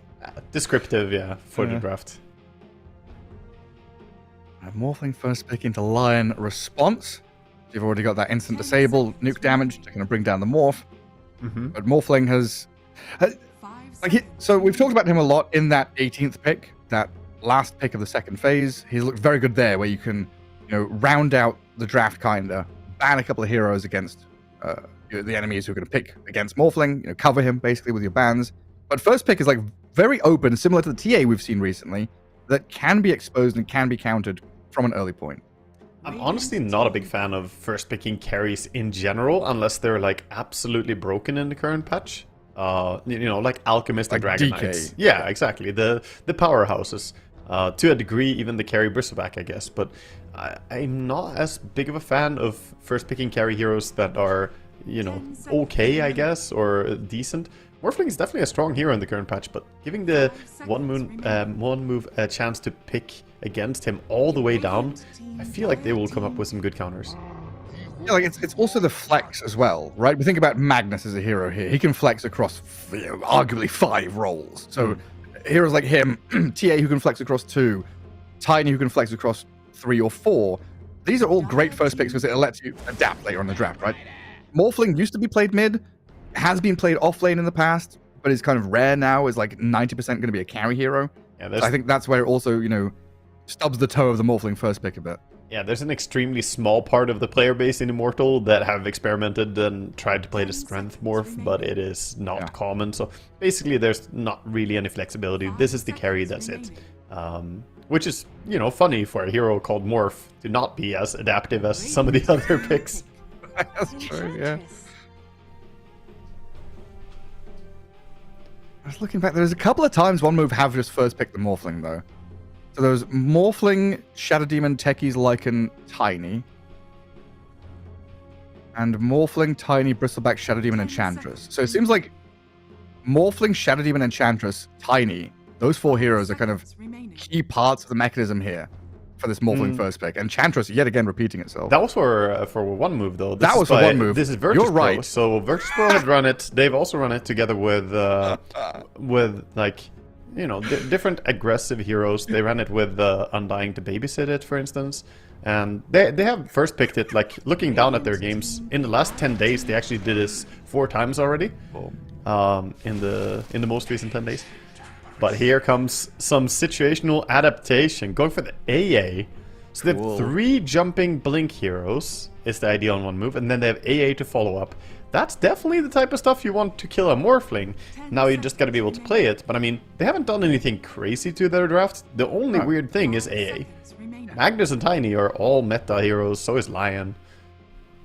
Yeah, you can tell I was deep, you know, huffing the Dota buff draft page there, looking through the history just with the wrong team. Oops-a-daisy. I mean, it's interesting to look up. You know, it's curious to see that both teams have been doing the first pick Morphling, but we'll see how well it's gonna work out here.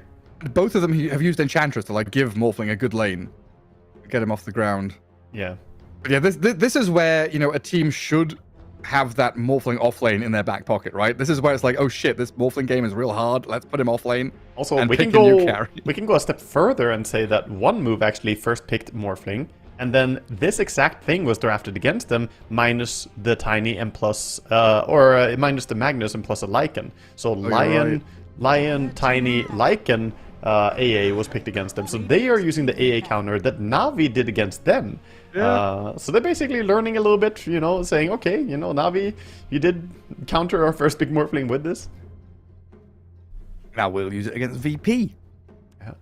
That's the growth and learning you get from, you know, playing and losing out in a couple of qualifiers. You get to sit and watch the other teams playing as well. Develop the meta and copy it. See how that's gonna play out. Obviously, the Invoker pick here should be having a pretty good lane. We expect him to be going up against the Tiny, but you know, could be Magnus as well. You can flex that a little bit. Doesn't really matter so much. It doesn't change. Invoker is gonna be happy either way. Now, Dawnbreaker, Mars out of here. There's no Tide. In fact, the entire offlane hero pool is just gone. Yeah, there are no offlane heroes left, Wagga. That's true, actually. They have I'm not even going to list them out. You just look. Yeah, I see it there. It's time for Enigma. Bring him in. He's going to get banned, surely. Because he's an offlane. He's on the hit list. Yeah, he's got to get removed. That's what VP are looking for, right? An offlane hero here? Yeah. Yeah, their lineup needs something. And a lot of the good fits are gone. Like Beastmaster or Lycan look like they would have been amazing for them, but not quite.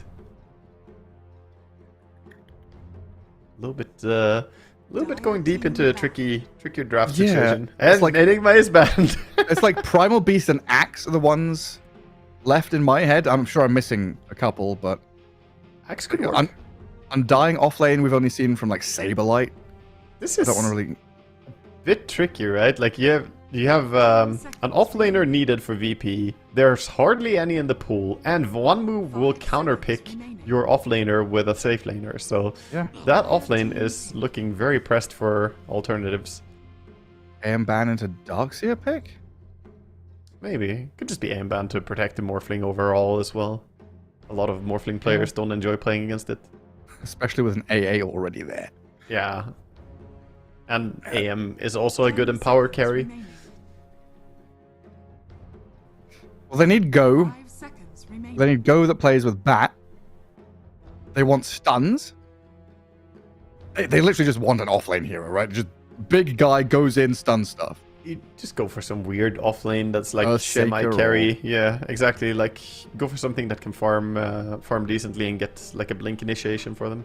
Pango? Brewmaster? Was he banned? Oh, they go Axe, the first one you called out. Okay. It makes sense. I mean, Axe does combo really well with the Invoker. Now they have something to jump and not only sit back and get jumped instead. An Axe Batrider is a strong lane, but they're probably gonna have to deal with some annoying hero.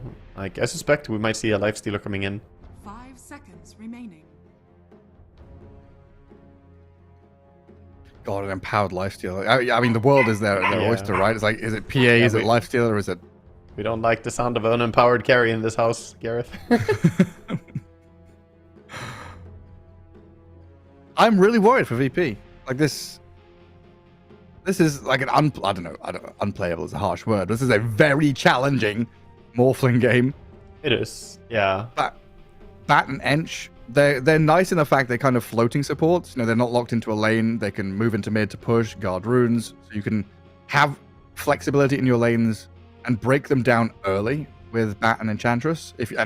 Pull waves if you need to. Hell. I mean, they do have good heroes for finding the AA though. They can send in the Enchantress creep to scout them out. Oh, it's Carry Void. Okay. Cool. Let's go. Or it's Carry Magnus, whichever they want to do. No, it looks like Carry Void. Woe has been playing this Carry Void Spirit. Yeah, I've seen a bit of this Battle Fury Harpoon Void Spirit. This looks pretty cool. Yeah, it's something that has been like brewing. First times I saw people doing it a bit was like 6 or 7 months ago. Started seeing it, but hasn't really caught on until, you know, now it seems to get some traction into the Pro Dota as well. It does look a lot of fun to play. It's very bursty, as Void Spirit usually is. It doesn't really stand his ground as well as some traditional carries, but with a few items, he can get really, really powerful. And a surprisingly hard carry hero to kill. If he has Manta style, very hard to lock down. Super difficult. I mean, your stuns are pretty lacking here. Berserker's Call, Lasso, Invoker's Kit. Yeah. You're going to have to try very hard to contend with the Void Spirit, who's, arguably, once he gets a few items, going to be, one-shot ulting Enchantress and Batrider. Yeah, pretty much. He'll be very good at going on the supports, which is what the hero thrives at doing, just taking down the easy kills quickly. And also, he's a high mobility hero who can pair up with the AA ulti into that Morphling if they ever land it. But as I was touching on before, Virtus Pro, they do have Invoker who can sneak around in Ghost Walk. You have Ench with the creeps, and you have Batrider who can also Firefly in and look for that AA. If they take out the AA, suddenly the game might be really nice for Morphling. They can't burst him. There are some great heroes to turn into for Morph. Like, you turn into Lion, turn into Tiny, either of these are amazing. Even turning into Magnus ain't so bad. Empower yourself, Skewer, Shockwave. Yeah, definitely got plays. Definitely got plays. I'm just, is this like a statement of intent by VP? Is this them like testing the waters? They testing one move, like can you deal with the first pick Morphling? It feels like it's one of the best places to do it. Upper bracket, qualifiers. Test a Morphling pick first to see how people react. Water hero, testing the waters. I see what you do. I see what you do. I agree. I agree. They're definitely getting a little bit of a challenge over to one move, see if they can handle the first pick. But I mean, obviously both teams have done this before, so it's also something they just believe in. I mean, I'm leaning one move here draft wise. VP, they've definitely been a strong team in these qualifiers, but this entire draft has not filled me with joy. Definitely a Sigma moment. Maelstrom is being spammed out in the old chat. And no early smokes either. Both teams just walking out the fountain, getting into their lanes. Maybe a late smoke coming. Yeah, we might have a smoke being popped soon. The AA has one ready. Similarly on the other team, one move have smoke over an Enchantress. There's a lot of tips. Yeah. Teams are obviously happy and cheerful with each other. Little tips trading. And pretty much the same time they hit the smoke button. Yeah, but we see a difference in that 5 people for one move are going around. Actually, Tiny splits up. But Virtus Pro are more holding defensive. Look, all of them are hugging high grounds. Morphling is trying to block this rotation as well. Isn't coming. Earthspike starts. Void Spirit gets his remnant onto the morph. And Nande, he's dropping low here with a cold feet on him. He's trapped in place. EMP. That's annoying, but it's not going to stop the Morphling from dying. Bonus kills. Gets the first blood, and they're looking for the bonus kill on this Enchantress as Tiny rotates in to get a double kill for Mag. Wow. What a start for Magnus. That's really amazing. 3 bounties for VP, but double first blood for Magnus. That's huge. Yeah, enormous. Okay, I thought maybe Tiny would have tossed there. Yeah, no, just tree grab. Not gonna be able to do anything, but that does give no talisman and a magic stick for the Magnus on his offlane, so can be happy to have extra stats. A huge start for him. Tiny versus Invoker, and Tiny's always going to get these early last hits, so there's attack damage. And Invoker, still kind of level 5, level 6, Wraith Band, Wand, stats, becomes very annoying and trades you out of the lane. Tiny has to start thinking about getting bounty runes and rotating. Exactly. The Tiny is very good at clearing creep waves though, so at level 5 he can start nuking the creep wave down very quickly. Because standing in lane and trading against Invoker will be difficult. Ooh, Lion. These hits from double ranged heroes hurt. Tried to deny himself to the trolls. But Enchantress and Morphling just chase him down. Yeah, getting a little bit too out of position. I'm surprised he died since they didn't have enchant or waveform, but just got too close. Yeah, level 1 death's kind of a rarity nowadays. Magnus, level 2. I think they've not got enough to kill the Enchantress there after a Lion stun. Just messing with her a little bit. Allow himself to get the pull. And she will take one of the creeps. Irritating. Nanda's going to come and get some denies. Last hit, finish it off with the adaptive strike even. Oh, wow! Oh, boy. Yeah, that's not supposed to happen. Not even needing a Hex? I mean... Flick Morph? What is it, what, like 350 HP or something? What was he shifted down to? Either that or Magic Stick, you know? He had 10 Magic Stick charges. Yeah. I guess that's what happened when you get stunned. You can't use anything. Yeah. Just got caught on way too low HP. He comes back, morphs even lower. Let's go. 250. Dear me. It's a Morphling player's moment, you know? It happens to the best of them. Again, it's a 1 per game kind of thing, right? Or one per day, hopefully. Yeah, I wonder how often you get allowed to do it. What's your quota? Depends what team you're on. Yasuo's quota is 0. Yeah. Get kicked immediately. No mistakes. Or like Satanic is sitting on a chair in the corner. Definitely a machete moment. This is one of the best offlane Magnus starts I've seen in a long old time. Last hit wise, he's not shining super hard, but he's got a bunch of kills already. Yeah, he's definitely off to a nice start, as you mentioned, and gonna keep farming here, having the points in Shockwave. Bottom lane, they did a pull, so using this time to dive. Left the creep wave, but that's a nice Void Remnant. Catches the axe with tower aggro on him, gets some damage onto the axe, but the turnaround, the spins and the flame break. Oh, he's dead. A Batrider finishes him off. That glyph on the creep wave, very nicely utilized here to dive. And I look at this so bad Ancient Apparition as a bonus kill. Pops his magic stick, turns and hits the bat, but the damage is done. A double kill for this bottom lane. Batrider nearly dies. The wolves. He wants to die. Yeah, he's like, I should really go base. No mana, no HP. Time to reset the resources. Strength of the axe against the melee hero. I mean, that was beautiful flame break as well. Pushing Void Spirit back into the axe, so he kept spinning and dealing damage to him. They coordinated that really well. Also using the glyph to dive on the tower, something I always like to see. Teams recognizing when they can get away with something aggressive like that. And all of that off of a small camp pull, you know? Yeah, pulled at the wrong time. I mean, double creep wave coming in, and they did a small camp pull. Actually, was it Batrider who pulled it? I didn't see. Maybe it was Dire who pulled the creep wave. Might have been. Now Bat makes a move across the mid, guarding these water runes early on with the Enchantress up at top, and kill the Lion. So Tiny's lane now made much harder by these dire supports. So, again, it's kind of, you know, we don't have roaming support anymore like the old Cluster Earth Spirit, but we do have these Enchantress and Batriders who are kind of floating, stacking, pulling, lurking in the shadows, and able to play across the river.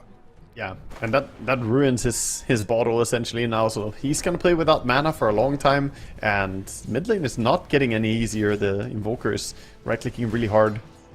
Fighting against him with no mana is not really possible for Tiny. Oh, that's painful. Oh, yeah, 2,000 net worth now. Invoker starts to take the lead with a 300 ahead. At least the Tiny's unlikely to die.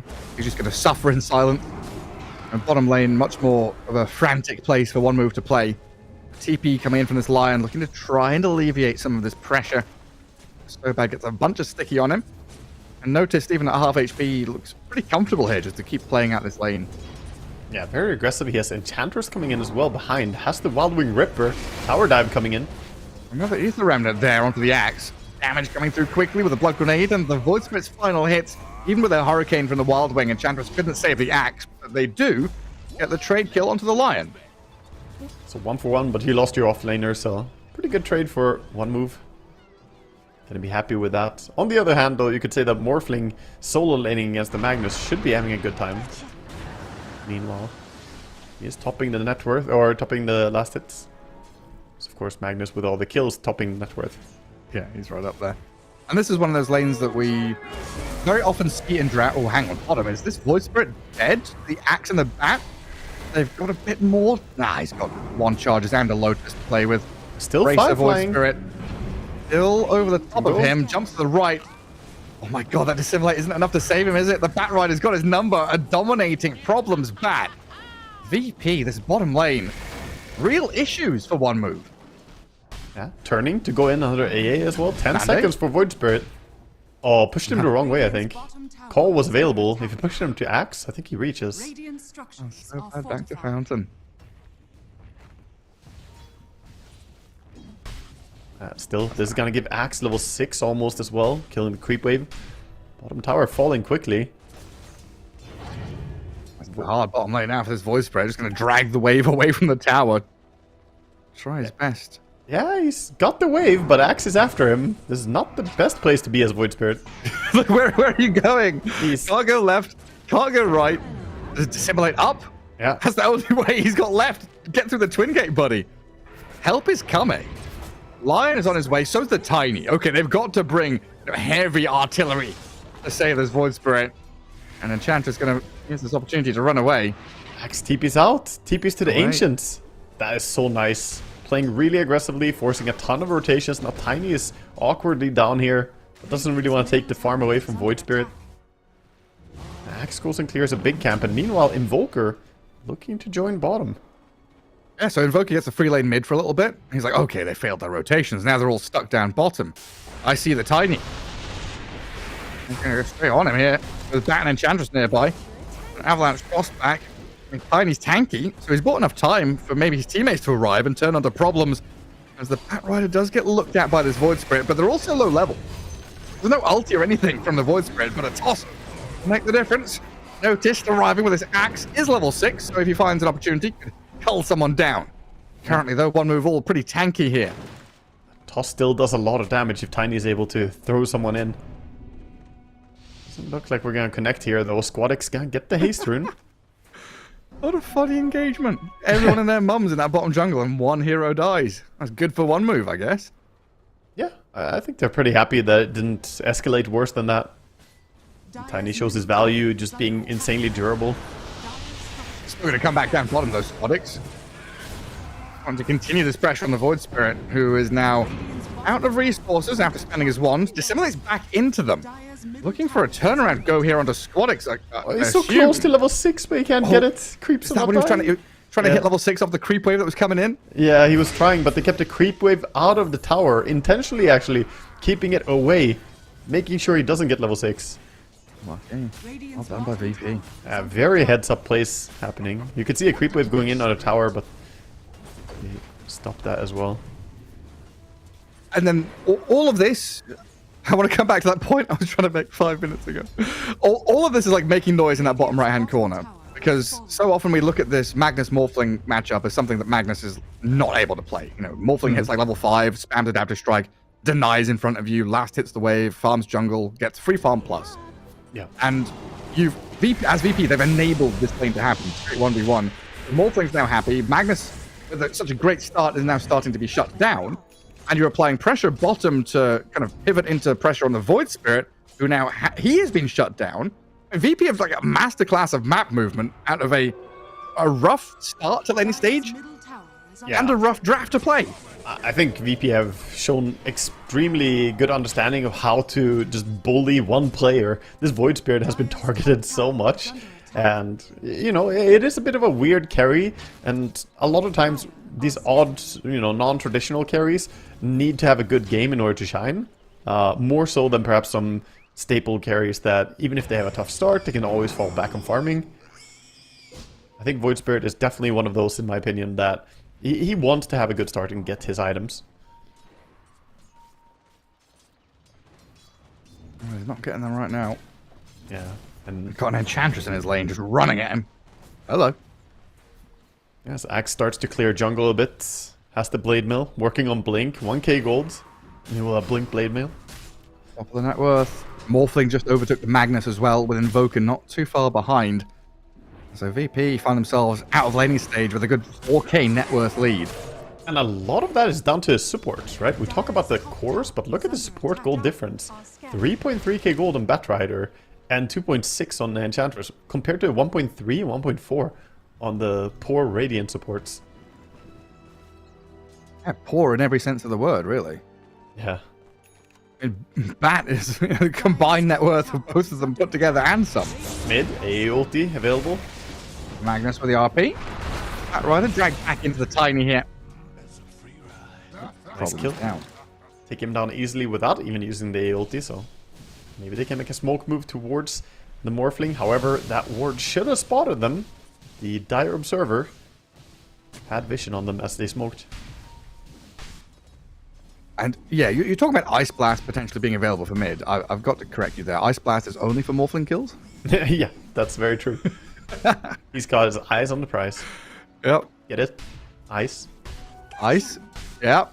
And water. Morphling's water. He freezes. Jump in. Ice Blast. Avalanche Toss. Say goodnight. It worked. Good thing he didn't use it mid.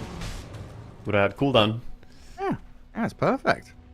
Dire's And a tip on Nande as well. That's what you get for first pick in your Morphling. Go in with the mental damage. That's what you gotta hit him with. Oh, there's one big move. Catch the Morphling. Kill him off. Now, you've got to come back and react to the other 4 VP heroes who are also very farmed and very ready to get up in your face. Yeah, we see pressure on mid. This Enchantress is going at it. Away at tier 1. Squadix just behind him. Axe down bottom with a Bat Rider there. They'll lose their lives on the Axe. Line in the mid lane being chased down. Bat Rider gets away from engagement down there. Get out. Mid lane being defended by 2 supports, so tier 1 tower is going to be fine. Axe will respawn and have his blink ready at least. They're waiting. You can see the blink on the courier and the Batrider are both waiting with the smoke on mid. They're like, Mr. Axe, we need you. Hello. Come join us. They get an initiation mid first, one Invoker. Just look at how quickly they can take a hero down with just a jump. They do commit the Tiny though, which means he's out of position slightly. Instead of Blink Call, out to Blink Lasso. RP though, counteracts it all. Triple S comes back in. With a Finger of Death, they've done a good amount of damage, but no further kills just yet. Enchantress and Bat too tanky, and in comes Nande. Turns around onto the Tiny. Yeah, Straight looked out. nice. Mid for mid, but this Lion is the +1. Yeah, it looked like a nice RP, but not quite enough. Didn't have the damage. Dire's structures are fortified. So in the end, good for VP. Now invading. Axe looking at that big ancient camp. Ooh. That was close. Is he going to step too far? Blade Mail's up and turns a bit of damage back onto them, but he has gone a little deep there. Yeah, just a tad. I mean, it was a blind blink. He just sent it. He felt like It's maybe... that fine line between genius and insanity, right? That's either like a 3-man call with ancients, you get a triple kill plus clear the camps, or you blink in and just die. That was a classic NV 50-50 right there, Gareth. It was, yeah. Is it blink at the Roche Pit, steal Aegis and Cheese, drop your stick at the exact right time, or is it just die? Or do I just die doing nothing? Well, can't really blame him for trying at least. It would have been a very nice pick off there. You could get the Void Spirit. Oh yeah, that'd be front page of Reddit straight away. Easy. Instead, he dies, he respawns. Dire's middle Gets back tower out on the is map, under and his attack. VP have held this 4k lead for quite a bit. Looks like Invoker playing down bottom. He was protected by the Enchantress a moment ago, realizing there's no teammates nearby. Well, he sees the AA running up, so something is definitely suspicious when that Ice Cone gets aggressive and runs at you instead of the other way around. And decide to go the other way around, bottom, or through top with the gate. Squadix some problems looking at this Void Spirit though. EMP Tornado, Lasso. Combo of spells is nice and the damage is just about there. Turn around from one move, counteracted again by this Axe Blink in. Tiny and Lions and packing, but this Ice Blast with an RP. The combo lands from long range, one move, slam the door shut on them. Problems still might come back in with the Enchantress. The MVP's a VP so far. Slay the Tiny. And a very back and forth fight where it looks like one team's going to get the upper hand. Tips on its head. Straight down to the underworld. Tiny, Void Spirit, and Lion for an Axe and Invoker. Who came out on top in that? I have to say, I really love these Axe calls into immediate RPs. The Uno reversal is happening immediately. Yeah. Like every fight is the Pirates of the Caribbean ship, turning upside down when the sunset turns green. Flash of light and everyone's suddenly sinking. Radiant's top tower is No idea what's happening. Like Lion now being chased down bottom. Morphling Invoker and the Enchanter surround him, but there's an Ice Blast to be thrown in. Magnus, with a Tiny playing on this Morphling. He doesn't have clip him, Shatter though. on him, so he's able to shift into strength and turn around and fight. So Nande gets a double kill, looks for the AA. A big streak from the Magnus picked up by him as well. Oh, huge, getting so much value, turning into Lion as well. First picking off the Lion, then using that stun and Hex. And that's what happens when your Ice Blast doesn't land. Yeah, The Morphling just owns you all. It's either feast or famine always. The AA is all about that crisp execution. If you can get the connection, and just barely, they didn't clip him. On the bright side though, the Void Spirit has finished the Battle Fury, so he's starting to clear Ancients much faster. Gonna look for some tier 2 neutral items for his team. Radiant's top tower is under attack. Levels in power. Does he have Battle Fury and poor Lion? It is maxed out. I'm saying poor Lion, I thought he was being gone on. He's the one fighting back. Just going for it. Lion almost has an entire blink, by the way. 400 gold, and he'll have his. Batrider though already has his and gonna kill Lion, slow down his blink progression. Finds a little snipe. Yeah, so treads on Batrider. I've seen a couple of these position 4s going treads over the Tranquils or Arcanes or just brown boots. I've seen a lot of brown boots into blink. Yeah. What's the idea behind it? I mean, in general, Batrider hits really hard if he's allowed to just have a little bit of attack speed. And he also is going for Dragonlance in this build, so he's committing a bit. He's gonna go for the Hurricane Pike build. It's just sticky napalm. I mean, it adds tons of right click damage. Not to be underestimated. I still think I prefer Tranquils into drums, because this means he's going for a no drum build. I'm a big fan of drums, and right now it looks like nobody on Dire is gonna make one. But I see merit to this build as well. It's not bad. More damage. Yeah. More reliant on kind of chasing and hitting than just dragging. Yeah, exactly. You get auto attacks in wherever you can.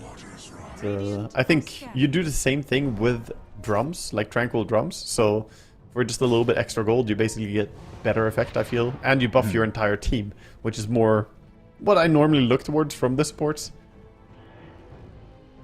Yeah, because we saw Eki do it. But that was... I don't know, he got shard. He went brown boots blink, and then he got shard, and then he bought treads. And we're like, oh, he bought treads because he had brown boots and he got shard, whatever. Yeah, I mean, he has the shard on Batrider as well. He purchased it, so early shard purchase to have the extra stick napalm.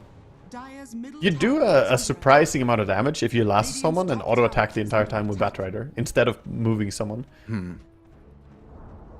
Radiant's top tower has fallen. One move, 10k down. Looking to play through this Tiny. Shield rune. Blink ready. VP also smoke by the sidelines here, and Batrider smoke breaking. Dire vision on the Lion. An easy pick off into potentially more. Tiny chucks the avalanche at them. Problem still facing forward with a blink call from Axe. They've got this Tiny all locked up with Squadix, bringing the damage after killing so bad Ancient Apparition. Magnus is here. He wants the Invoker back into the Void Spirit. Looks to get the catch on Squadix, and it should be a good one with the Finger of Death taking him down, but they've lost a lot in the meantime, and the follow-through is there again from Notice and Nande. Circus Call, Orphling's damage, Triple S Magnus, Foster RP to catch the Axe alone. And where is this Ancient Apparition with the Ice Blast? Still not being thrown out yet. Doesn't have the control of the stuns to take out this Morphling. As Nande just waveforms over the Lion to shred him, and Notice finds the AA. The double buyback under his radiant support turned into diebacks. Oh boy, one move, just dropping the ball here. AA getting picked off to begin that fight is already why it went so poorly, but then not having the blink yet on Lion, it's hard for him to get the initiation they want, especially when Tiny gets locked in place. They just keep spamming sticky napalms on him, cold snap him, and he was locked in the same place, could not at all move in any way. Really rough for one move, who are meant to be, or they were dreamed to be the teams making the first moves, getting initiations through Tiny and Magnus. Unlock the strength of this Void Spirit, but it has been VP pretty much every step of the way, getting into position first and being ready. Yeah, losing their tier 2 mid tower definitely hurts this early on in the game. They still have stuff to fall back on. I mean, they have Battle Fury and they have the Empower on Void Spirit, so he's gonna work towards an S and Y. Don't strike a little bit off the mark. Nice attempt though.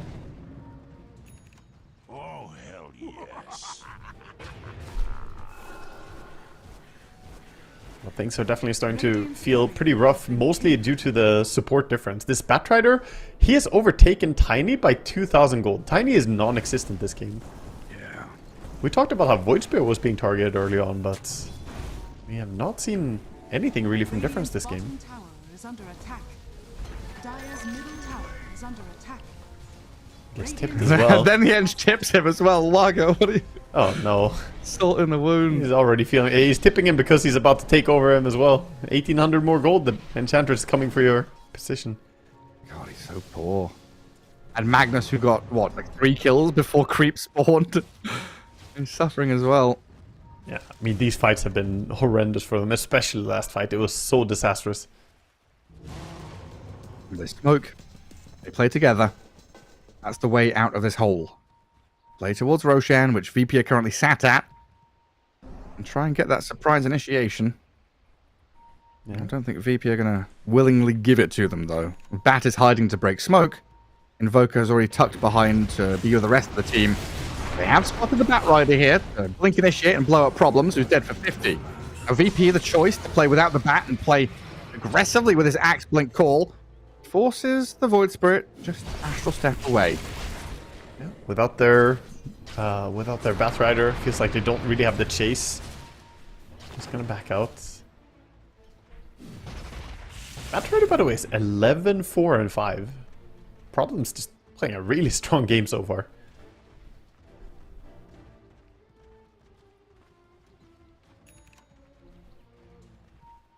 Also, I should say, he had the Dragon Ass queued up, but he changed his mind when Witchblade instead on the Batrider. It's more slow and damage.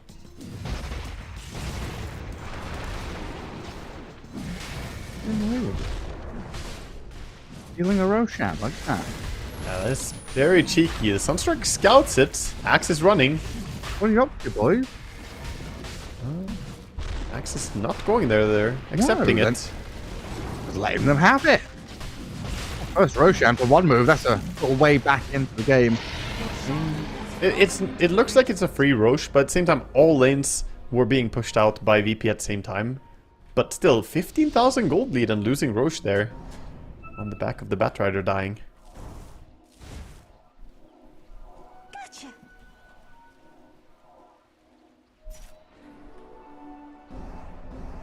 Word gets pinged out. Dire are scanning.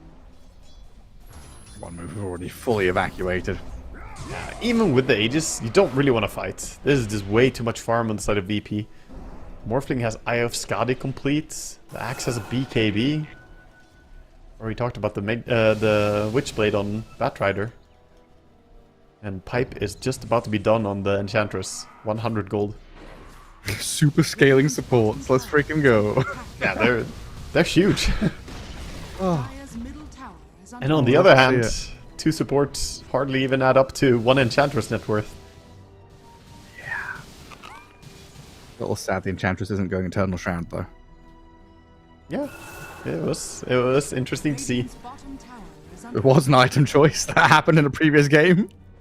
Going for the pipe. Yeah. Gonna give a lot of auras to the team.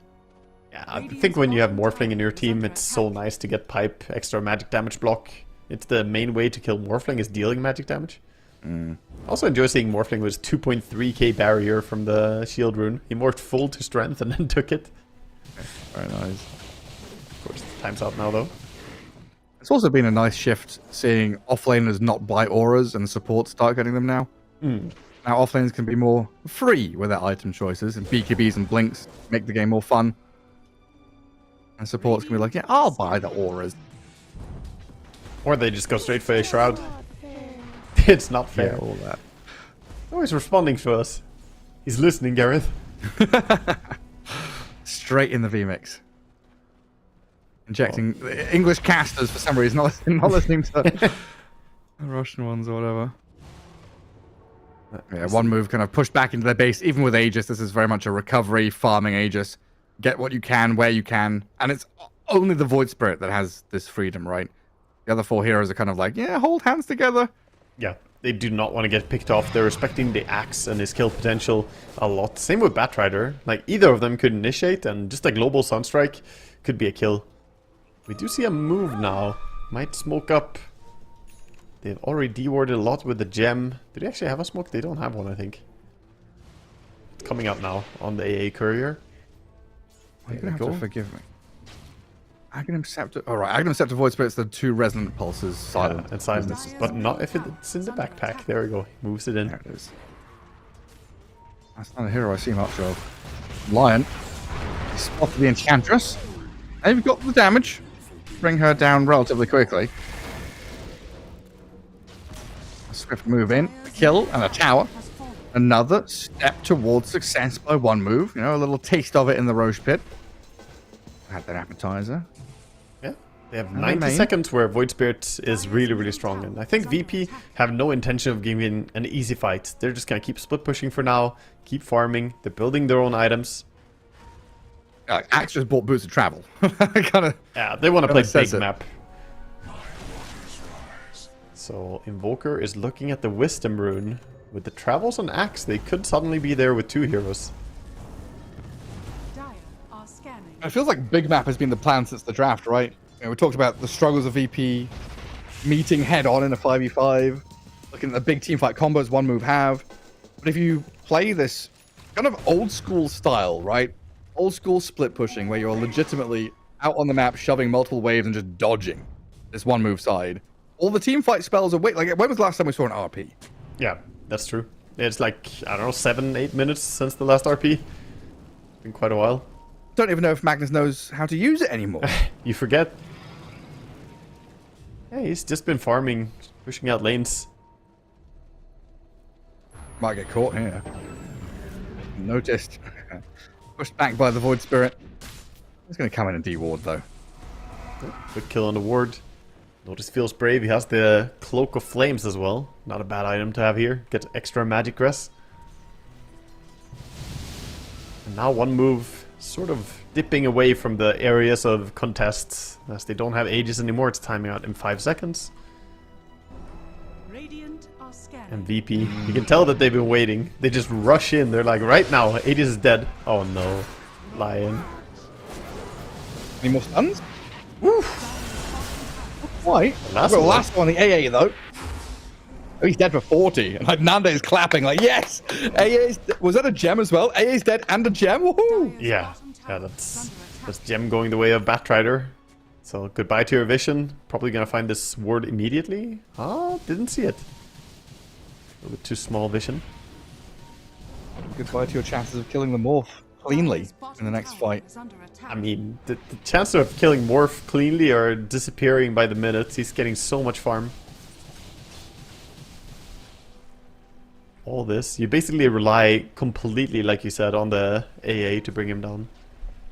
And then back to big map for VP. Invoker goes back, Wisdom Rune, farm through, push lane, grab Lotuses, clear Ancients. While the rest of the team kind of sits in the Radiant Ancients, holding that high value area away from 1 move. The Void Spirit has to farm the outer ring of jungle camps on the left. Maybe push out this top wave once? I mean, they're so clumped on the side of 1 move. It's difficult. Lanes are just shoved really far. And meanwhile, VP are farming their own Ancients, using their own jungle, and also threatening to go for ganks. They don't see Batrider. They don't see the Axe anytime. It makes it hard for them to go out. It's very congested over here. The stuffy Travels. sinus of a Radiant side of the map. You need to blow your nose. Get out of here.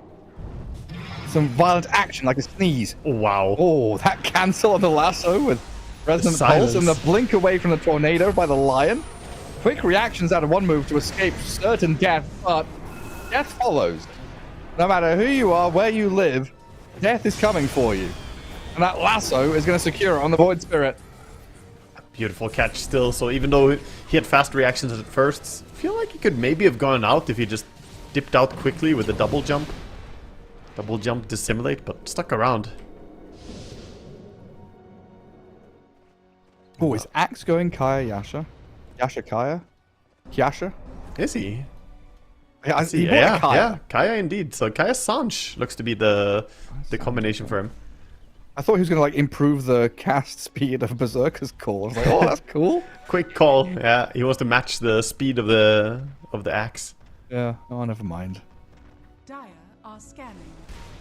Oh, Tiny, he's picked up a couple of items. He's not looking too poor now. He's not But he's behind still- the Batrider anymore. No, in the bright he's still side of things. Quite far behind the Morphling, but everyone is. Yeah. Yeah, Morph is starting to enter his own dimension of farm. 22k, the only one to break the 20,000 net worth mark. One of the only beings that has escaped the event horizon of a black hole. Yeah, Morphling's farm rate. exactly. Just out farm it.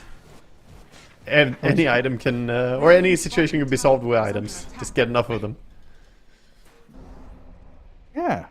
Who cares about the speed of light or quantum physics? Indeed. Only Or space in general? A load of space. There's nothing there. only space Morph cares about is a space to farm. Aha. Oh, he's looking at that lion. He has vision on him. And yeah, that's a magic trick for you. Watch me make this pencil disappear. And that was actually a full-grown human being. That was a humanoid living creature. A humanoid called lion.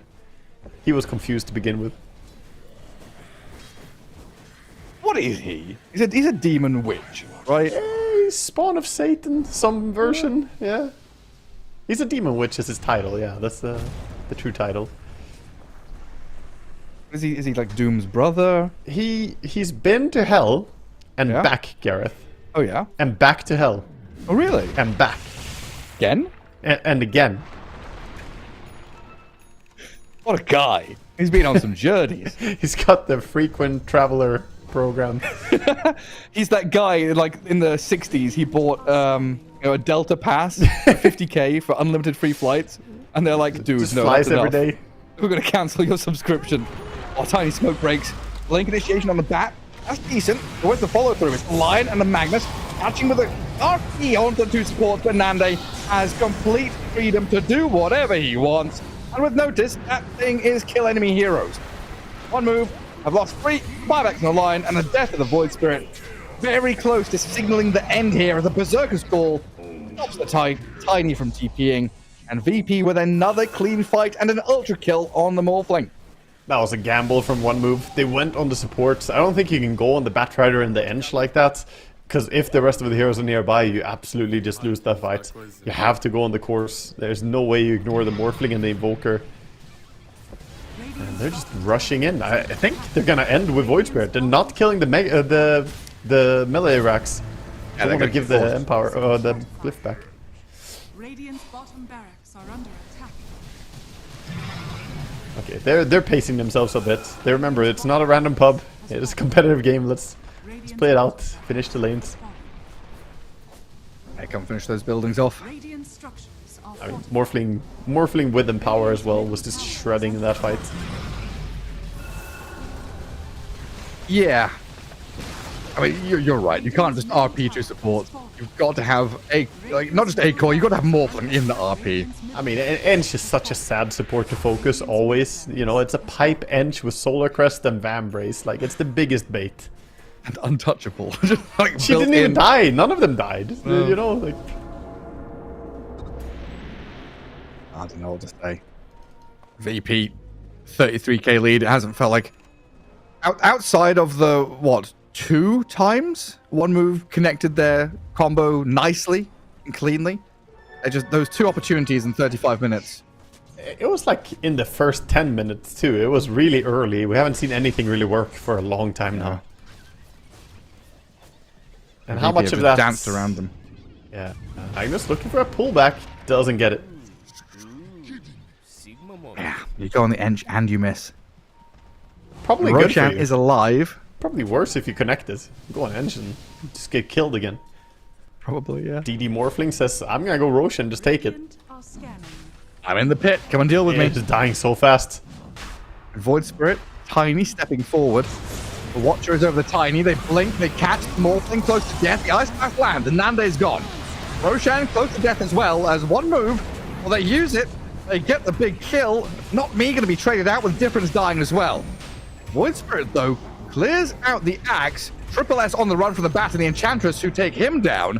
A double kill for Problems, a double buyback out of one move. They want that Angus and Aegis. AA, they want to go back towards this Roche pit as Invoker steps into the pit now. Oh, he's trying to finish Wanting it. this Aegis, trying to finish off Roche. Ench and Bat, low resources. Flamebreak there to try and push them around. In jumps the Void Spirit, grabs the Aegis, and the Invoker's about to die. Onyx finished off by Triple S. Picks up the banner and his dying breath are so bad, and this Void Spirit, tanky Void Spirit, dishing out serious damage. Looks at the Rain Enchantress, nearly brings her down, but he's getting turned on. The supports out of VP, too strong in a tornado. Cancels the TP, Aegis claimed up, and Void Spirit looks trapped in that top left corner while the throne is falling. The creeps are killing the Radiant Ancient, and GG's call. Oh no, ignore the Ancient. Focus the Void Spirit. What an end to the game. Notice just TPs back to the Ancient, kills it off. One move, tap out. VP. What a victory. Morphling, the best final fight ever. He just died. That's it. That's my contribution. But yeah, that was a big, big balls move, just jumping into Roche Pit and getting the Morphling, But it feels like it was a little bit too late. They were already 35,000 gold behind at that point and just didn't have the resources to take the fight. We see the support Batrider killing people so easily. Yeah, I mean, it was the right move. It just happened, 10, 20 minutes too late. 37-minute victory for Virtus Pro in game 1 there. And that's, the statement of, hey, first pick Morphling, you counter-picked him, and we still won. That is a massive blow to morale, a blow to your drafting. And one move, we're going to change something up and think about game 2 as we head to it in this series. Game 2 coming up after this short break.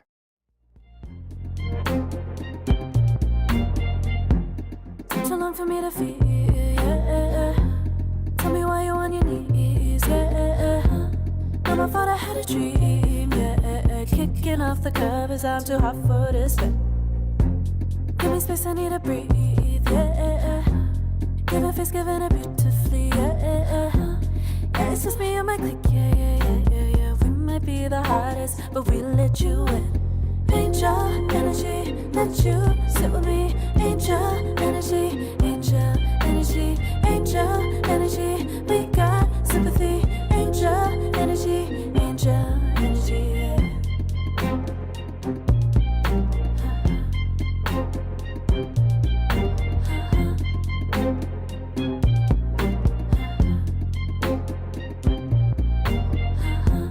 Take the time to breathe and rest. Let yourself feel the best. Feel it all so deeply, so deeply. Divine with how we be, yeah. Aligned with everything, yeah. More than a dream. Vulnerable and strong, yeah. We feel everything. Angel energy, let you sit with me. Angel energy, angel energy, angel energy. We got sympathy. Angel energy, angel energy, angel energy. Let you sit with me. Angel energy, angel energy, angel energy. We got sympathy.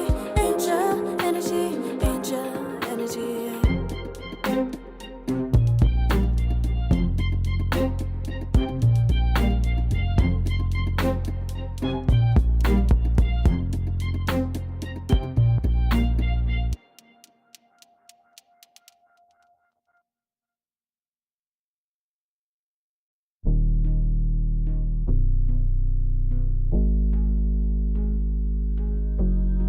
Never pressed, but I got the juice.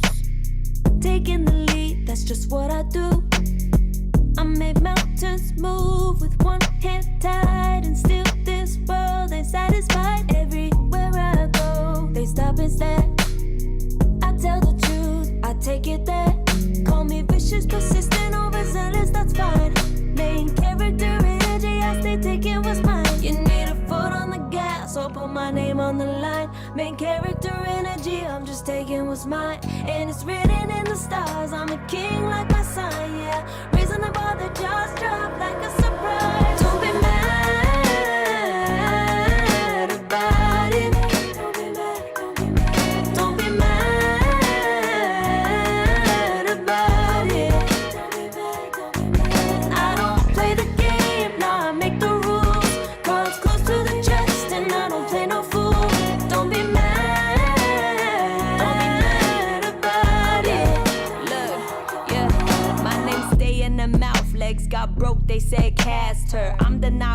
response in a disaster. I don't ask, I just take. Treat the world like a man, I just blow him away. Yeah, I'm my #1 fan. Don't need a bark, I'm a bite. Switch me on, dark need light. Don't need pity, don't need spite. I just plop, plop, plop on sight. Could take your girl in 2 seconds. I just flash her a smile. I make petty look pretty. They run an inch, I run 3 miles. You need a foot on the gas, I'll put my name on the line. Main character energy, I'm just taking what's mine. And it's written in the stars, I'm a king like my sign, yeah. Raising the bar that just dropped like a surprise. Don't be mad about it. Don't be mad about it. Don't be mad about it. Don't be mad about it. I don't play the game, nah, I make the rules. Cards close to the chest and I don't play no fool. Don't be mad about it. Don't be mad. Don't be mad.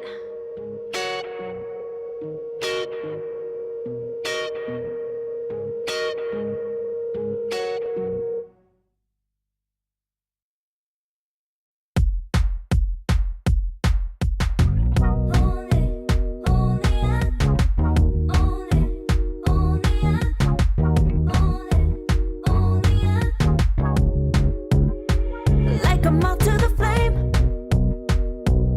I'm attracted when the doubts start saying my name.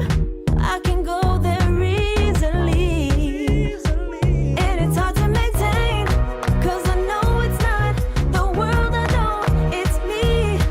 Believe in every little thing I hear, and no, I ain't no stranger to the fire, burning up all my desire to be great. It stays coming in waves, and no, I ain't no stranger to the fire, burning up all my desire to be great. I gotta just open the gate. All I need is saving from hitting the pavement, understanding when I'm impatient, that only I give to me. All I need is a little love in lonely places, the strength to stare fear in the face, that only I give to me.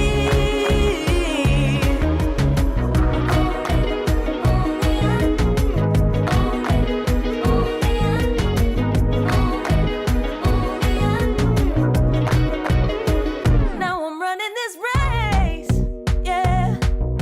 Stallions couldn't catch up to me. I'm running till I get first place.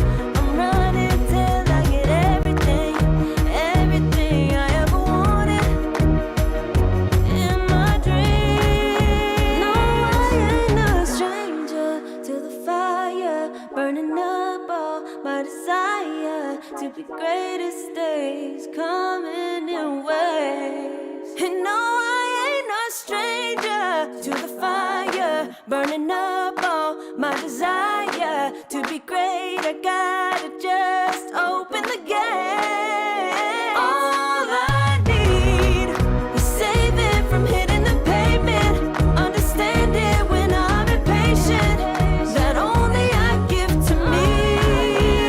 All I need is a little love in lonely places, the strength to stand fear in the face, that only I give to me. All I need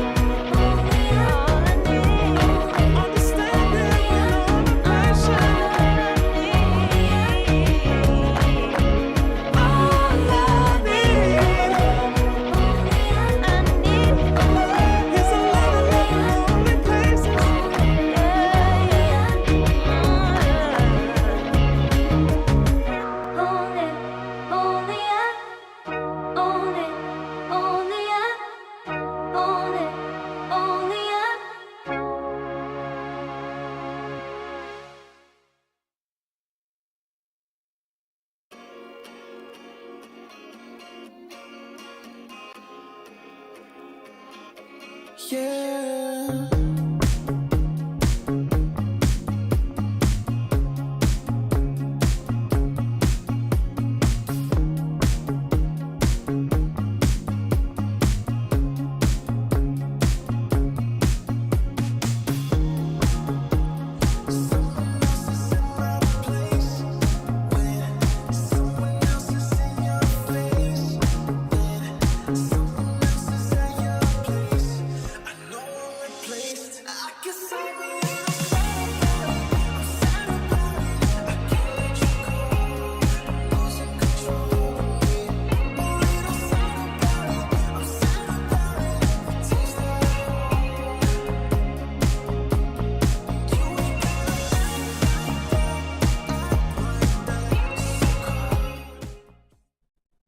Welcome back to VP versus One Move here as we kick off game 2 in just a little bit. Thinking back though, Wagga, to game 1 where Morphling first pick got countered by Magnus Tiny AA Lion.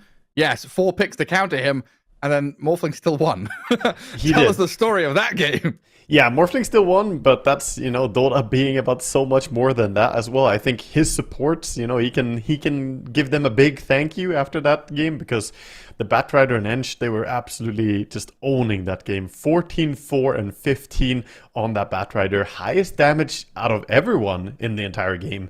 And just, I don't know, playing a right-click Batrider in a beautiful way. He was going for the power treads, going for our shard rush, and honestly, it made me want to try it, like sometimes you see something, you just get inspired. That's what he delivered here. Just beautiful. That happened to me with the V-Tune Lifestealer, Radiance into Armlet. I saw that a couple of games, like, oh yeah, that looks tasty. Let's get back onto the Radiance hype train. But yeah, this Batrider, I guess, knowing that your Morphling's gonna die in team fights, you're the backup carry, you're the scaling pos 4, you come in there, like, yeah, I can clean up, pick up the pieces, and look pretty good about it. And definitely a statement from VP with that draft, kind of putting it into One Move's corner, saying, hey, you outdrafted us, quote unquote. Now let's see what happens on a level playing field. Exactly. No, that was very interesting to see, and also quite concerning, right? Now, do you ban Morphling in the first phase, since you tried as you may to counterpick it, but the game was still awful? I'm not sure if you do, because I feel like the game was still not about Morphling. Even though he was farming and getting ridiculously big, they had the tools to kill him potentially later on. It's more so that everyone else was just proving too much difficulty for them to deal with. I don't know if he's first ban, whether he might find himself in this slot. Just, what I would leave say, in, ban or pick Enchantress. Don't give away the Enchantress and play against it. It's doing so much. Just this aggressive Enchantress running up and just saying, hey, you want to go on me? And they end up committing like RP and stuff on support. The fight is awful. Well, they'll go through Bristleback first, a bit of tempo. Solid first pick up. They ban the TA. There's been one of those counters to him in recent times. 10 Now, seconds remaining. is it time for VP to do it again? 5 seconds. What do you want them to do? The Morphling? Yeah. I'm sitting here thinking Undying is available. You pick that. But yeah, they're gonna go for the Morph. Hero that generally lanes quite well against the Bristleback too, being a super high armor hero. And having the waveform to get out of free, whenever he tries to run you down. Now, just don't pick Earthshaker One Move. Seconds remaining. So we had one of those games a couple of days ago, picking Earthshaker into Morphling, and Morphling bought an Ags. We were like, why is Morphling bought an Ag in him Scepter? Duh. Yep. He gets the good old Enchant Totem. He sure does, yeah. I mean, Morphling Shaker is a very volatile thing. It goes both ways, because in a lot of scenarios, having Shaker is great for bursting Morphling too. You get that Fissure from Fog of War, you can jump him and chain stun him. But obviously, when it looks bad, it looks real bad. But yeah, it's also the kind of stuff you want. To kill Morphling, you need stuns, magic damage, silences. Shaker brings 2 of those at least. Well, out goes the Nyx. One of those very pesky heroes that can get on top of the Bristleback and stun him up. Even get a shard for break. Yeah. And you were talking about banning like the Bat or the Enchantress or something here. Yeah, I just think the Ench has been real pesky in a lot of these games. It's so hard to deal with. But And she's really bad against Bristleback. The Aghanim's melt her. You want to have spells that kill enchanters quickly, and Bristle Ags is like one of the best things in the game. So maybe you don't need to be concerned about it anymore if they're playing Bristle first pick. That's also a much different game, seeing as there's offlane heroes left in the pool this time around. Yes, true. And do ban the bat. Respect given to the Batrider. Definitely the hero of the previous game. I mean, displacement tools against Bristleback, always nice. Yeah. Last out to drag him out of position. As like, Bristleback is quite often out of position just naturally, right? He's the vanguard. He's the guy at the front, starts things off. If he's already at the front and a distance away from his teammates, dragging him even further away. Yeah, that's the thing. Like, Bristleback's position is what other heroes would consider out of position. That's where he's happy to be. But then if you bring him out of that even deeper, then nobody else can really follow him. It's very hard to go that deep. So, as you mentioned, having something like Avenge or a Batrider against Bristle can be good. And then we have, the spear turning Bristleback around. Oh yeah. Gaming Gladiators played Legion Rifts. Commander. Yeah. Reality Rift also works. It's if you throw the stun and then Reality Rift, he's going to be turned by the time that you pull him to you. You can auto attack him. A few abilities in Dota that are really good for countering Bristle. Most of them rely on stunning him though. There you go. A Hex and a stun and a nuke. True. Really Protection for the Morphling because your enemies can't pick the line. And it looks like a lane as well.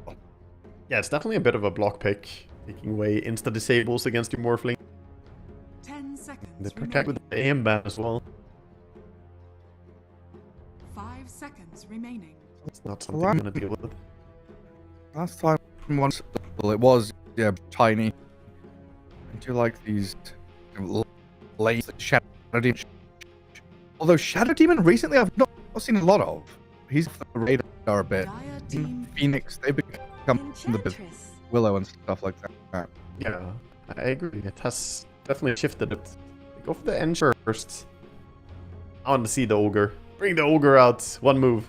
You played 3 games in your previous series. And you get the big smacker out. 10 seconds remaining. Yeah, I mean, it's port into your 18th pick, that last pick of the round. Where they can kind of keep the flex of the Bristleback or show winners. The strongest hero. So we're gonna see the AA considering the Enchanter's pick and having Bristle. It just seems like you need more setup for A. And last they did try with the A, it didn't work. I fear that that was the one time they can't try it. It's not. Ooh. Marcy. Oh. See 4 or 5? Guess we're not sure with the Marcy Ench. Yeah, it could be either way. I'm still it's got a playable double melee lane, so Ench could be safe. Off lane too. 5 seconds Support. remaining. And Master brings you a bit of that all jump burst damage, which is good at fine. Finding Morphling. Get the quick catch and kill. I wonder if there's any reason not to go for the Invoker for Pro. Seems great. Support. Yeah, slow down push of this Enchantress. Gating on your Burn the Bristleback. You also have a bit when I get that. There's a lot of healing right now. Bristle and Marcy all have some healing aspects about them. VP having a good old think about it. I've got double picks that kind of Lion morph their safe lane. It was Lion Radiant team Ench, wasn't it? Sorry, it was Morphling Ench and Magna. Yeah, I got confused. Lion. Yeah, for some reason in my mind it was a Lion lane, and of game one it wasn't. Yeah, he turned himself into Lion a lot in the previous game, so that's probably why. Go for the Primal Beast next here. Definitely a good hero to have later on. You can have the Break, which is going to be against Bristle and Ench. Everybody. It's like Primal Beast and Nyx, two heroes that people whether you're Nyx Assassin or just pull against the magic damage. Feel pretty nice about things. Yes. Now, Primal Lion Lane, Phoenix There we go. Looks 10 looks seconds pretty remaining. strong. And the last pick, really with heroes, you know, the Remaining. Primal Phoenix, we could theoretically see them, whatever. That's true. VP's last pick is their mid laner. Yeah, I would say so. It's unlikely gonna be either of them that off lane. They're probably gonna pair up and play together, but or the Lion and the Flame Phoenix with the morph. Like Squalic Spirit later on. See where it goes. Dire So, team ban. one move. Strongest hero for right now. The hero that gets protect bans, Radiant team ban. the guy that goes mid, the gal mid. Yeah, don't see. You don't. This is just a good all-round mid that's not going to get countered. Yeah, pretty much. She's, as I mentioned, very, very good at killing the Phoenix ulti. So I think it's a fair pick. They don't have the best setup for the Lina stun though. What, dispose into it or slow them down, but they don't have a great like initiator. So a little bit hard combinations. Later, Lina gets her farm. She doesn't really need setup. She just flies in with Aghanim Scepter and bursts someone. And is also great against Morphling. One of the heroes that's removing him from a distance. Mm-hmm. Radiant This is a team Bristol ban. game to camera. Are we throwing? I was actually thinking he would Dire team likely go ban. off lane, but he could be carry. Dire team Process. Yeah, Offlane yeah, could team pick. yeah, could be carry. I think it's off lane. It's more natural. CK is gonna come out finally, so not against the Bristleback for the turn effect, but just CK joining us again. That is your setup for the Lina stun though. Good nuke damage into this Morphling. 10 seconds CK remaining. and Napa. Yep. Picking that. 5 That's seconds Phoenix Lion remaining. Morph. Pretty much arm. Always we see the armlet into the Orchid. And what a name to have an Orchid against Virtus Pro. Silencing Phoenix Morphling. Absolutely another two as well. You may now select Sniper You pick- comes out. We pick Sniper! Squad gonna play a little dwarf. Let's see how this goes. I mean, there's very little. There is a bit of gap, there is a bit of catch, but that long range reach to get on top of lacking here. And that kind of fishing the Bristleback question. Do we put him carry? Do we look for like a Mar of other hero or a Tide Hunter that jumps and stuns and initiates? Yeah. I guess CK covers that a little bit. You're Exactly. gonna have to buy a blink, like They third up or something. did need an initiator, and CK will have to fill those shoes a little bit. And Sniper's a good reaction. Sniper's biggest problem is when people can jump him.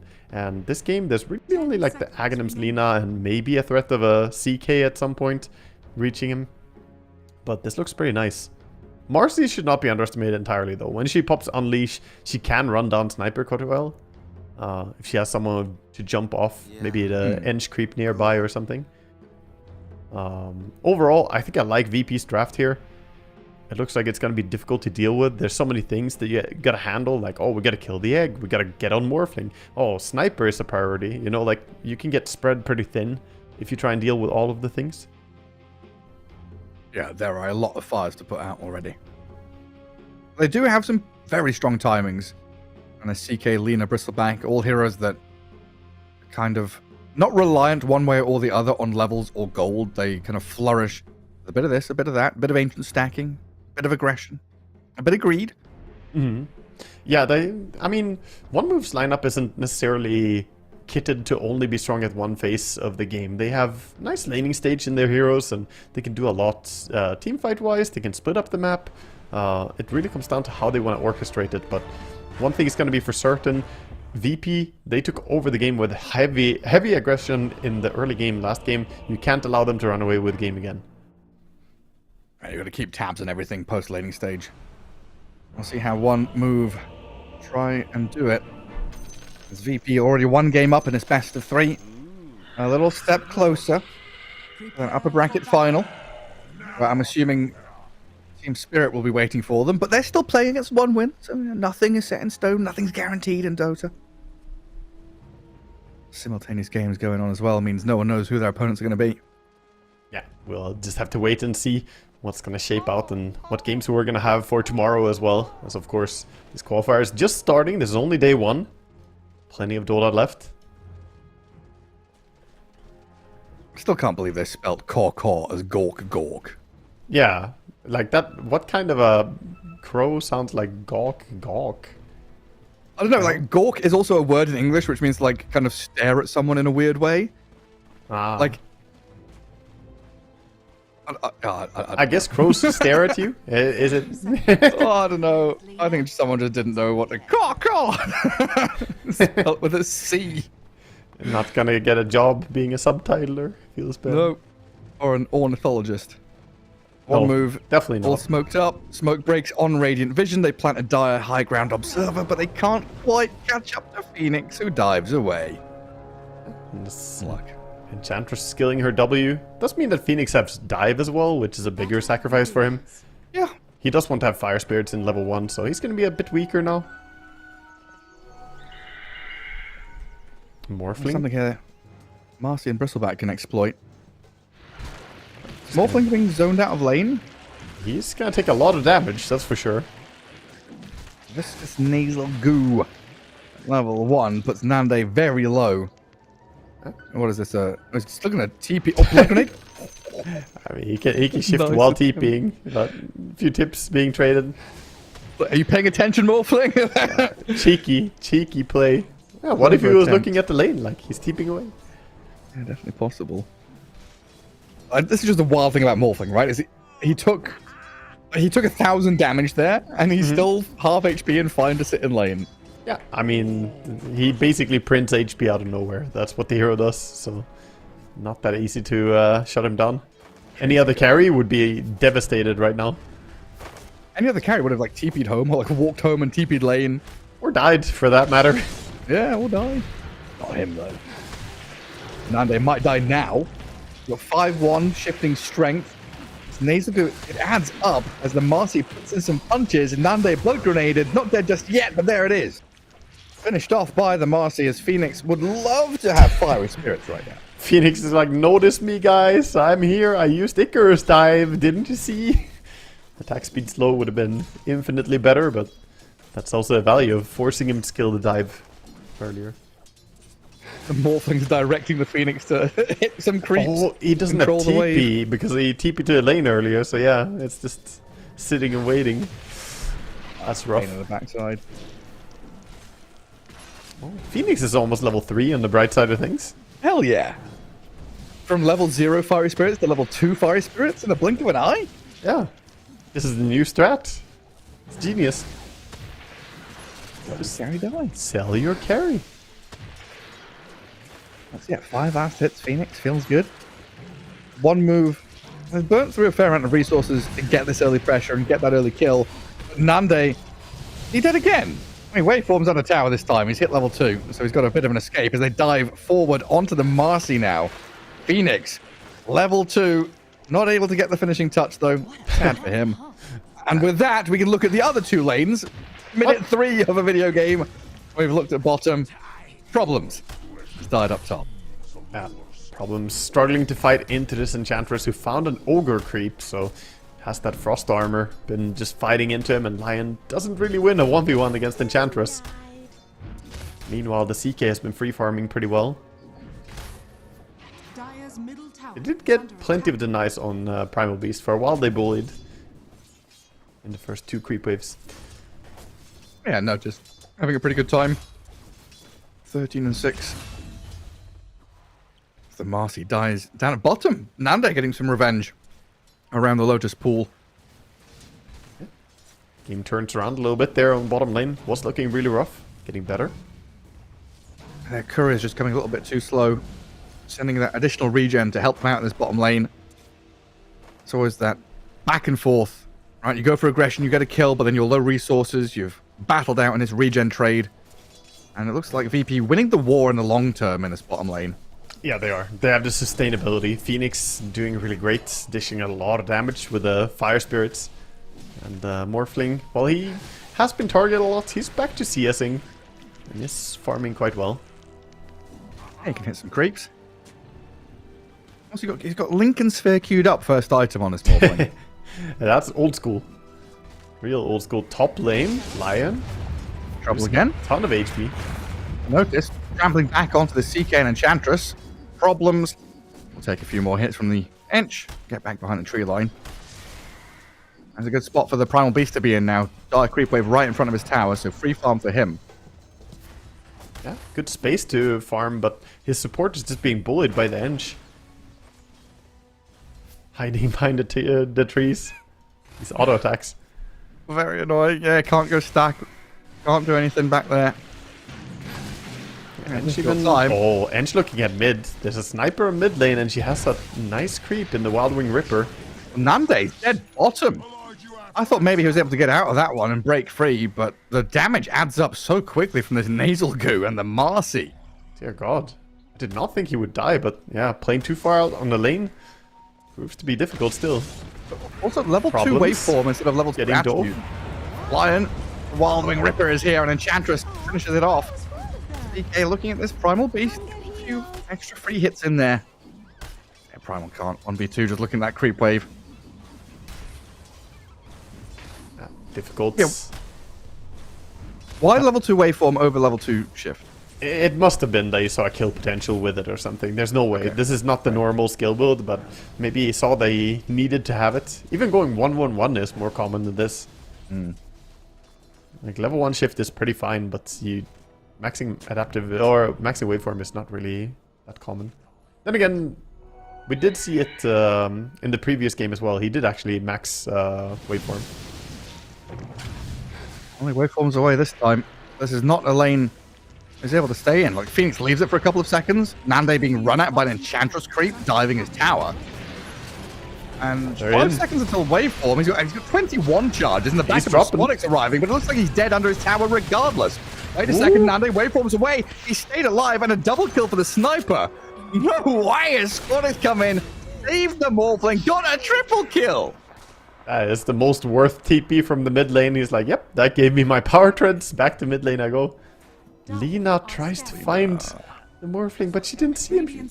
She must have seen him. He took the Lotus. Did you not notice? No, not paying attention. You can see the Lotus being taken to Fog War. Did you just insta-kill him with a light strike into Laguna Blade? She sure there we can. go. Why are we whispering? I don't know. She was hunting. Oh yeah, she had Invis room. My bad. She had Invis room. I didn't know. So is the Lincolns for Laguna Blade? Is that the reason? I think it's about the everything of it. There's going to be Orchid later on CK. You just want to have it in general. Okay. But I don't know. I'm not really a Morphling spammer. I feel like Vladimir's is still extremely valuable to go for the physical protection as well that you get from it. But yeah, the Lincolns seems to be his preferred way to do it there. Okay. The big thing is this. If Lina has Aghanim Scepter and you don't have Lincolns, you just die, right? Yeah, yeah. So I think that basically is the entire answer.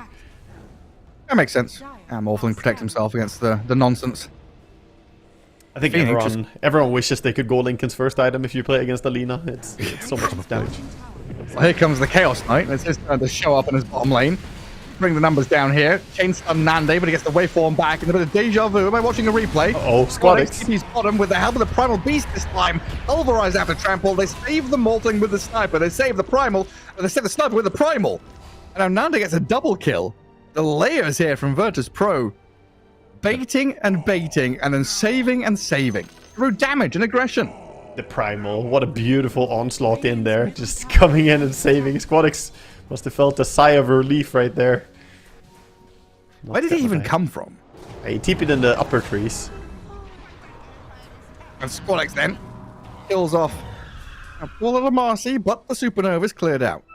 Yeah, that Nova was very aggressively placed. Goes down without Unleash or any real stacks on the Lina.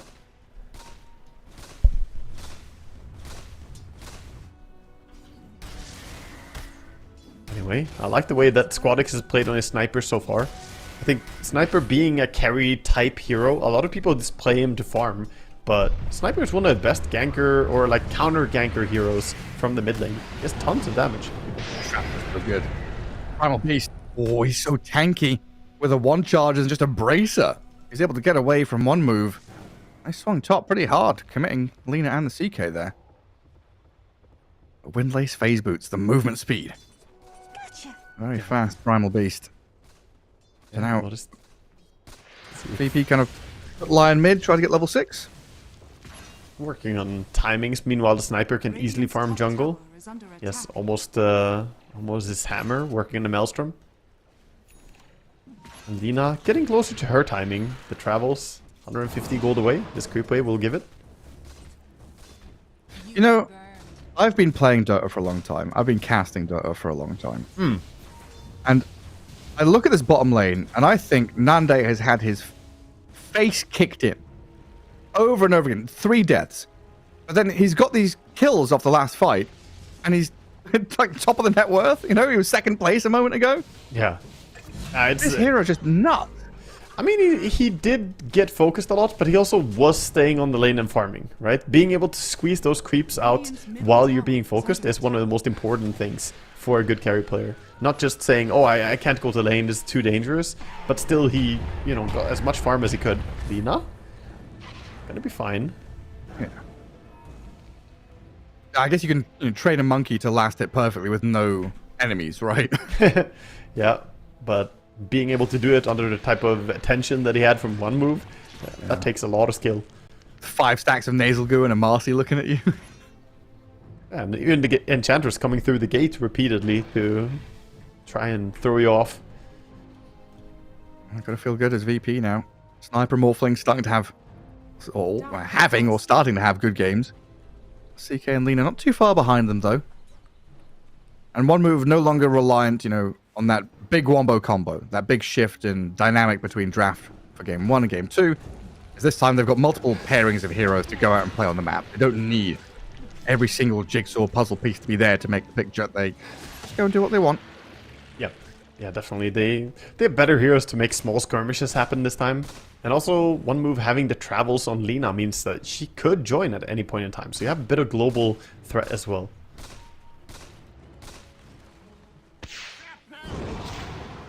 Noticed, looking to cut the creep wave from the small camp. They're gonna go on him. Immediately being punished with a chain stuns misting. Don't land the light strike array. Noticed has backup from Lion arriving, but he's been disposed. Onslaught will get him a bit of distance as the Supernova, with the help of this Lion, pushes back Marcy and Lina, killed off with the assassinate. Not me. Head on our screen. That was good coordination as well. Problem's not ulting there because he knows that Sniper's nearby. Sniper can take the kill on Marcy, so they saved the Lion ulti for next gank. I just TP mid and defend. CK and Lina though, they're going on Sniper. They're going on him. Bring him down almost. So close. He's so close to death. And now Notice is here with a pulverize to bring down the CK instead. 100 HP. Pavis comes in to keep him alive. Radiant are scanning. And with all that noise up top, Morphling gets to 1v1 the Bristleback. And now they're now closing on 6k net worth, farming wave and some neutral camps. Pretty happy in front of his tier 1, which is still alive. With all that pressure and with the Enchantress rotations, the Squadix's TPs have, like, thinking back on it retrospectively, right? They have been massive in terms of, yes, turning things around and getting kills, saving your Morphling, but also that's an extra 4 minutes of Morphling having a safe lane. That tier 1 tower just being alive is a huge deal. Yeah, 4 minutes so far. It might even be a lot longer. I mean, bottom tower is under no immediate threat. Morph is happily farming down here. They did claim the enemy top tower as well. Radiant's middle tower is Primal Beast making a move down here. Maybe they're looking to try and imbalance the map a bit. If they could remove the bottom tier 1 as well. Stop playing down here into our Morphling. This bottom jungle is not safe, says the Primal Beast. His blade mail's ready and he's looking for a fight. Yeah, finally Morphling shows top, so he made the switch. This should signal one move that they could make a play bottom as Morph is unavailable. He's gonna play around the gate though. At worst, he could come through it. Yeah, this pace of the game feels amazing for VP. VP are building up their sniper. He's top farmer, and Morphling is doing really amazing as well, actually. And meanwhile, Primal Beast is feeling pretty unthreatened with his blade mill.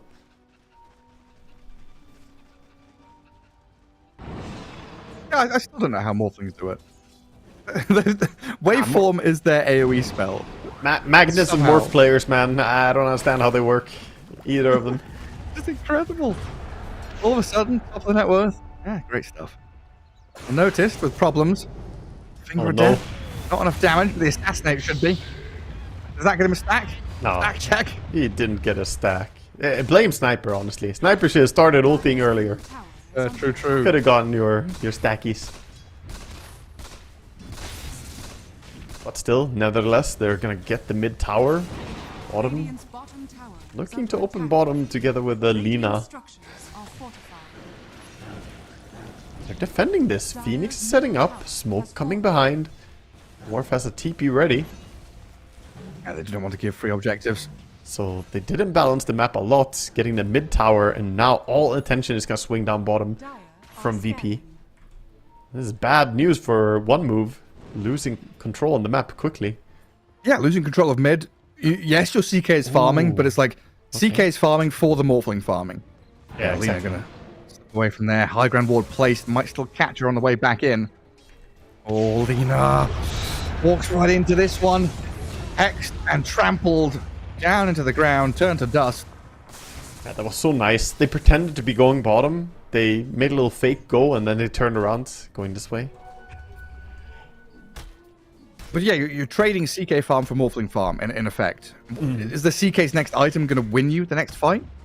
He's going for the Manta style first, so I'm not sure about that. I feel like Orchid would have been stronger. I say first. Armlet was his first item, but I feel like the Orchid would have been amazing here.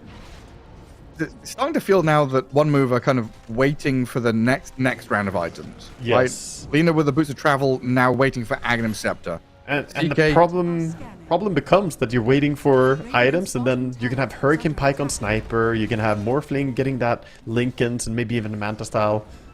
It's dangerous. And when this pipe gets delivered on Bristleback, it's got to be go time. They've got to start really pressing forward and making moves of their own. So far, they've just kind of been flatlined by this VP side. Oh yeah, Matched SSS and matched. went for Pipe first, huh? So not Aghanims. This is pretty untraditional Bristleback itemization as well. I mean, we see it sometimes, but generally Aghanims is more common. So we've seen it, I want to say a fair amount from this goo, the green bristle. Like the red bristle, we saw a lot of Ags, and the green bristle off lane, we saw a lot of pipe in the last qualifiers. Yeah. That was I guess, the shift that we've been seeing. Yeah, the Snot builds, it is fairly common. What was it? Snot build was going pipe or something else. I'll remember in like an hour or something. There was like one build for red and then two builds for green. As the Morphling up on top getting blasted by the movement out of one move. Oh, yeah, he wasted waveform, and then that's just instant good night. He cannot shift fast enough to deal with that, especially with just 2 points in attribute shift. So he's been putting a lot of points into stats. It's because he gets extra stat growth from the attributes, right? Yeah. His innate. But that's a little bit of a bait. It means you don't have enough points in attribute to shift quickly. Dire are scanning.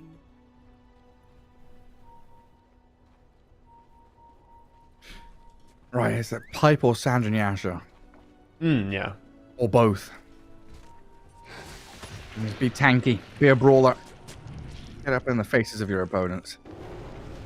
Not even losing the Morphling. Virtus Pro still in a position here to punch back out of the mid lane. And nowadays respawned, gets back to top to farm. And one move kind of find a bit of equilibrium on the map right now. A bit of space bottom. They keep the control of their ancients. And they still pivot a bunch of heroes top. I wonder if to kill and find the Morphling, or is this like a Roshan play? It feels like it's setting up for the Roche. And they very well could take it. They kind of need Bristleback over there as well. Looks like they're thinking better of it and just gonna go bottom. Instead, it is Virtus Pro who are all moving top. They definitely have the damage to take down Roche as well. As they're gonna see a lot of heroes bottom soon. Might go for it. Hearing sniper, peep, peep, peep. Oh, defense being mounted. Yeah, a couple of TPs down here. Lion first, Squadic second, sees the Marcy. The Blink Hex, they start off on her. That should be a swift takedown. As Squadix picks up his monster kill streak. Rest of one move, evacuate. They've already shifted in towards mid. Squadix just having a great game again. Mid tower is gonna drop as they put so many heroes bottom, but Glyph is delaying it a bit.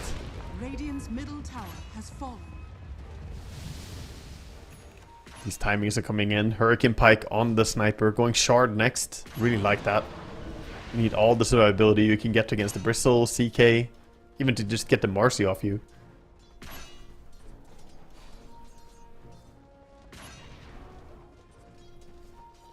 Roshan about to switch homes. 40 seconds. So they're going for it. Hey. All the minus armor. Marcy ulti as well. Really committing for this.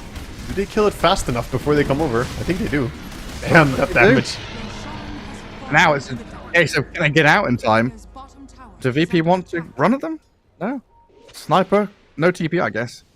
Seem completely fine. Yeah, the green goo from Bristleback, all that minus armor. 3.5 per stack is actually insane.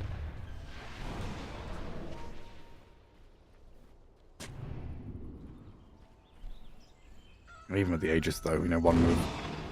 Well, backing up, regain the resources, refill the mana bars. They spent a lot there in terms of resources. So VP filling the vacuum up in that top jungle. We're looking to play kind of aggressively here. Hem one move back behind their towers. The big thing we're waiting for is one move to get the Aghanims on Lina. She's still 900 gold away. And until she has that, she's not really that strong for fights. She has Shard and travels, yes, but with that Aghanims doesn't have that free pathing and tons of damage. Mid, line ultied. Not enough to kill this, the pipe comes in. Assassinate and finger of death. Big old nukes. Dump them on someone. Yeah, looks like Tormentor being pinged by the Lion saying, hey, let's go get some free shards. Let's go collect up some goodies on the map. Typical support player. Get Tormentor, anyone? Tormentor? Please. Both me and Phoenix would love. I'm sure it's a good time to go Torment. Meanwhile, all the cores are like, we're not moving backwards, moving forwards. Nobody wants to sacrifice the creep wave positionings. Morphling can solo a Tormentor soon, though. Lion goes through Twin Gate top so he can kill the wave before it arrives to the Morphling. It's like, there's no wave here, Morph. Yeah. See, you can torment her now. Yeah. The waves, you said, were the problem? Yeah, sure. I got the wave. Him and Phoenix have dealt with it. Meanwhile, it's actually Dire who take the Tormentor. The Bristleback takes it down quickly. Shard towards the Enchantress. That's now Pipe Blade Mail on Bristle. BKB up for the Primal Beast. Enchantress with drums and Pavis. These little lulls in the game where everyone's able to sit back and farm their key items. Yeah, still missing some of the key items for Dire. 400 gold for that Aghanims on Lina that I mentioned, but also the BKB on Marcy would be a big power spike. That is about 1600 gold away, though. They do grab the blink on CK, though. Something we desperately needed from him to jump the sniper. Ooh, they find a DD rune. Huge thing to fight around if they want to on VP. Squadix, gonna show it mid. Come on, both teams smoke. Oh, this is tense. Enchantress, he shows. VP don't want to go just kill her. They will get her. They want more. Lion stuns back on the Marcy and Bristle, holding them away. That Hellbear collapses, slows him down. Light Strike Array and the Laguna Blade nearly blows up the Morphling. But Nande with the Primal Beast on the Lina now. The egg causing issues for one move as Lina is demolished. Meanwhile, Squadix does get jumped by the CK and the rest. So Nande picks up a double kill. Ench and Lina for the Lion and Sniper, and a pretty even trade. All things considered. Just repositioning and getting out now. CK with the Aegis, they don't want any of that. He's gonna try and cut the creep wave and gets out to safety. Nice play. You can see the one move, we're definitely prepared for how that fight's gonna play out. They already made a move early before the fight started that, okay, we're gonna go on the Sniper, wrap around, and he has no way to survive against Marcy plus the CK going on him. Hurricane Pike and Shard was not enough. The Enchantress was a big bait, right? Yeah. Dangling yourself in front of VP. You get immediately killed, yeah, but I gave all the information in the world for the rest of one move. Open their eyes, see the Sniper. all these enchantresses. It reminds me of like when people play Crystal Maiden. You know, we used to see CMs always. Oh, we can kill CM, guys. And you kill CM and then you die because it's kind of bad to show yourself. Yeah. Squad X that, but a little bit tankier. Squadix? Hurricane Pike's on cooldown. A little bit spooky here. He's got the Sunray, but he's dead. It's way out of position. I didn't even know where you were talking about at first, and then I'm like, oh, he went all the way up there. Yeah. Like he was there, like I don't know, snipers smoke breaking, but they scanned and they knew it was coming. Yeah.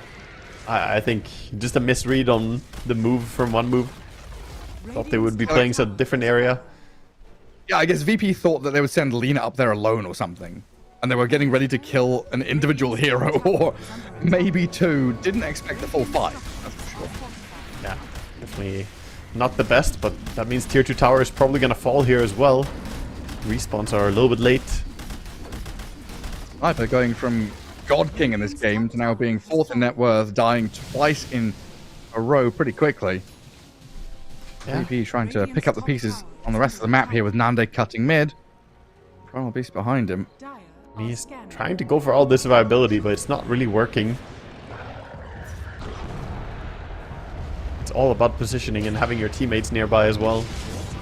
Primal tracks the whip on the Enchantress to slow her down, allowing trample, pulverize, finger of death. Enchantress finally dies.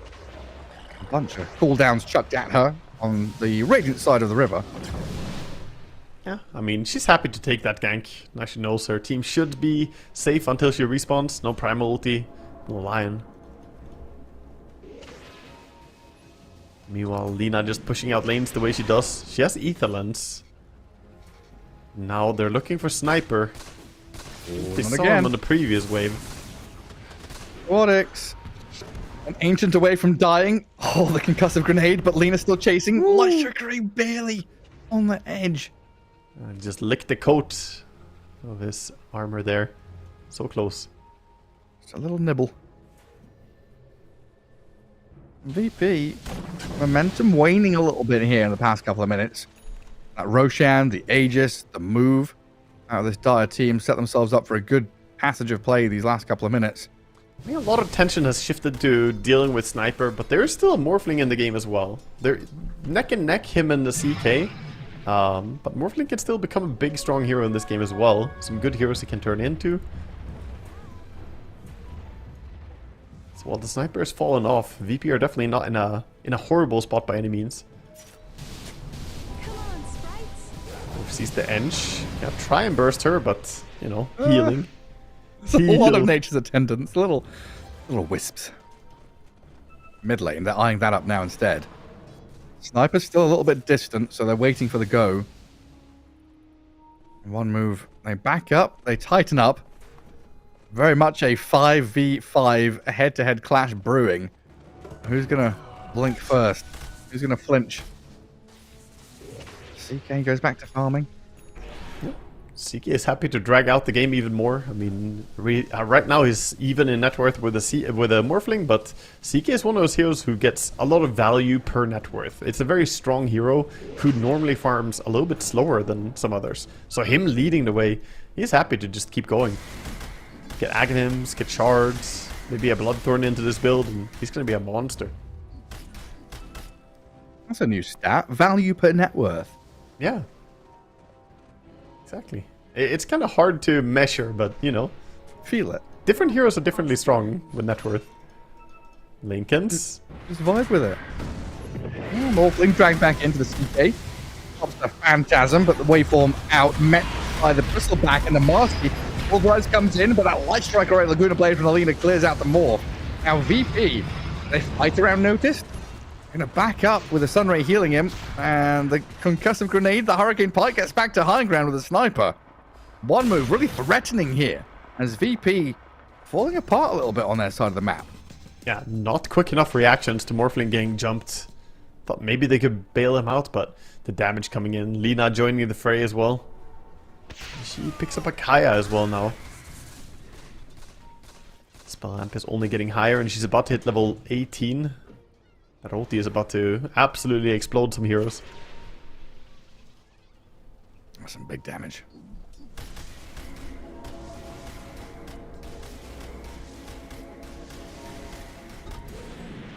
Radiant's top What's tower the is swing under point attack. here for VP now? Like Morphling Daedalus? Does he need more than Daedalus now to put up a fight? Are we like going ultra late game? Radiant's top tower It's is under attack. The tide has turned a bit. Yeah, it's a little bit concerning that they don't have BKB on anybody, right? They have that on the Primal Beast, but no BKB on Sniper, no BKB on Morphling. I feel like they need one of them to not get blown up immediately. So he has Daedalus queued up, but I think maybe they need to farm all the way until his BKB as well on Morphling. Perhaps just go BKB before you finish Daedalus. It's a Roche for one move. Aegis for CK, banner in the pit. That's them leading out again. VP do have this gem. Try and remove some of the vision in this bottom jungle for now, but there's a fair amount of vision on that left side of the map that one move can play into.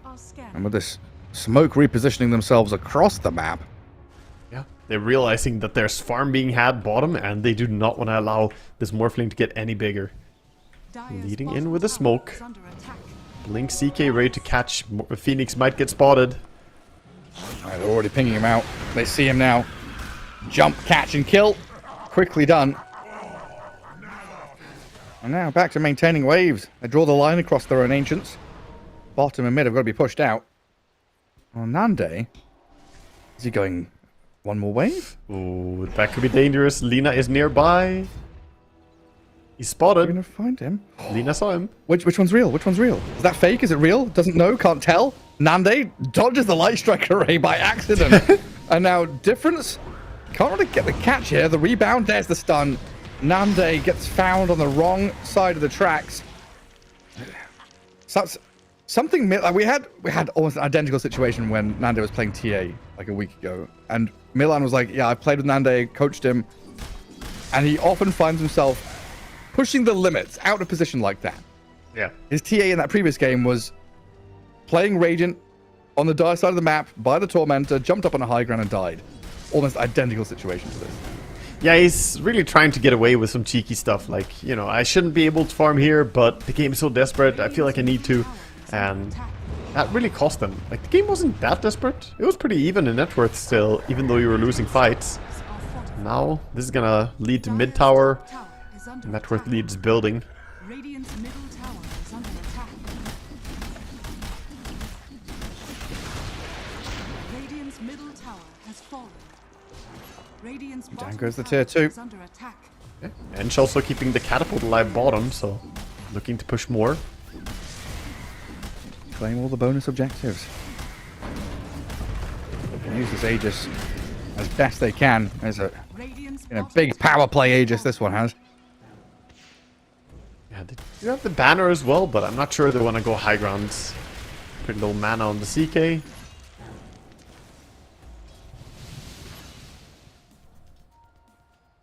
They're just gonna keep farming. I see this Eng non-stop farming creeps. Been adding a lot of net worth. He has a gem coming out. Trying to control the map a little bit more. Also not bad to have a gem, as the sniper picked up a Shadow Blade. Alright, try and get into Silver Edge. Break pretty handy here. Just hide yourself from this CK and Lina. Yeah. CK also going for an Eye of Skadi in this game. I really like that choice. I was thinking about going like Orchid Bloodthorn kind of stuff, but against the Morphling, really good to have this as well. One move really hitting their stride now. 8k lead. Playing 2 lanes. CK is all the way back farming his own ancients. That's something that VP have no idea about. You just kind of assume they're all down here together playing tight. Yeah, that's the tricky Phoenix. part. They have so little map control. They can't really get out there. They're using the Morphling illusions to try and push out creep waves, but other than that, they're just kind of stuck in their base. Sniper getting cheeky with the Shadow Blade. They pinged the Lina top. I think they've got an idea that Lina went up there. VP come out of their base and are trying to find any stragglers. One move, don't leave anyone behind. Timing window is closing though. Lina TP'd away with Arcane Rune, so she can just TP back again. And then going on an Enchantress is always a double-edged sword. Yeah, you see the Ench, but you can't kill it fast enough. Exactly, and durable enough and Always a bait, it feels like. 30 seconds, the Aegis will get reclaimed for CK, so I'm not gonna do anything more with that. It does mean that now maybe you can make a smoke and get a big kill on the side of VP. You have good chain stuns. Got Lion, got Primal. The damage from Morphling or Sniper could be there. I think they're just scared of running into a wrong hero. If they don't connect on a CK, it would be awful. A CK whose Aegis is just about to expire. Dire are scanning. This Bristleback is pretty big as well. Yeah. Halberd there going to be good against this Sniper and the Morphling. I mean, there's no way you insta-kill the Bristleback. You need so much more farm for that. They do have Primal Beast Aghanim's at least, so they can break him, but even so. Crimson Guard, Pipe, Halberd, that's a lot. He currently has a shield rune as well, right? Yeah. 1450 barrier. Yeah, Halberd here. Lincoln's pop. Stop the Sniper hitting. Pretty useful item grab. Tormentor stolen by the Dire team as VP smoke out of their base. Again, just looking to come into contact with someone they can actually kill. His one-move heroes have been untouchable as the Marcy rebounds away from imminent danger. And the Dire Observer Ward spots noticed. Sees the Phoenix. They go on the Primal Beast with the CK. Pulverized, turn around with the Morphling, waving in. Light Striker Ray connects, but the CK is dead. A backup didn't come fast enough, and the Marcy on the left, yes, kills the Supernova, but dies for it. One move, trying to turn back with the Bristleback, leading the charge. You can see the hesitation from Difference, though. This Lina doesn't want to stick around because he's getting wrapped around on by the Morphling. So Bristle's got to disengage. Morphling realizes, okay, hey, you're running back to protect your Lina. I'll do the same. Just get away from me. Oh, they found Lina. Please. Stay back, and they do find the Lina. Lion and Sniper, they're the ones to re-wrap around onto Difference. E-Blade save, buys him time, gets away. Survives against the physical damage. They now get the kill on Lion. Wow. Super back and forth, head-to-head here between One Move and VP. I really thought she would die there. The catch from Lion, chain stunning her, but didn't really have a way to go in. Bristleback too big and bad for them. Some scrappy fight going on, though. Looked like it was going to be pretty good with them killing the CK that early. Still got, 1700 gold for killing Chaos Knight. Not a bad payday. And One Move, haven't cracked the base yet.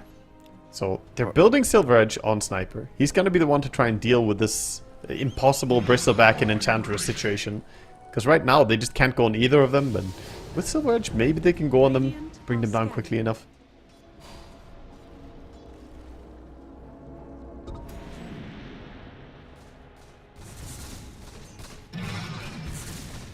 Just waiting for that next Roche fight, really.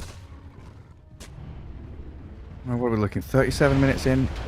Oh, Lina. Roshan. She just kills him. Wait, what? Dude, full HP Primal Beast dies in one combo. I thought at least he'd be able to... 3k HP. I thought he'd be able to do something. Yeah? No, he just dies. Yeah. He's just dead. I mean, people saying that Lina is fine, they're coping, man. 872 damage from the Dragon Slave alone. It's absolutely absurd. Some heroes would dream of doing 3,500 damage in a team fight, and she just did it to one hero. Yeah, immediately. In a second. Mental. And that just spells despair for VP. Stuck in their base now. No Primal for 30. Even Sniper with this long range can't really reach that banner. It's too far away. Radiant structures are fortified. And Marcy with the Unleash and Bristleback. High ground. Radiant's top tower Sit on his tier 3 even through the glyph. If you show you get blinked by CK right now. CK is looking for it. Radiant's top Squad tower X. has fallen. Like preemptively concussive grenading. Radiant's middle tower They lose the tier 3 tower, but the rack's still standing for now. Indeed, you're going to spawn top though, so that might not be the case in a couple of seconds. Chaos Knight's going to find it. He wants it, but Lina also says, you know what? Pretty good on me. I'm going to take it. Yeah, if we thought that combo top was bad, wait to be amplified. Yeah, sure. Throw in a DD as well. Some extra spell amp. This is also where you gotta think if you're Primal Beast, like, do I have to change my item build? He wants to buy a Shiva's next, but I think you need like some magic damage reduction. Like, yeah, like pipe? I don't, Just like a casual bad by cloak goes a long BKB. way. Yeah, maybe you're right. Or Eternal Shroud, haha. See that item come back. Well, one kind of upside here for VP that we know about is Roshan is a minute away from spawning. And it's about a minute away from daytime. So he's going to shift to that other corner of the map. But VP don't know that. Notice is onslaughted into the pit. Sees Roshan's not alive just yet. Phoenix dives away. And VP, they go from getting into position to now realizing, hey, this isn't the position. There is no Rosh. Yeah. Do they just smoke and run bot? Or what's the deal? I think so. Just rush down. You can see the line being drawn. They're charging ahead, but the gate is very quick. Eng going through it right now. Not going through. They should really go through and set up bottom. They mass TP to tier 1, respecting that they don't see VP. So they're saying VP could already be down there. This is just good move by one move. Like, even though VP aren't there, it's just the discipline play. Well calculated. The working was right, even if the outcome, the conclusion was wrong. Yep, yeah, exactly. That's why the teachers always ask for your working. They want to see you write it all down. One move's still going to find themselves in the pit in the end. And they're bursting it so quickly. Dear God, that Roche is gone. He just disappeared. I mean, he roars, he dies. Nice. VP are like, well, you're meant to give us some kind of early warning system. Come on. They're like, what the hell? Did Roche just bug out? The minus armor from Bristol is just absolutely insane. Paired up with a bit of extra minus armor from CK Reality Rift. And just melts. And another round of Aegis and Cheese. VP feeling out of sorts now here in Game 2. Game 1 was kind of a stomping. Now we're, 41 minutes into Game 2 where they are behind 17k to a team, one move who haven't really showed up the last couple of qualifiers. Now they've dropped 9 Pandas down to lower bracket. They're a game down against VP, but they're fighting back incredibly strong here in Game 2. It looks like they're on the verge of tying up the series. I'm trying my hardest not to cast a curse them, so I'm going to shut up now about it and let them One play move out has their all draft. but won this game. It's basically over. And they do have the Refresher Shard and level 25 on Lina. That is so absurd. We saw what she could do to the Primal Beast. Now she can do it over and over again. Dire vision up there, but Hunting the Nande Morphling. smoked. They see him. The smoke breaks. They definitely see him now. So Nande, BKB, TP. Morphling is out of there. No BKB ready now, though, and the charge is coming. They're going to go up on your high ground. Also going to steal your Wisdom Rune while they're at it. About to spawn. This is an awkward situation.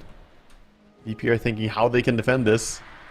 Smoke is being brought into inventory on Lion. Maybe they want to smoke around, go behind. They have to find the angle to go on Lina. Go on Lina or at least burst like Marcy. Some of these high damage dealers. Radiant's top barracks has fallen. Let's loot their barracks. I start on the Bristleback with Noticed and Nande. Bristle doesn't really feel any of that, so he just comes back and hits the barracks down. Oh, one more hit. Bristleback. Oh, leave the catapult to it. No, Still alive? Left the barracks alive. CK? Can blink in and take it? No? It still goes in again. Come on, one hit. There we go. Don't let it regen. A full set of barracks down. VP still wanting to smoke and wiggle out of this base for some kind of fight, but fighting into Aegis Cheese. You need to see the Lina, right? That is the key for VP right now.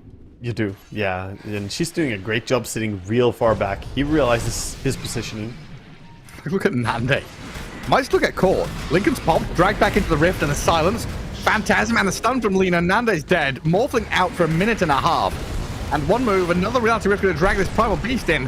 Forced to trample and fight back. Needs to defend his base.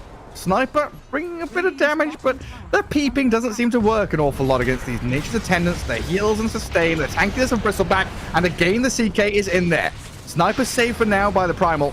And a Supernova Sunray used to try and heal him up, but the damage from Difference on this Lina claps him down. Double ulted into the Primal Beast. A gem is picked back up and Primal Beast buys back. This bottom lane of barracks looks like it is being kept alive because there's no creep wave coming in. The creep wave bottom is in the bottom right-hand corner, and top wave hasn't reached the Radiant base. So one move have got to change something here. At the same time, Morphling is dead, so they can keep fishing here. They have the blink on CK. If they get a jump on the sniper, he could die. And top wave does arrive in time as well. Gets into the base just as they press up the high ground onto stairs as the CK makes a move on the Phoenix. Silence's stunned, but safe for now. Problems immediately blasted by this Lina. The one touch, hit down, dieback of the Primal Beast, and Morphling's still dead for 20. Even when he respawns, no Primal Beast means he doesn't have a frontliner. And he doesn't have a mid laner. And here comes game 3. GG called. VP tap out. And one move tie things up. Another chance to stay in the upper bracket for them.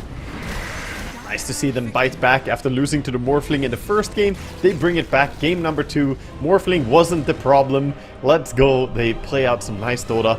And honestly, just all of them kind of synergizing in a very nice way. This is exactly what you need to be able to be the team qualifying. You need team play. And one move just looked like a team that understood where to make the moves in this game. And they didn't need the AA this time, right? They didn't need to have some kind of cheesy adaptation to their draft. They played out some very strong core heroes and looked good doing it. Yeah, tying things up 1 apiece now as VP a little shaken in that game 2. We'll see if they recover. Game 3 coming away right after this.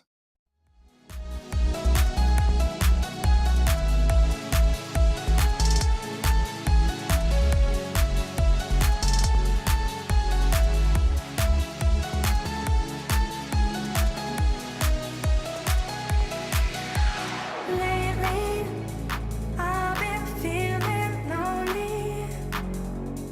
Want you to call me, promise me you'll always be there. I've been getting so high, I can feel it. I can feel the gravity pulling me away, pulling me away.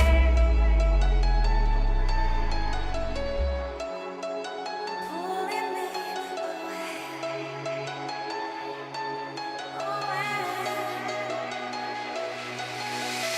I can feel it in my blood, down my veins like a melody. I can feel it, so alive, running high. I can finally breathe.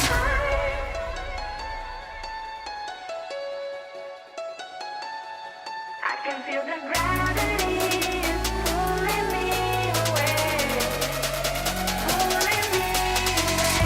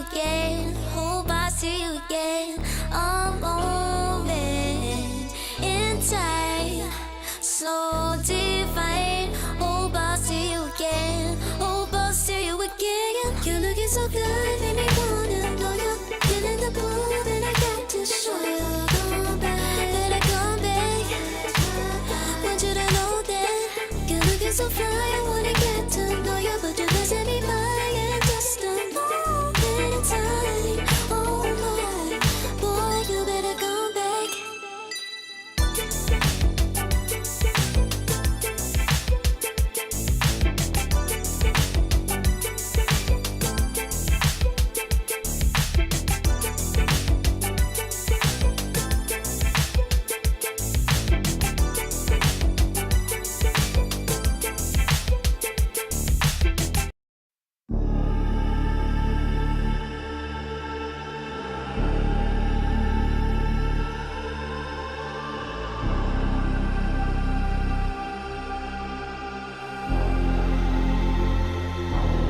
You'll be free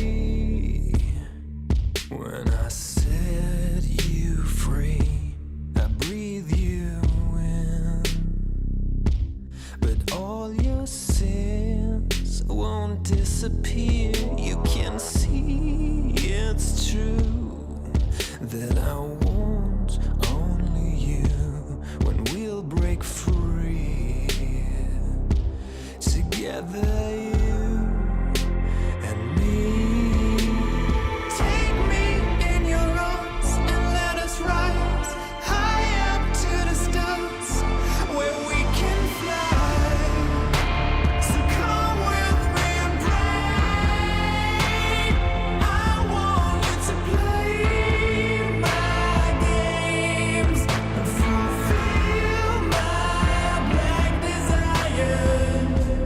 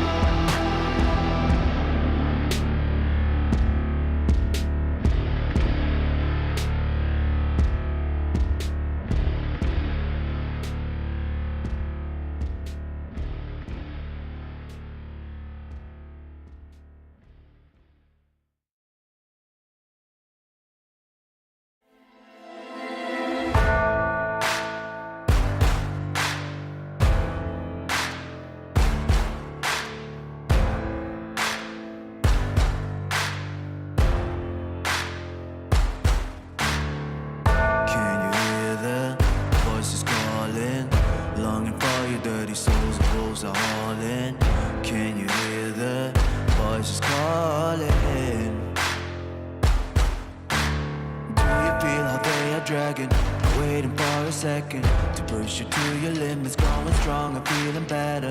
But do you feel them? Can you hear them say?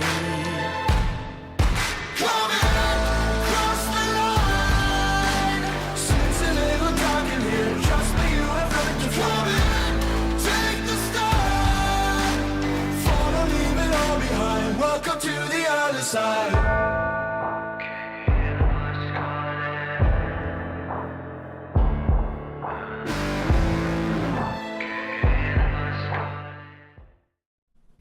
Welcome back, everybody. Here, VP versus One Move hits game 3.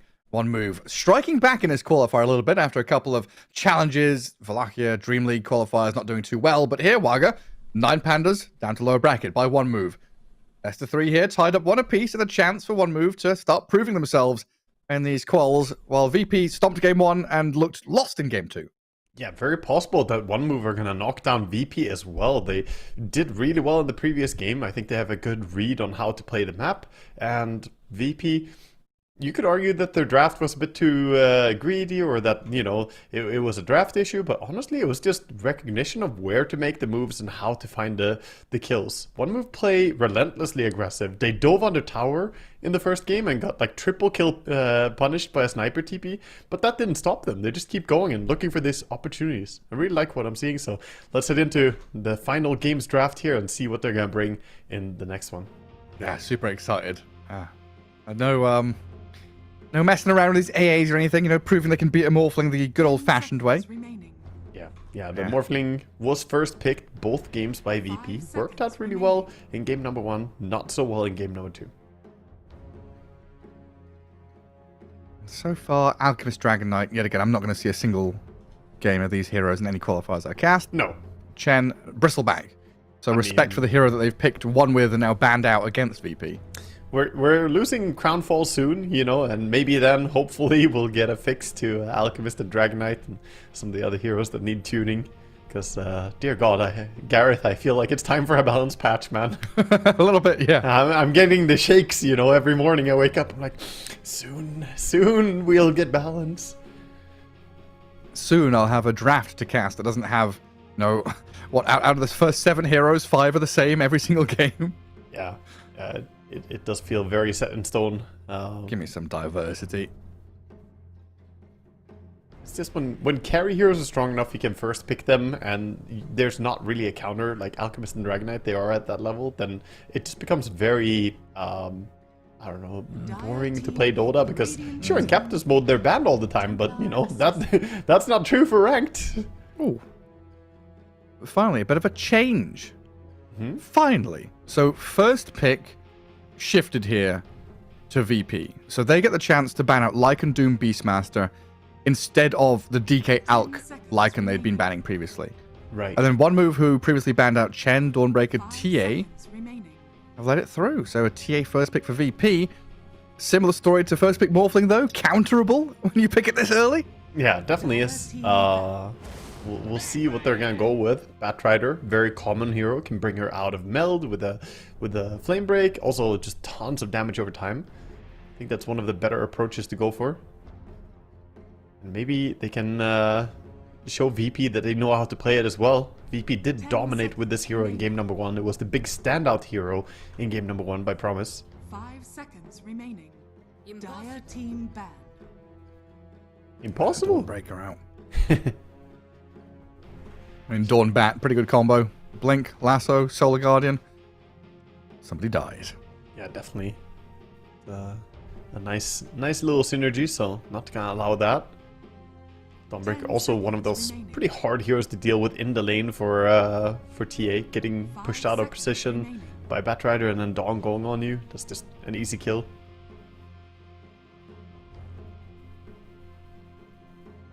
What else does VP respect here? Does Lena make her way into a ban list for you? If she's that broken? Like, is she just good as a last pick? That's the thing, like, she's not really making her way in there, because Lena, she's broken when she gets all her items and get her stuff, but you also saw that long moment in the previous game where she didn't have the Aghanims. Just you know, waiting. It takes a while for Lena to get online. Once she's online, she's super hard to deal with. But yeah, I wouldn't say that Lina is like the most busted hero of the patch, not even close. I wouldn't put her in the top 5 even. Like Alchemist, DK, Monkey King, there's easily a number of heroes that I would rate higher.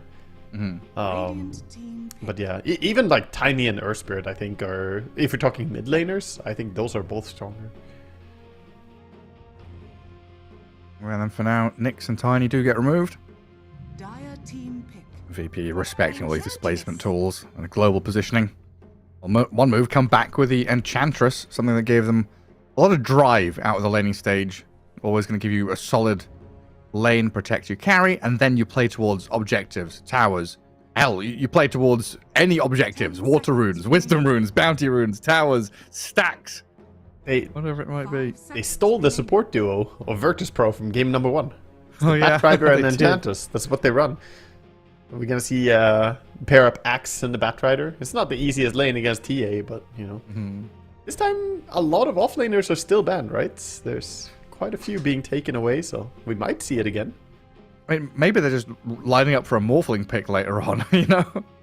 It's true. We don't want to first pick Morphling, but if we get the same draft as you guys had, maybe that'll work out. Right, is it TA Ogre? TA Undying? Dire team. I like TA Ogre. That's my favorite. SD. Oh, he comes back. Okay, but why? I mean, SD is a very, very strong laner as well, but it's something about the save, right? The Batrider is a great hero for single target, burst one guy, but Shadow Demon, even if you can still pull them while they're disrupted, it still prevents chain stuns. And that's super useful for TA. TA is all about getting that refraction off or getting the blink out, refraction, or and with the disruption you can often get that. Yeah, when you pick a TA, she's kind of the identity of your draft. Oh, there we So go. saving her from chain stuns always nice to have. And yeah, there's the Ogre. Why not both? Get the SD and the Ogre. Ogre Magi, nice pairing with the TA, and SD now gonna be towards that offlane support role. 10 seconds remaining. And now one move have the double pick. 5 seconds remaining. Yeah, gonna have to What are we looking show at some here? core heroes. Earth Spirit +1. Yeah, I like heroes that can go on TA, and Earth Spirit is a mid blade mill hero, which is nice to have as well. Night Stalker, definitely great against the Shadow Demon. Dire team. Reveals his position and you can go on him. Okay. That's very similar to Earth Spirit. They roll. They're both mid-rolly heroes. Gareth? Yeah. Both not reliant on items necessarily to use their ultis. Just None of them have levels they can the go. decency to have any cooldown at all, you know? Just keep on going. Just Yeah. keep on rolling. 10 seconds remaining. So Night Stalker offlane, Pango mid. Both heroes that get on top of the TA. Both very good against this Shadow Demon saving hero to get on top of him and make his life hell. Yeah, I like the Night Stalker pick, even though I think the lane might be a little bit rough for him at the very start. I still think it's a good pick just for how important vision is, especially when you have Batrider in your team. Open up his eyes a little bit with the vision from Night Stalker and get those grabs. So what did he buy before? It was Phase, Bracer, Blink, BKB, Night Stalker. So yeah, very, very much Blink, BKB initiation. Get vision, see someone, jump them. Yeah, I like that. I mean, we've seen a lot of different item builds on Night Stalkers, and I've seen quite a few builds that I don't like as much. You know, people going for like no blink builds, and I think it's just such a waste to not have blink on this hero when you have the blink silence. Yeah. So damn good pre-BKB especially. VP going to bring out the Earth Spirit here. Pick up their mid laner. One move have that overall last pick. But no real flex to speak of in either of these drafts. It seems pretty much locked in. TA Ogre, Shadow Demon +1 off lane, Earth Spirit then mid. Yeah, definitely looks a bit more predictable than some drafts that we see. So it's all about what they think will finalize the draft in the best way. Looking at what they need, I mean, I honestly wouldn't be mad at Virtus Pro if they added a Centaur to their draft. I know he's not really common on the offlane, but in this game, repositioning the TA could be so valuable. Stampede is really great. And even to kite the Pango. Sometimes Pango rolls in, wants to roll on someone, a Centaur ulti, and he just can't connect on the heroes you want. I don't know. I see the hero being a bit underrated lately. Yeah. Does a Tide Ravage work in a similar way as like a reset tool? Radiant team banned. Yeah, it's not bad. You can play around that. That would be more probably normal. But not guaranteed when BKBs are up, right? Tide TA gives you everything is the word on the street, so. Yeah, gives you minus armor, gives you tower push, gives you team fight. 10 seconds remaining. What's not to love? Pick it back to back. 5 seconds remaining. Alright, Kuro.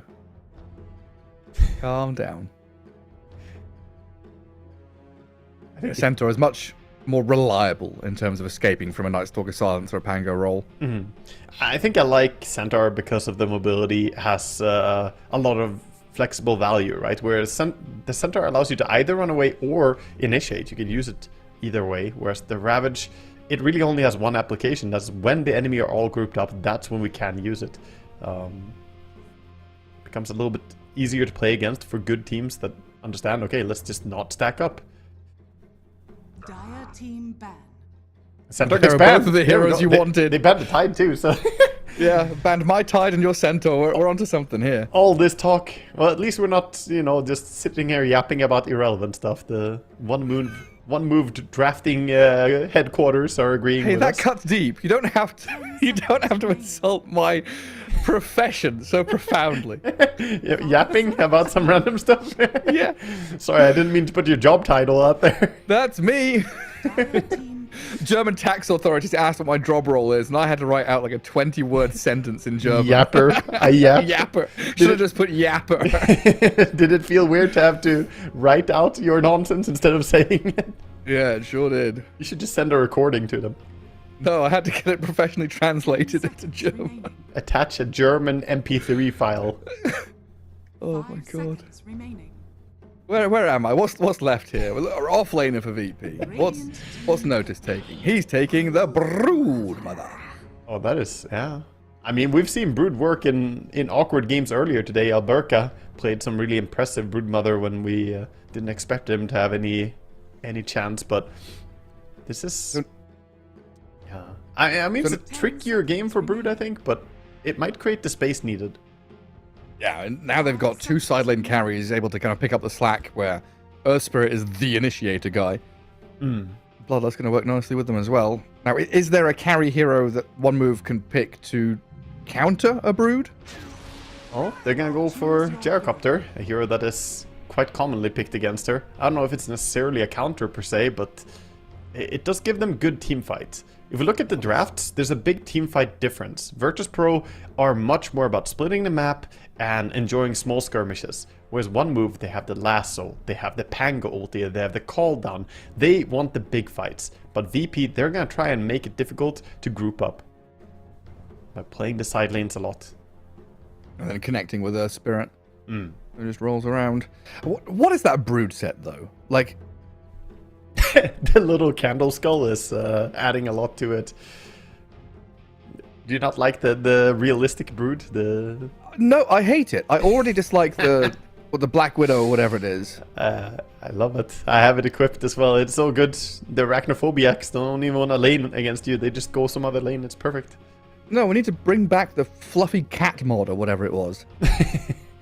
Turns all spiders into rats. I can't remember what it was, but it was a nice little mod to fix that.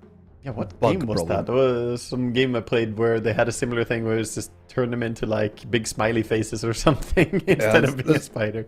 There were a few games like that. I mean, Dota had that for a little while. There were a bunch of mods for Dota for like, announcers and sounds and changing. Like Eternal Envy had an anime girl juggernaut at one point. Yeah, and the big banana tiny was the classic, right? You get the holding a huge banana instead of a tree. All sorts of goodies. I The miss NBA mods. Jam announcer. Valve, if you're listening, please can we have mods again? They were fun. You know, I Come know on and- people cheated with the pumpkin mod, but you know, can we just ban the people who cheat and have the good mods again? Was that the map tree pumpkin? Yeah, there was the one that made all trees just a flat pumpkin on the ground. So it was Yeah. super easy to see juke spots and see how to move in the fog war, which, you know, basically made the game super simple anytime you played near any trees. Yeah, there's a big difference between that and, come on and slam and welcome to the jam. Exactly. Or, you know, me having the rude Sandstorm on Sand King's all different abilities. So when you played one, it would do a part of it. When you played the other, it would do another part. All together, and you got the full song. It was great. Incredible. Right, enough yapping about irrelevant things. I've baited you into it. He's fallen for the oldest trick in the book, yapping and reminiscing about old times and funny stuff. We're here, Game 3, VP up against One Move. Best of 3 about to end, and one team moving that one step closer to qualification to ESL One Raleigh. You missed only one slot from Eastern Europe, which Team Spirit is looking at. Missed my title as professional co-yapper. Co-yapper. I'm here with you. Yeah, of course we're fighting for one singular slot in the qualifications. We're in the upper bracket, and both these teams have been doing well to get here, but this is one game to decide who drops down and who will advance forward. The battle begins. One Move all smoked up in that top jungle. They invade, they take 2 bounty runes. That's going to be the 2-for-2 trade-off. But we'll see if that TA makes it to lane. Yeah, they might bully her a bit. Looking for her. Nande. Hello. What you doing over here? Well, he juked them already. Ankle's broken. Now flame break. Push back on him. He's going to lose about half his health here. And the hit sound of this Enchantress and Batrider already applying that early pressure onto the TA. That's completely fine for the TA. Not really getting too bothered by it. Gets to the lane safely. Took a bit of damage, but that's going to be all fine for her. Has the magic stick as well. Gets handed some tangos by the Ogre. That gonna chuck the flame break at him again. Just constantly whittling away at the TA. Put her within kill threshold if possible. Much more difficult to do to the Ogre. Ogre's gonna try his best to protect the TA, but needs level 2 before he gets any spell, having the learning curve. Overall, this lane is supposed to be pretty strong from Ogre TA against the Batrider and Night Stalker, but with the nighttime facet, starting out in nighttime, there's a bit of an advantage for a Night Stalker. Skilling the Hunter level 1 is definitely interesting. I wonder if they could have gone to kill if he did skill the Void instead on level 1. Yeah, maybe. Maybe you're right. Ogre, though, has to pop the stick and still might be dying to this Batrider. Not me, the final touch is there under tower. Gets the first blood for One Move. Good kill. Right off the bat. A lot of right clicks, and you know, he dies because he's trying to tank for his TA. TA finally gets to level 2, so now she can be a bit more useful, having the side blades plus the meld. So she can start laying some damage into them. Other lanes. We always get sucked into this. Like, there's always one lane that's really good, and then the other lanes is like Earth Spirit Pango, who cares? And then bot lane? Yeah. It's always top lane that's the most exciting. Bottom lane is like always the whatever lane, I feel. But yeah, bottom lane, the Broodmother, 8 and 2 for last hits. Gyrocopter 7 and 0, so both farming really well. I don't know what to say. The Enchantress so far doesn't have a creep, but she is gonna find a creep soon. Can't really keep her. And Nande up at top being hunted, but is able to turn around onto this Batrider now, and with the damage they've got, they bring him down. Nande still alive, gets back towards his tower. And there's some more regen. Happy to continue laning. Yeah, it's gonna be completely fine. I started going up, gets to deny at least. Nande Meld Strike denies the range creep in front of him though. Yeah, no banner creeps for anyone as well. Very annoying. And then Ogre, as always, going to take the brunt of the attention. The Void Blades facet is really good for TA for denying creeps and also doing damage at the same time. Yeah, true. Lotus. 3-minute Lotus. Radiant structures are Grabbed by Night Stalker. The bottom one still not taken as they're playing aggressive onto Brood. Don't want to give him the free farm on the tower. And Brood Shadow Demon, kind of a weird lane. You just trying to get Brood to level 6 and then Shadow Demon's kind of just there. Oh, TA. Well, top lane TA again being run at, always on a tiniest amount of health. And this time the Batrider's got it in him to finish the job. Looking for more, not me. Thinking about that Ogre, but he has too much HP to dive him. At least he does have TP on TA, so can easily get back to the lane. Pretty good back and forth from them, but this laning stage from One Move so far.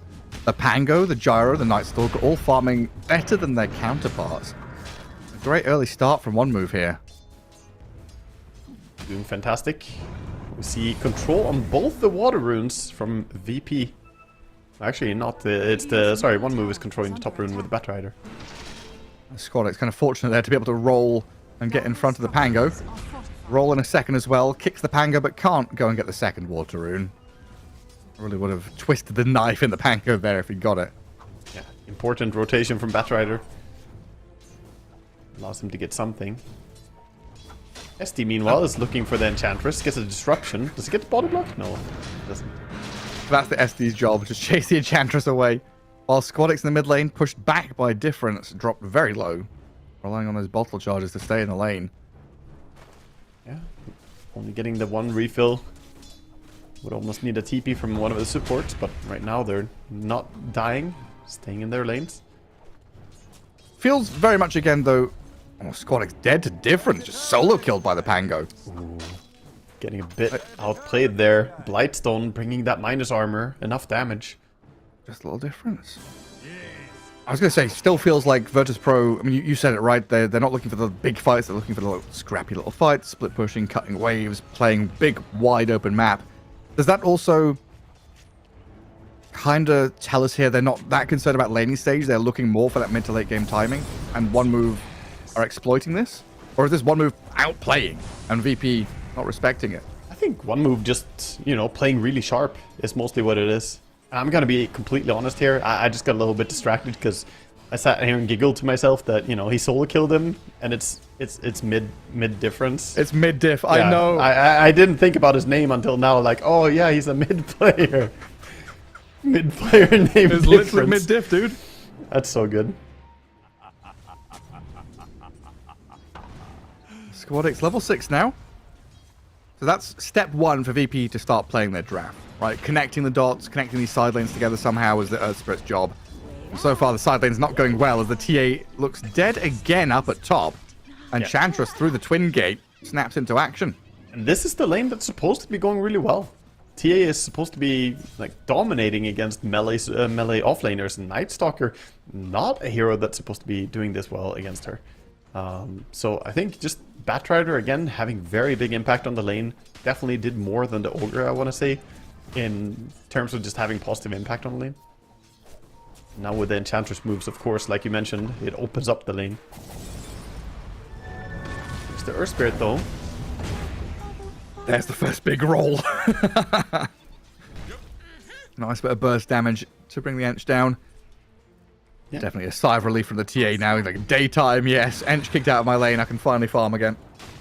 Yeah, getting a chance to get some last hits. It's also minute 7. He could go into jungle and start getting some farm there. That's 3 points into the meld, so get some neutral items. Middle tower is under attack. Wisdom rune gonna be a 1-for-1 on the runes. No advantage there. Dire are scanning. I'm a little surprised how low Gyro's net worth is. I thought his lane was going pretty well. Or is it just the fact that everyone is so tight together, everyone's having a decent game? I mean, it's very That close. him being at the bottom isn't a big deal. It's a 300 gold difference between the highest farm core and the lowest farm core right now, so they're all within striking distance. Like, look, he gets, you know, to be part of a kill here, swings up top, he's gonna build some net worth. Super close between them. Does leave room to maneuver for the Broodmother down bottom, so Pango's going to shift down there to hold her back. Top tower is under 3 from One Move up top to kill off this tier 1 with that Warpine Raider tanking and helping out. Enchantress is also lurking deeper in the jungle, kind of scouting for TA, dewarding and setting up a piece of the map for herself over there. Getting some wards to see where the TA is running around. It's gonna be nice for them to make their moves later on. 2 minutes until the nighttime comes in. They do have the Night Stalker ulti though, if they want to make a move before then. Gyro did TP mid and show, so a chance for Virtus Pro maybe play through this TA who steps up, but the backup is kind of far away. Nande is forced the Dark Ascension here, and Enchantress to kind of step forward. Good TA trap as well on the lane. Make sure to keep her alive. Playing under her own traps makes her hard to kill. And Pango able to keep the Broodmother from doing too much on the lane bottom, but Brood's still accelerating very quickly with the jungle farm. middle tower. Sending those spiders around, just clearing jungle. Spirit again. On top of this Gyro this time, magnetizing a good amount of damage, but Gyro has a lot of backup arriving and is apparently tanky enough with the wand and the strength dreads to survive the magnetize until that final kick from Squad Eggs. So Gyro for Shadow Demon, Bat Rider turning back and fighting Ogre with the Enchantress, and Rain is going to die in the end. But this magnetize, if he can keep going, keep kicking and rolling, What? Earth Spirit's going to pick up another couple of kills, maybe? No, Bat Rider's okay. Tucked behind the trees, and Enchantress will tank through the rest. I thought that kick would have refreshed the magnetize, but I thought so too. yeah, I guess not. I guess the stone becomes inert the moment it refreshes the first one there, getting close. I'm not sure. Looked like it should refresh. I'm not sure. Maybe just didn't get close enough to the battle. I don't know. Not sure. Let's Squad X either way. Kill on the Gyro feels good for this Earth Spirit. Level 9 almost, with Blade Mail coming out. And he's the connection hero, right? It's very important. VP, give him a good game. And he has a good game. Yeah, him having both a neutral item and Blade Mail coming out is going to make him a real threat. Because, yeah, you can fight back into him if you want to and try and fight. But now with the Shield Rune and Blade Mail, it's not going to work. And good luck running away from Earth Spirit. He's probably ready to go bottom and open up the map now. Yeah, running away also doesn't work. Yeah, can't fight him, can't run away. Means just don't get connected on by him, and that's the only solution. Yeah, simply silence him, or BKB-TP. Hmm. Oh my god, he's got a Shield Rune. Right. Let's see. One move, are you going to be baited to go on as Broodmother? As Notice runs down that bottom lane. Looks They like, smoked up. fortunately, they're going somewhere else. Pango going mid to clear out the creeps.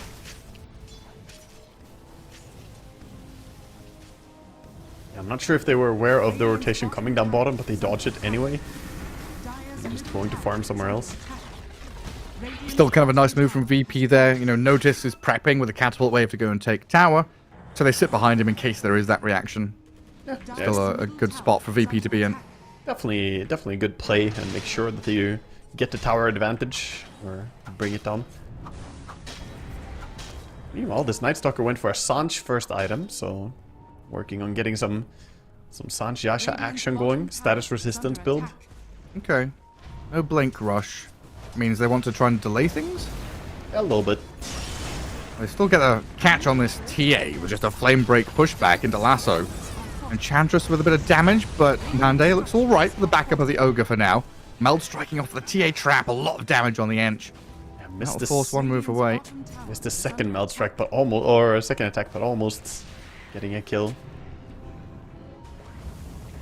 Ango digs up a water room, but gets some company as well. Demonic Purge. The roll is out though from Difference.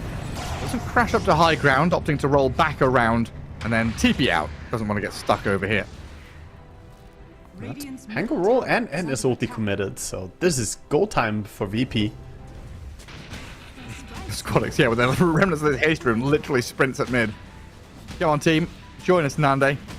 Templar Assassin getting her first taste of the real map. No longer held hostage by the top corner of Jungle Farm.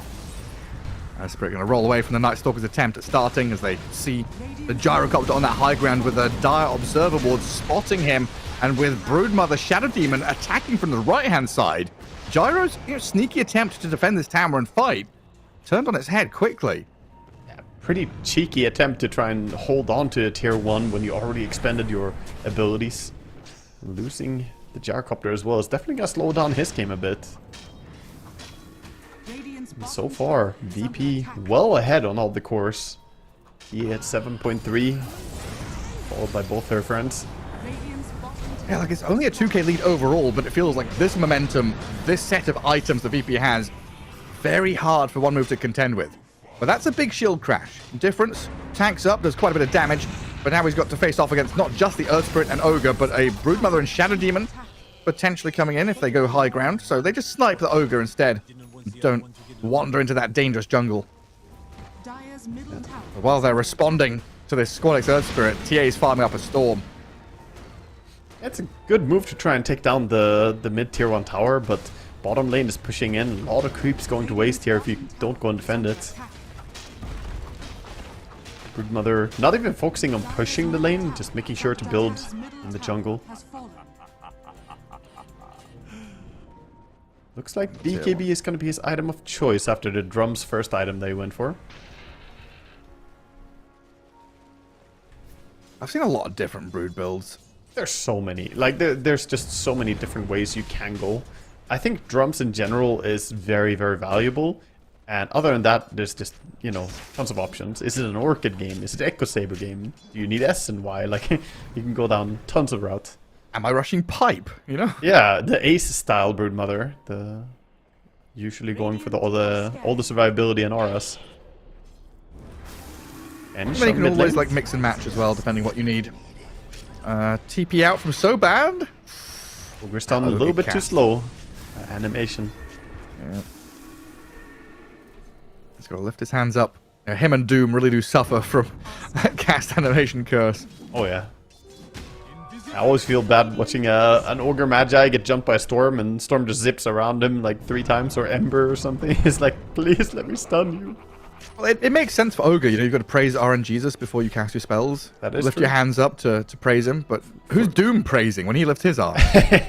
No, he's shaking his fist at the sky from down below. Right. There's no praising. Well, a couple of disconnects, but we'll be back in. In true old man fashion, you know.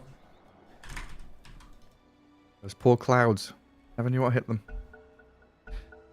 So you kind of commented on this Night Stalker item build before it happened. You talked about not liking non-blink builds. Can we come back to this? Because we kind of got distracted. Yeah, so overall, I think Blink Dagger is just essential, but in my opinion, it doesn't have to be the first item. It just has to be an item that you buy fairly early. Now, he's going for the SNY into the Shard. SNY at least does something similar to the Blink, that you can go in. It gives you speed, gives you status rest, so it's similar-ish in its function. I like it's not more... like Blade Mail or Armor or some other item. Yeah, it's not like Blade Mail Midas, you know, Blade Mail Midas BKB or something, and you just never go Blink. I don't like that. But at least this will still give him mobility, so I can kind of respect it. And with the 15 talent, which is a very interesting one, the 35% Hunter in the Night status rest, it can be very hard to lock him down. I mean, what's that, the wheel, the pentagram of Dota stuff, like pushing, farming, supporting, whatever. Night Stalker is going for like fighting, right? That's what you want from him. You want some kind of fighting build. Essentially, yeah. You want him to be a fighter, and also you want him to have, you know, a lot of presence on the side lanes. Whether it's by farming or by fighting in general. Right now, Broodmother doing a very good job cutting out this entire bottom quarter of the map. A couple of dire wards protect her, sure, but the Spiderlings are out there. Lane's pushed in. This jungle, you need 5 heroes basically from one move to clear it out, kick the Broodmother away, who also read this play. Hell, it wasn't just 2 Observer wards, triple dire Observer wards. Watch the approach. Yeah, VP are going for a smoke as they know that people are going to bottom. He's doing the big spread, the alpha... Tap. The alpha split, alpha strike coming in. And now they see them bottom, of course. Good chance to get a nice initiation with your smoke. Spiderlings, chase the gyro. The VP are coming. Ench is nowhere close. They're gonna see Ench on mid, and that's a good sign that they can take this fight. One mover on low ground. Oh, this is tragic for them. The smoke breaks. Oh, Nande blinks away. VP didn't want to go head first with the TA. They start with the Shadow Demon vanishing now, but the call down's coming. Earthsprint roll misses. Hanger gets a bit of distance. And Shadow Demon so far the only casualty. So they're the ones to get a kill. Pretty happy. Very cautious gameplay there by VP. As they saw the Ench mid. Now, of course, she could TP in bottom immediately on the outpost, and so she did. And they're gonna try and turn this one team fight into a Roche as well. Doesn't look like VP want any of it. A big part of this is that VP are close to timings. They don't have BKB yet on Earthspirit. They don't have BKB. Well, they didn't have BKB on Brood. He just got his delivered now. So, different story once they have those in hand. A Roche for one move is the prize.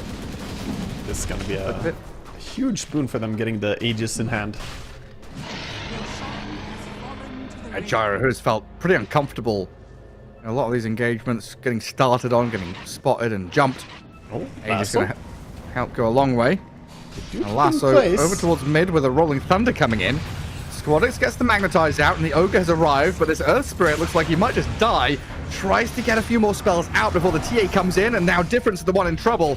TA chasing forward to Nightstalker now, looking for the +1. A lot of damage from a Melt Strike, and the Broodmother chasing forward might just be able to catch up to him. They need more webs, they need more move speed, and they need some kind of stun or slow. And the damage, though, is enough. Yeah, he is pretty fast with his Face Boot Sanjiasha, but Daytime Nightstalker is still not really getting away from these heroes. And that's an awkward moment. You get Roshan, then you immediately lose 2 heroes. Now you're gonna lose the top tier 1 tower. And Gyrocopter is being chased. He doesn't have TP. He TP towards mid, so he is in a weird spot. Shadow Demon knows this, but he's gonna be fine. Radiant's top tower has fallen. Brood just comes in, snipes out that top tower. She's now taking up residence in the top part of the map. Yeah, so Gyro wants to farm Ancients, but still has to be a little bit nervous if too many heroes are rotating over. Brood's gonna scout out the entire area. Nighttime is kicking in soon, though. 1 second and we get back into the actual nighttime. And another funny topsy-turvy game. You know, a 5k lead still there for VP, but it's one move with the Aegis and the ones who kind of won the last team fight, even though it was kind of just a push back and a runaway. Now they grab a Tormentor. This lead starting to diminish from VP. The Rocket Barrage or Shaman Shackles or something on this Tormentor is ring. I can't get over the sounds. Little machine gun. The VP still playing within their boundaries, right? Their game plan of try and wide map, push 2 lanes. Oh, definitely, yeah. They're avoid 5v5s. Yeah, they're avoiding 5v5s, but now also having those BKBs, they can be a lot more confident even going into possible team fights. Mm-hmm. Yeah, if something comes to them, they can react. Smoke wrapper around though, going behind. Ogre and Brood in position. Aegis still on Gyrocopter, so it could get a good fight on the back of this. Well, Gyro draws the deeper line to cut an angle away from Brood and Ogre, so they're not going to get scouted. Gyro, they see him. Templar Assassin and Brood, they're hidden. Squadix gets rolled on as the Nightstalker goes and beeline straight in for the Shadow Demon. Down goes Problems. Rain also drops to the Gyro in the back, while Squadix and Notice, they're here onto Difference. The Pangolier dropping low and killed off by the Brood. Earth Spirit rolls away with Nande running to the left-hand side, while Notice goes wild 1v3. Broodmother now kind of stranded, though, left by the rest of her team. They do kill the Bat Rider, but not worth it for the Brood death. Now, Nande and Squadix have come back in for round 3. Nightstalker kiting and juking, and some serious miscommunication from VP in that fight. Yeah, definitely. They split up the fights almost a little bit too much there. Good move by one move, though, going all the way around deep and getting onto the back line. I think just going on the SD first made that fight very, very tricky. That's the point at which you've got to make that decision, right? It's like run or fight. They chose fight, and then the Earth Spirit chose run, and then the TA chose run, the Broodmother chose fight. Yeah, I think Broodmother missed her opportunity to go for a BKB TP out. That was like the important thing. He got a kill, and then he got greedy for a second one. Maybe he could have gone for a BKB TP out before then. But sticking around, then they end up losing more. I felt like there was no trust in how strong the Brood was, or Brood trusted too much in their capabilities. Oh, there was definitely a trust just from one player. One move. Pivot this Aegis into tying the game up. Net worth difference now 0. Go and steal a Tormentor after taking their own. This map now belongs to them. Looking to defend it. Trying to return fire with some ignites and a roll back in from Squadix. Gyro Aegis for 20 seconds. They can maybe try and zone him and kill him later, but the Pango roll and the Nightstalker on this Broodmother makes it difficult for VP to approach. So Ogre and Brood gonna lick their wounds and back away, while the Aegis is about to be reclaimed, and VP don't get to strike while they have the chance. That's a good play by Woe, just holding his ground there and saying, you know, I'll cover my team's retreat, make sure that they can't go through. He has the butterfly as well, so even without the Aegis, not the easiest kill. Back to farming. One move, going for the Salt Cuirass on the Night Stalker. Again, this is where I'm, you know, not really a fan of it, because I feel like going on the SD is what made the previous fight so good. And Blink Dagger will allow you to get onto the correct targets even more.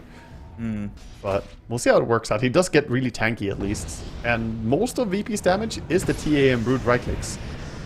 The rolls somehow still connect on the bat, even when he blinked away. But he's got a Ghost Scepter and a Firefly. Gets over the Roche Pit, and he's away from there, while Problems dies to the Night Stalker elsewhere. And this Bat Rider not just out to escape, out to turn around and play back into the Night Stalker.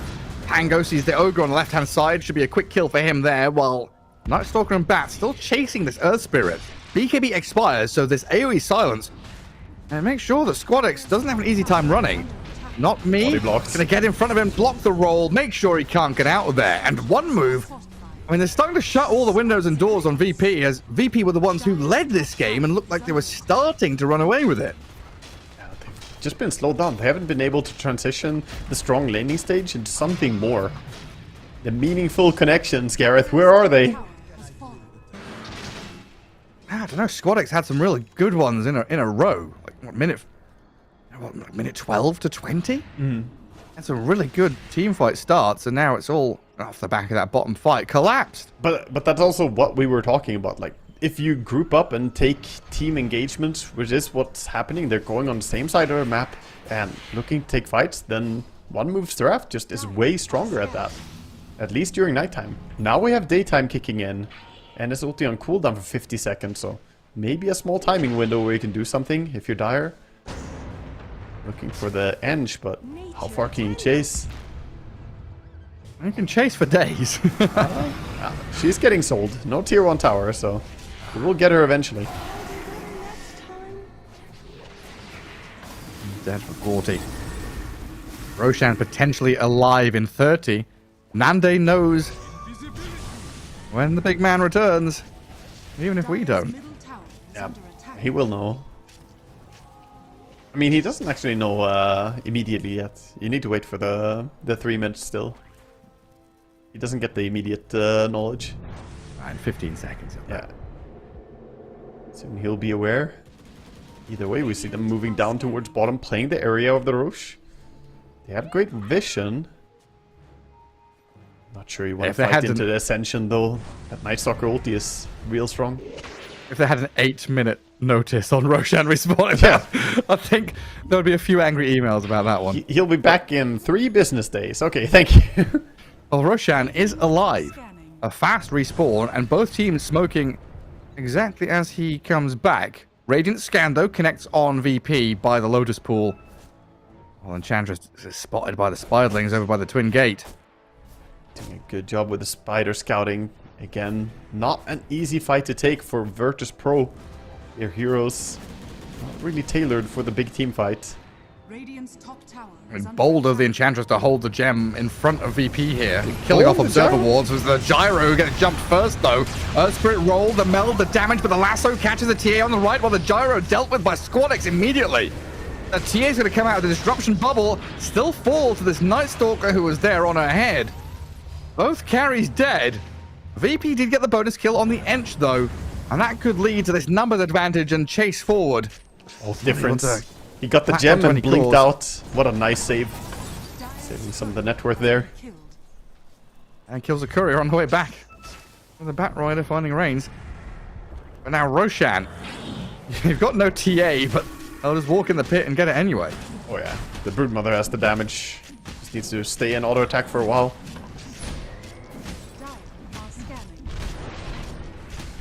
So both the carries going down immediately. It was nice and quick reaction from One Move, but they don't have the saving abilities.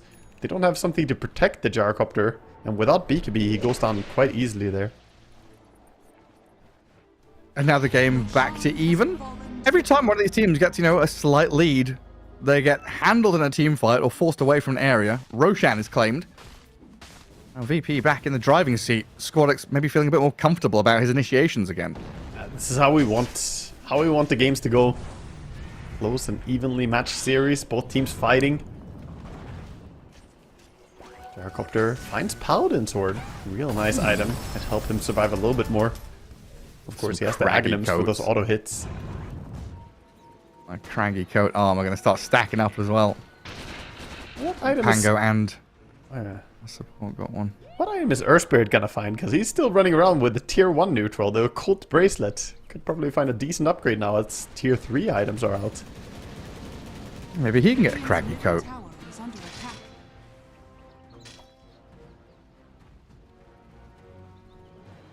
I mean, what were his tier 2 neutrals then? If he's stuck, it's just occult bracelet. That good? I'm not sure. He does have a tier 2 neutral. He just never took it. So he didn't enable it, so we'll never know, Gareth. We'll never know. Maybe he just forgot. Damn. I mean, honestly, Occult Bracelet is decent, but it's not good enough that 5 items should be worse out of tier 2. Well, Squadix on the gyro again. Whoa, might be in trouble here. Broodmother zoning away. The Batrider gets lassoed short, but a follow through. Gyro, yeah, he's going to heal back up and stay standing strong. Turns and kills the Ogre and Shadow Demon while the TA melts down the bat. Squadix very low, but the roll away with his BKB. Gets some distance, turns and tries to keep reapplying the Magnetize. Loses his first life while the TA has been zoned out here completely by Night Stalker. She's getting Triple killed. S and Woe just being hammered by this NS. Yeah, Night Stalker just absolutely going in and slapping her to pieces. Where was the Brood? Brood got lassoed and then ran away from the fight, getting chased back. This Night Stalker did a hell of a lot. Brood got close to a Gyrocopter, then ran away from him, then got close to him again. Just, he didn't really have a good target to go on. Pango is rolling around. Night Stalker has free pathing, so he's just flying around. And Gyrocopter has the Satanic, so I think they just didn't see a core hero that they could kill. And honestly, Butterfly. Yeah, honestly, I kind of agree. Like, who do you kill? There's no MKBs on VP. This Gyrocopter now seems unkillable. Like, VP are the ones who just won a team fight, got an Aegis.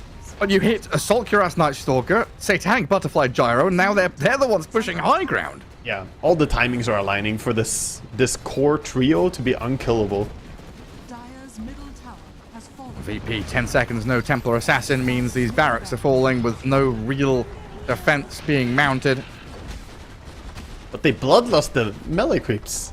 The barracks, Gareth. Melee Rax is bloodlust and it's huge. It was so big and still it died. Hey. Bottom tower is Hey. under attack.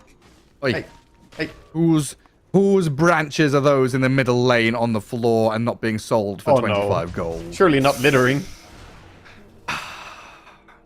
We'll report them. I'm gonna report them. Leaving 2 of them like that. It's not permitted. That's 1 sentry ward, Gareth. Who could it have been? Must be a corp. It can't be a A support. support surely would never. In fact, who doesn't have a magic wand? That's the sussy ones. But who would start with, you know, value stat builds as well? Broodmother. Brood is suspicious, yeah. Brood is very suspicious. Yeah. Got my eyes on you, Brood. I think it's Brood. It could be a Radiant hero, though. That would be funny. maybe they'll send out a courier, pick up those branches. You know, he's gonna clean it up later, Gareth. Is that what you do? You commit crime, and then you get charged with crime, and then you do community service to clean up the crime. Yeah, exactly. You got away with a crime in the first place. VP trying to rally around Squadix mid, who's Angle, getting rolled dropping. on, but the TA damage. He's Question dead? mark with a blink forward. The damage from Nande gets the kill. In comes Batrider with a lasso on the TA and Gyro from the high ground. Broodmother trying to stand and fight back, but that's not happening. TA and Brood have got to BKB and turn tail to run. So a kill for VP. The Pango's dead for a minute. A little sigh of relief as they got a bit more game time left in them. I mean, they're very happy to force a Night Stalker ulti and get a kill on Pango and live to tail the tail. Obviously, they did commit some big BKBs there, but still, Pango being told he can't just roll in however he wants, even with the Craggy Coat, does not matter.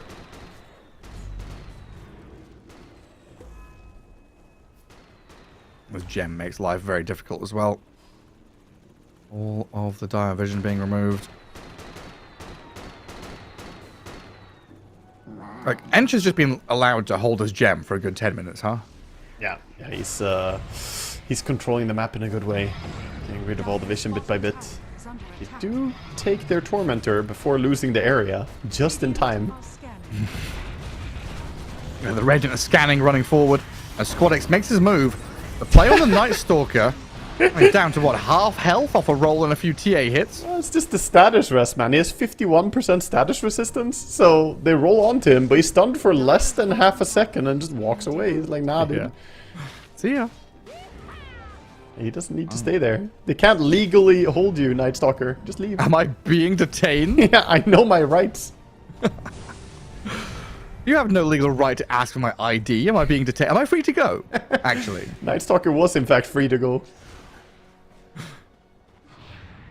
I slowly filter back away from that bottom lane. Back up to top where they belong with the gyro. And what's gyro at now? Is it Daedalus time? Is it Rapier time? I feel like he needs mobility. I feel like Swift Blink, but he has a queued up Hurricane Pike, which I respect that too. That's similar. You need some repositioning. And he's got the Hurricane Pike into Aghanim's Consume, into Daedalus. Probably don't need to consume before then, but... Here comes the push. Damage is being done. Jeez, look at them go. The lasso was close. Doesn't quite get the lasso landed. Squadix, he's in as well with the BKB magnetized on this gyro. Woe's going to take it down to half HP before he pops the Satanic and heals back up to full. The roll from Panga also pretty deep here. Forces disruption and a BKB out of Brood. Notice, chases forward onto this Night Stalker. Needs the help of the roll, but Squadix can't quite land it. Difference, half health from one Meld Strike, but now the lasso's in. Whoa, it's and the dropping. damage is coming. Gyro dead, though, to the Meld of Nande. The TA just swings it straight back on the gyro, kills the enemy carry, follows through on the bat. Nante with a double kill. A VP not only hold, but they rebuff one move, get a couple of kills on the way through. Yeah, Nande showing why the Quiver is such a nice item on TA. Essentially a tier 4 item. So amazing. Getting True Strike and that extra range, making the most value you could possibly ask for.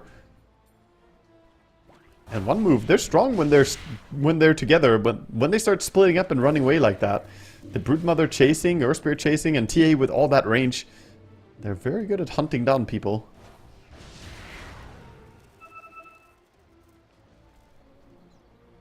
Still though, 6k gold lead even so.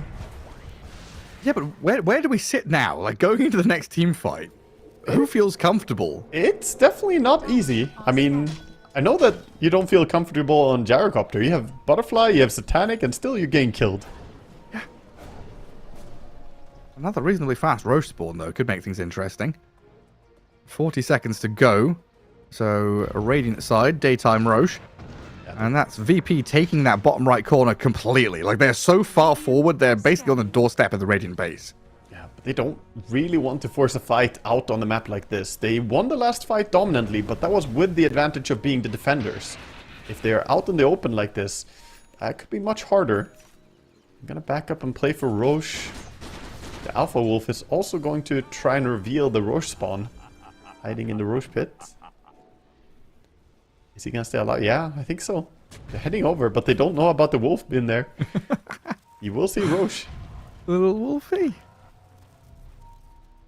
Yeah. There he is. Big man's up. Things come out. This is a fast Roche. I don't know if they can get there in time. The damage is so quick. Oh, yeah, I mean, Roshan roars. Oh, VP not committing for it. Yeah, TA hesitated. Didn't want to go in. Nice talk, royalty. If they retreat, they've baited that out at least. Yeah, but you might lose Roche instead. NS looking to break smokes. Well, they're in the pit, restarting it. Again, you don't really want to be caught inside it. Enchantress just hop, skip, and a jump away from the TA. It's a bold move going for it. In comes Squadix. He's got to make a play now, if ever. Rolling Thunder's there from difference, though, zoning them all back, while the gyro is able to pick up the stuff on the ground. Now rolls in, refresher on the floor, popped by Triple S, another ulti there as the lasso grabs a couple, Nande dropping low, gyro turns through the refraction, damage is done. They get the kill. VP lose their carry. T doesn't have buyback. A buyback from the Enchantress, a kill on the Broodmother here is huge for them as VP lose 2 cores without buyback. And they have Aegis still, they have everything they need. Somehow that fight worked out flawlessly for them. The Earthspirit rolling in, I thought the Shivas would give vision into the pit and maybe they could get a jump, but TA finds herself getting a little bit too close to the action and still not stealing the Aegis. And Bat Ags never fails to surprise me. It's always a surprise when it happens. Like, oh shit, he's got Ags, 2 people lassoed? Yeah, it's so good though. It is really strong. It's also within 650 range of the first lasso. It's a big AoE nowadays. And now Gyro straight up to high ground. I mean, 30 seconds look at left. tier 4s here if he knew what we knew. Yeah, they could definitely go straight and end. Not seeing any buybacks though, they might realize buybacks are on cooldown. They're picking top and going top. Yeah, I mean, mega creeps. This is an important game. You don't want to risk stuff if you don't know for sure. No way to defend this. This is going to be mega creeps. At least not putting up. The respawns are in time to defend the throne. But they used the glyph as well, and honestly, I'm not sure that glyph was worth it. I mean, it's glyph to what? Delay the barracks top dying, give TA and Brood a little bit more time to respawn, but they probably would have had it. I mean, now they know that there's no glyph to defend the throne as well. Maybe they, I don't know, someone had a little brain fart and thought, oh, Melee Rax is gonna give us a new glyph, but yeah, that's only for the first one. Yeah, maybe. VP now looking against mega creeps, stuck in their base, 2 lanes pushed in, and even scanning on their doorstep to make sure there's no one lurking there for a blink lasso or something. Yeah, the Batrider with the smoke definitely would be happy to grab anyone right now and pull them into his team. If Broodmother isn't careful, she could be the target. It's the scary part about if you pop Manta Style as well, he can just lasso the illusion, grab both of you. Gyro just haste sprints right up the staircase mid. And wants to stop him with Aegis, Satanic. The backup of this Night Stalker and Batrider who, through aggression, offer you defense. One move should stay disciplined here though. TA still has an insane amount of damage. If they play into the towers, she could have good position to just lay in those auto attacks. I think they would do well to use the Aegis timing. Just keep farming for a little bit. How has it already been 3 minutes since they got Roche? What? Time flies within this stage of the game. Yeah, it's crazy. Very action-packed later stage of the game. He says as Gyro farms Ancients. Yeah. Dude, by the way, the Night Stalker committed. He is status resistance, man. He took the ascetic cap as well. Oh, hell yeah. You cannot initiate on this guy. I almost want to see, like, SD put an ulti on him or something. Just see how short duration it would be. And they're already limited stuns on VP. Just don't last on the Night Stalker at all. Yeah, no. He shrugs them off. Her Spirit is out there. Looking for some items for his team. VP just fully held in the base. Now the net is wrapped around them. I'll send some Spirelings out to scout and, I don't know, maybe try and grab the wave. But this is where you should have your squadron of couriers, right? Flying out, dragging waves around, delaying this push coming in. Because a one-move smoke and a stab into the heart of VP's base here could just be the end of this series. And Templar Assassin showing herself on that top wave. Gyro steps forward, the blink back from Nande gets the distance away from any form of bat initiation. And Gyro starts to work on the tier 4s while Bat tries to get on Nande. Ghost Scepter to dodge the damage. And is safe for now. And pops into his smoke again. He has the ninja gear. He'll be back. Roll deep past the Gyro. Trying to get on this Enchantress, it looks like. Gyro still with his Aegis. Pops the Satanic to stay alive and heal back up to full. While Ogre's brought down by the flat cannon hits and Gyro gets the kill on him and looks at Notice. The damage out TA kills Bat and Broodmother gets back to Fountain while Gyro is about to die. Dropped once. First life claimed up. Batrider brought back, but is the backup coming to save Gyro from this TA? Can they get Woe out of danger? It looks like he might just be dead to Nande. The TA shreds the Gyro, disruption there saves Squadix, and one move getting turned on, VP defend their base and hold. Definitely have the damage. Some buybacks being used as well. This is why you have to be very cautious as one move. Fighting this close to the base is not easy. Somehow, without Glyph, VP make a fantastic hold. They do have the MKB on Brood and the MKB on the TA as well, so the once tanky Gyrocopter with his butterfly really just can't stand his ground anymore. He actually goes back for a Was that a Manta style switch? Interesting. He's trying to get creative to solve the problems he's having. Like disjoint the auto attacks from TA with Manta illusions.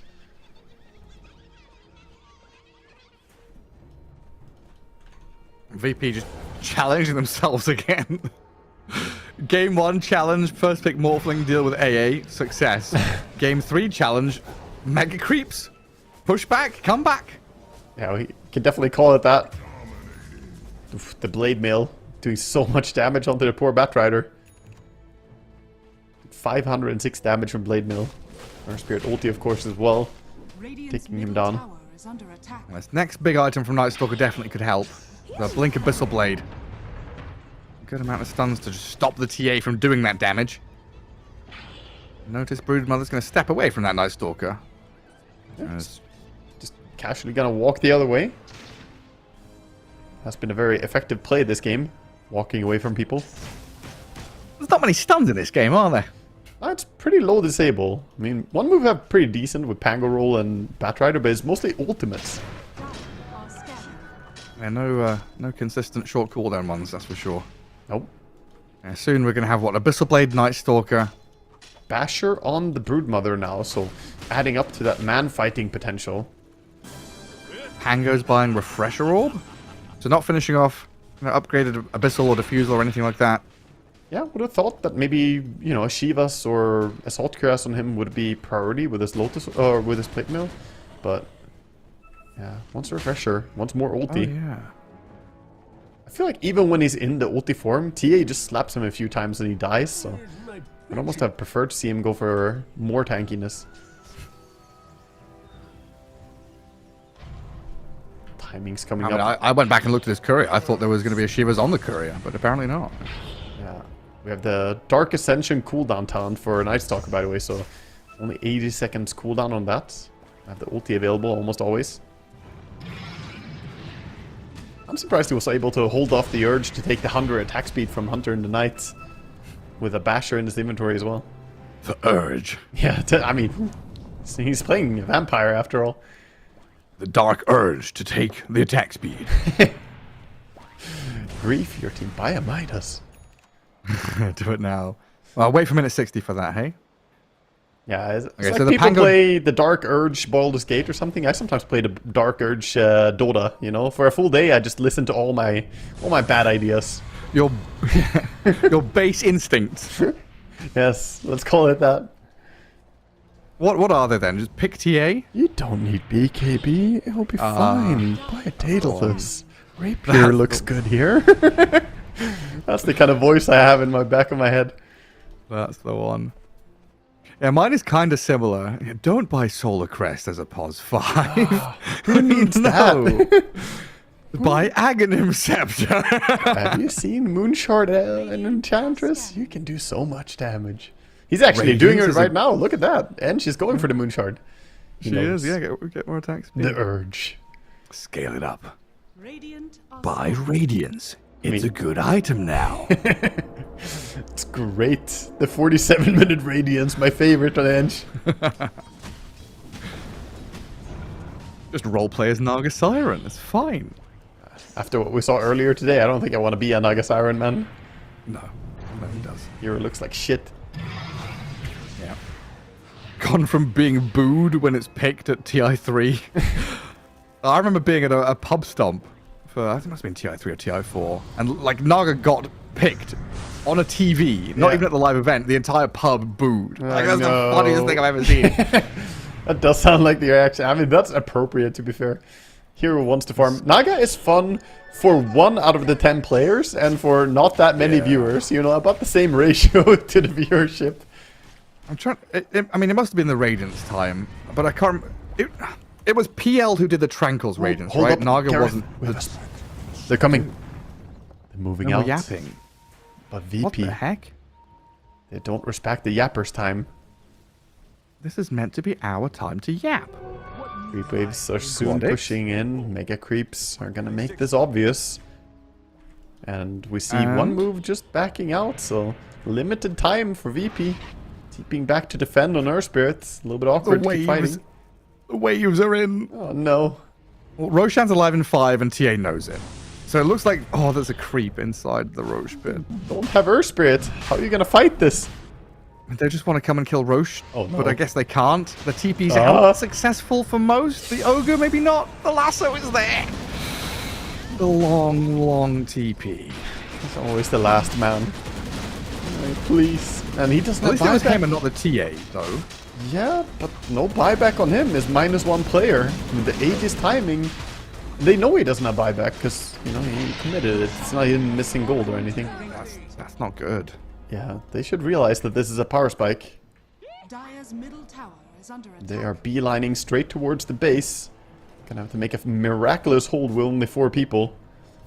Against Aegis Cheese. You know, it's no longer a 5v5 with defender's advantage and buybacks. Yeah. It's now a 5v4 where the 5 has Aegis Cheese. Yeah, and Pango already queued up the travels. I think he's ready to buy back and buy travels and get back in there. Clever. Yeah, man understands the power spike. The TA traps, the maze. We've got to bypass all this first. But banner on the floor, gyro up at the front, throne exposed. VP have a glyph and a dream to try and hold. Brood is melting. Getting blown up just by the gyro flat cannon. The Night Stalker jumping Squad X means the Earth Spirit's in trouble, bashed up and taken out. A double buyback from VP, but the throne still in trouble. Squad X will go back in to reapply the magnetize, and Notice keeps going on this Night Stalker to take him out. Triple S buys back, Enchantress being brought Gyro? down quickly, He's but the dying. throne is still falling. Gyro dies once, Aegis claimed, but in come the mega creeps around Oh! the flag. Roshan, Gyro, the big man, stands his ground, kills the throne. He may as well be Roshan at this point because he is the owner of this map. Comes out of his cave and says, "Good night, VP. Down you go to the lower bracket." And One Move just on fire today. Absolutely fantastic day for them. Taking down 9 Pandas and then following that up with a takedown on VP as well. Just phenomenal stuff from them. Yeah, brilliant stuff. Especially after, a couple of, flubbed qualifiers from One Move not looking too hot. They come out here, 9 Pandas, One Move. And now against Virtus Pro, the trouble is they've got to play against Team Spirit next, huh? I mean, add it to the list. You already got 2 nice takedowns. Make it a third. It's going to be the biggest test, but we're saving that one for later, Gareth. We're not going to have that as well tonight, sadly. Sadly. Yeah, it's been a long day. I don't know. We've had 3-game series all the way through, so it does wrap up our stream here on Void. But there's other regions going on. We do have South America still kicking, I believe, over on Earth and Mango. So if you want more Dota, go and check that out. And of course, tomorrow it continues. We've got Southeast Asia, Eastern Europe, SA all tomorrow as well before we get kicking with China, Western Europe, and MESWA. But that wraps things up. Waga, good night. See you tomorrow. It's been a good set of games today. My brain has been lagging all day, so I apologize for all the mistakes and the hallucinations I've been having, apparently. Your brain and your PC, the Discord trying to take you out as well. It was like sending a message. Go to bed, Gareth. Take it easy. But tomorrow will be a fresh day, Gareth. Even better Dota as we keep going. Yes, hope so. See you all tomorrow. Thanks for everything. Enjoy the Dota.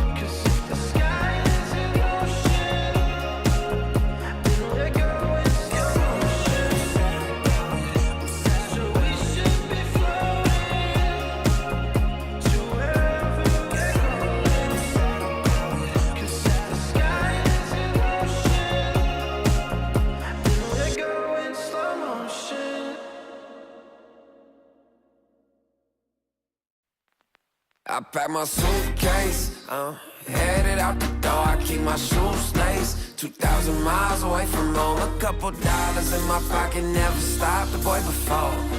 I load my bags and hit the road. Miles past, turning back, found my track, face the fact, she a cold one. Never gonna settle for none. Stay up every night till I won. Don't want a slow rise now. I'm confident, opulence isn't a long ride out. When I look back now, I'm astounded. A quiet boy from old age, but always felt the world was a stage, yeah. I celebrate one last late night. My old life ain't staying. I pack my suitcase, headed out the door. I keep my shoes laced. 2,000 miles away from home. A couple dollars in my pocket, never stopped the boy before. I load my bags and hit the road. I'm headed to LA. Headed on my way. I'm headed on my way to LA. Headed on my way to.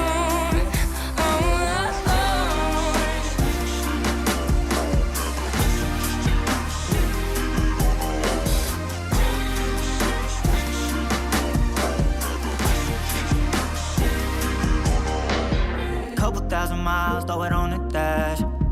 Shit, the 10,000 hours, can't let them pass. Yeah, well, I was putting time in, you was pulled up wildin'.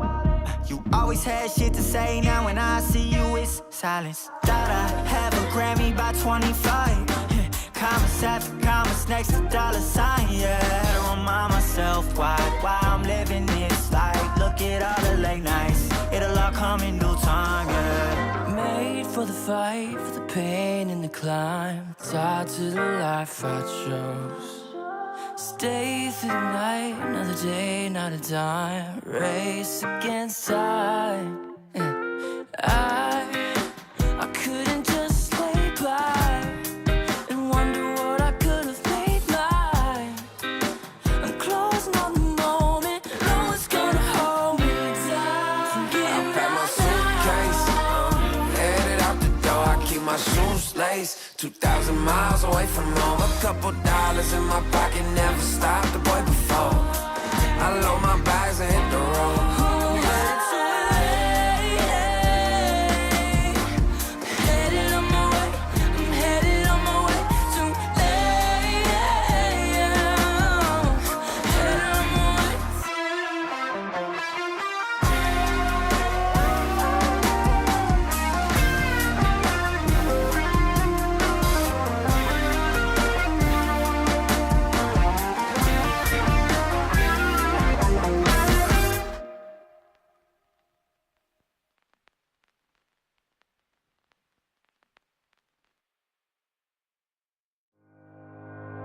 Think about it every night when I close my eyes. You're on my mind. I try to quit a million times, but it takes me high. Like you're so divine. You give me everything. Don't know what's happening. I need you like medicine. You're my everything, everything.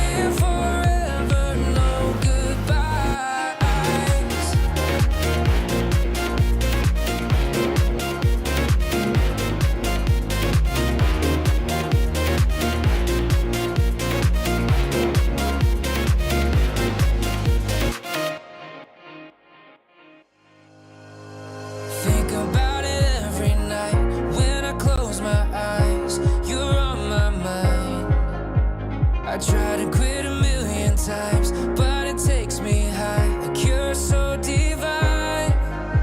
You give me everything. Don't know what's happening. I need you like medicine.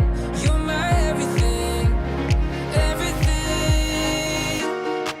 And when I think about us, sweet lullabies,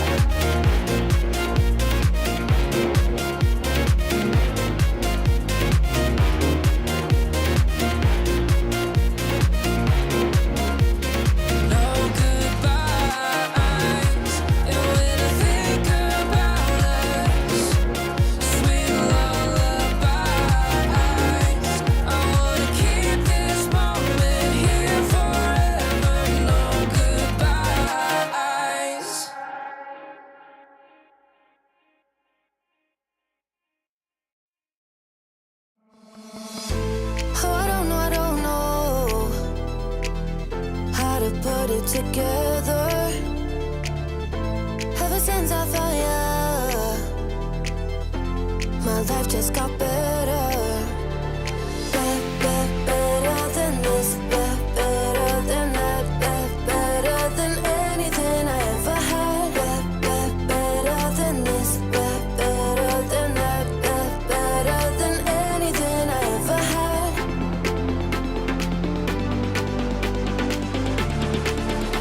Than anything I ever had.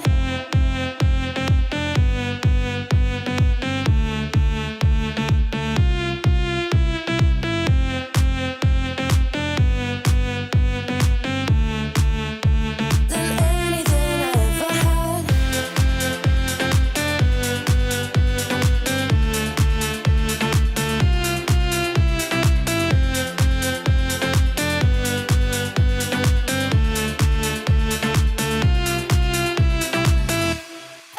Every time I start to doubt if I'm good enough, looking straight in your blue eyes makes me feel better. Better than this, better than that, better than anything I ever had. Better than this, better than that, better than anything I ever had.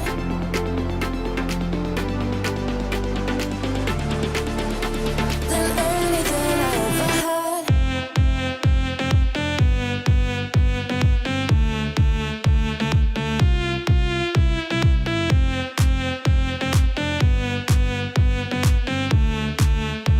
Than anything I ever had.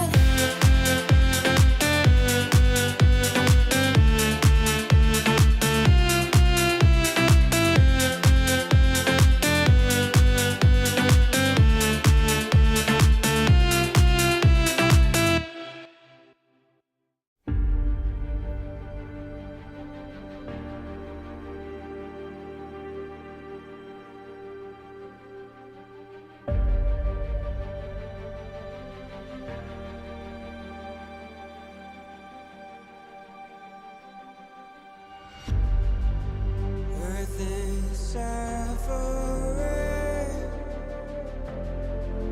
trouble is rising, mountains are melting,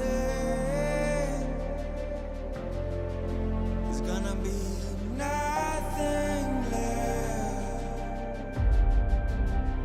to breathe.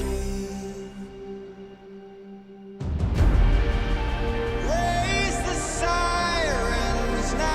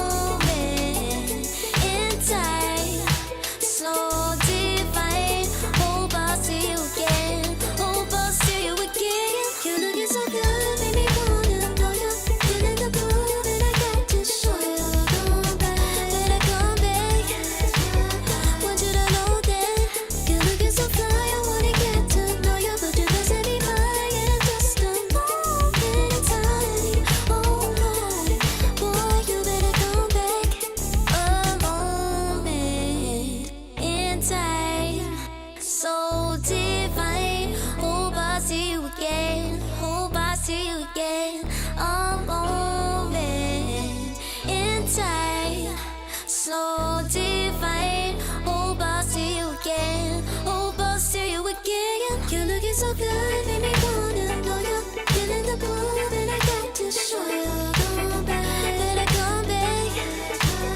Want you to know that you're looking so fly. I wanna get to know you, but you guys have me mine in just a moment in time. Oh my, boy, you better come back.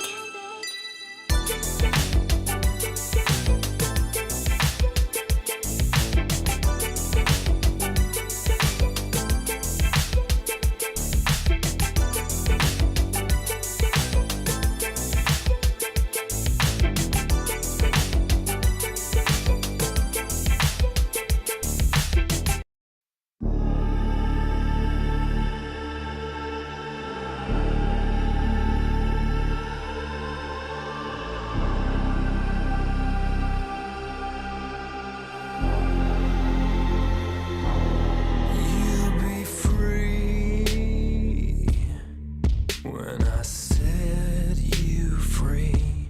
I breathe you in, but all your sins won't disappear. You can see it's true that I want only you when we'll break free. Together, you and me. Take me in your arms and let us rise high up to the stars where we can fly. So come with me and pray. I want you to play my games and fulfill my black desires. So break my heart and leave me. I only need your body.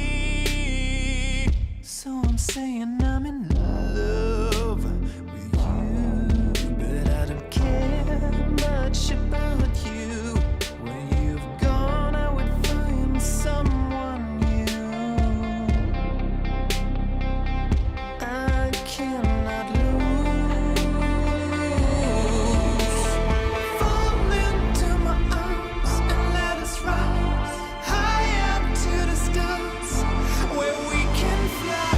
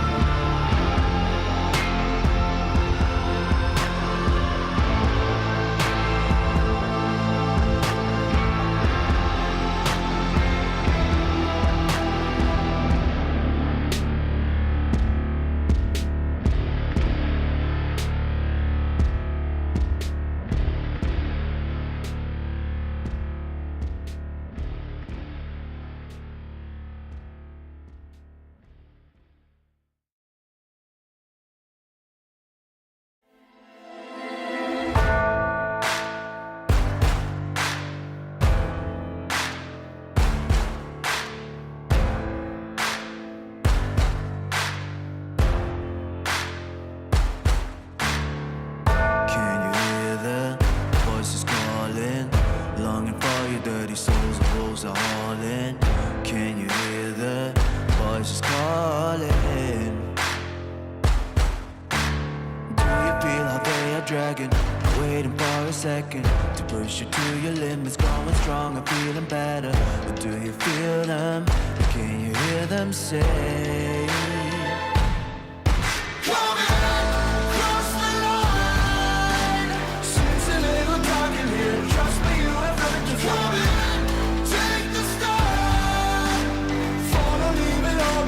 Welcome to the other side.